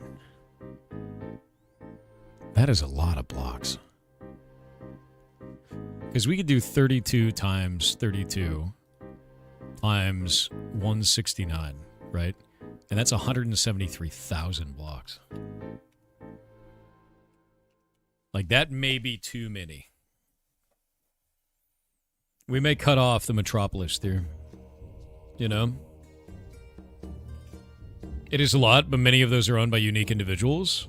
True. Would 75 work for city? I think it would, yeah. Because you have 121 blocks, right? And the reason why I'm saying population is I think that's how many people you need to maintain it. Not how many people could potentially live there. It's how many you need to maintain the city in terms of man-hour effort, right? I'm thinking like 2 hours a day, maybe even an hour a day. So if you do it all on the weekend, you do like an 8-hour play session, you alone could probably maintain a homestead if you're going crazy, right? Instead of squaring chunks, why not add the number of chunks? I have that. This is the number of chunks. That's the number of chunks. And then this is the number of blocks within all of those chunks. So we do 121, right? And then you do, let me grab another one of these. We do 32 times 32, which is the total number of blocks in a chunk on one layer. You mean like +3 each level? Like +3 chunks? I was thinking of making it grow out as a circle or as a square, I guess. Does that make sense? Because if we do it in that way, where it becomes elongated, we saw this happen on the Blockgame server, and I'm trying to kind of avoid this, where basically like a town, we could just make that disappear for a second. Like a town, the way that it would work is people would like make a town and then they would like extend it all the way in like a big long line, and this was just kind of stupid, right? And it's just really annoying. So like that became a problem very quickly. And the other thing is because now we have a town system where walls matter, you would make a town and then 4 other towns would be formed by your friends around that and form a wall system around it. So to get to your core, they'd have to fight a town to fight your town. So I know you would do this. Like, I know this is what would happen. I don't want that. So towns will just increase in size like a Russian nesting doll and just go like that, which I think is much better. Maker also makes you can only claim so far from the center. It's already doing it, technically, by doing this, and I think that's fine. About how close town claims can be from each other? I'm just going to make it a square, man. Like, if we make it so that you choose individual chunks, it's going to be so messy. What stops 9 people from making a 3x3 claim? And since the claims are unrateable, it's technically a homestead that cannot be rated. 9 people from making a 3x3 claim? No. You can't make a 3x3 claim. You can only make a 1x1. Yeah, I can adjust this later. Here's the problem. This is what you need to understand. I'm going to make it a square to start. And if this feels bad, we can adapt. If we go the extra mile and do the individual claiming system first, and it feels bad, we can't adapt. That's the problem. So we might adapt later. Might, if it's needed. But it doesn't seem like it's needed right now. Oh, I'm blind. I drew in the wrong layer. There we go. It's possible obstructed from expanding. Possible to be obstructed from expanding? Not necessarily. I mean, if there's a mountain in the way, you just eat it, you know? Be cool if you had some chunks that can be moved to make unique shapes of cities. Fair. That is fair. And that is what people did before. The issue is it leads immediately to abuse. So there'd have to be some kind of a system of expansion that makes sense, right? And I just don't know how that would be quite yet. But making a giga city of 13 by 13 seems pretty cool. Squares are fine. I think squares are fine for now. If someone claims next to you, only you can make up a city. No, nobody can claim next to you. We're going to make a gigantic radius around a claim that says no to everybody else. It'll be 20 by 20. It'll be enormous. So the closest the two claims can be to each other is 40 chunks away from one another. So that in that way, I'm going to make another layer here. We'll make this one disappear. If you have a city over here, right? Let me get rid of that. There we go. If you have a city over here and you want to build another city over here, there is a radius of 20 chunks out in all directions where nothing can exist. So this is 20. Does that make sense? Yeah, it's a margin. It's a border around the whole thing. Be like, nope, can't do that. And if you try to add it here, it'll be like, nope, nah, because you can't get your border in there. That is a lot. Yes, it is. If you break that growth, 20 from the claim, yes, buffer zone. Can't people use that to hunt towns? Whatever. They still have to. The reason why I'm doing this, think about how long it takes you to walk that distance. This is time. Do you want it to be easy to find a town? Or do you want it to take time for them to get to you so they have to do it at cost to themselves? Right? You want them to take time to go and raid you. It should be difficult for the attacker. That's the distance is defense. Bingo. It needs to be 40 from the center. Otherwise, Metropolis would touch another at max scale. No, because it'd be 13 by 13. So you'd always have, so the max city size would be 13 out from the center, which means that there's a buffer no man's land of seven chunks. So if both of these, however, if both of them somehow became metros, there would be a 14 block barrier or 14 chunk barrier in the middle where no one could be, which I think is fine. Does that make sense? Yeah, bigger cities have less distance and less defense. You're figuring it out. Now you're getting it. Because I want you to get attacked when you're a big-ass city. Origin should be a portal location? Yes, Origin will be a portal location. There is going to be a portal network that takes you through a giant network of other portals called Agartha. Agartha will be the place that you use to go back to Origin City. And it will not be in Midgard. It will not be present in Midgard. Midgard is going to be only player cities. Origin will be its own instance, its own world. Can you live in Origin City? If you want to, yes. Yeah. You won't be able to build a house, but you'll have personal storage. Every player will have personal storage inside of Origin City. And we might change the name, right? So, like, in terms of all of this, this is only if you want to engage with this. If you want to live in, RuneScape Bank, exactly. If you want to live in Origin, which is the name of our starting city, Origin is actually like a NPC town. You just live there. You could just live there, and you don't have to deal with any of this shit. Yeah. Towns were mandatory for storage before? They weren't. It sucked. It was not fun. I don't want to do that. I don't want that to be a thing. Yeah. I want you to have a lot of storage for personal storage inside of Origin. When I call it Asgard, because that's where the home of the gods is, right? The idea is that you are a Jotunheim. Or you're not in Jotunheim. You are in, there's Jotunheim, there's Muspelheim, there's Merkheim, and there's Midgard. And then you are of, I think it's Vlornahav. Vlornahav? Did I call you Vlornahav? Did I call you something else? I think I called you something else. You were not a Vlornahav. You are a, let me make sure. Einherjar. You're an Einherjar. Yeah. Einherjar. Right. So you're like a mercenary dude. One of the chosen, though. That's the idea. Yeah. You, Minecraft, that's where Blockgame lives. We're moving it. Read Kenko OP's message. He's right. What is this? What does he write about? User. What did he say? 13 by 13 would be 6 to each side. Let me see. Let me see here. I may have done the math wrong.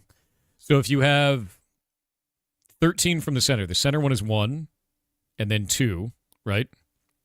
All the way up to 13. And we're counting the first one as 1, right? And it goes out to a length of 20. Shouldn't you have 7 left over? Am I doing this wrong?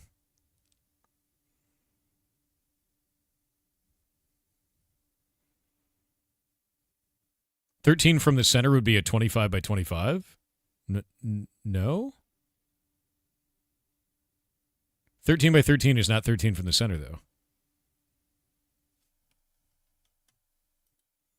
Let me think about this. Because if we do this, we do 13 by 13. This would be the central block, right? And that means it's 13 blocks up and 13 blocks to the side, which means that this one would be on the, let's see, how many blocks would it be? So you do 6 and 6. So you'd be 6 down here, 6 up here, and then this is the one in the center, yeah? That's the 7th one in the center, effectively. So 6 on each side, 6 blocks on each side. So it would be, if we have a 20 by 20, that means it would be 6 blocks out. Does that make sense? So yeah, I was diagramming it wrong. I was thinking 26 by 26. You're totally right. That's why I was so confused. I was like, wait a minute. I was describing this too quickly and the math is wrong. Let's go fix this. So this would instead be 6 blocks out. It's a 20 distance and a 20 distance. On a 13 by 13, this would be up to 6 blocks out in this direction, which means that we now have a 14 block space on this side. So it'd be enormous. It'd actually be enormous there. And this would be 6 there. Do we think that's too big? Or do we want to do 10? I think within 10 blocks. Yeah, I think within 10 chunks makes more sense. I think 20 is too big. So if we did this, how big are we going? Up to 13 by 13. So this would be 4 chunks, right? Chunk, not block. Yeah, we're doing chunks. So if we do 10, it would be 6 chunks and then 4 chunks of distance. And then this side would then be another 4. And then this side would be 6. If there's 2 metropolises next to each other, yeah? So it'd be 8. It'd be an 8 chunk distance between the 2 cities of no man's land. I think that's fine. To me, that seems fine. Yeah, if they're 2 metropolises. If it's 2 homesteads, you've got a distance of 1, right? And then on this side, you'd have a distance of 9. And this one would be a distance of 1 and a distance of 9. So this one would be 8 between, and this one would be 18 chunks between. I think that's fine, dude. Are you doing an Ashes of Creation node system for Hightail? No, we're doing our own thing. I think it's better for me. 4, I think, would feel too cluttered. I think that's the idea. You got 2 metropolises next to each other, dude. It's going to be cluttered, right? Like, that's 2 major cities. That's like 2 of the biggest cities on the entire map are right next to each other. They'll probably war all the time, you know? Yeah, like, that's kind of the idea there. It's also double what versus what MC was. No, it's chunks are 4 times as large. They are 32 by 32 instead of 16 by 16. So if we go pull this up, right, and we take a look at this in-game, this is the size of a chunk in Hightail. It's enormous, dude. What drives the war? Resources. We'll talk about that next. Like, resources are the way to drive that. But look how big the chunk is, man. And if you compare that to, like, Minecraft, like, we'll go grab Minecraft, and we'll do F3G, right? Look at the size of a chunk in Minecraft. And look at the size of a chunk in Hightail. It's dramatic. Like, the size of it is enormous, right? So, like, yeah. And one, you could have a decent-sized house and some garden. Yeah, no, it's 4 times as big. Because it's 32 by 32 versus 16 by 16. So you can fit 4 of Minecraft's chunks into 1 Hightail chunk. Yeah. Double in both dimensions, 4 times bigger. Bingo. Yep. No, it's not 8 times. It's 4 times. So you do 16 by 16, yeah, for Minecraft. You can do that 4 times instead of a 32 by 32. So it's 4 times. Can we get /home teleports? Because if it's just town spawn, that I need to figure out. I need to figure out if I want to do teleportation for that. I don't know how I want that to work.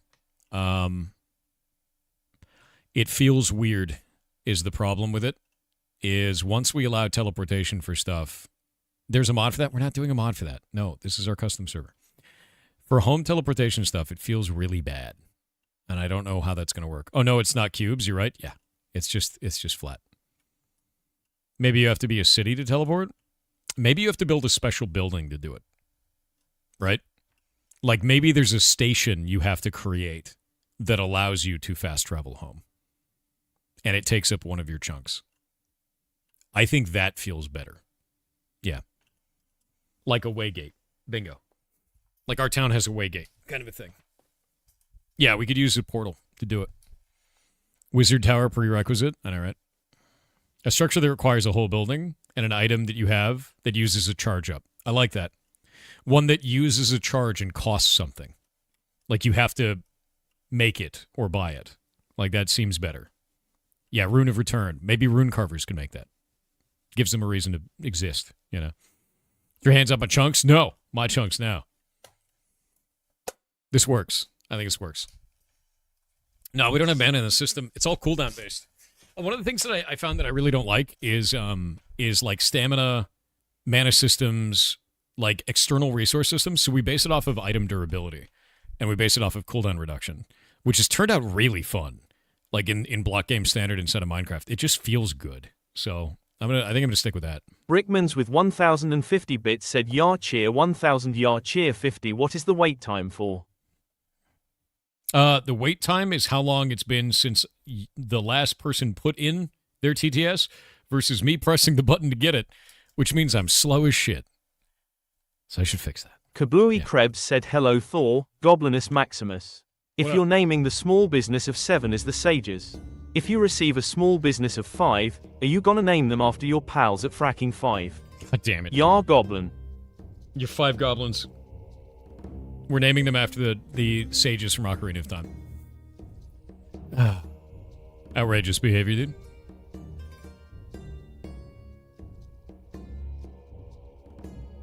Whoop. All right. Lihar said, speaking of tubes, you should check out ITER. It's a giant particle collider that they're building in southern France that will produce power through fusion. That's kind of cool. If it works, we're 30 years away from Iron Man's arc reactor lols. Thank you for being the little piece of sanity and reason in our increasingly crazy world. If they pull that off, that's going to be wild. And I think that's really what it's always been. Is like, I know France is pushing really hard. Do you know France is actually one of the only places in the world where you can recycle nuclear fusion rods? Like nuclear rods? It's kind of wild. The way that they do it is really cool. It's really neat. Or not nuclear fusion, but nuclear fission rods, rather. I think it's really cool that they recycle nuclear fuel there. It's such a weird process, too. They like this, a spicy baguette? Exactly. France will go from most hated to most loved. I don't even think France is the most hated. I think that's more a meme than anything. But no, like France is I think they're at the forefront of nuclear fuel recycling, which is crazy, honestly. Like, I think it's really goddamn cool what they're doing with that. And it's very interesting because I think it came down to like 98% of the fuel rod can be recycled. How much of a nuclear fuel rod can be recycled? It was some insanely high amount. Yeah, 96% of a spent fuel rod can be recycled using current technology, specifically by extracting the unused uranium, 95%, and plutonium, 1%, to create a new fuel rod. Like 96% of it can be recycled. And France is the guy, they're the ones who do it. And like it's like an awesome thing to do. Yeah, it's completely insane. They just broke the nuclear fusion record. Rock on. I think France is like, they're teching really hard into power generation, which is cool. What's the leftover bits? I don't know. It is, the remaining 4% consists of fission products such as minor actinides that require disposal. And the other 96% is usable. And a recyclable material, used fuel rod still holds over 90% of its potential energy, with 96% of the material being reusable. It's basically just a new fuel rod every time. It's completely insane. Nuclear fusion will be awesome once it works. I agree. I super agree. Yeah.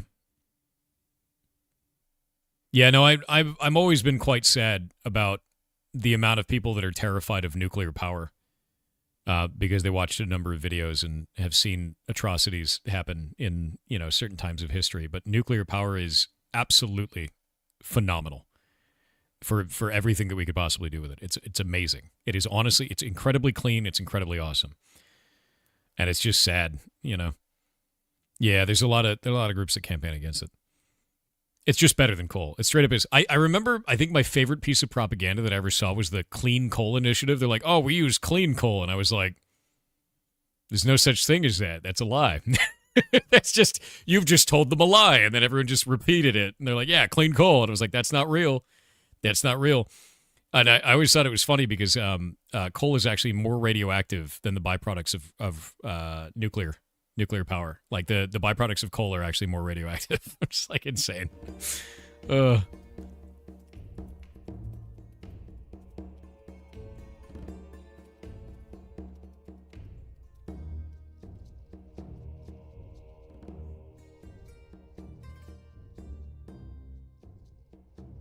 Yeah, because the fly ash is the problem. Yeah, coal-fired power plants release more radiation into the environment via fly ash than nuclear power plants, which contain their waste. Which is great. That's fantastic.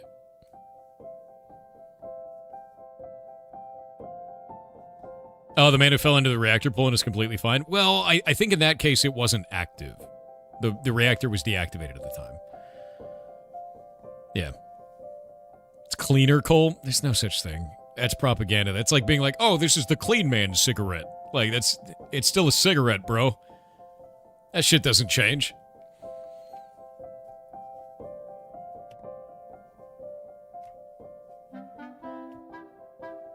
Thor just doesn't want us to glow at night? True. You figured it out. Kyle Hill has a lot of great vids on nuclear power. I know. 100%. Even 1% is technically better? Dude, 0.1% is technically better. The exhaust is scrubbed so emissions are reduced? Reduced, but not removed. That's the problem. And if you're talking about nuclear, it is fully encapsulated. There is nothing that gets out, and that's the difference. Reduced is irrelevant. You go from some to none. Yeah. Yeah, nuclear power doesn't go wrong often. When it goes wrong, it goes wrong. I think that was actually one of the things is power plants in the USA. Yeah, like this is actually something that's kind of interesting is we have 54 operating nuclear power plants in the United States right now. When I was young, we used to make fun of this pair of power plants that was actually on the beach. Beach power plant, nuclear, California. Because they look like boobs. It's just like two gigantic cement boobs just out there. And it just became like this huge meme. They're like, oh, there they are. Yeah. I think it's San Onofre, isn't it? Is that the one? Let me look. Is it San Onofre? Let me make sure. Nuclear power plant. It is. Yeah, no. So this is what it looks like from the freeway, and it became a joke among many, as you can see why. But that's the nuclear power plant if you're going down the 5 freeway. And it became like this huge joke where everyone made fun of it, but they had to shut it down because something was wrong with it. And I can't remember what it was. I think it was the piping. It was with the salt water was the issue. They kind of look like observatories. They do, but that's the nuclear power plant. So if you've ever gone down the 5 freeway and you didn't know what that was, that's what it is. It's a nuclear power plant. But we have 54 of these all over the United States. Like they're everywhere. And nobody realizes that. And they don't have a concern about it. And then they're like, oh no, this one nuclear power plant burned down. It's like there's like 1,000 of them over the entire planet. And when it goes wrong, it's very scary. It is, but it rarely goes wrong. And we learn so much from them each time that happens. Yeah. That's a joke if you're a virgin and laugh at that. Dude, have some whimsy in your life, right? It's funny that it looks like boobs, right? It doesn't matter. It's not that big of a deal. Don't make it that deep, right? Yeah. Have some whimsy. You're whimsyless and soggy. Stop it.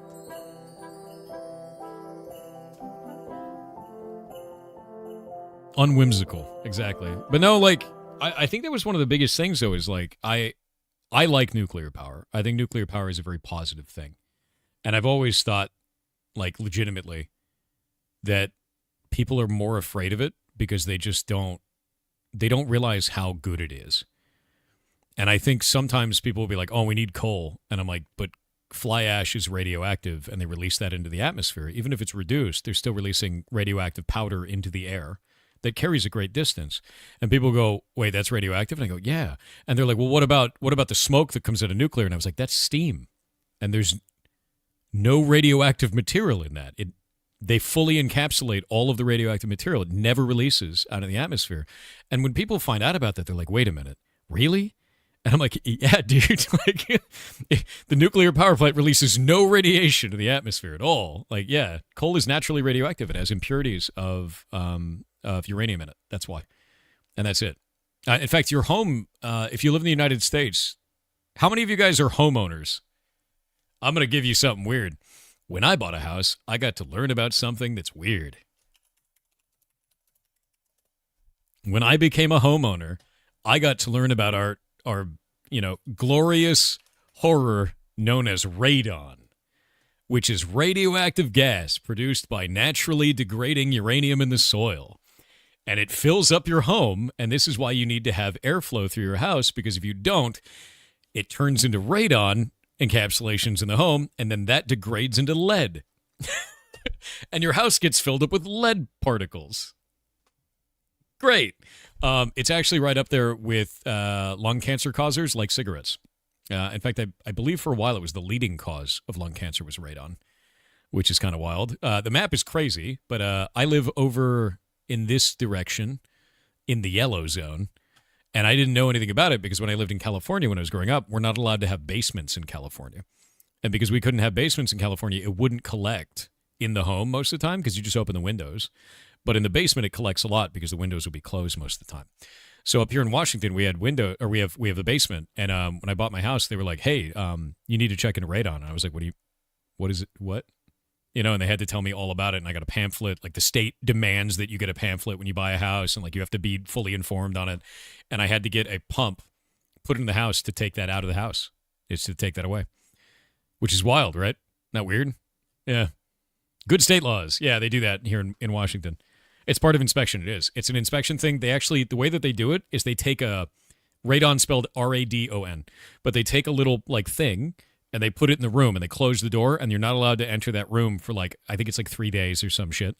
And then you take that and then they send it off, they seal it and they send it off to a lab and they check to see how much lead is on it. That's caused by radon decaying into lead, which is crazy, right? You don't have a detector? I mean, you just do a test and you're good to go. You don't have like an alarm detector or anything like that. The pump that they do, they actually put it through your foundation and then they suck up the air under the foundation and they just pump it out of the top of your house and you're good to go. And it's just got a little fan going. Somehow working with nuclear power plants, this branch of knowledge just escaped you until it was really applicable. I mean, the thing is I didn't work with materials, right? Like I was a nerd that they shipped in and then we had to test the network and then leave, right? It's like, I don't know anything about like the operations of a place, you know? But no, with this shit, like this is what I learned from being a homeowner, which is wild. Yeah, I checked computer security. Exactly. Nerd security. We're looking at heat maps. We're looking at a radon map, which is like, yeah. Oh no, I never got to work with that. Yeah. We're looking at heat maps though. But no, this is cool shit. And I don't know how we got on this tangent. Oh, we were talking about nuclear power generation and then that. But yeah, anyway, coal is bad. To sum up, nuclear power plants are better than coal. Done. Classic pirate software stream, exactly. I'm very easily distracted. I know. It's a mess. 32. Let's do this. Boop. 32 by 32. So that's the total number of blocks in a chunk, and then we'll do another calculator. Nuclear. Nuclear. Yeah, exactly. I love when people say nuclear, and I was like, You ever seen a fusion-based Ford? Dude, what? That sounds like some Fallout shit. Look, a distraction. I need it. Tory Kitch with 500 bits said, as I suspected, someone has been adding soil to my garden. The plot thickens. Really? That's so dumb, dude. God damn it. Kaneko Bunny said, I have made the mistake of jinxing things at work. I made an offhand comment last week about my co-workers needing less babysitting than usual, and then this week we had a group of people start wandering towards the smoke after a flash fire instead of evacuating. 3 people get fired for failing drug tests, and then someone decided to clean out the packaging equipment for an ammonia-based product with bleach. Yar Blue, I swear they are adults. That's the thing that scares me every goddamn time I see one of those cleaning videos, and they show a toilet and they just do a spiral of a cleaning agent and then another spiral of a cleaning agent and then another spiral of a cleaning agent. I was like, you just made mustard gas, dude. That's what you just did. Everyone in the room is dead. What are you doing? What are you doing? No.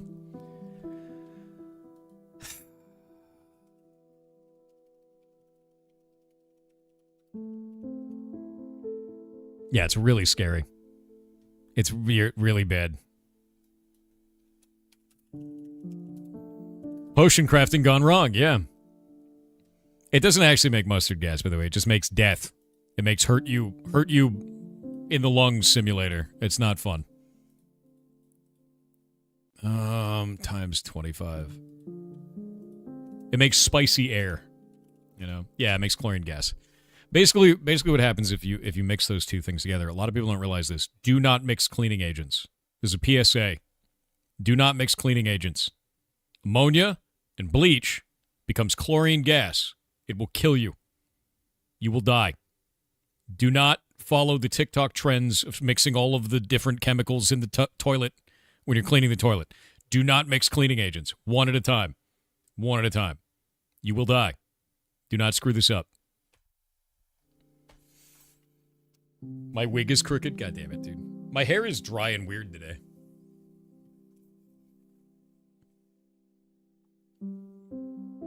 You inhaled it. It is fine. It just hurts when you breathe. Okay, buddy. Why are you like this? All right, so when we make a claim, you still get 1,024 blocks, right? Let's think about mechanics for this. Actually, let me turn that off. Let's think about mechanics for a claim, right? When you make a claim on the ground, it should give you a 1x1 grid square. Hiccuping randomly. It should give you a 1x1 grid square. There should not be a crystal on this. There's no core. There's no gate. It's just your little house, right? I think that's all it should be on that. Does that make sense so far? And I think that way our solo players are not engaging in land-based PvP and can still have a home. What do you calculate, Thor? Is it the storage requirement? Wait, what do you mean the storage requirement? There's no storage requirement. We're just thinking about how much resources and how much population a town should have. Perfect. Okay, so claims are not PvP enabled. That's a lot of math. It's a bunch of math. Claims are not subject to raids or sieges. They cannot upgrade stations or gain different chunk types or plot types. They are simply there for solo players to have a home on their own. There we go. I think that'll be it. Can we farm at a claim? You can. You could just have a home on your own. It's just it's a generic plot, you know.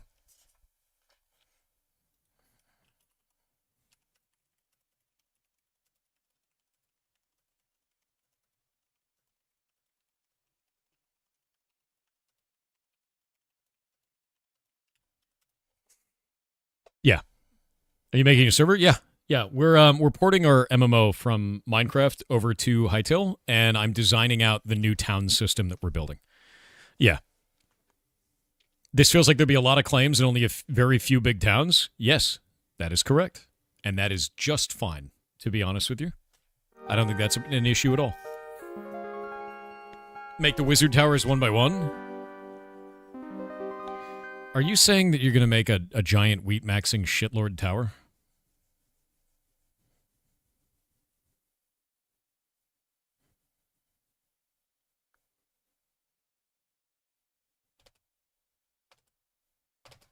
No farming.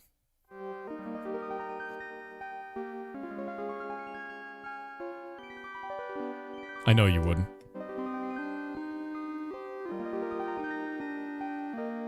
Is a roll mechanic? What do you mean a roll mechanic? Like a dodge roll? Or like a player class roll? Or a bread roll?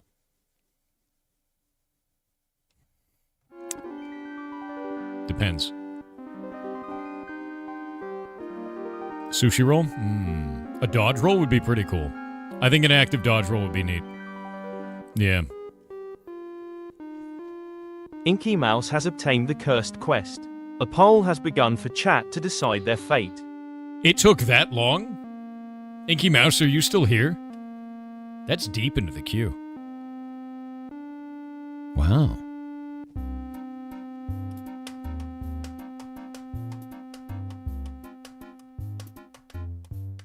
Are they still here?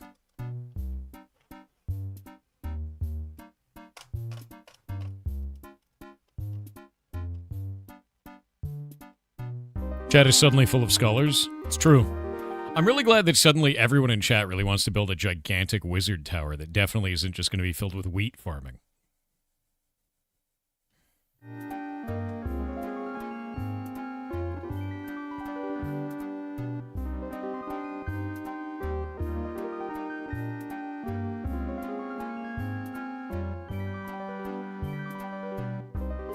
Chat has cursed Inky Mouse with interpretive dance.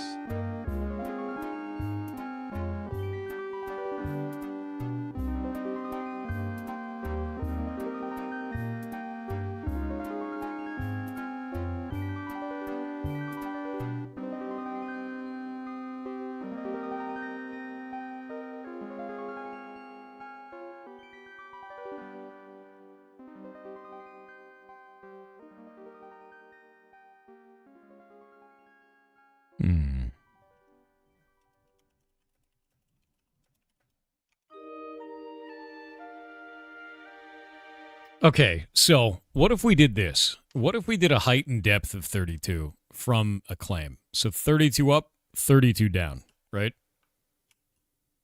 I still feel like you guys would wheat max in that. You would make a horrible wheat wizard bullshit. I know you would. You guys would write stories about how wheat maxing, how much wheat you could possibly fit into a 1x1.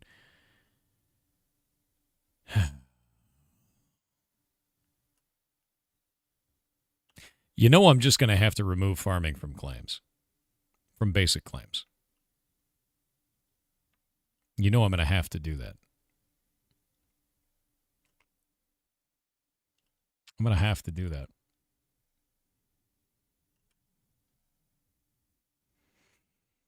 Or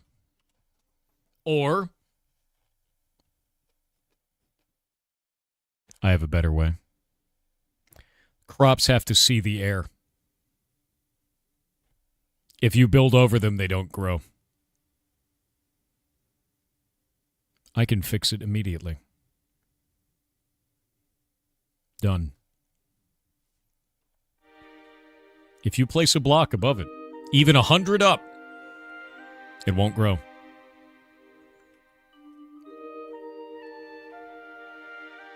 What if it's glass? There's no glass in the game, so no problem.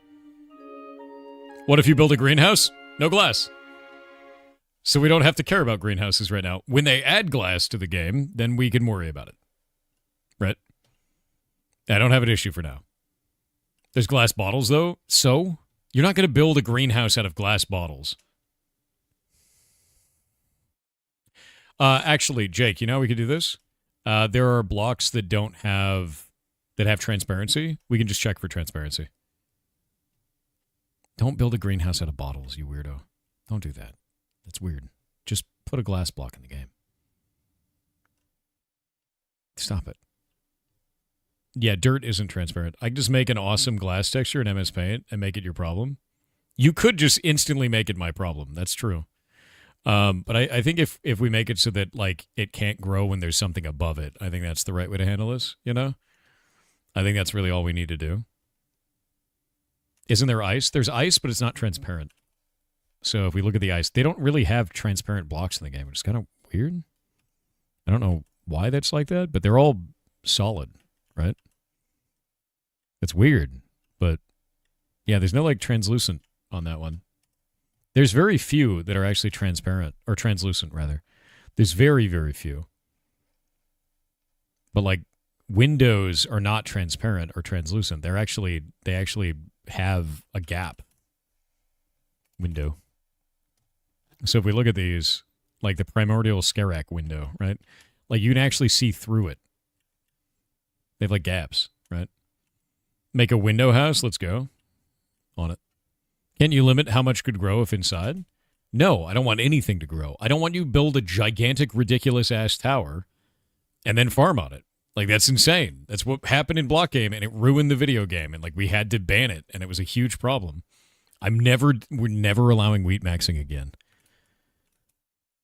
Build a massive 32 by 32 farm plot hundreds of blocks above your claim. God, why can't you just be normal? Why can't you just be normal? You could just be normal. You could build something that looks cool. And instead you're like, I'm going to build a satellite with wheat on it. Why? I hope you fall off of it and explode. I hope that happens. I hope that in Hightail, you build your wheat satellite and then you miss a step and you fall all the way to the ground and lose all your gear. I hope that happens. In fact, I'm going to make it happen. If you fall off a satellite farm, it'll delete your save file. This is a valid crash out, and I will have it. I'm no more wheat maxing. God damn it. The moon is going to be made of wheat. I swear to God. You guys are the worst. Oh, chat never normal. I'm just going to delete wheat from the game, dude. Oh my God. I have to balance infinite player creativity against infinite player bullshittery at the same time. Delete your character. It's going to happen. You're excited for Skyblock progression in Hightail mod? God damn it, dude. It's not Skyblock. Oh. What if wheat is too high? A meteor hits it? Good. I will fly around and be that meteor. I will be it. If I see a wheat satellite up in sky, I'll be like, oh, unfortunate, fell apart. Oh, you know what I could do? Oh, you know what I could do? I could make it so that dirt needs to be supported underneath. So you'd have to build a structure to hold it up there. I could do that. Yeah. I could do that. Every cave would explode? Good. Don't touch the walls then. It won't explode if you don't touch it. Leave it alone. Done. Done. Moon tower, you're the worst. I'm not letting you build a moon tower. There's got to be something. That was a weird copy paste. It was. I don't understand that one, but I don't know who that is. So, do you think AI would replace developers? No, I don't. I'm really glad that we're 3 years into losing all of our jobs to AI in 6 months. That's kind of how I feel about it. And I'd be a lot more concerned if they found a way to monetize it correctly, but all they've done so far is drive up the price of RAM and shove it into notepads. So I think I'm feeling pretty good at this point. Yeah. You can make a rat plague everywhere with this excess wheat? Could. Yeah, OpenAI is bankrupting itself right now. It'll actually run out of money this year. It'll be $14 billion in the hole if they can't find additional funding. And by additional funding, they mean, please, government, bail us out. Can limit crop growth past certain heights? Could. Yes. Yes, I could. Actually? Oh, Jake, I had a really good idea that I want to run past you that I think would be cool. Simon has tweeted that they plan on making hundreds of biomes.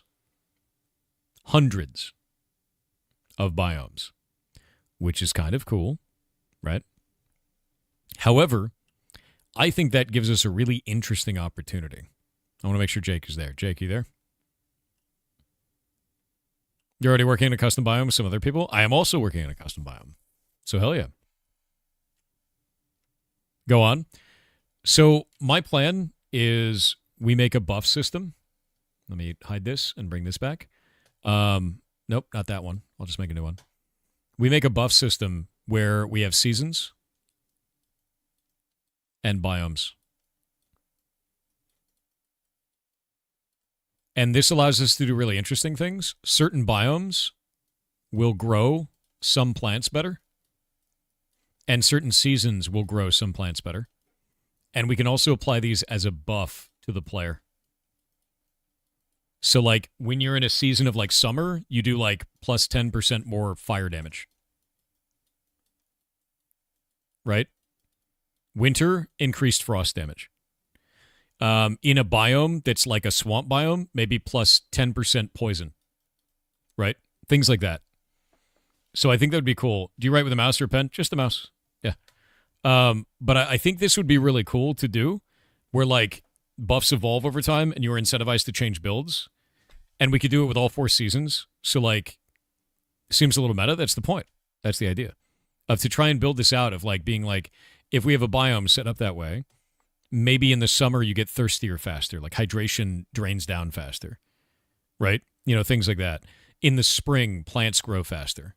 In the winter, they grow slower.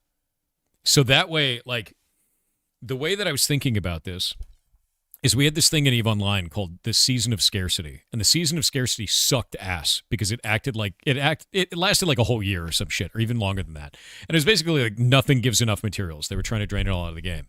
And then what I was thinking is, like, what if we do... But it did cause conflict. It was actually very good for causing conflict. What if every month the season changes, and every month that changes the amount of resources that are available, or the types of resources that are available, and we can do that through a system of buffs. So, like, in December, plants grow 25% slower. Or, like, in winter, rather. And then in spring, they grow 25% faster. So that way, every month, it's like, hey, what are the conditions right now? That changes the competition between everyone. And it kind of moves that as it goes. So every month, it changes over. What is this? Please take a look at 24th periods of time in traditional China. I don't know how that's relevant. 25% seems low. We could do more than that, but you get the idea. The percentages are irrelevant. The fact that it can happen is the whole point of that. Weather System 2, Blizzard, Rain, and Drought. We're planning on that. That is already a thing. Yeah. This is a good idea. I got to plan out your production. Bingo, because you know the next season is coming, right?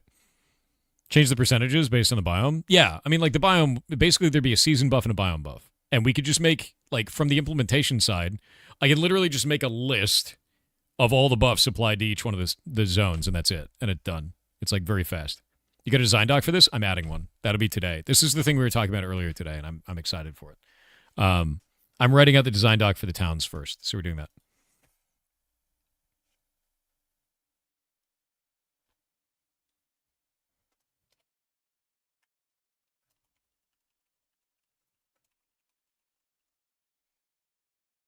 Boop.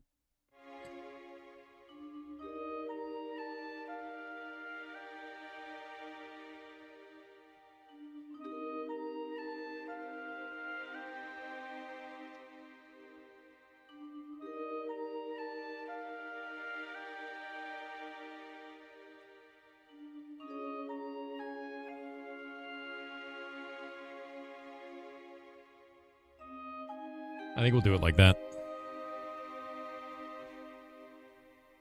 Season of Locusts. Yeah, and I kind of wanted to name them things. Like, maybe we don't even have them be like spring, summer, winter, fall. Like, maybe we name them something, right? And then, like, each season carries different stuff. We have 4 seasons, and we name them 4 things, which would be kind of cool. What about soil fertility? The more you regrow a crop on a block.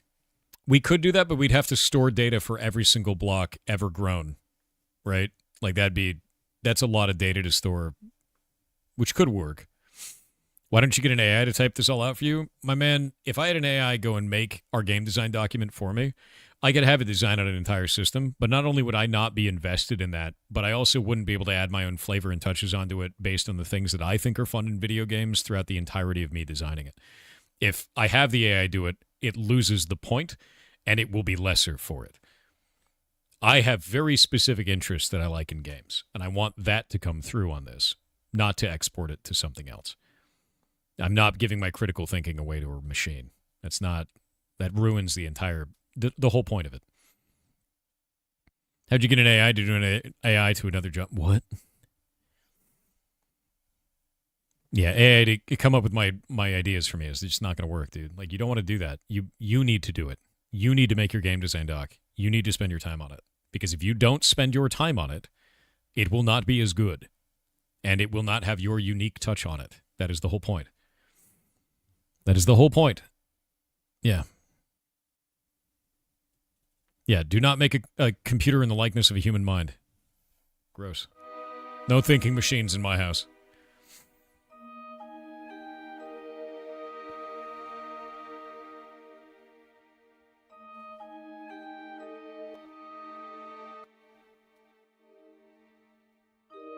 Waiting on ads.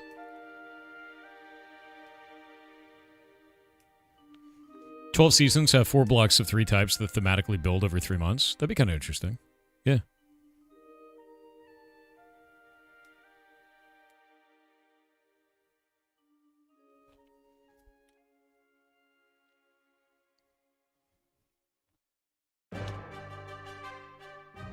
More TTS? You're not wrong.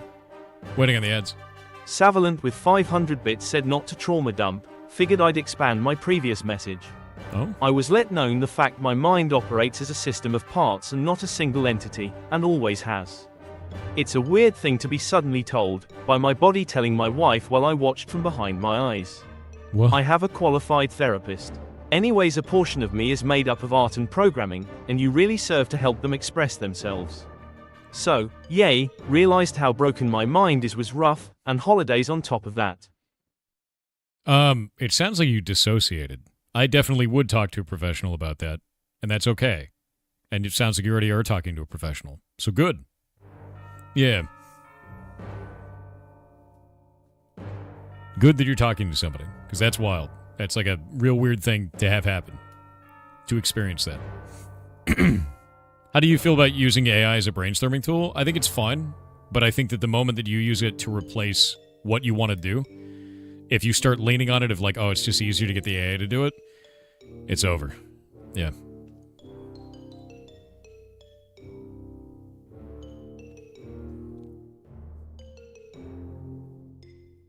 All right.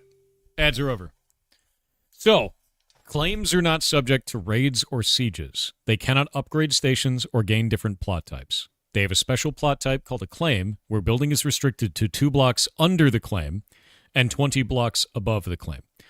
They are simply there for solo players to have a home on their own. These are not intended to be infinite in terms of content. They are a stepping stone. Good? Yes? Sounds good? You want to make a claim in midair? I swear to God.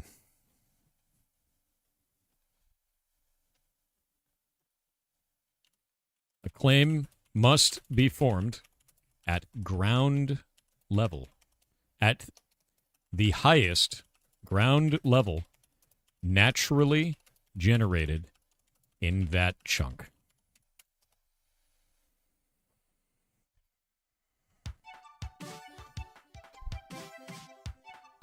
No, Maroon, I want you to read it. Claim. Claim.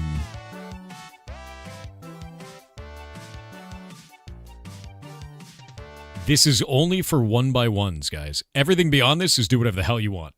Everything beyond this is do whatever you want.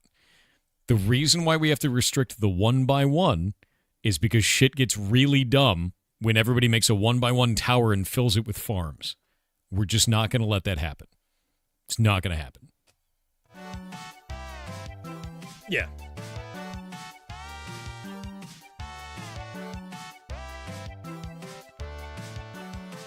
You can't make a homestead farm tower. I mean, you could make a homestead one. That's fine. I think what we'll do is we'll restrict it to 32 blocks up.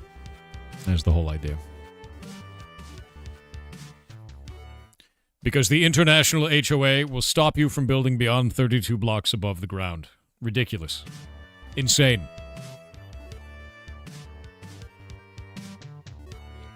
According to the district type of chunks, so farming only in agricultural chunks. For the other ones, yes.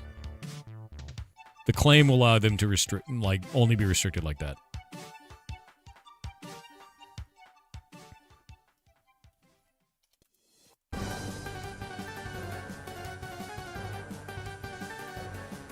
Yeah, now you have HOAs. It's the HOA. Yeah. The COA. Yeah, it's the COA. It's the Claim Owners Association, dude. Like, that's exactly what it is. They show up and they go, nope, we gotta use that. This is airspace here. You can't have a town that big. Can't be that tall. Not allowed. They chop it off. Throw it on the ground. Spill your wheat everywhere. You have to cut your lawn? You do. Yeah, it's the COA, dude. Just make a sideways tower like the tower is fallen over from wheat. God damn it, dude. Your wheat spilled. Yes. WXRTHLTL_JWLPKLZ with 500 bits said yesterday didn't happen. You have been sleeping in a time loop. Oh, thank God. I had that dream again last night. I had that dream. Like, I woke up, and I was getting out of bed, and I went over to pick up Frog, because I pick up Frog every morning, and I go, bop, bop, bop, bop, bop, and he bit the shit out of my hand, and then I woke up, and I went, and then I got out of bed, and it did one of those, like, a couple of times. The second one, I went to the bathroom, and I went to go flush the toilet, and it just overflowed everywhere, and then I woke up. So that was cool. Who is Frog? Frog is one of the ferrets. Frog and Toad, man. He's a big, gigantic one. Every day, I wake up and I go over to Frog and I pick him and I go, and he goes, and then like that's my morning. Every day as I pick him up and I wiggle him around, you know. He has no tail, yeah. Show them. I could go get him. He's huge. You say 2 blocks below, highest ground level? What if the part of the plot is sheer cliff face? That's the highest ground level. Highest ground level. So, like, let's say that you for whatever reason are ridiculous and obnoxious. Couldn't be a normal goblin at all. Not possible. And there's like a cliff that goes like this, right? And you decide to put your claim here, and the chunk is like this.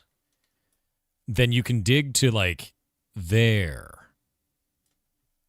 And then build to like there. So maybe we'll do 5 blocks down. So maybe you can build it like it has support structure. Would be kind of cool. That'd be kind of cool. We'll do 5. Not grow under. You can't grow under. It won't work. We're going to say 5 blocks down. 5. Can you make platforms going up for wheat?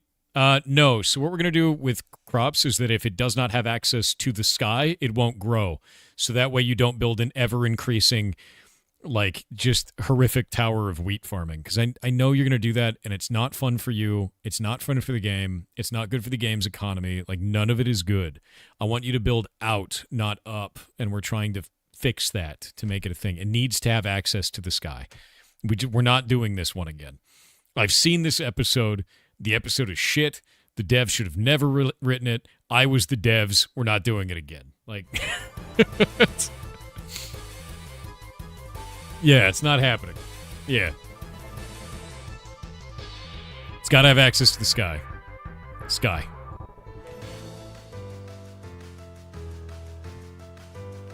You want a mage tower? You can, dude, I'm going to be honest with you. You can have a mage tower. Just make the roof into wheat. Right? You can just do that. That's fine. Yeah, build sod houses. Or, dude, 100%. Farm on the roof of your weird house. That's great. I'm down.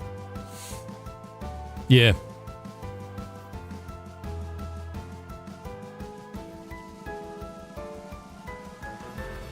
Okay. There we go. Let's get rid of all this. Boop. Boop. Boop. Can we see Frog? I'm gonna go get him. Give me a second.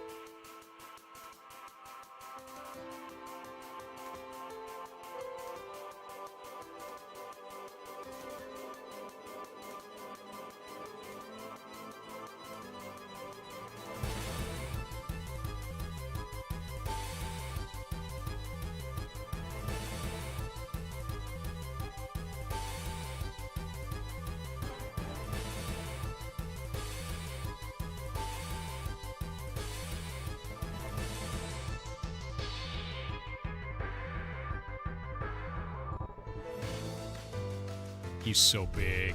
One moment. Oh, the big lad. Look at him. Wiggle him. Hi. What is up? You gonna steal that? No. He's so big. He's so big. Where are you going? You can't escape. I'm gonna go take him back. He's huge. Oh, wait. Before I go. He has no tail. He's tailless. Because his mom ate it. Here.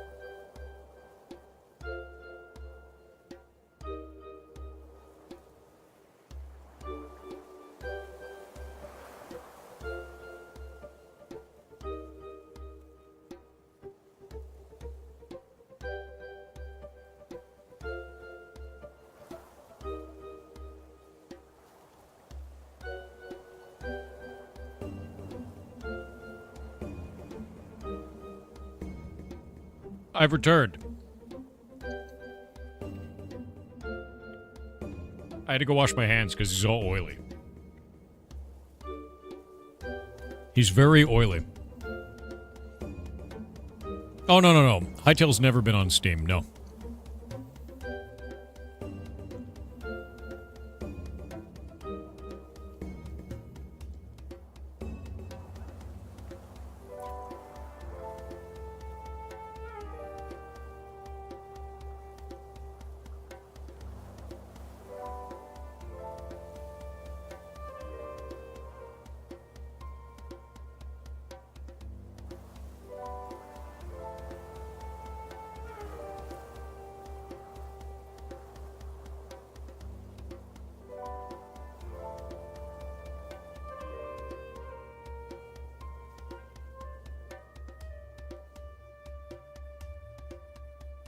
Flame must be formed in the middle 4 blocks of a chunk.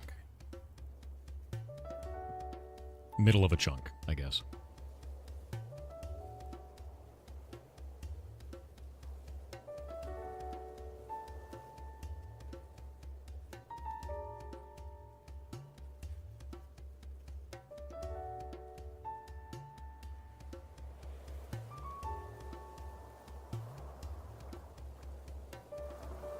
Occurring with 1 R or 2? How many R's are occurring? 2. There we go. Why does that look weird? I don't know why this looks weird, right? The 2 C's and the 2 R's. 3 total, you stop strawberrying? No, there's 2. There's 2 R's in occurring. There are 4 lights. There are 4 lights. Don't say echo, mommy. God damn it, dude. Calculation for depth height is made based on the naturally occurring center or blocks of the chunk. These are simply there for solo... claims are simply there for solo players to have a home on their own. These are not intended to be infinite in terms of content. They are a stepping stone to greater town sizes.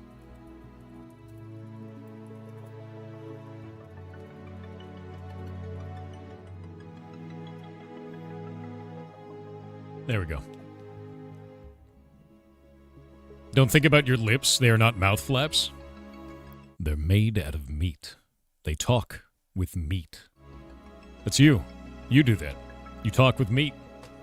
Yeah. It's just meat.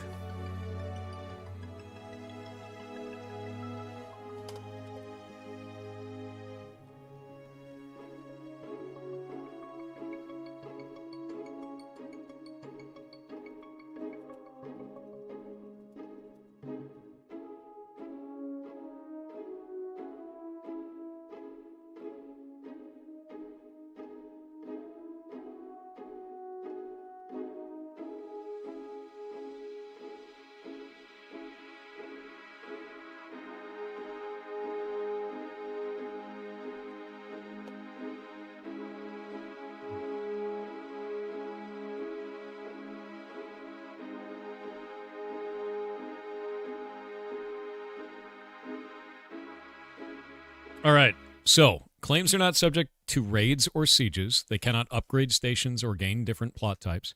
They have a special plot type called a claim, where building is restricted to 5 blocks under the claim and 20 blocks above. The calculation for depth and height is made based on the closest naturally occurring center 4 blocks of the chunk. This should allow surface or cave-based claims to work. Claims are simply there for solo players to have a home of their own on their own. These are not intended to be infinite in terms of content. They are a stepping stone to greater town sizes. You cannot have another resident in a claim. And I think the way that we do this is we have 2 types of town starter items. You have a claim starter and you have a homestead starter. The homestead starter leads into population growth and everything else that goes along. The claim starter is I only want to be a solo player. And I think that's fine. When can we join? When we're done. We're not done. We got a lot of work to do. And you have to understand, Hightail is still in flux, man. When you make a homestead, you minimum 4-player group. No, that's the recommended size based on the amount of cost it's going to have in terms of upkeep. And I think I'll have it set to 3 for that. Yeah. Have a claim be a thing you can just place the core into. I don't really want to do it that way, because if we have you make a claim first, and then we have you place the core into that claim, if you built a cave claim, right, and then you evolve it up into a core in some way, right, wouldn't that be super weird? It wouldn't work.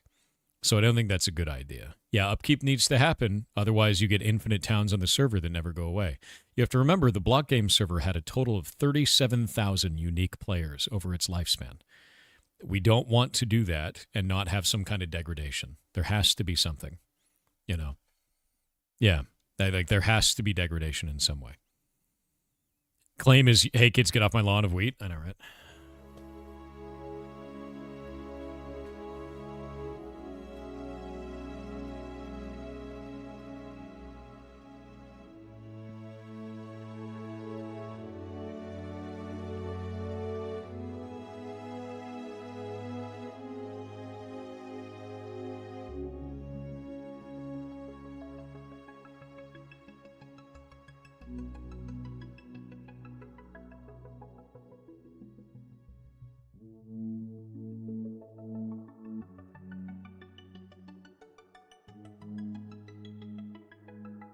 There we go.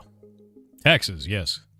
What if the degradation was a storm of ruin magic sweeping through? I mean, I could just make it shoot your buildings with lightning until it exploded. Right? Like, I could just do that, right? Apart Meerkat said imagine that every time someone asks you to give them a minute, you've entered a Fey bargain. Now, how many minutes of your life have you given away? Shit. I think I've probably collected more minutes than given. Using that method. I think I've collected more minutes. And most of them are collected from Shay. Because Shay would be like, hey, we gotta do this thing. I'd be like, give me a minute. I think I've collected a lot of minutes. I'll live forever. Glorious. Wait, Dullahans are Fae? Are they actually? No. Is a Dullahan Fae? They're considered Fae. They're considered Fae specifically from the Unseelie court in Irish folklore. No shit. Weird. I thought Dullahan were undead. Are they not undead? Are they both? Weird. Weird. I thought they were undead. Yeah, extremely scary Fae. True. Dullahan are very scary. But I didn't know they were a Fae. I thought they were an undead. Weird. Really weird. Really, really weird. All Fae are scary? Yeah. Hightail creator code? Pirate. It's in the pinned comment above you.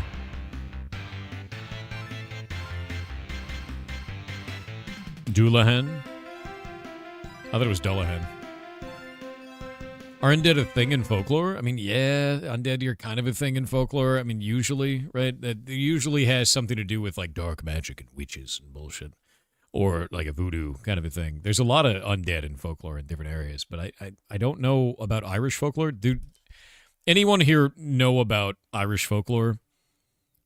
Is there undead in Irish folklore? Is that, like, a thing? Or is it mostly Fae?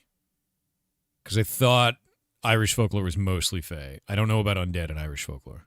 There is undead in Irish folklore? Undead horses? A lot of undead are actually unseelie. Unseelie? What is an unseelie? Unseelie. What is that? Unseelie or unseelie refers to a darker faction of fairies in Scottish folklore, contrasting with the benevolent but still dangerous Seelie court, meaning unhappy or unlucky, derived from Old English for misfortune, often associated with winter, night, and mischief. While the Seelie are blessed and happy, linked to summer, joy, and chaos, the terms represent fundamental division in the Fae world. Oh, so it's the bullshit kill you Fae, to go along with the other bullshit kill you Fae. Got it. Fantastic. Wonderful. Yeah. One kills you with a smile. The other one kills you with a frown. Folklore.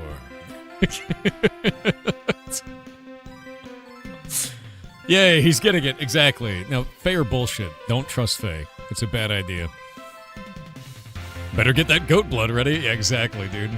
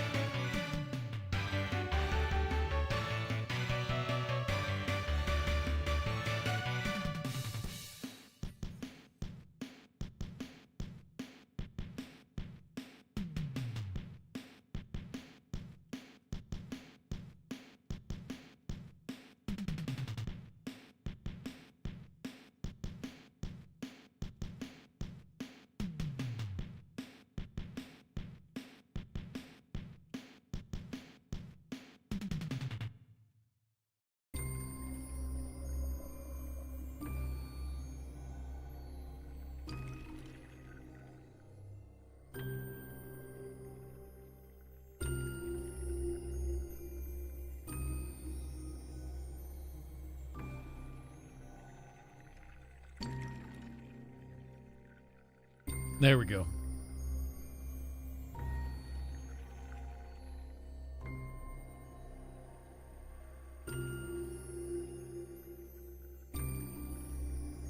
Okay, homestead, there we go. Claims are not subject to raids or sieges. We did that one. Homesteads and above are created using a core crystal and a gate that are the focus of PvP town-based combat. The core crystal is placed, and this creates a prefab that then takes up the entire chunk it was placed on. Takes up the entire chunk it was placed on. Then a 3x3 chunk space, meaning one chunk in each direction, is encapsulated in a fence demarking the total ownership size. The one who placed the core crystal is immediately made the mayor, and they now have 30 minutes to place a gate to complete the build. Failing to place a gate in this time destroys the core crystal and the town. Must be placed in a chunk along the edge of town. Gate must also have line of sight to the core.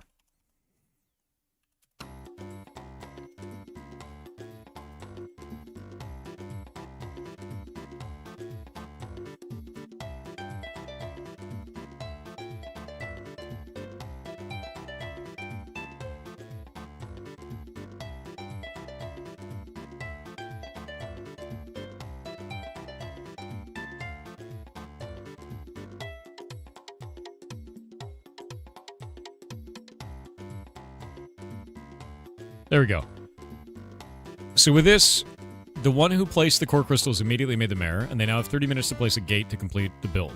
Failing to place a gate in this time destroys the core crystal and the town. The gate must be placed in a chunk along the edge of town.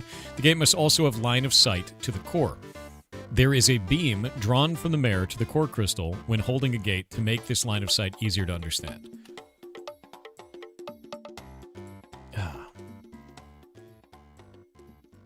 What is this? What are you bringing up, Norcha? Will claims appear in that no man's land between the cities? No. No, they cannot. Even this will require a area of 10 by 10 around it. Even claims do. Claims and homestead are the same. Yeah, you can't have claims in there. That'd be super weird. Is the gate placed on the edge of the border chunk? It's placed on the border. Yeah. I'm going to make sure that I wrote that. The one who placed the core crystal is immediately made mayor, and they now have 30 minutes to place a gate to complete the build. Failing to place a gate in this time destroys the core crystal in the town. The gate must be placed in a border chunk along the edge of town at the farthest block in the chunk. Farthest block from the core crystal in the chunk.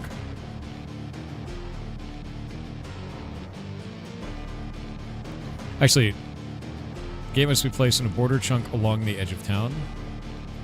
Along the outside. There we go. What's up, Jake?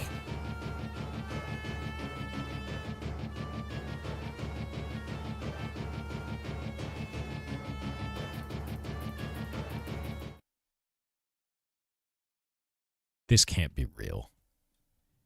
NVIDIA accused of trying to cut a deal with Anna's Archive for high-speed access to the massive pirated book haul, allegedly chased stolen data to fuel its LLMs. NVIDIA has been accused of offering for high-speed access to Anna's Archive, notorious shadow library portal, bursting with copyright-infringing materials. Who reported this is the real question. Is it an inside source? Torrent Freak notes that the email snippets that have been shared have been precipitated during the discovery phase of an ongoing class action lawsuit where NVIDIA is accused of copyright infringement by training its models on content from Books 3 dataset, including copyrighted works taken from the pirate site Bibliothèque. In that case, NVIDIA is defending its actions under fair use, but the new evidence showing Anna's Archive correspondence looks compelling. In fact, the authors behind the Books 3 class auction have filed an amended complaint, significantly expanding the scope of the lawsuit. Isn't that the largest copyright lawsuit in the history of man? Which is it's like millions of writers? Yeah. Yeah. I hope they lose. I hope Nvidia loses, is what I'm saying. I hope it does. Yeah, I hope they lose. I hope that all of those writers win. 100%. Yeah, eat shit. Yeah. It's just kind of how I feel about that, dude. Yeah. Yeah. So what's being claimed? They used millions of books to train LLM data without having copyright access to those books for commercial use. That's what they did. And I hope that they lose their court case and that they fail in defending themselves for that. Yeah. Was it not tried to use? I think in this case they used it, was the whole point. That's how they trained the LLMs. Yeah. You're so cynical you want to feed the AI god? I mean, do it up, I guess, right? Somehow us pirating is the worst thing ever? Yeah, think about it this way. If you pirated all of those books, you'd go to jail. Why do they get a pass? They don't, and I hope they lose. Yeah. They're literally saying, I can pirate this for the greater good. Don't worry, guys. No.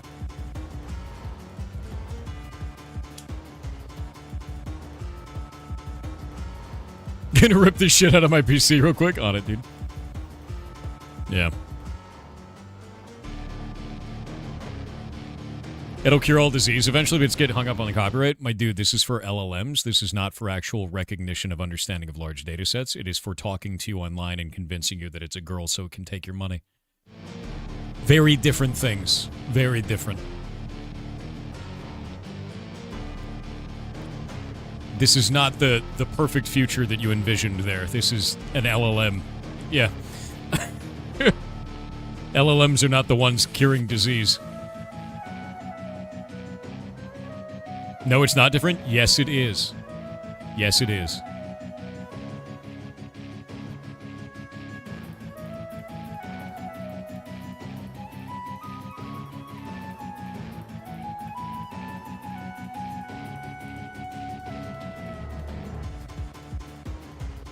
Yeah, no, this is not the one that's actually helping to cure disease or anything like that. You can have, there's a lot of other AI systems that are doing that. There's also ones that you can do as a citizen scientist that I also engage in. We do folding at home, and we were doing SETI at home up until it got finished recently, which is kind of cool. That's rad as shit. When we're talking about LLMs with this, we're talking about the ones that are mostly used for chatbots and things like that and cannot solve things that have not already been solved. That's the important part, right? So when we're talking about this, we're talking about, you know, I'll give you an example. We've been working in Hightail for the last 11 days, right, since it came out. The first documentation that came out for Hightail was actually brought out by LLMs because people use ChatGPT and other sources to generate it. Well, it had never been solved before, and because of that, and because Hightail didn't actually have any documentation out, the LLM hallucinated the answers. And it hallucinated as content from Minecraft. It made stuff up and then tried to tell people to modify Hightail like Minecraft was modified, with completely wrong fields, completely wrong variable names, and completely wrong methods. And it did this confidently. And it did it because that had never been solved. And if it hasn't been solved yet by other people for the data that it has been fed, it can't do it on its own. So these are very different systems that we're talking about when we're talking about this. Very, very different. So I think that's really important to understand is like when I'm saying I hope they lose on this, it's because they have used the copyrighted works of writers to feed into it. And there's no reason for them to have to do that. If they want to do that, they should pay for it. And those writers should be compensated for their work. Just the same as artists should be compensated for their work if you are using it in a commercial setting. And that may be something you disagree with, and that's fine. But I will die on that hill. I will always die on that hill. Because creatives deserve to be compensated for the work that they put in. And if you're going to use their work in a commercial setting, whether it's to train a model or not, you should be paying them. All right.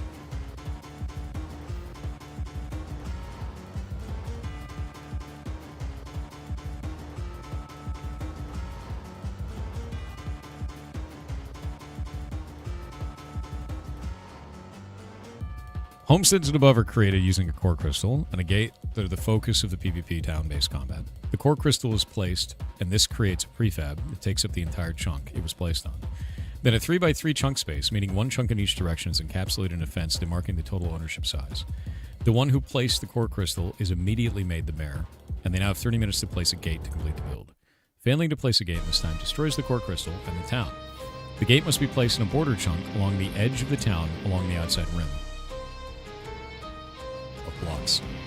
The game must also have a line of sight to the core. There's a beam drawn from the mayor to the core crystal when holding a gate to make this line of sight easier to understand.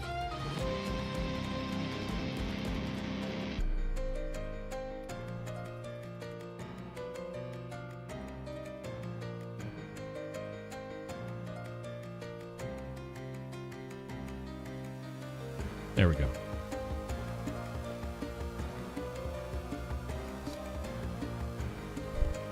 Yeah, so when the town expands, you have to move the gate. So when you do the town expansion, you need to immediately move the gate, and the town will become immune to sieges when this happens for like the next hour, something like that. Yeah, it's very silly on a mountainside. I don't think it'll look very silly on a mountainside. I mean, if you're making it on a cliff face, yeah, it's going to look stupid, but like whatever.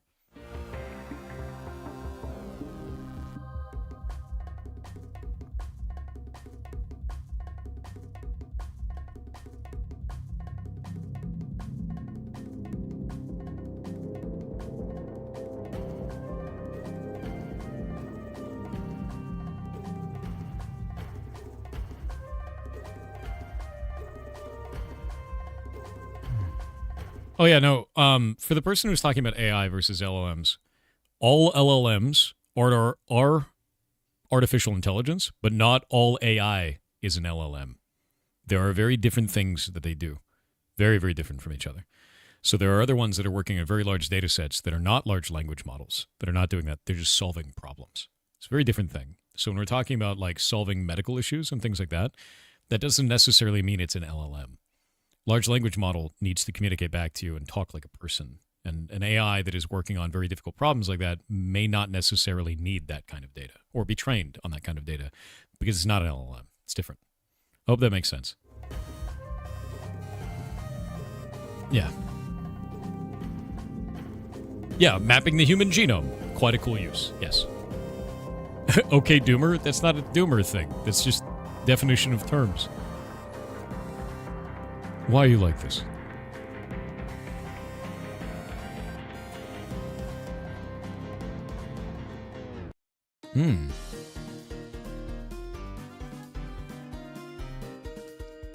Casper, that's kind of creepy. Who actually has the Allspark? You do. You have the Allspark, dude. That's right. It's not an Allspark anymore. It's a spork.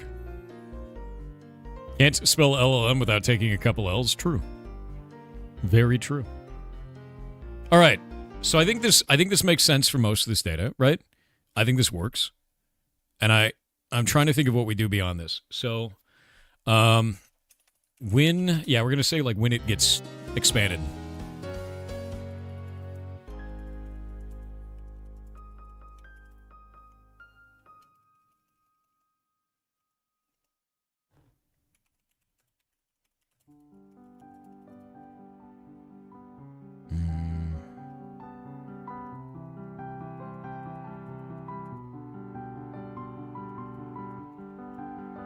Yeah, we're writing up the design doc for this. Yes.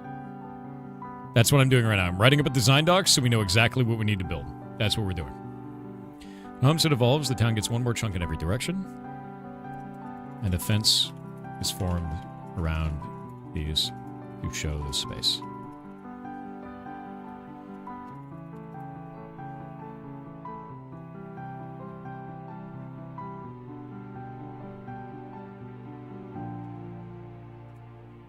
There we go.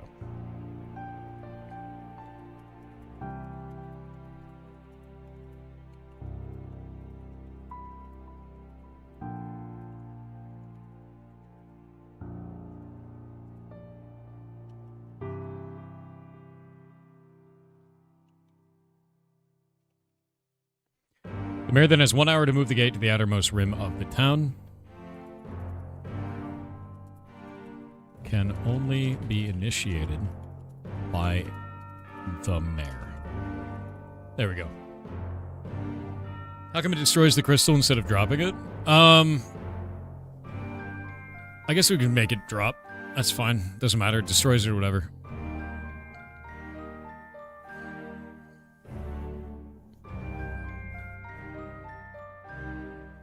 Yeah, failing to place the gate in this time breaks the crystal core, drops the crystal core, and deletes the town.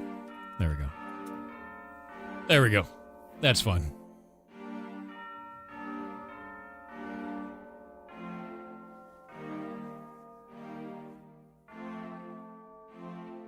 Yeah, Action Dan's correct. I think it's the point of that. Do you know what program I'm using? I'm using Notepad++ right now. So when a homestead evolves, the town... When a homestead, I guess, upgrades...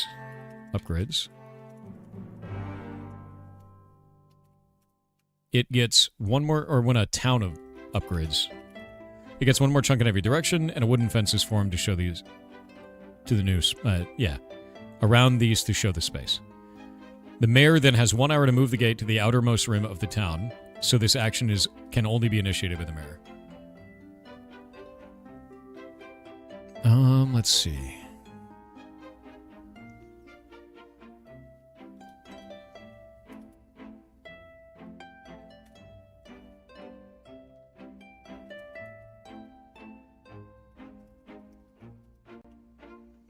We're going to put a couple of little blocks around this because we're going to have a whole document for this. I'm going to throw it up on Google Drive. Cool.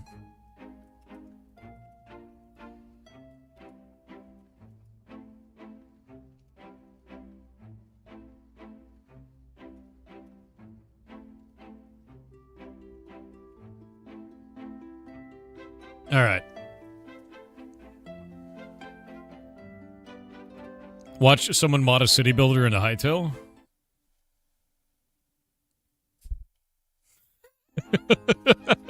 What do you think we're doing? How to view a chunk directly again? You need to do /select chunk, and that will select it. But I think you might need to be... You might need to actually show it in some way. Like a prefab one, you mean? I mean, to be honest with you, I was thinking about doing all of these as prefabs originally, but I think we found a good way to do it where that doesn't happen. You need to make the core, which is going to be like the crystal core here. I'll take a little crystal on it, whatever it's going to be. And that crystal core then has to be placed in a spot. And then this is going to be the gate, wherever the gate is placed by the player. We can actually have it be like... Oh, I should probably make that dirt or whatever. We'll make it stone, right? Yeah, something like that. And then we could place the gate there. Scarak gate. Or actually, can we do this as a door? We just call it door. Royal Magic Door. What does that look like? That's kind of sick. Neat, right? But we're basically going to have a number of different gates that exist like this, and they will be fightable gates, is the whole idea with this. You still working on Heartbound? Yeah, I release an update every month, man. If you want to go look at the Steam page or a Reddit thread or the Twitter posts or the Blue Sky posts or Discord announcements for that, Steam is going to be your source of truth on that. You can see everything that I've updated on it and each one of the updates as they come out. It's once a month, every month. But yeah, so like with this, every time you get the town, it'll have to be, you need to be able to see from this location, like this, to the core. And as long as you can see it, you're good to go. And the idea is that players have to go out and break down this gate, and depending on which gate you use, we can actually make different gates and have them have a different HP. And you'll have to do a mad dash into here, and then you have to stand on this. And as long as you stand on this area inside of this chunk, and you suppress any players from getting in, and you basically, you know, hold the line, like hold the area, then you own the town. And then it'll blow it up. And I think that'll be fun. Making AOC in Hightail? No, we're porting our Blockgame server, which is a Minecraft MMO, over to Hightail. and we're setting up all the town systems right now, which is the idea is to write out all of the documentation for this, and then we have it as a source of truth when we're developing it, and make sure that everything that we're doing is actually fitting to this. And the towns can have up to a 13 by 13 grid size, which is quite big. It'll be very, very large with that. But I feel like the server may have one of those, right? Yeah.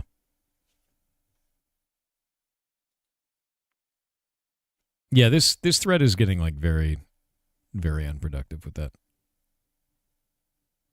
Yeah.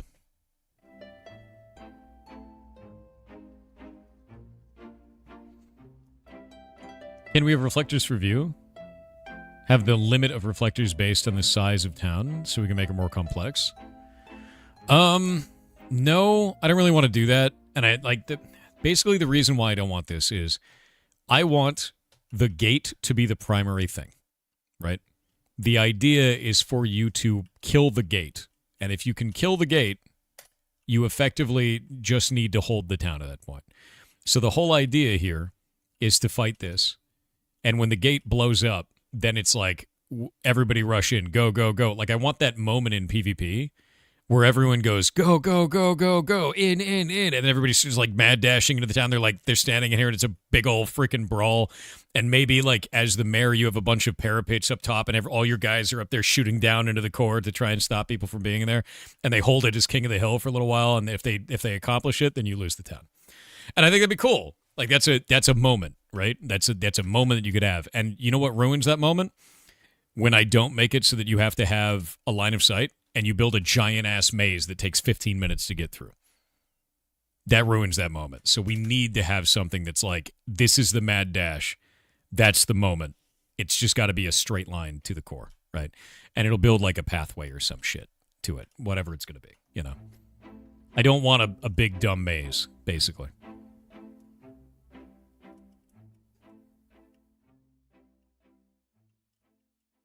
Can we still have the gate chunks be other types as well? Otherwise, the 6 chunks in the town being useless? Wait, what? Oh, you mean the ones in between? Yeah, that'd be totally fine.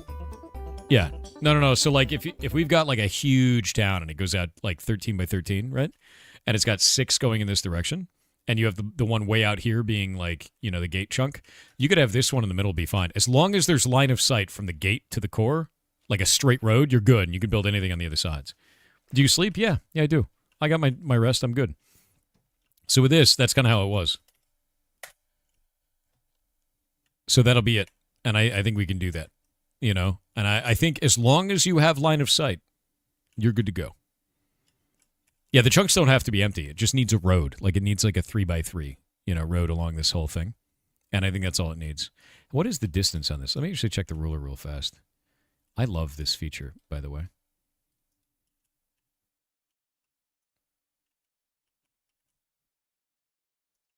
There we go. And then we can do... So that's 16. What is this one? How do I delete it? Q. And then do... Well, that one's 15, isn't it? Well, that's not great.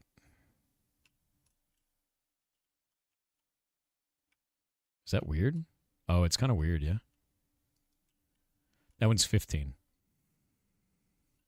Oh, because it's a 4x4 block, isn't it? The crystal's got to be a 2x2. Yeah. It's got to be like this. Yeah. Yeah.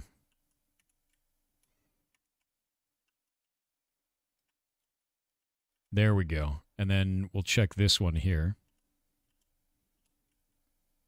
Because that's now 16.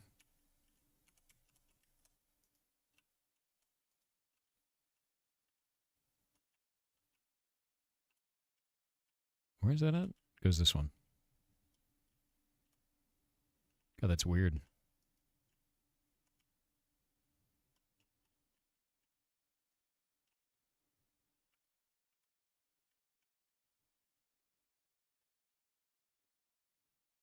Boop.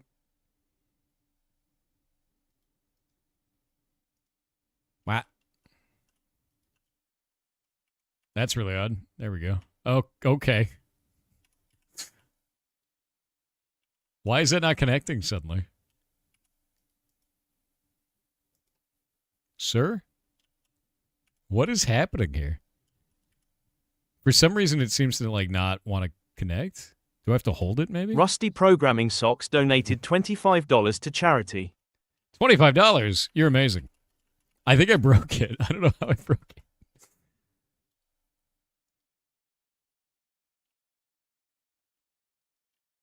Okay, you know, whatever, man.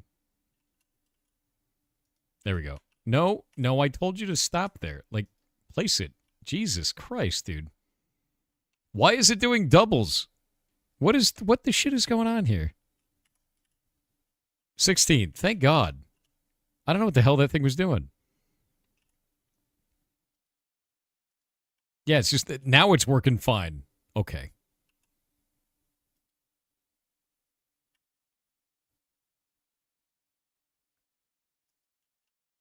No.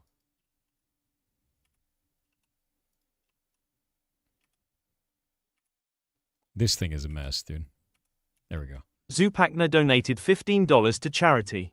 That is awesome. You are awesome. Okay, so we need to move this one to the side. Is basically what's coming down to. We'll do that. You are awesome. That is awesome. Thank you very much. There we go. And now we can just get rid of this goddamn thing.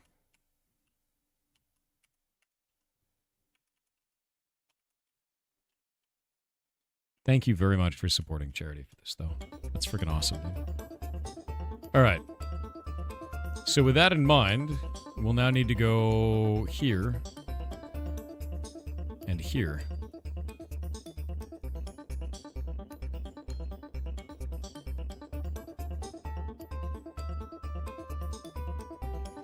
So effectively, you Angry just do... _profit donated $50 to charity. Actually, boss, $50 is no joke, dude. That is a lot of money. Thank you. Am I Somalian? No. I come from California, and I live in Washington State, and I've been here for a long time. Where's MS Paint? We were working on it earlier, man. You missed it. So doorways are 3x3, but the core is 2x2. I think if we make the core different, oh, that's kind of weird, right? Where's your dad live? What's your mother's maiden name, dude?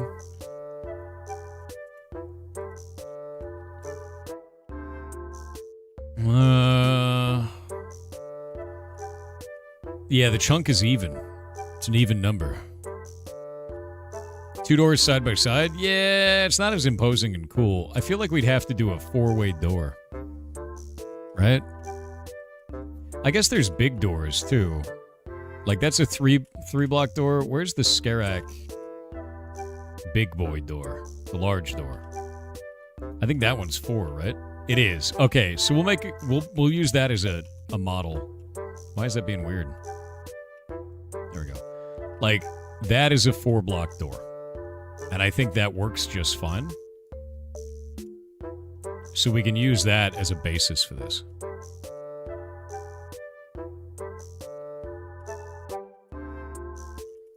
And I think that works good. Yeah, we'll do that. So this would effectively be a prototype, right? Basically what I'm doing right now is I'm building a basic prototype for how I want this to kind of look. And then you can just build from there, right? Boop, boop, boop, boop. That looks better? Yeah, I think it does. And this looks... That's quite cool, you know. You mom. Okay. Yes, yes. Back to Xbox Live with you. Then I place towers to defend my tower defense lane. Dude, 100%. Like, if I was the mayor, I would build, like, parapets on the inside. And, like, have that be, like, the way to build, like, archers to shoot down into here, so... But Will your game ever leave early access? Yeah, when it's finished. And in the meantime, you should work on your game. Go join our game jam, man. Creativity will set you free, my dude. Okay, so we'll build this here.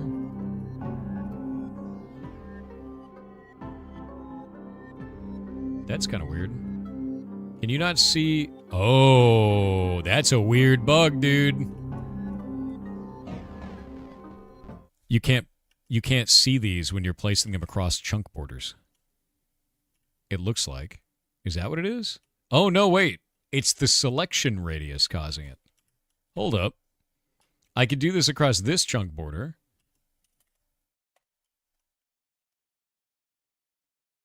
Oh, that's weird. Okay, so selection radius is causing issues with seeing deployables.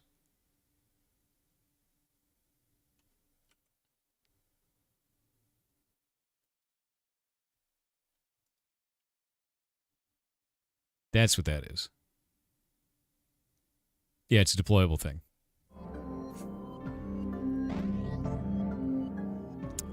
I would be careful with what you guys are spamming.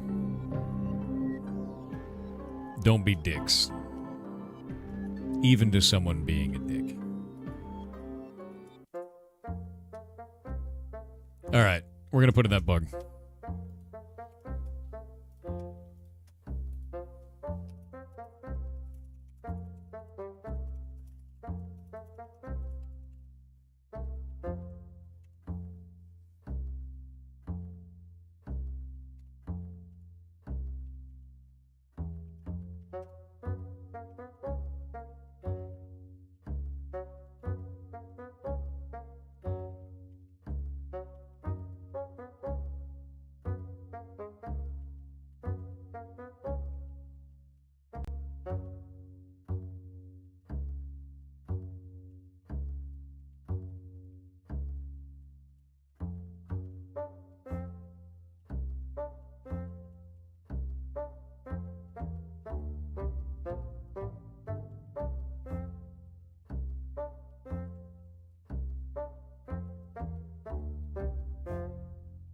Does Hightail have a don't fall off the edge like MC's crouch? I don't know.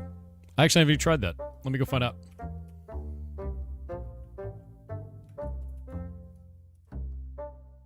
Nope. You will fall off the edge. It does? Didn't work for me. Maybe it's because I was in creative mode? I'm holding control. It needs to be 2 blocks high. Ah, it's got to be 2 blocks high. I see.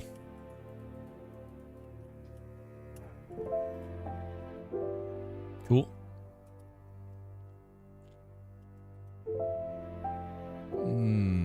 Bro. That's weird. That's really weird.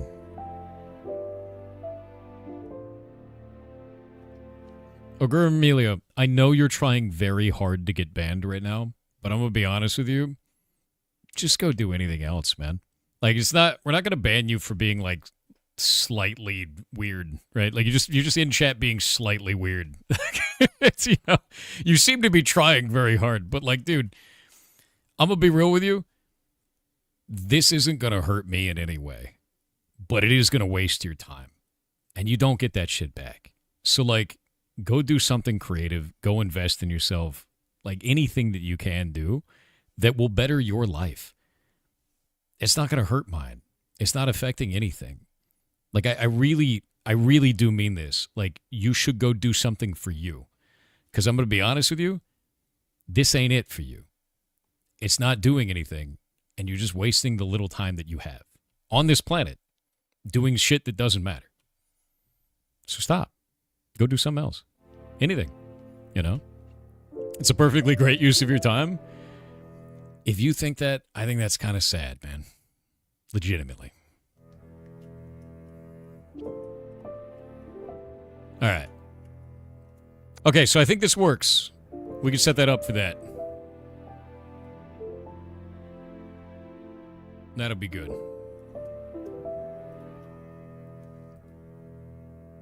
When a town upgrades, it gets one more chunk in every direction, and a wooden fence is formed around these to show the space. The mayor then has 1 hour to move the gate to the outermost room of the town, so this action can only be initiated by the mayor.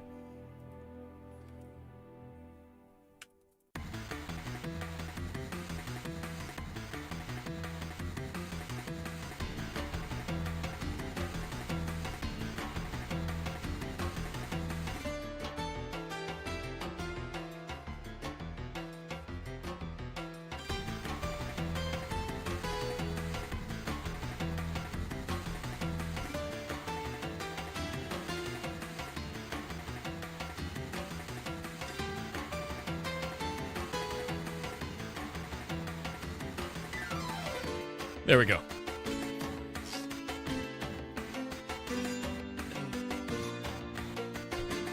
What happened to Porch Cat? What are you talking about, Porch Cat, man? Hostage Train? No, it's just playing music. It's just part of the OST, man. Can the door actually be just outside the chunk? I want to keep it inside the chunk, legitimately. I think that's a better system, if that makes sense.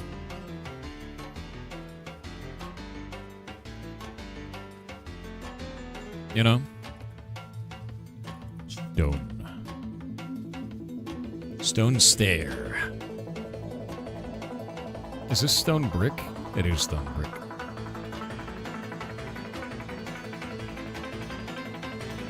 That brick kind of doesn't match, yeah? Ah, stone brick smooth, that's why.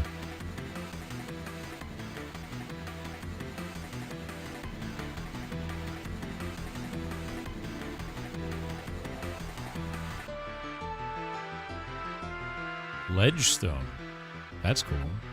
I think I might just use slabs. That's cool. Boop.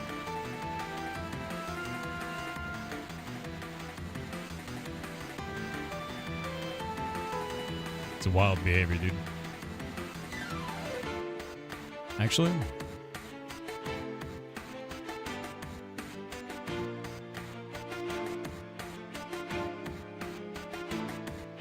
There we go.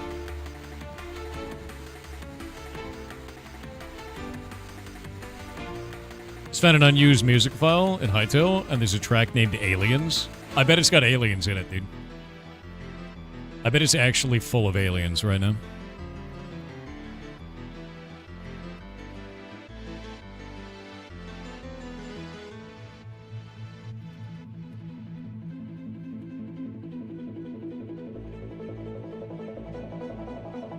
There's like 50 unused tracks in here? Yeah, no, if you look into the assets folder, there's actually a gigantic, expansive OST for the game. There's like 100 songs or more. It is enormous, dude. Like, the game has a shitload of music. It is an absolute shitload of music. Yeah, no, it's a lot, dude. Jake and I were actually talking about it the other day of just like how much music there is in there. It is huge. It is enormous amounts of music. It is ridiculous. And it's put in a bunch of different folders, too. Did the aliens make the music? Dude, 100%. Absolutely. Yeah. No, I'm doing just fine, Yoda. Nice to meet you, by the way. Can I play the full soundtrack over the game on Steam Deck? I have no idea. I have no clue, man. Is there going to be a claim decay system? Yes. That's going to be the next portion that I want to write, right? I'm basically setting this world up so we have it as a placeholder to be like, this is what the system looks like and this is how it works. But this is functionally how it's going to go, you know. Bupe. So that'll be a thing like that. Okay, so this is what it would need to have, effectively.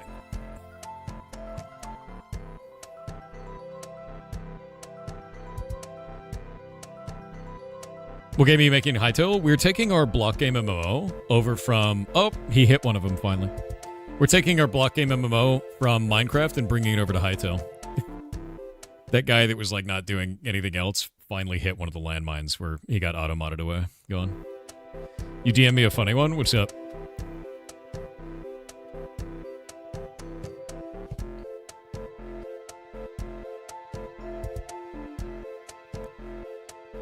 This music's amazing.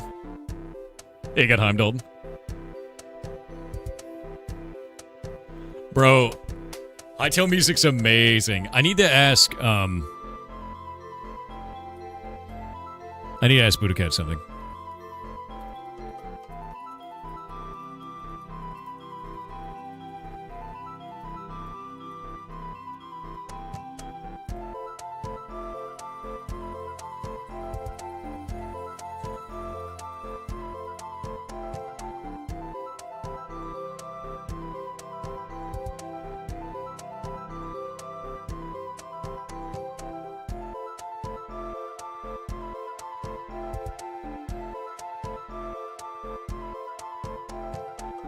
There we go. So actually, I just sent this over to Budokat, and I said, I have a specific question about music in Hightail. There's a ton of songs inside the game that are currently unused. Are we allowed as streamers to play these songs on stream while playing Hightail? I really want to show off the OST. Because my hope would be that if they say yes, we can just take the entire OST, put it up locally, and then just play it while working on Hightail stuff. Because there's a ton of music in there, man. There's a massive amount of music. And I know that was like a huge problem inside of Minecraft because one of the songs in Minecraft was like a problem. Yeah. It's like it was like a copyright issue where if you played it, you'd get like DMCA'd and shit. Me too. I'd love to have the full OST as background music. Bingo. Like that's exactly it, dude. Because the music is freaking rad.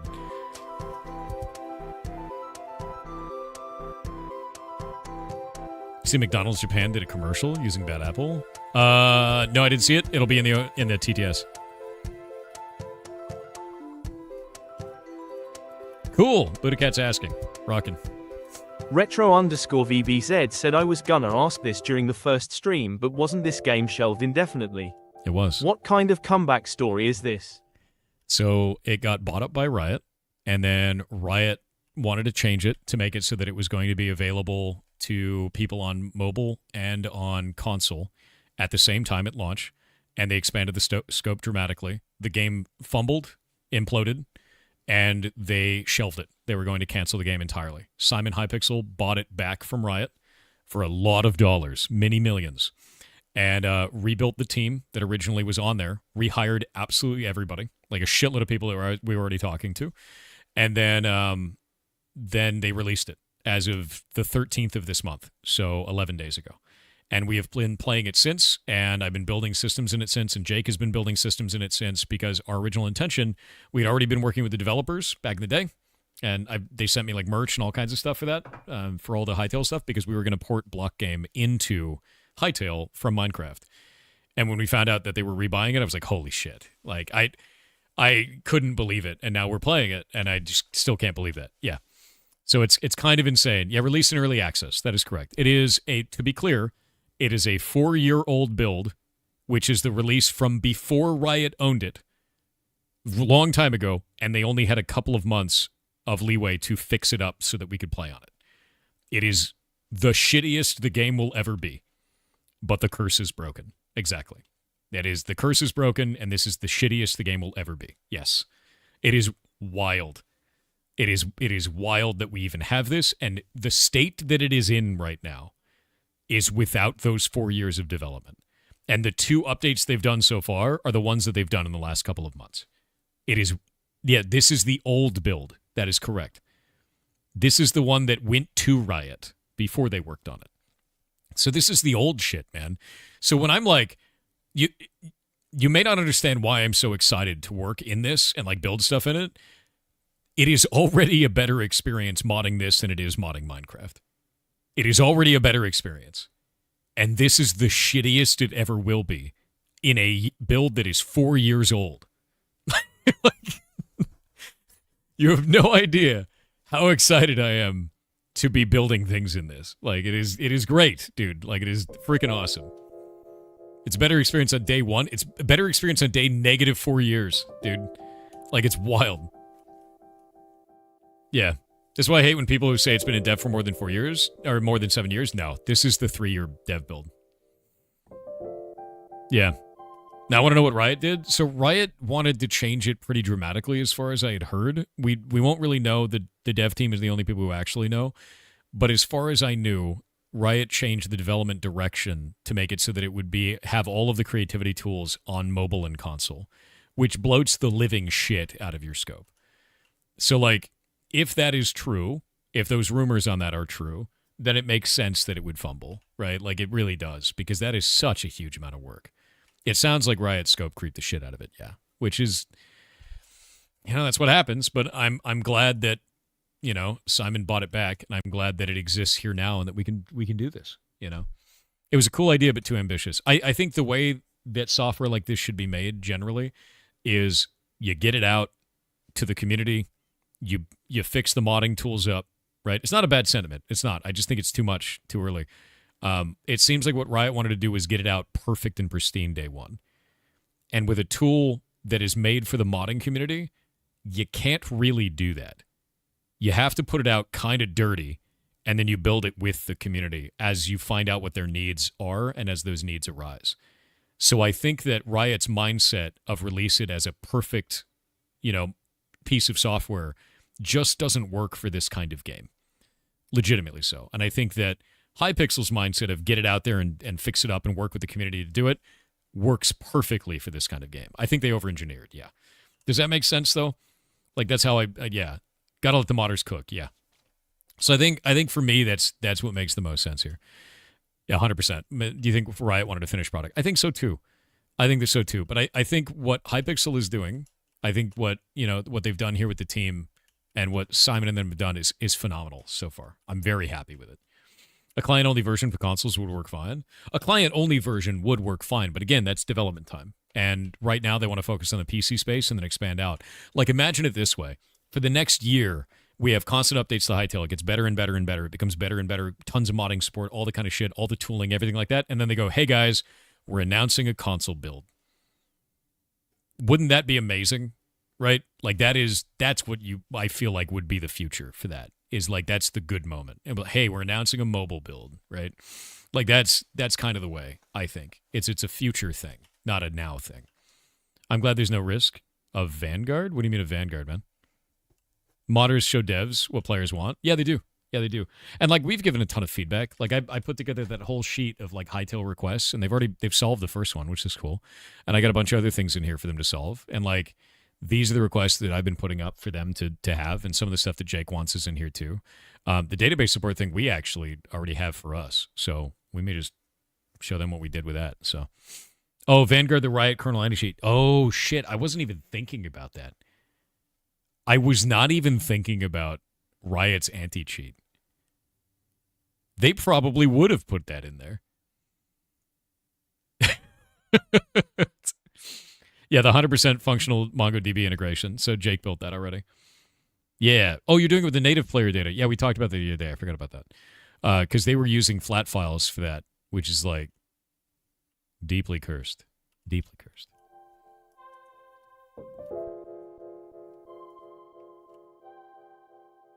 Horrific storefronts that make Fortnite look generous. Yeah, I know they're planning on doing a storefront. I know they're planning on doing that. Specifically for like cosmetics inside of Hytale, there'll be like global cosmetics where you can wear it in any server. So I know they want to do that. I think they've talked about that in the past. You missed TFT? You didn't have Give Me My PCs? Oh, you mean Teamfight Tactics? Oh. Yeah.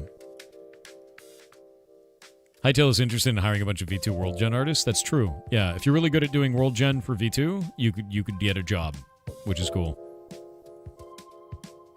Will their store be like Tenogen? I don't know. I want to build our store inside of Blockgame as Tenogen. That's what I want to do. Who doesn't know what Tenogen is? Who doesn't know what that is? Who's never heard of that? Because we talk about it quite a lot, but I want to make sure, because there's always new people and everything. Okay, so let me grab this. Me. Okay. Warframe is a free-to-play video game, and it's really goddamn fun. And the way that they monetize this is out of cosmetics, and it's, to be clear, it's cosmetics only. They only sell cosmetics, right? There's no power creep on that shit. So you do cosmetics. And the way that they do this is artists in the community, so not an artist that is hired by Digital Extremes, who is the owner of Warframe. That artist will create a model concept. It's usually a concept. And then the community votes on this. And whoever model wins That goes onto the store, and the artist gets 30% of all sales and has to manage nothing. They don't have to care about chargebacks. They don't have to care about stolen accounts or any of that shit. They just get a check at the end of every month, which is wild. This is probably one of the best passive income sources that you can have as a 3D modeler right now, is if you get into Tenogen. It's called Tenogen. It is awesome as shit. It is really, really, really good. Yeah. So what's the average income from that? I have known of some people that make a lot of money on that. Money that'll make you blush kind of shit. So it depends on how popular those cosmetics are for that person. Yeah. Because remember, that is a global community of millions of players. That is a shitload of people. So following that model, what I want to do is exactly this. I want to set up a cosmetic store inside of Blockgame on this, right, for our Hightail server. And I want to populate it with things that are made by community members, and those community members get the money. We give 30% of the money to that. The rest of it goes to maintaining the server and building out the infrastructure for all of that. And I think that that works really well, and I just want to follow Digital Extreme's footprint for that. I think it is a fair way to monetize. I think it gives artists inside of the community a chance to do things monetarily, and I think it pays them, which all of that feels good to me, if that makes sense. Sorry, you know how Dota 2 works? It's how they sell so much good skins for every low prices. Do they do the same thing? Win-win for the devs, essentially subcontract it out, and it saves in-house costs. It saves in-house costs. It gives opportunities to artists on the outside, and to be honest with you, they actually end up paying more money than if they had the in-house artist. Time, like, minute for minute. Because if you had an in-house artist, you'd be like, pump out all these cosmetics, make all these resources. That's what you do. And then when that person left, they don't get residuals, right? In this one, you get a tail end of those residuals for the lifetime of the item being up on the store. And that artist gets a paycheck every month forever. So, like, the company is paying more than if they just hired somebody to do it. But I think it is a more fair arrangement. And I think it's cooler for the community. Because, like, people could be like, go buy my hat. You know, like, that's kind of neat, right? You see the PTR has fixed the mare mount for Brine Barrel. Did they finally do that? When is the PTR coming to the live server?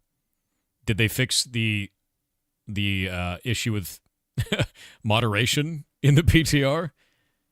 I'm going to bet no. Yeah.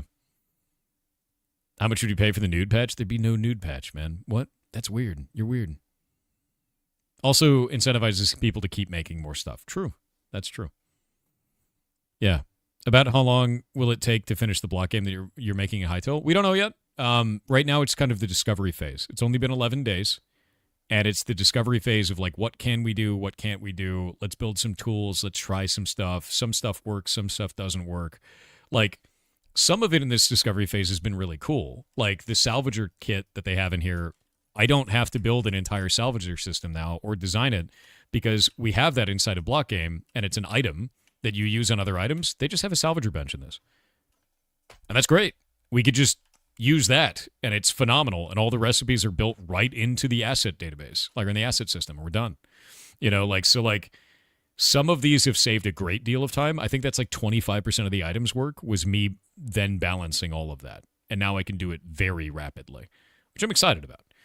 And then some of it is like, this just doesn't work yet. Like, items can't have statistics that have random ranges on it. If you put a min fire damage and a max fire damage, it just adds them together and gives you that amount. So if you have 5 minimum, 10 maximum, it gives you 15. Weird, right? So some things they have to fix before we can move forward, and some stuff has already saved us like hundreds of hours of time.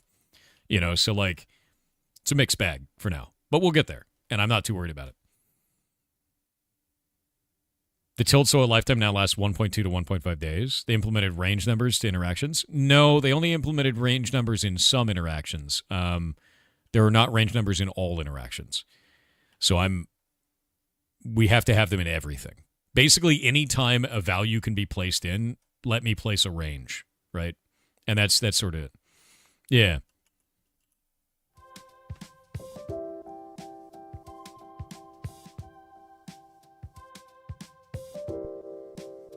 Oh, yeah, no, if you're over on YouTube side and you're wondering, like, how many viewers we normally have, YouTube only has 239 right now, and Twitch has about 3,000.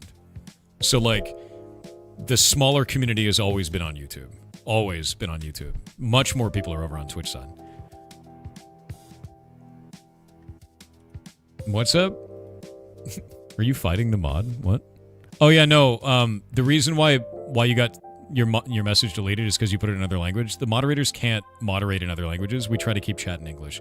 It's not an offense or anything like that. It's just like, hey man, we have to delete that to make sure that you didn't put like a bunch of weird, horrible bullshit, and they have to take it over to Google Translate and check it, and it's just like a mess, dude.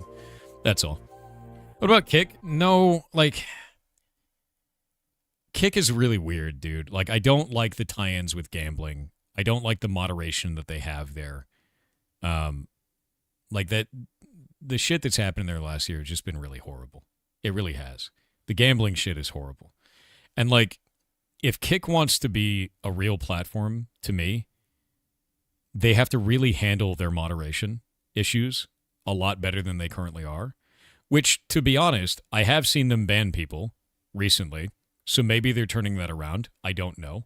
I want a longer pattern of behavior. And then the other one is the tie-ins with Stake.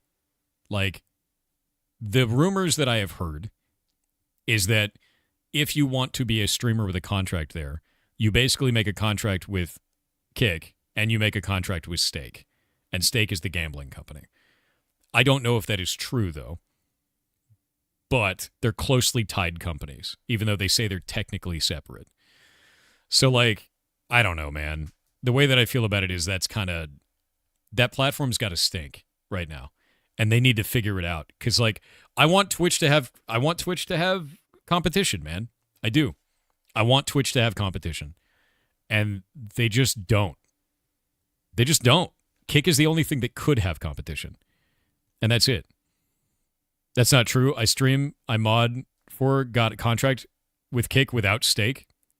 It don't mean beef, my dude. Like, God damn you, dude. What is wrong with you? Oh, Steak spelled S-T-E-A-K. I swear to God, dude. You are a goblin ass. You are actually ridiculous. Steak. But no, like, I really do want Twitch to have competition because Twitch keeps shitting itself violently lately, and I don't really understand why Twitch has gone this direction. Like, they went this direction with AI-generated thumbnails at one point, and that was really weird. And they went this direction with, like, now they're running a podcast, which is really weird. I just, you know what it feels like to me? At some point down the road, Twitch fell out of touch with what it means to be a streamer. And I don't know how that happened because Dan Clancy streams a lot. And it's weird. It is really weird. And it's almost like they don't understand what, like, optics mean as a streamer. Yeah, Dan Clancy. Like, one of the recent ones that they did was very weird. Like, and I like any streamer could look at this and be like, I would never do that. That's stupid. Like, let me show you. Let me pull this up. Yeah, because I tweeted about this. I was like, what the hell are you doing, man? They put out this thing called these new opportunities from Twitch sponsorships. You've been invited to participate in a sponsorship campaign. Accept the invitation before it expires in your creator dashboard. And it's from 2XKO, which is cool. 2XKO is cool. Right? Like, I like 2XKO. I think that's neat, right? I wouldn't do this because I'm not into those types of games, but that's cool shit. The way that it works, though, is that you get banners. You have, like, an amount of time you have to stream for. It's, like, set up as any other sponsorship, but they don't pay you any money. They just make it so that if somebody in your community gives 5 subs, you get an extra sub. That is horrible for a streamer. You should be paid if you are advertising a product. This gives you the chance to be paid from your own community. That is weird, and no one should ever accept that. That is very bad. You are giving free advertisement to a company. So I talked about this, and I was like, this is stupid. Since sponsorships are generally based on your average concurrent viewership, the new offer from Twitch is a bad deal. It's predatory business practice that benefits the platform and puts all of the risk on the content creator. It also makes the creator's income dependent on community gift subs instead of on the company paying for the ad space. That's shit. That's really shit. Yeah. I really wish Twitch had a better understanding of what creator deals actually exist and what the going rates are. This just feels shitty overall. Like, that's really bad, dude. And I think that the biggest thing with that is, like, if you are a content creator, you should be paid if you are advertising someone else's product. Whether it's a video game or like a brand deal or any of that shit, you should be paid for that. Not have a chance of being paid. Like, that's terrible, right? What happened to old school RuneScape? I don't know. What happened to it? I still play it. What? Like, I'm trying to get to 99 strength. I got to 99 agility. That's my next big goal. And I play it off and on. I like it. Do you actually play the base game of Hytale in your free time besides building your own projects in Hytale? Very less so right now, because off stream I'm mostly working on Heartbound and other video game stuff. So, like, mostly doing this on stream. Yeah. They should be paying for the ad space. They should. So, like, I saw this and it was really weird, and then Twitch responded to it. They put out a response regarding this, because it kind of blew up. Like, all of this shit blew up. Like, Zach's post blew up, and everybody was really mad. And let me see. I think it was Twitch support put it out. Let me see. I don't know where it went. Yeah, they talked about this, and they said, hey, we're going to be updating this to change it. Because 2XKO is even bad. Because, like, what that turns into is it turns into a brand risk for 2XKO, where 2XKO looks like they're ripping off streamers. They don't want that. Like, no brand wants that. It's, like, really negative, right? Yeah. I also I get distracted when I play Hytale because I want to mod it. It makes them look really terrible, but I don't think 2XKO is bad here. I think they just looked bad because Twitch portrayed this really wrong. Because, like, this could be cool. This feature could have been good. And you know how they could have fixed this? Do you know how they could have done it? Not make it a sponsorship. That's it. Be like, hey, if you play a 2XKO, like if you play a game for this 2XKO thing right now that's made by 2XKO, if you anything associated with them, you can get extra subs. That's it. You wouldn't need to, like, sign up for it. There's no, like, brand deal requirement. There's no ad space requirement. There's no runtime requirement. Just get rid of all that shit and just be like, it's a sub event specifically around 2XKO that incentivizes people to stream that. Done. And then you win. And then everybody wins. And nobody's upset. But, like, this is what I'm talking about, where Twitch is kind of, like, lost sight of shit. Where everyone looked at this and they're like, yeah, streamers would love that. And I'm like, do any of you know the space that you're the platform for? What happened, man? You should know this. Like, you should understand what going rates are. You should understand what creator deals are. What happened, Twitch? You should know better than this. And if they don't, I'm very concerned. So because of that, I want other platforms to be a risk for Twitch. I want them to start thinking about stuff and competing. And I want Kick to kind of pull its pants up, stop being like the rude boy platform, and actually be competition for them. Because if they're not, Twitch is going to slowly degrade, and all we're going to have left over is Kick, which is kind of in a shit place. And I don't like that. That sucks. You know, like, that. None of that's good. So, yeah, they could have presented it completely differently. Like, because the requirement on it was that you had to, like, run it over a certain amount of time. You had to display graphics for it. There was, like, all this normal stuff you have for brand deals, but you weren't being paid. You had the chance of being paid if somebody gifted subs. Stupid. It's a dumb way to do it. Odds of a new platform rising up? I don't know. I have no clue. Yeah. I'm worried about Twitch if Dan sticks around a lot longer. Dude, I'm going to be honest with you. I've talked to Dan Clancy a number of times in person at different, like, Twitch cons and shit like this. And he's very business-minded. He knows what he's doing. But I think something happened along the way where sometimes he stops thinking like a CEO and he tries to think like a content creator. And it's like the DM trying to play a character in the campaign. Like one of the other characters, like one of the player characters. And I think that's a mistake, legitimately. I think he could be really good if he stops trying to be a content creator and just tries to understand content creators. And that's where I think that the misstep is currently. Yeah. He looks like he enjoys streaming. He does. He clearly does. You know. Do you think YouTube will ever replace Twitch if it gets shittier? No, I think YouTube has gone in a different direction. They're very good at static content, but they're not. Their tooling is not very good for streaming. Legitimately, there's not like a lot of like. I'll stop the music again. If you're on YouTube, there's not a lot of discovery to other streams. On Twitch, there's a lot of discovery within your category. The category systems really helps to find other streamers that are in the same interest group as you. And YouTube is really good for static videos, monolithic things of like, I like this creator, I'm going to watch this creator. And it might recommend you other videos outside of that, but it doesn't really do that for streams because YouTube is made to recommend you videos at the end of the video. Streams don't do that. So it's not really a discovery kind of platform for live video, right? There's a little bit of it, but it's not made for that. Twitch is made for that. Twitch is constantly made for that. They show you categories. There's all kinds of stuff in there. They have the rating mechanic, like everything that goes along with that. YouTube has a similar one, and it's called Live Redirects, and it feels like Raid in a clean room. It's weird. Weird name. Yeah, no, YouTube seems like it's working on stuff every once in a while, and then it just kind of doesn't for live streams. Yeah. I mean, it could be, Casper. I don't know. You think he might be? You don't have a good opinion of him? Yeah. Twitch got rid of hosting when offline. That was a dumb mistake. I agree. I think that was a mistake. It was a weird one. How is Hightail? Amazing. But do I think it's worth it? Yes. Entirely so. And the base version of it's only $20. And it's localized for price, so if you're in like Brazil or something, it's way cheaper.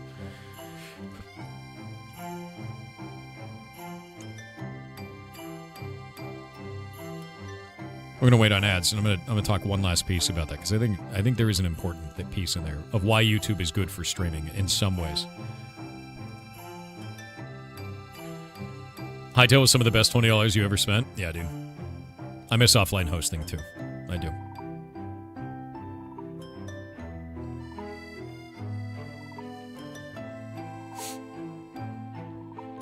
That's why you're one of my code? Thanks, man. Thanks for using it. I feel like the core should be a console or terminal. I kind of want it to be a big glowing crystal with like a golden ring around it or some shit. I'm just going to model it in Blockbench. It'll be a 4x4 block that floats.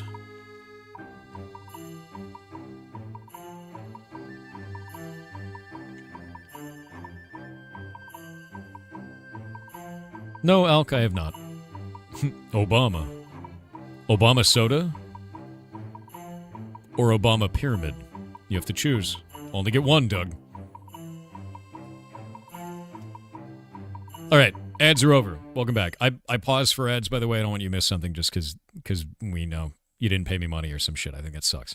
So I always pause for ads, and I'm happy with that. With this, we were talking... What were we talking about? Talking about Dan Clancy. We were talking about Twitch. There is a reason why I think streaming on YouTube is a good idea. There is one reason.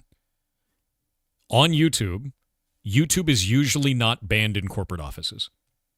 Twitch usually is.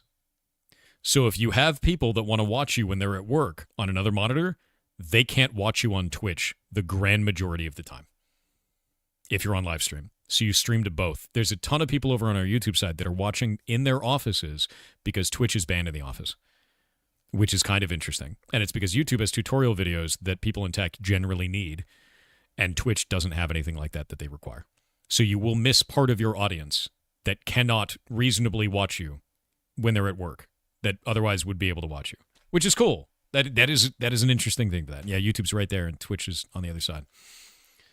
We need the YouTube tutorials. Yes. Yes. If only you remember YouTube streaming exists. Yeah. That's where if I did start streaming, I would use the OST on here. Do it. Yeah. That's the whole point of it. Okay. So, get rid of that. Pop this up. We don't need this anymore. Delete it. Wait. There we go. Pop this one up. There we go. This one we need. This one we need. We have all these things for this. All right. Let's go back to writing this. Watching hiding in the pantry? What does that mean? Shadowsilver90 said, hello Thor and goblins, I am using my point stop share this interesting shower thought. Parrots are birds that can talk, and we know birds are descendants of dinosaurs. Yes. Stands to reason there is a slim chance there were talking dinosaurs when they walked the earth. That's it for me. Have a happy weekend. You'll see you when I have another 50k points. Yar bongos, yar bongos, yar bongos. Do you think they had, like, music? Do you think maybe they had lyrics to that music? If they could, you know, talk and sing? Do you think they walked the dinosaur?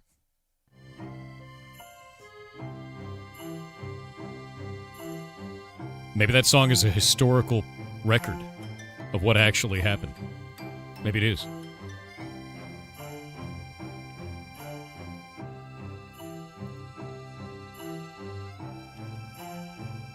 Everyone do the dinosaur, dude.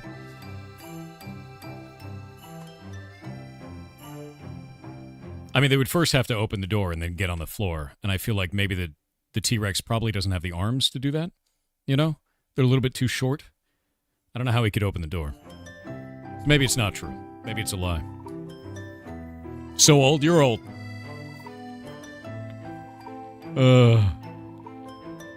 Ancient. Not the mama? Oh, no. Don't bring that shit up, dude. Those puppets were so weird. Those puppets were so weird. Not the mama. Yeah, exactly. Who doesn't know what not the mama is, dude? Dinosaurs. Okay, I know that everybody loved dinosaurs, but I'm going to show you something. That baby puppet, my dude, was freaking haunted. It was haunted, man. Look at it. That shit is haunted. It is haunted, dude. And when you think back, you're like, oh, he was so cute. And you look at it now and you're like, that is horrific. That scares the shit out of me. That is grim to look at with my eyes. And it just says, not the mama. Not the mama. Yeah, exactly. I still find it cute.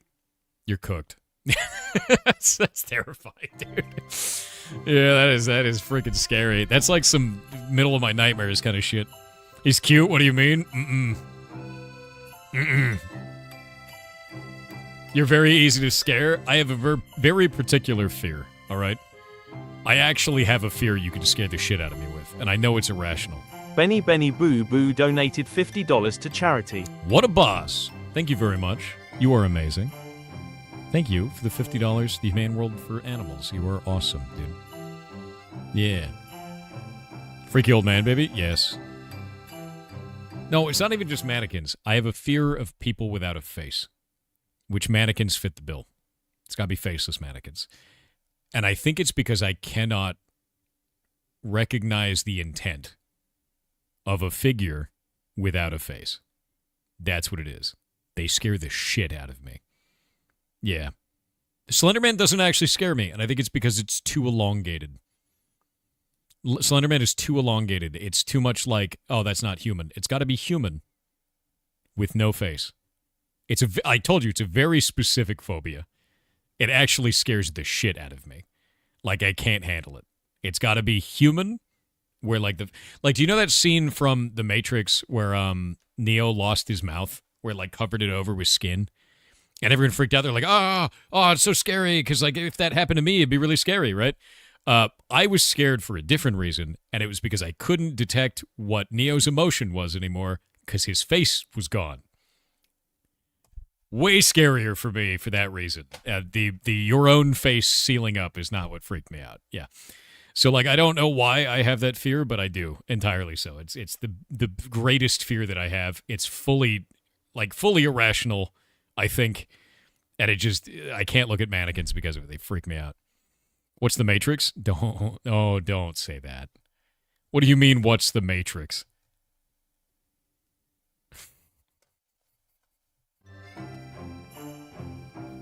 I'm not that old.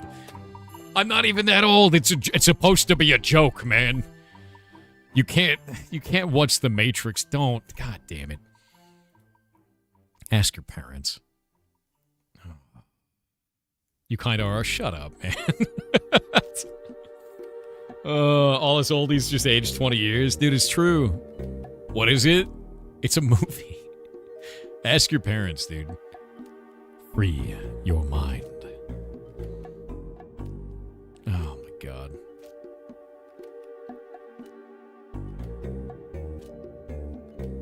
There is no spoon. Exactly. You will learn that there is no spoon. 1999? Wait, no, dude. No. When did The Matrix come out? No, that's got to be wrong. No, it can't. It came out 27 years ago. Oh, no. Oh, no. No. That means The Matrix came out in the late 1900s.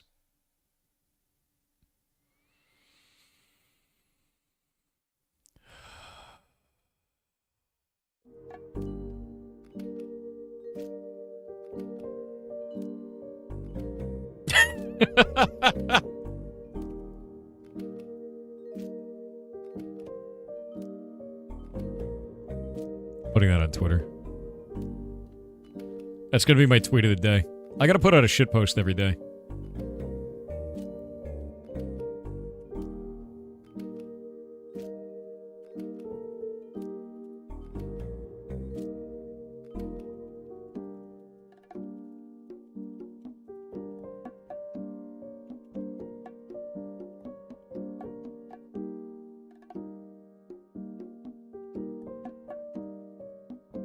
There you go. Enjoy the tweet.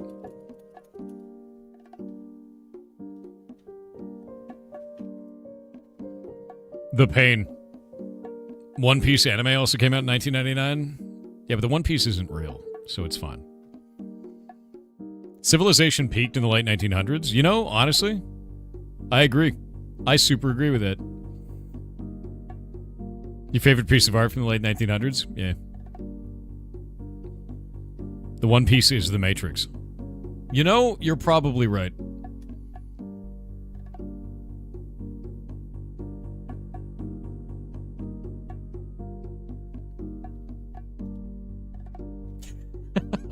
Okay, this is the best response to this. Hold up.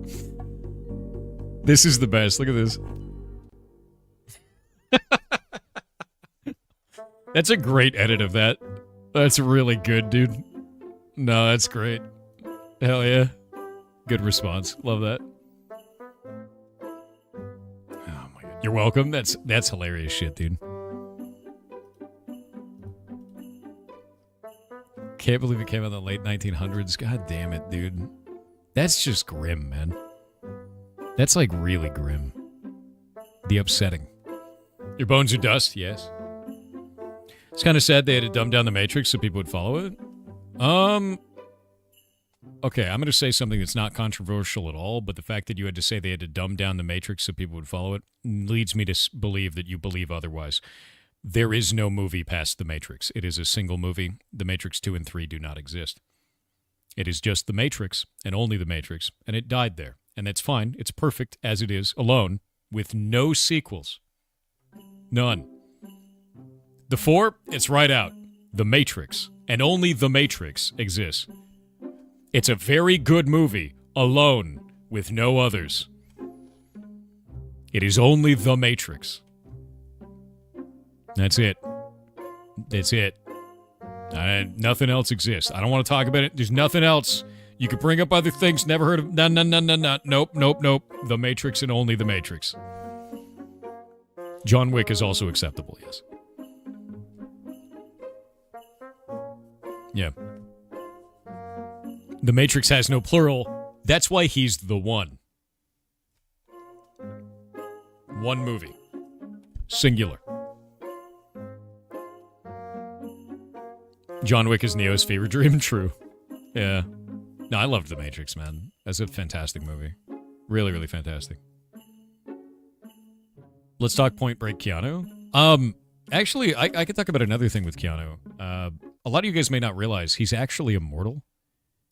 So you may know him by other names throughout history, such as Charlemagne or Paul Monet. Yeah, he's actually an immortal man. We don't know what causes him to live forever like this or why he doesn't age. But as you can see, these are actually historical photos of him. Yeah, no, these are real. These are actually real photos of him. He was Charlemagne. Yeah, he was. And he was Paul Monet. And thankfully, CD Projekt Red actually was able to build a time machine. And because of that, we can see that in the future, he's still there. So we know that he survives whatever happens between now and 2077. So there's that too. Yeah. This whole website dedicated to that meme. It's a great meme. It's a great meme. It's my favorite. Remember the Super Green Powerade that was released to promote The Matrix? Was there that? I don't remember that. Do you remember the World of Warcraft red and blue ones for Gatorade? I think it was Gatorade. That shit was weird. It's my favorite. Yeah, it's 100% true. It's a historical record. Okay. He's dead in 2077?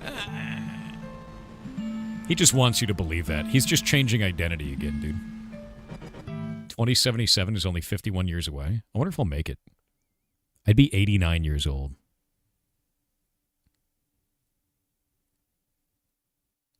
I wonder if we'll have, like, long lifespans by then, or if we'll all die really young.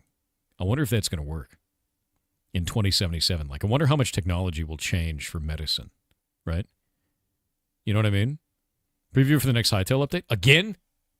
Simon, please. Simon. Goblin. Goblin. Goblin.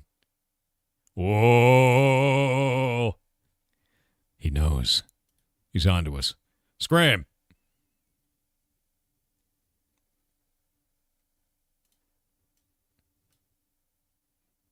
This is great. No, that's really cool.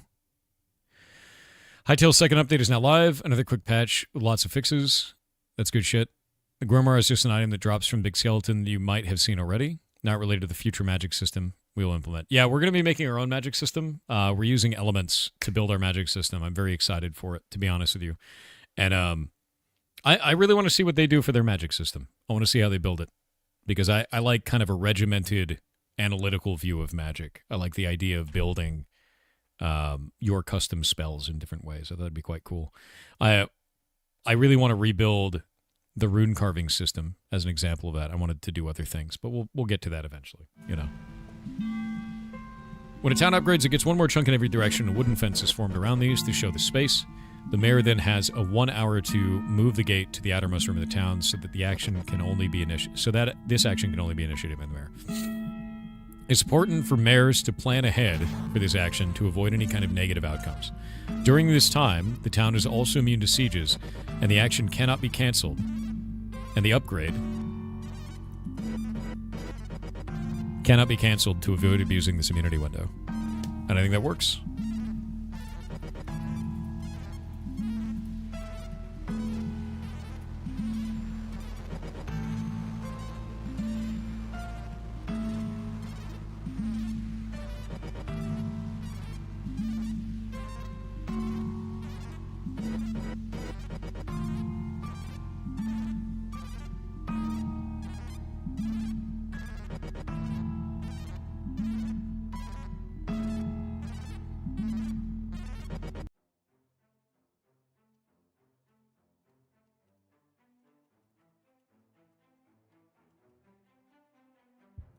All right. There we go. I think this all works. We're going to put up a thing for wars.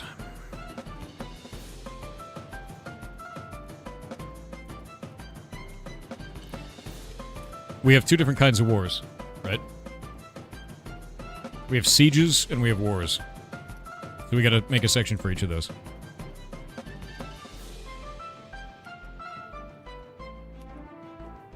Any mechanism to move the gate for a redesign? Not currently, but I guess we could build something like that. Yeah. Yeah, we're gonna have wars with that. I think it'd be kind of fun.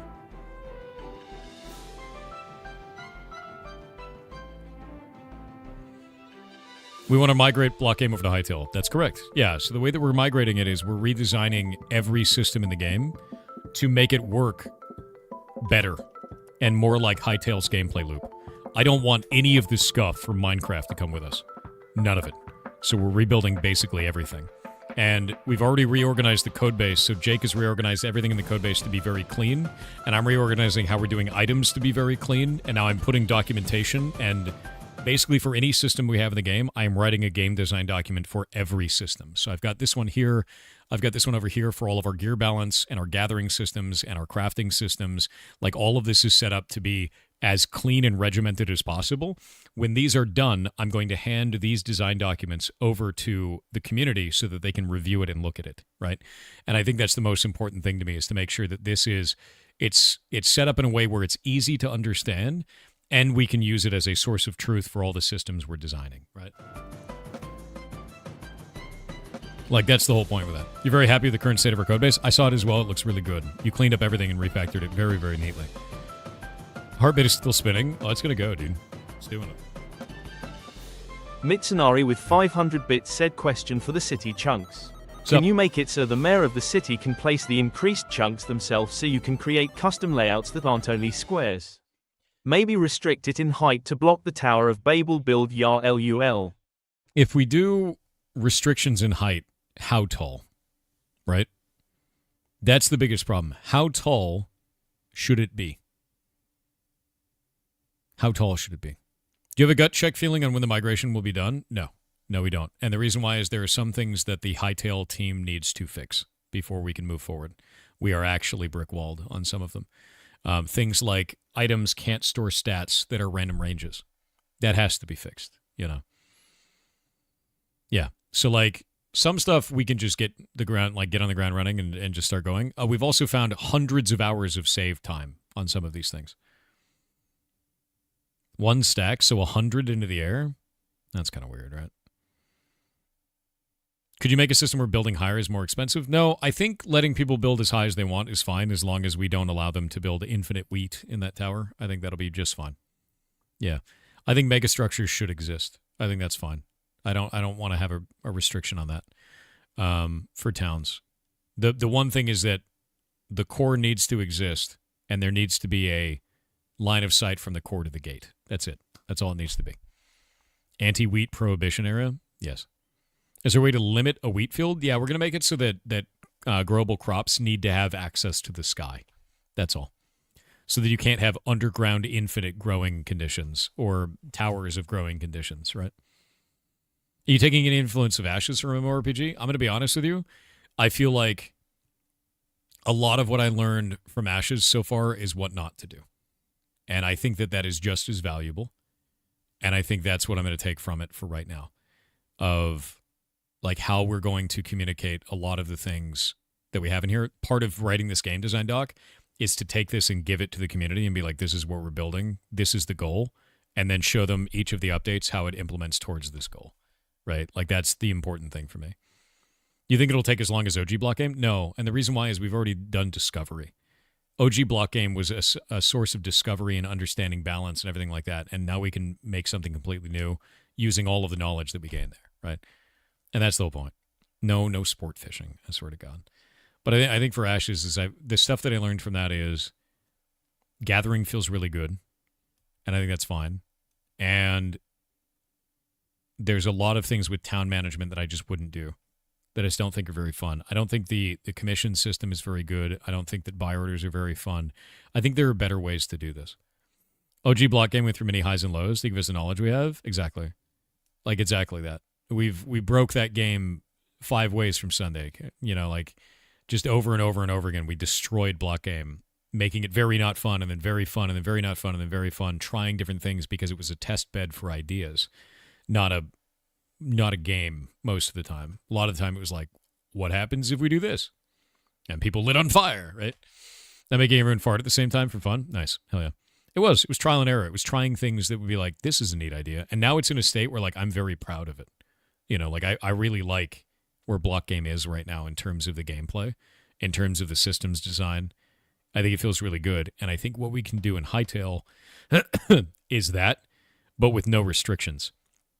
Because the biggest problem we had in Blockgame is that it was restricted by the binds of Minecraft and how difficult and time-consuming shit was to build in Minecraft. And in this, we could just go ham.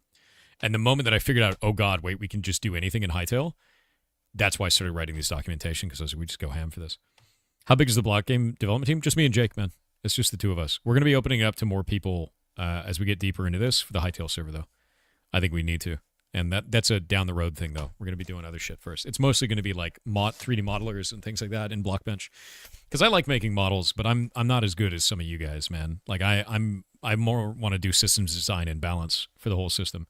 Class design, systems design, balance is what I want to focus on for this, because it's quite a lot of fun for me. You can make it if you try. Just the two of us. It's true. The _scared_gamer_ said fork, wallet of gobs, if cake is sugary bread, then mods have already ate bread on their birthdays. Checkmate. No. No cake for the mods.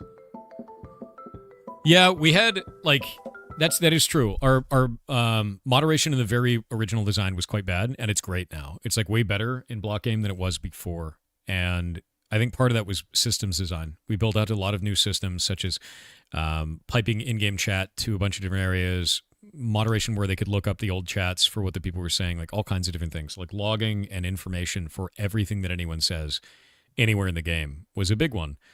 And it allowed us to catch some really shitty behavior from some of the community members that led to their temp bans of an entire month. And I think they didn't go back to the game, which is good.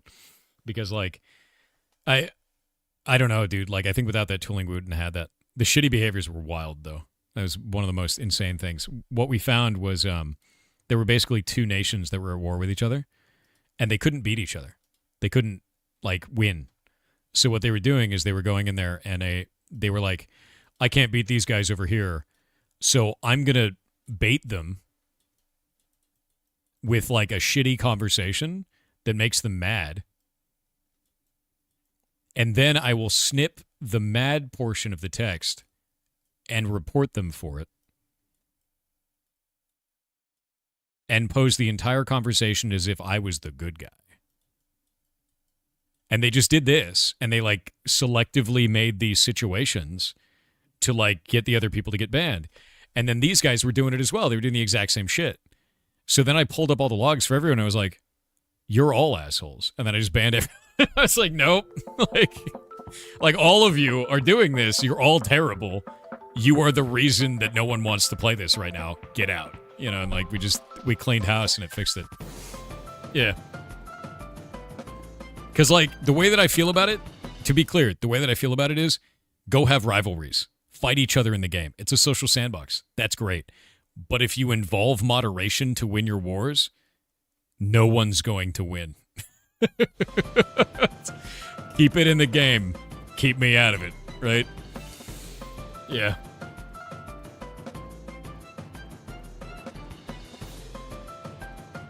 I had to refresh to get the constant buffering to stop. That's weird. You getting buffering issues? That's weird as shit. We got people trying to do that, and you got so mad when you looked up text logs? Hell yeah. I mean, that's how it works. Yeah, I cleaned house for it. It's funny. I think the funniest response I got for it is, well, what's going to happen if their town goes into disrepair because you didn't let them play for a month? And I was like, well, that sucks. It's like, should have thought about that before you did this shit. Like, this, you know, like, ooh. It buffered for you and the music's wobbly? That means Twitch is having some routing issues. That's weird. Yeah. Very weird. All right. I'm going to get a snack real quick because I'm hungry. So give me just a minute. Ads are about to start anyway, so it'll be fine. One moment.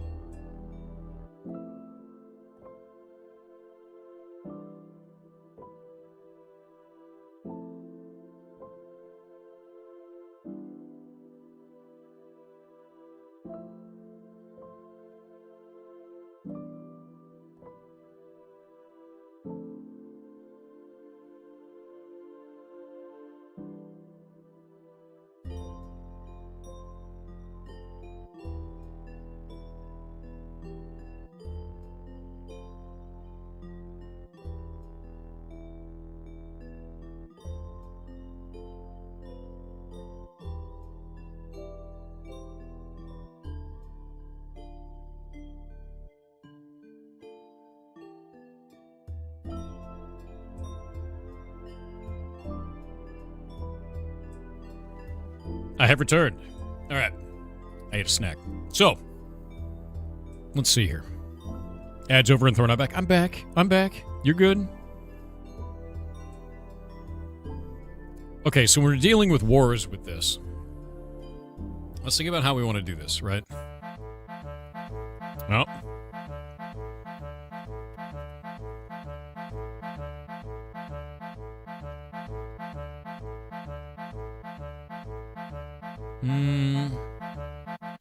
Let's do a thing with this.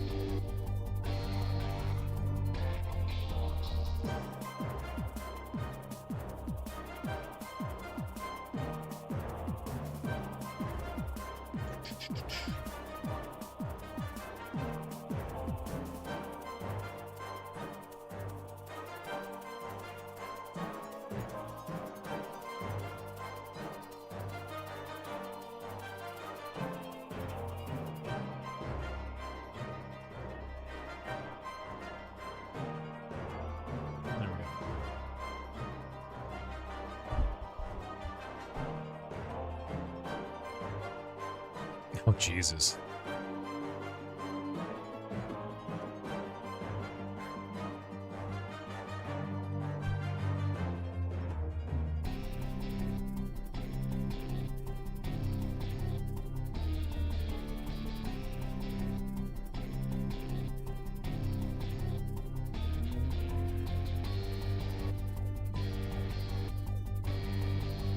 Okay, there we go. So the way that I want to build the crystal core is that we're going to make it as the bank for the town for specific resources. So if we look in game and we pull this up, I can have like gold and stone and wood as generalized resources in this.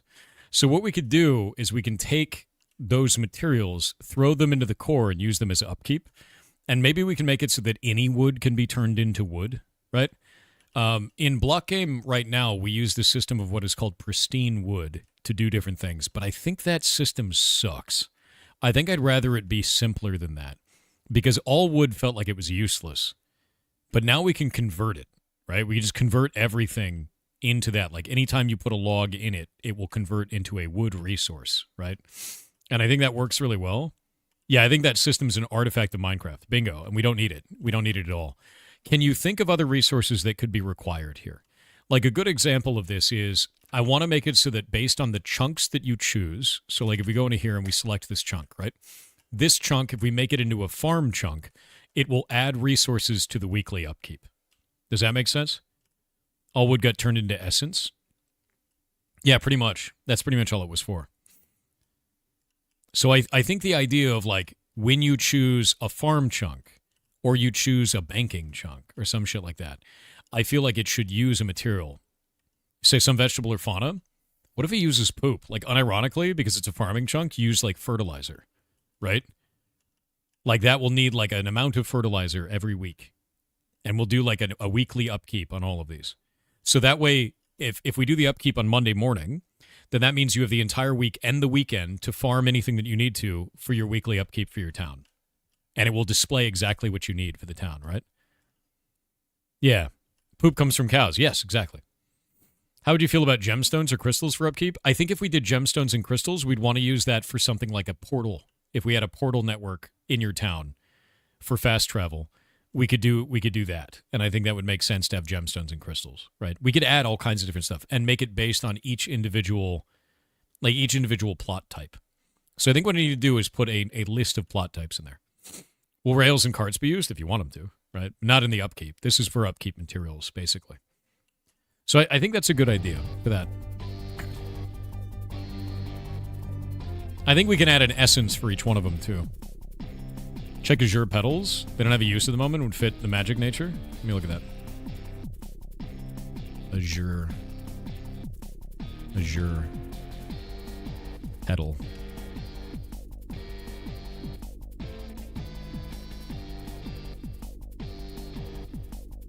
Those are kind of cool. Oh, those look neat.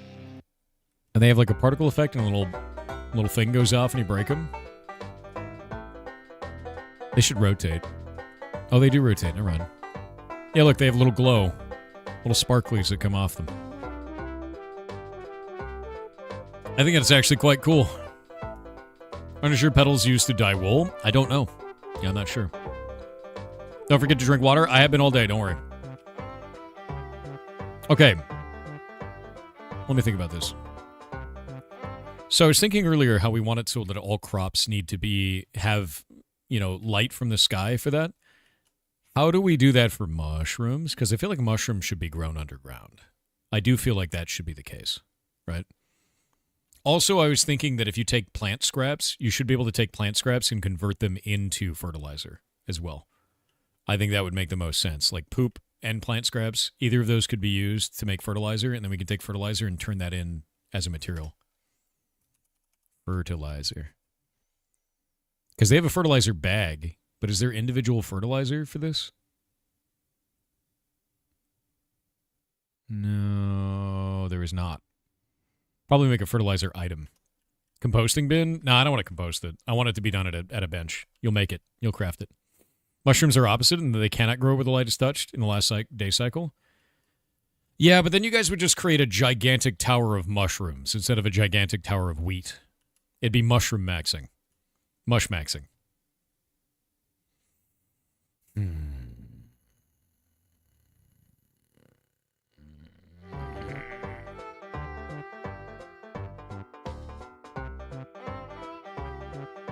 Honestly, okay, I'm going to be real with you. If you want a shroom cave, I think that's fine. We can have you shroom cave. I think that's fine. Or, I was thinking about this earlier. There should be a difference between foraging and farming, right? If we do foraging can be the mushroom-related one. You can only get them wild. Maybe no mushroom cultivation. Maybe. I don't know yet. Maybe if you use mushroom cultivation at home, you have to use farming to do it. It's a different skill. That might be interesting. Also, which a lot of people don't realize, you don't grow mushrooms in the dark. If you've ever grown mushrooms before, if you try to grow shiitakes in the dark, they get pale and weird. They also need light. They really do. And if you don't use light for them, they don't have like a growing direction that works. Mushrooms do actually need light. Yeah. They get real weird. They get real scrungly and strange. In fact, I think I actually have pictures of this from Pirate Software shiitake. That's not the right one. There we go. Yeah, I've got a couple of pictures here. We'll go back to Twitter of the two mushroom batches that I've done from Pirate Software. Pounds. Do latest. There we go. So I want you to look at these ones. These are shiitake mushrooms that I grew, and they're very fat, and they're very kind of big and bulbous. But look how pale they are, right? I didn't have the right amount of light for these when I grew these. This is the first time I ever grew them. And then look at these ones. See how dark those are? See how much more color is in them? The difference between those two is pretty drastic, right? If we put them side by side. This is what happens when your mushrooms don't get enough light. So if you try to grow them underground, they will look weird. They will look really weird. Was there a taste difference? Absolutely. Yes. There's a taste and a texture difference when you do this. Yeah. What are you talking about? What? Polyop? I don't know what you mean, dude. Brown versus vivid mushrooms. Yeah, I mean, like, that's the thing. So, like, when we're dealing with mushroom cultivation, I really do think that we should force light as well. I think it makes sense. That's true for humans, too. You do get pale in the dark. That is true. I know, because I am. Yeah.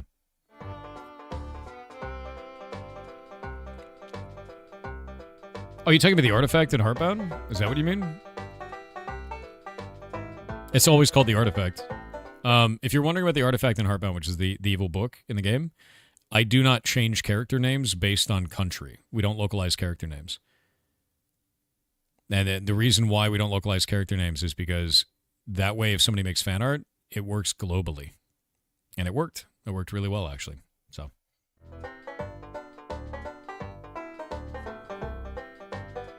A very strong monitor. Monitor 10? Jesus. What up, moonlight mushrooms besides magic pawns? Okay. I mean, there could be mushrooms that you can't cultivate, but you can forage. I think it's fine. Yeah. Mushrooms are already used in alchemy, yes. Tino_Milo said, hey Thor, what do you call a melon that commits a crime? Melanie. He's doing a Melanie, dude. Insane. Blidgix said, do you have any YouTube algorithm tips? Is it bad to schedule videos to publish daily, like 5 to 10 days out so you don't miss a day? No. Or should you just upload and publish the same day, daily? What about hashtags and tags on video? And should you get detailed in descriptions for shorts? Just curious about your perspective. Cheers. So think about it this way. What makes YouTube the most money? And I know that's going to be a weird way to think about it. The more money you make YouTube, the more that YouTube wants to show your stuff to others. Use the memberships only system. Put your videos up as members only, because YouTube will then boost it when it comes out of members only. Because they are incentivizing you to do that because it makes them more money. Every social media platform works the same way. Think about what you are releasing on the platform. Think about how to get it out to the most amount of people, and then think about what makes the platform the most amount of money, because that's going to make them want to show your stuff to the most amount of people. It is literally just, what does the platform make money off of? I'm going to do that. That's it. Do that on any social media, whether it's Twitter, YouTube, Twitch, whatever. Every time. It works every time. But you have to think about it, and you have to think about how their business model works, and go with that. Is that how you did it? Yes. Did you see the news for AOC? PR has fixed mare bug for Brine Barrel and Corrin. Yeah, but it's on PTR. MBT. Do we know what mount it is? Is it going to be weird? What mount is it? Do we know? No idea?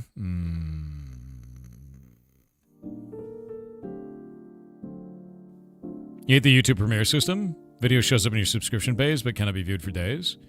I set them up as members only, and we just leave them there. Yeah. They need to make 1,000 more fixes? No, they need to make one fix, and they really let me down as a player, and it's made me not want to play the game. And I was very explicit with Steven Sharif about it, and with Margaret, who are the game director and the community manager for it, of exactly what would happen if that didn't get fixed, and it didn't get fixed. And I have not really played the game since. It's moderation. They don't moderate the game. They don't moderate the game effectively at all. And it's a huge problem for myself, and it's a huge problem for a lot of people in the community that I have to deal with on a daily basis. And it's just, I can't create an environment where you want to play a game when the moderation is so horrible. What's the moderation issue exactly? We've had people on our server just spamming that they praise Hitler for like weeks. We've had people that are just like saying insane racial slurs in chat for weeks, like constantly in global chat. You have to just close global chat and leave it. We've had people that specifically targeted me in the game with just insane statements. And like, I sent all of this stuff to Steven and I sent it all to Margaret, who are the people that would handle that. And we put in tickets for it. They waited a full 8 days and then didn't ban the people. Decided that it was not something to ban for. On any social media platform, you would be banned for that behavior. On any of them. Like, the stuff that they're doing is crazy, dude. Like, people just screaming the N-word, like, constantly in global chat, not getting banned for that. It's like, I've never seen that, dude. I've never seen that in a video game before, and seeing that while handing it to Steven Sharif and being like, yo, dude, these are the things people are doing in the game. Here's the names. Here's screenshots. And then 8 days later, they decide not to ban. I'm like, dude, I'm out. Like, I can't do that, man. Like, I don't want to be a part of an environment like that. It sucks ass, dude. It's like really shitty to play a game where that's going on. Yeah. Yeah, it's just dumb. It's just dumb as shit. It's not even about not being safe. It's totally safe. It's just words on the internet, but it's just stupid, right? Like, you don't want to have your business associated with dumb shit behavior like that. It's a risk to them as a company, and it's one that I'm not willing to take, you know? Yeah. Well, miss you in AOC, but we understand your decision. Yeah, dude. I mean, it's just like really stupid as shit. Like, especially when it was like the personal attacks on me, man. Like, that gets really freaking weird, man. At this point, they're okay with that. Yeah, that's the issue that I have with it, you know? I think that was the biggest issue is like I handed them directly what this person was saying, and they were like, cool, yeah, not banned. And I'm like, okay, if that's your decision, cool, you know? Yeah, you know, like, ooh, you know, like, I guess if that's what you want, man. If they get better than that, are you coming back? I don't know, dude. I'm really pissed, like, to be real with you. The person that I reported on there was screaming that I sexually assaulted the ferrets at our rescue and was encouraging people to go to a website that organized the swatting of me 6 times last year. And Steven decided not to ban them. And that's a pretty serious thing to me. So, probably not. Yeah.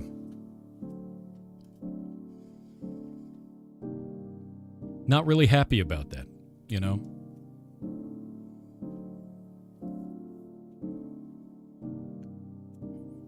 Yeah, yikes indeed. Dog shit behavior. All right, anyway, let's get back to work. I'd stop playing. That's what I've done. But you know what I do every day? I still sign on, and I make the quests for the people in our community that want to play it, and I just don't. And that's it. Yep. I'm sorry, man, that's really shitty. Yes, it is. It is really shitty.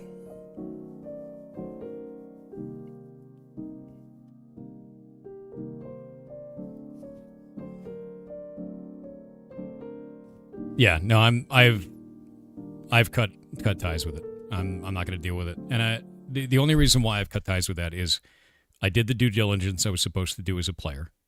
I turned in tickets for it. I reached out to the director of the game. I reached out to the community manager of the game. I put it in a shared Discord chat with them. I let them know 5 days later that nothing had been done. Other people in the community also put in tickets for this. It took them 8 days to respond to my ticket, in which they did not ban the player, and they gave me a corporate response that resulted in nothing. And knowing full well that both Stephen and Margaret were informed of this situation and decided to do nothing, considering those circumstances, I can only feel as a player that they want this kind of behavior in the game, and that is acceptable behavior from a player inside of the game. And that's it, right? Like, that's all it is. And that's it, dude.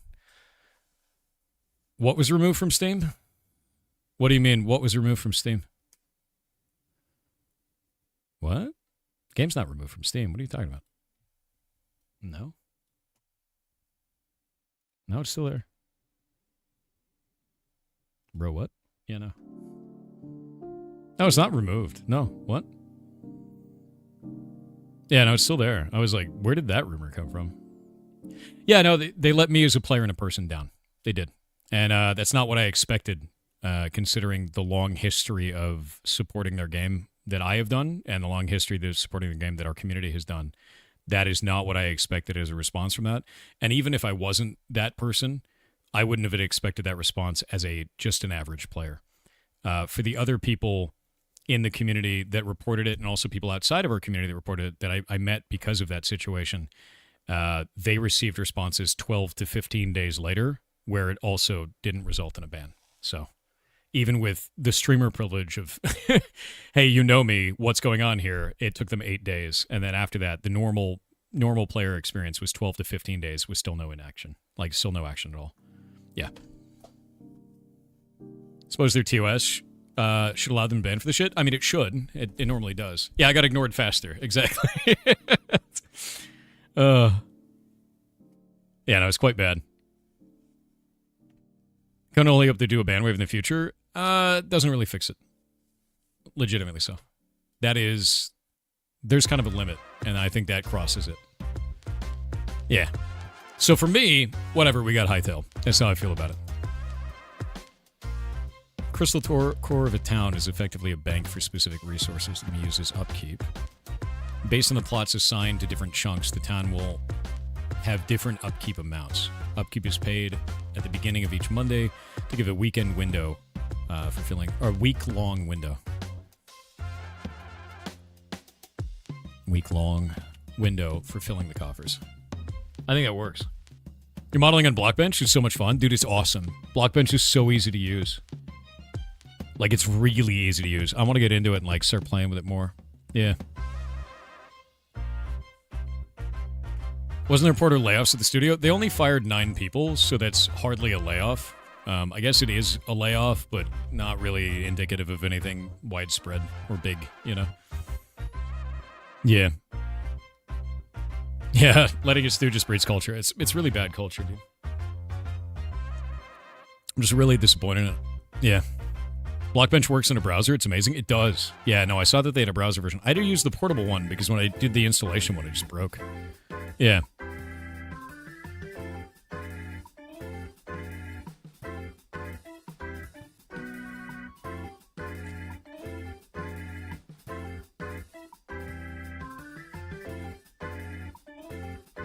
Ash's Aggression is an adept name. That's funny. Genuinely sad, to be honest. It is, and I had really high hopes for that game, but like, I think the only reason why I'm so upset about it is they had this exact same issue a year ago, but it wasn't with me. It was other people on another server that were getting attacked in the game, and what they were doing is they were contacting this person's work and claiming he was a pedophile to like his boss. And this wasn't like a streamer or anything. He was just a guy. He was just a rival guild leader. And that just kept going on and going on and going on until the guy just quit the game because the moderation, they never banned the people that were doing that. It was really bad. And they were just doing it to try and beat his guild. Like, that's all they were doing. And like that turned into like this huge thing for the community. And I was like, Jesus, I'm going to leave until you guys figure this shit out. And they never figured it out, obviously. So it's like, I don't know why moderation is the way that it is. Like, maybe they're trying to take a more hands-off approach to this shit, but like there's no excuse for that, man. That's weird. That's like really, like, if people were doing that inside of one of my games, I'd just ban them. I'd be like, nah, I'm out, dude. Like, you're a piece of shit. Be gone, you know? It's a bad look for the game. It is. And I think it is to be clear, I think the game has serious flaws right now where it's at because it's alpha. But I think moderation in this state for a year, that's unacceptable. It doesn't matter what stage of development you're at. You have live people playing your game. Like, you have to do something about that. Inquisitor_Jimmy donated $15 to charity. Thank you for the $15 to charity. That is freaking amazing of you, dude. Yeah. Yeah, no, it's just not great, you know. They're not going to have more players by keeping all players. No, I think they don't understand how that shit works. Yeah.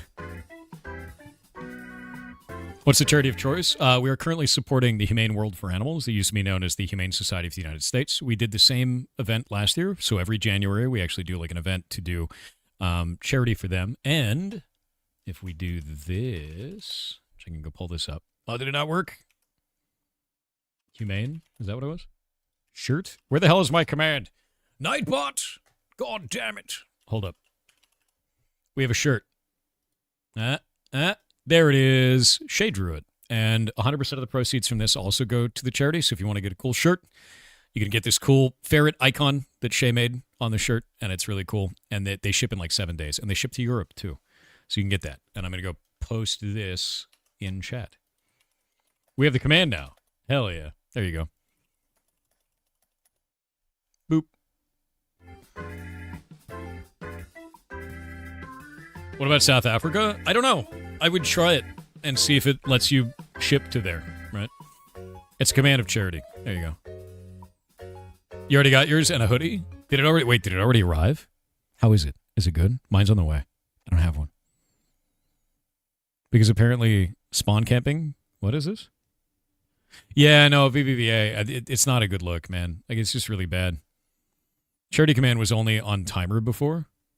Oh, yeah, no, I have it on a timer. It's on a 5-minute timer. I just have it spam. Basically, we do this event like every year. This year we started a little bit late, but it'll go until February.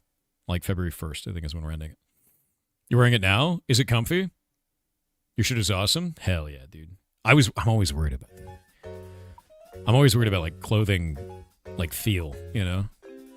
How long are they selling your shirts? I think it's until February 1st. I don't want to give you, like, FOMO on it, because I think FOMO sucks ass, but it does have a cutoff, so. Comfort Colors brand shirt. Great long-lasting brand. Nice. That sounds like an ad. Do you work for them? You mean bought it but didn't arrive yet? Okay, that's fair. Bought one for everyone in your house. That's awesome. Hell yeah, man. I got 2 of them, so I got one for me and one for Shay. So.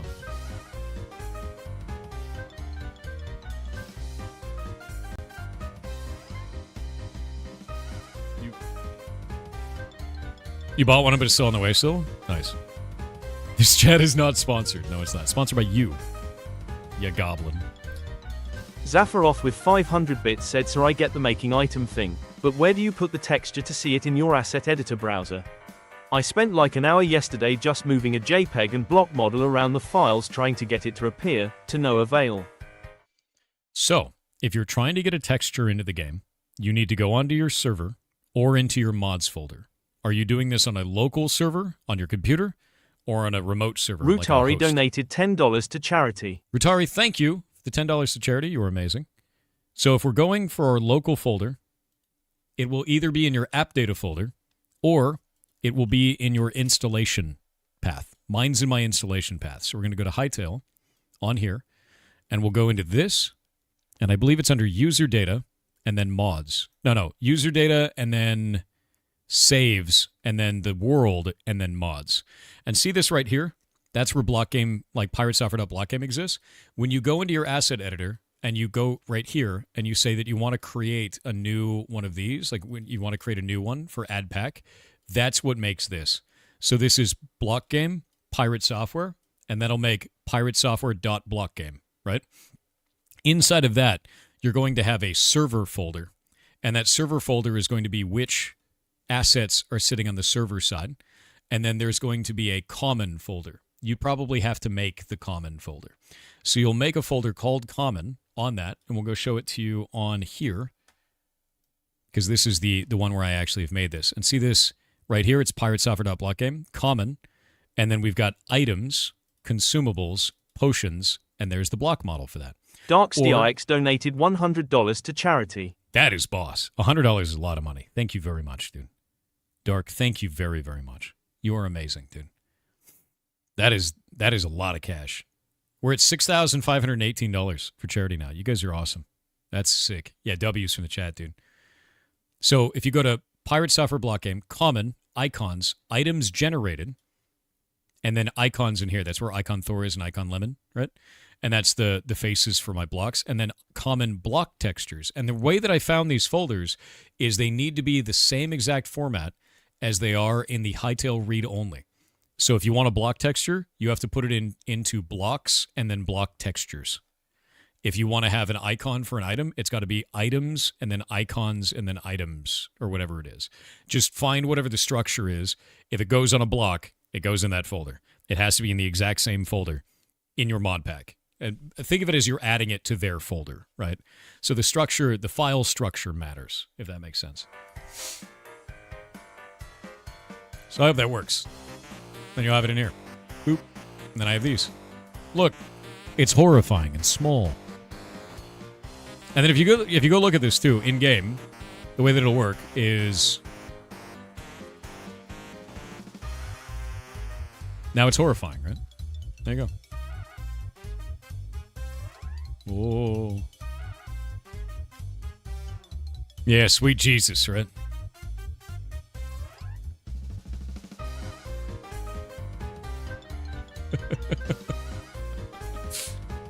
Oh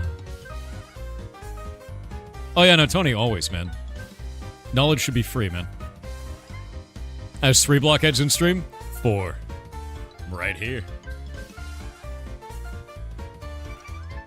You don't need to make the icon for the box? Oh, you can do the items generated. That's true. Yeah. It creates it automatically from the supplied textures in the model. The way that you do that is actually quite interesting. I'll show you. I haven't made it for these blocks. I probably should.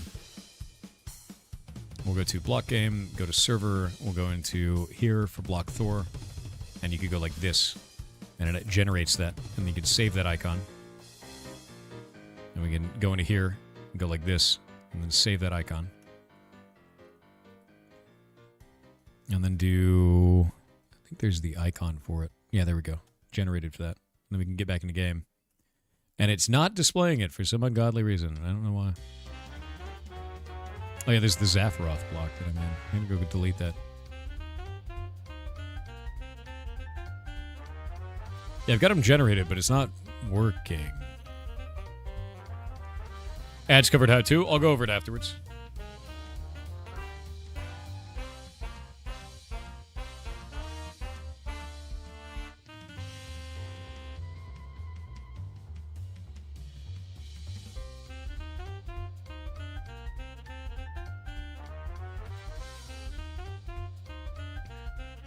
Where does the icon go, man?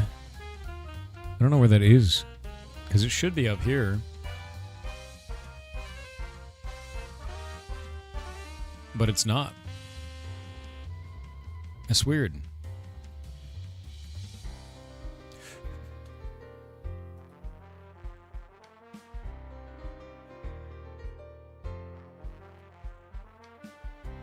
Huh. Icon is auto-generated and items generated based on the model. It is, but here's the problem with it, right? Like we've got the block in there under this, under items generated, and I've chosen block lemon, and I've chosen block Thor, but when we go in game, wrong game, when we go in game, it's not listing. It's not displaying that. I don't know why. Do they require a reset? Is that what it is? Let me go reset it. We'll find out. That may be the issue.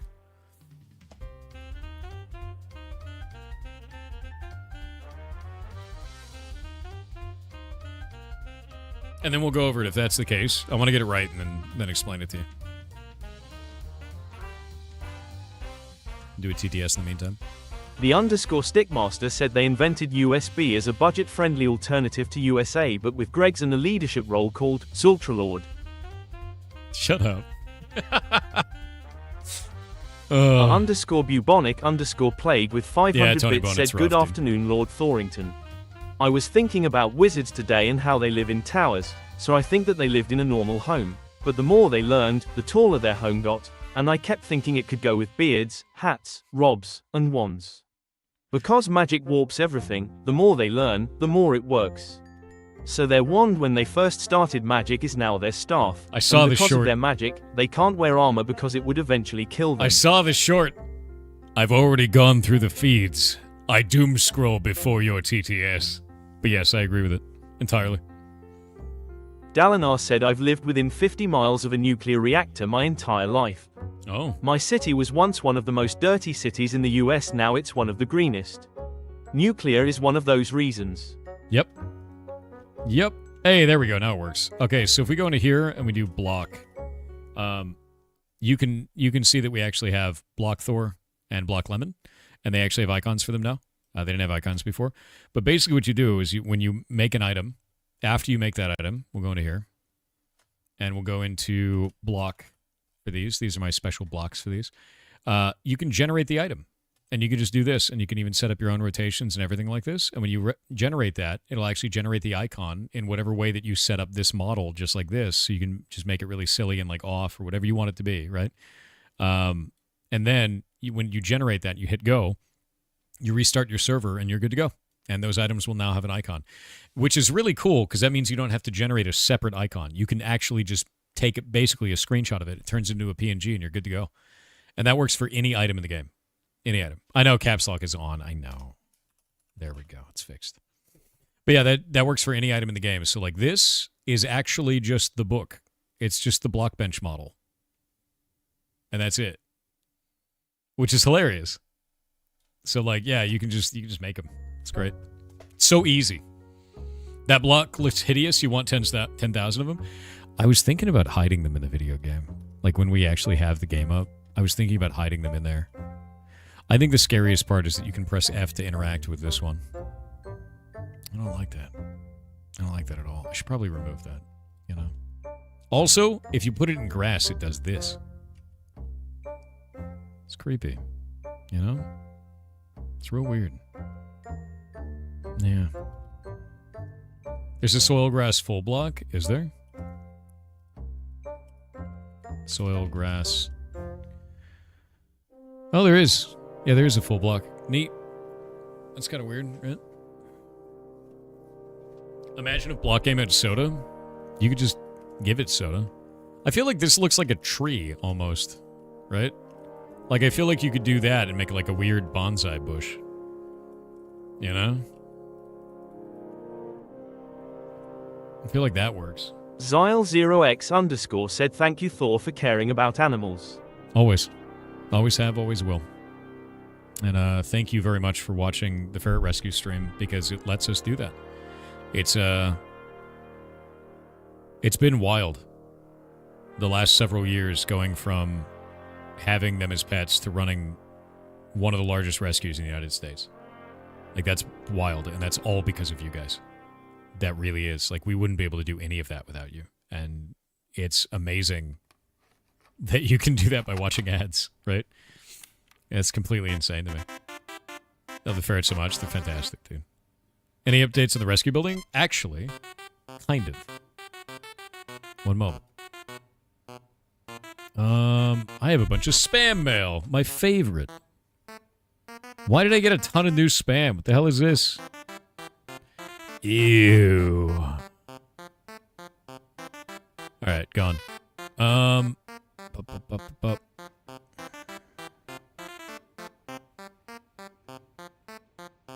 Where is this? Where is this? Ah, project update. Okay, so the last update is we had to get tax people the W-9 from the contractors, so that's done, so that's cool. But they also said the engineering team is currently working on the conceptual building layout based on the survey and geotechnical information that we have. They are also developing the conceptual layout for the septic and well components, as these will need to be approved prior to submitting the building permit for review. We're in the process of finalizing timelines with all of the third-party consultants that we will be utilizing, and once we receive those, we will be sure to update you right away. So that's it. That's where we're at right now.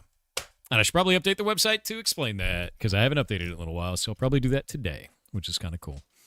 But yeah, that was 9 days ago, but I'm excited for it. There's a lot of stuff. Do the new ferrets have names already? I don't know which individually names they have, but they are all named after the 7 sages from Ocarina of Time. So, yeah. I got a bunch of spam, dude. Is Shallot female? I'm glad that Shallot's stuck, even though it's not going to work. How do you stream for so long? Well, first I hit play.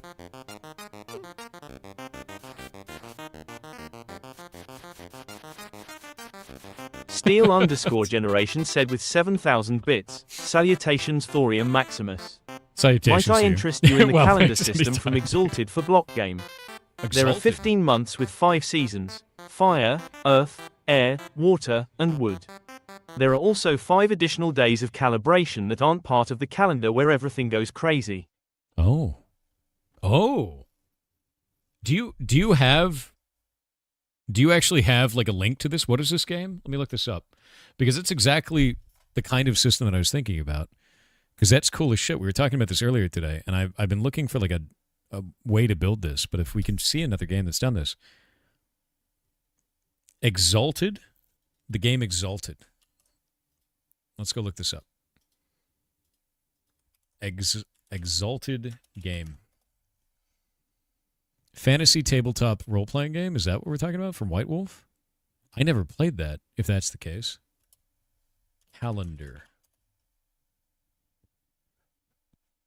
Calendar event in this. I played a lot of White Wolf stuff. Is this what we're talking about? Months and the weather. Ascending water is the coldest month of the year. Oh my shit. They went all in on this, didn't they? This is impossible to discern. Thank you, fandom, for putting it in 50 boxes. Okay, so there we go. Ascending air, resplendent air, and descending air. So it's like 3 months of an element, and then wood, and then calibration, which is like chaos mode. So it's air, water, earth, wood, fire, chaos. That's kind of cool. I'd be really interested in seeing this. I don't think I want to do 3 months. I think 1 month for each one would work better. Because I want it to be like a full change between the months, because I think it's more fun for people. There's a moon phase in it, too. Yeah. There is a moon phase, and I think that's interesting. What is this, the seasons? It's for a tabletop RPG called Exalted that was put up by White Wolf Publishing. I was talking earlier about how I want to do seasonal buffs and debuffs based on elemental effects, and someone brought this game up, and I'm looking at their calendar system for it. And the way that they did it was they did 3 months of air, then water, then earth, then wood, then fire. Wood is an odd one to add in that, and then they have 5 days of calibration where everything goes crazy, is what they said. And we have a corruption system. So the idea of doing 1 month of each of these, except for wood, like 1 month of, air, water, earth, and fire, and then maybe doing a short period of chaos would be kind of cool. I think that might be really interesting. We do like a corruption day, or maybe at the end of each month we do a corruption day. That might be fun to do. Wood is part of the Chinese zodiac elemental system. Is it? What does wood denote? And how is it different from earth in Chinese zodiac? You do the first and last week ascending and descending? Could. Yeah. I kind of want to look into it. I want to look into what those mechanics are. So I'm going to keep this on my other monitor for that later. Wood is fertility? Okay, bud.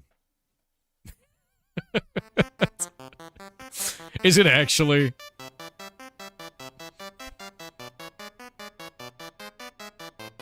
Well, wood burns? Why would you burn wood in a well, dude?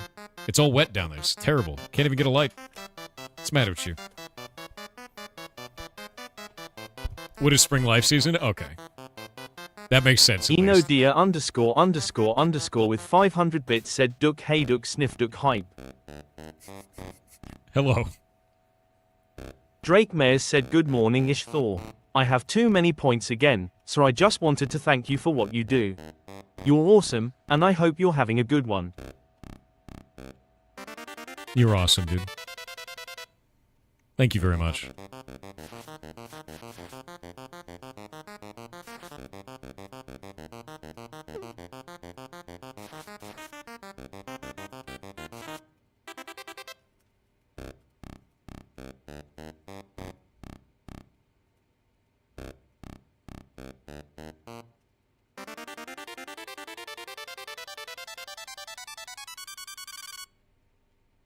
Cosmo Crow donated $20 to charity. Boss, you're amazing. You're amazing, dude. Rain Prowler said Thor, did you see that McDonald's Japan did a commercial using Bad Apple? I did. Link incoming https.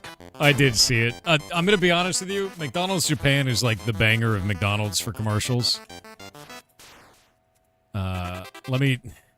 There's a reason why, and I think McDonald's Japan has always had the best commercials, but it's also got the most horrifying Ronald McDonald. Ronald McDonald from Japan is very scary. Let me grab you an image of this. I don't know why he looks so haunted to me, but McDonald's in Japan, Ronald McDonald in Japan, is actually... They paint him so well. Yeah, Ron Roo, exactly. He looks so like clean color-wise that it's creepy. It's like actually scary. And it sort of freaks me out, right? And I don't know why, but they've always done this, and they have them like in a bunch of commercials and all kinds of stuff going all the way back. Let me see if we can find another one. Oh yeah, I'm gonna show you. Like he's really scary looking, dude. Like he's a scary looking clown, man. Like, don't you hear me out? Don't say hear me out when you look at that, dude. But like something about the way they do the paint is perfect. It is perfect, dude. Yeah, he isn't in a costume. That's just him. Like, look, there's no like edges to that wig, because it's not a wig. That's his natural hair. And it's always been this way for Japanese Ronald McDonald. He's perfect. And there's no ears. He's earless. He doesn't need to hear you. He already knows where you're at. Like, it's that kind of a feel, dude. It's very scary. But yeah, no, I honestly think that Japanese Ronald McDonald is an SCP.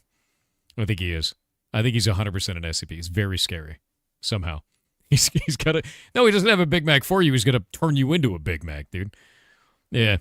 Oh, they do have to have, like, crazy practice for that. The idea of, like, painting in a character, painting in a person perfectly like this is incredibly difficult. That's not a small thing. Like, they were doing full makeup to make this dude look like that. Like, even his eyebrows are white. Look at that. They painted his eyebrows white, and then they like drew the other ones on top. Man, like that's a lot of work, dude. Is he Euclid or a Keter? Keter, 100%. He turns you into hamburgers. He can't not be a Keter, dude. It's terrifying. It's like actually horrifying. He hunts you. Oh. Or he shaved eyebrows. No, you could actually see them. Yeah. Bomberman and Hightail. Bro, what? Okay, that's cool. That's really cool, actually.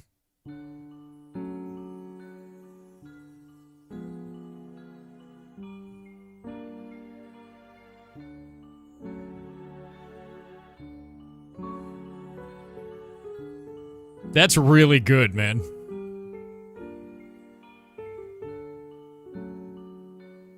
Oh. Oh. I'm kind of blown away. That's cool. That's really cool to see people just making simple stuff like that. Oh, he screwed it up. Oh. Oh. Oh. He died. That's cool, though, man. That's really, really cool to see. Now do Metal Gear Solid 1. Now do Boktai, dude. Did your voice end up in the Heartbound OST? I don't know if it's in there. It might be. Is all the Heartbound music based off other songs? No. Some of it is. Like, some of it is based off of... Like, here, I'll give you one of the songs right here. Let me go to... This is a song that plays in The Office. If we go to this one. And all of the instruments are in this are used in the opening sequence of Seinfeld. Because it's funny.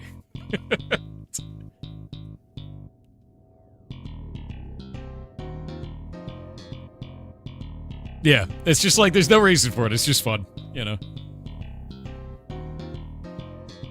There's one that sounds like Tron. I'm not surprised. Thought it felt like Seinfeld because it is.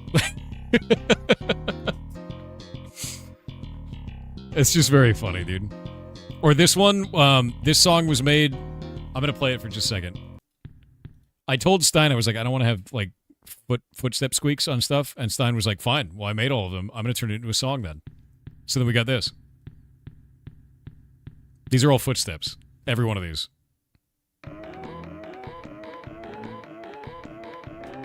And now we just have that song, right? Because Stein's like, I'm not going to waste them. They're songs now. It's like, okay. Yeah. This Yar should not appear, yeah. Yoshi's Island Monkeys? Hell yeah. Stein has made multiple cute games, actually. Stein is a very good composer, yeah.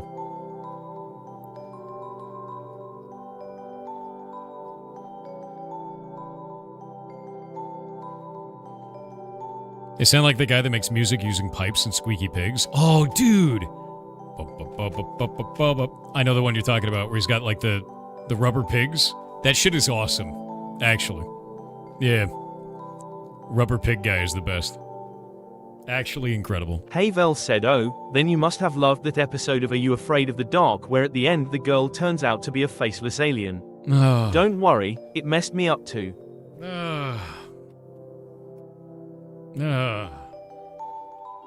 Dial_Corthwy said, hi Thor, I just wanted you to know that I am getting a little bit of deja vu when you were talking about how the war system will work and how you had a story about another game you worked on or talked with someone about where NPCs would have a difficult time pathing if they had to cross a ravine or river when laying siege or attacking a player-owned location. Yep. Also happy birthday and tell the rest of the fracking 5 howdy from up here in Alaska. Yar grass, yar bongos, yar chaos. I have an idea. What if we got rid of sieges? What if we only made it a pillaging type war? So that a town dies if it runs out of materials in the crystal core, and sieges aren't in there. A siege would destroy the city entirely, permanently.